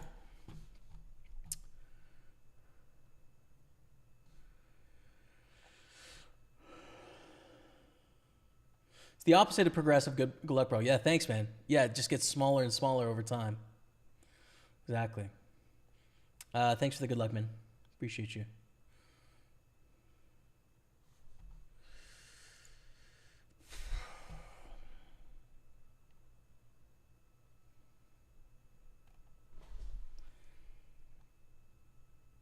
I heard you can play Valorant on console now. I have been hearing that too.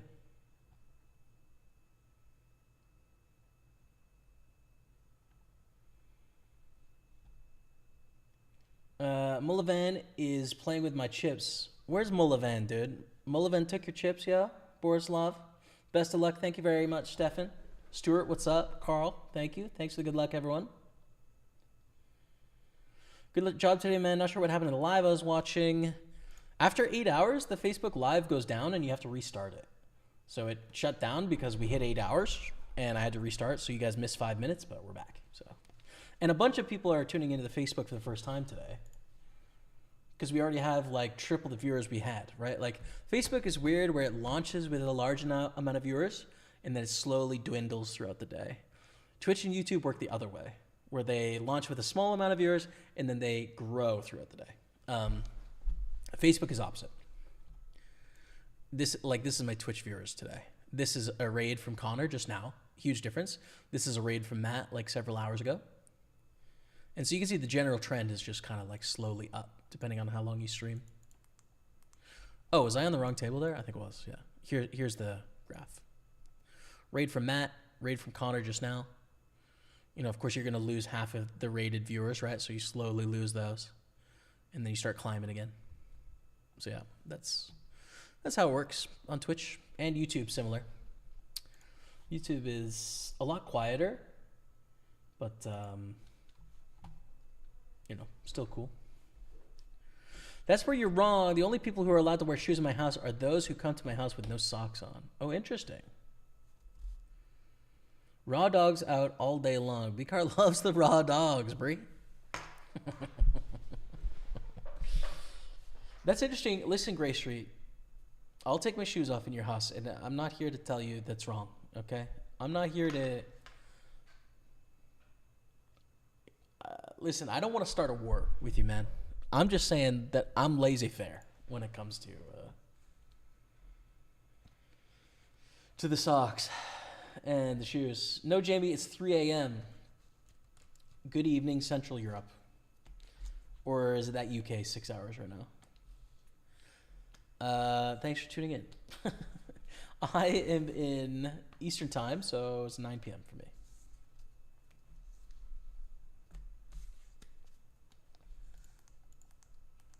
$13 of 15.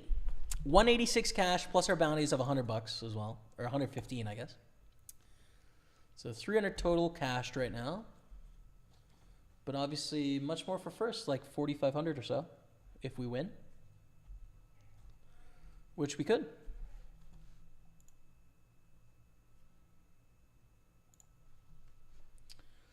Shoes in the house make your floors and home so dirty. Between mud, rain, and snow, shoes in the home should not be a thing. Ask the person who cleans your home. Wow. I mean, this is a strong line, Queen Bee. This is a strong line. I don't know. Listen, first of all, the person that cleans my home is not me or Rebecca, which is very lucky and fortunate. But I don't care what they think. I want my home the way I want my home. That's it. All right? If Rebecca really was passionate about it one way or the other, then I'm on board. Same with me, of course, you know? But no one else can decide my home. No. Here's the second thing, though. I'm with you. I don't want muddy floors, right? I don't want muddy floors.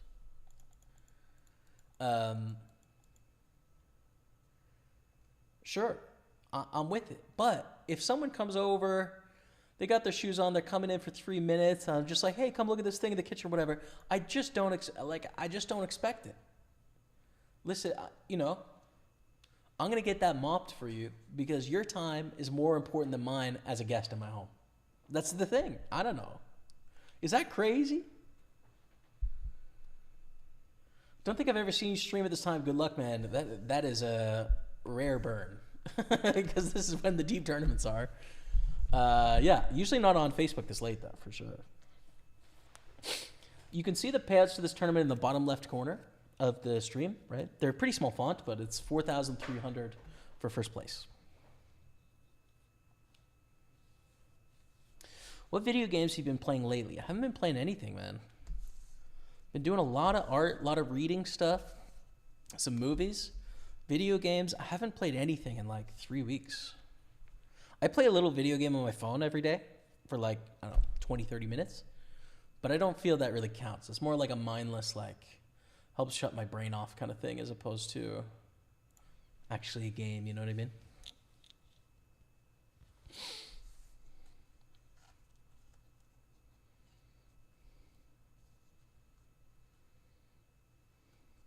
Hello, Christopher Saunders. Hello. What's up? Love your videos. Good luck at the tourney. Thank you, Sean Keys. Thanks, man. Venko takes it down with kings against ace queen.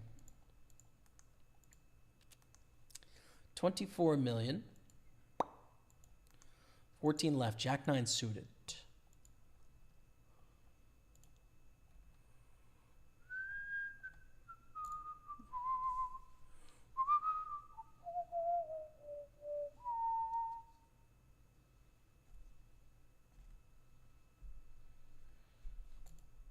Raise from Leo, we fold. We don't have fold equity by reshoving. So yeah, it's just a fold. On the other table, there's a lot of action going on here. We've got 14 million in the pot already. The other table, which is, well, it's a lot of chips. Oh my God. Kings, nines, Jack 10. Wow. Kings scoop a massive pot, double knockout.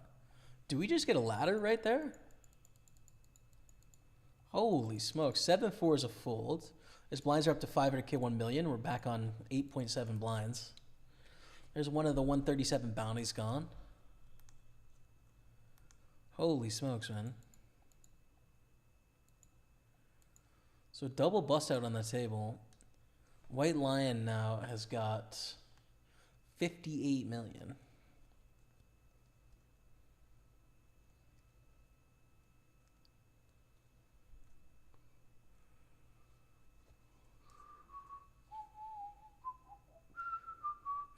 I am Fisher 4 off from Twitch. I watch them both. Well, welcome, man. Thank you. Thank you, man. Queen 10 suited. This is an all-in jam. We're down to 12 left. No! It's been taken away from me, dude. We are 12 of 12. We're one off a pay jump up to 245, but like we're trying to win the tournament. Two suited broadways is strong. But against the undergun raise, we fold. If I need shoes or footwear for support or warmth, I bring indoor shoes or slippers with me to wear in someone else's home. See, I think that's good form, right? Like for sure. If I'm going to someone else's home, I'm not going to expect I can wear shoes in their house. I'm going to ask them for sure. If they tell me to keep them on, I'll be like, okay.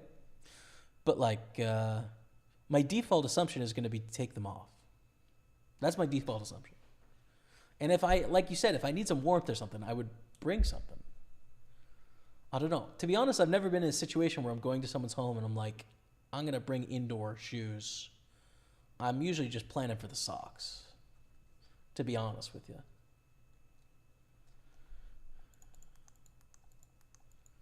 I am planning for the socks. That's just good planning. I mean, that's good foresight that I just don't have.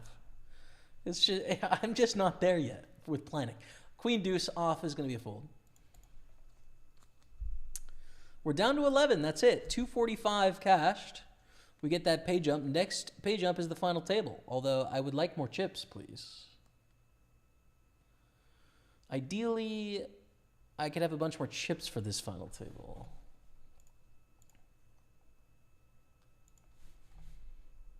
If possible.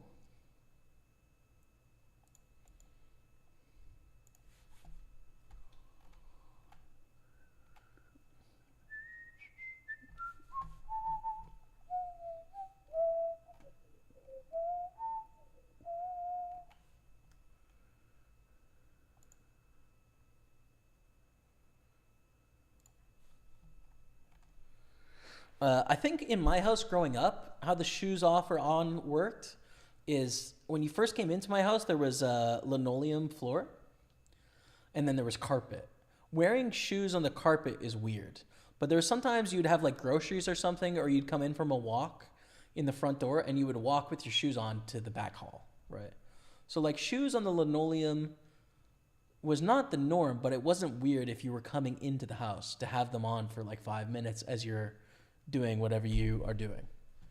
But you would pretty much never wear them on the carpet. That's kind of weird. Shoes on carpet just does not feel good, dude. I don't know. I'm not liking the feeling of that. If someone is installing an oven or a fridge, then sure, keep your boots on. Yeah, I mean, it's people that are doing work in the house, for sure. Guests or friends and family, definitely no shoes in the home. It's not even a debate here. No one wears shoes in the house. Interesting. Yeah, fair. I mean, we all get to set our own ground rules for sure. Like we got a new fridge from our landlords. You know, the fridge people wearing their shoes. Some police came into our house the other day just because we had to call because there was like a domestic dispute outside. They're keeping their boots on. Like, hey, officer, take your boots off. No, come on in. You know? I don't know, man. Yeah, I don't know. I'm cool with it. Can I decide based on the swagness of the shoe? Yeah, I mean, where do you stand, Rebecca? Are you strong on one position or the other? We obviously don't wear shoes in the house. But, like, do you feel passionately about the no shoes in the house, or are you indifferent? There's no right or wrong answer. I don't care. I just defer to whatever makes people more comfortable, I think. Ace King is everything and more, chat. Come on now. With the Ace King, Dottie. Come on now. All in.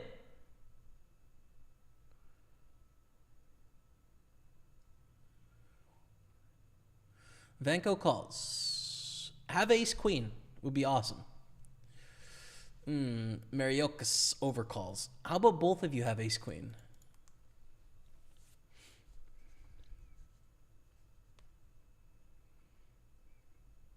Or if I could be picky, king queen would be better. If you could both have king queen.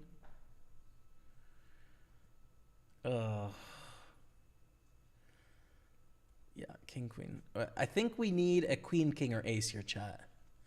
I suspect that we have a middling pair here somewhere. Someone's got like 9s, 8s, 7s. And the other hand is a mystery at this point. So I think we need to hit a card here. Or else we're going to go out an 11th. Yeah, I think that's the end of the road. Unfortunately, ace jack. Going to take it down. Our bounty is gone. It was $10.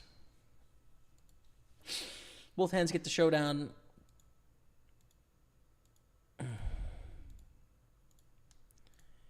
It was 244.74 plus 114. All right, let's add 245 plus 115. Okay. Ace king, ace 7. Oof. We were in good shape. The turn got us. Rip. All right, so here's the situation though. 1,300 in buy-ins today. 4,400 in cashes, baby. Let's go. Let's minus the 1,311. 3K profit, baby. Oh, 3K profit, 9 hours. $330 an hour. Let's go. Ship it. Thank you all for your support. I am going to be back this week, dude. Poker vibe is on the mind. My mom is visiting until Tuesday, so you probably won't see me until Wednesday at the earliest. But we have Matt's home game tomorrow in the home game league. We have my home game on Friday. I'll definitely be streaming that, getting the word out. Definitely see me on Sunday. And then the up of the air, depending on what's going on, Wednesday, Thursday, Saturday is play it by ear. So thank you. It's so good to be back, man. I missed you all, okay? That's it for today. Till next time.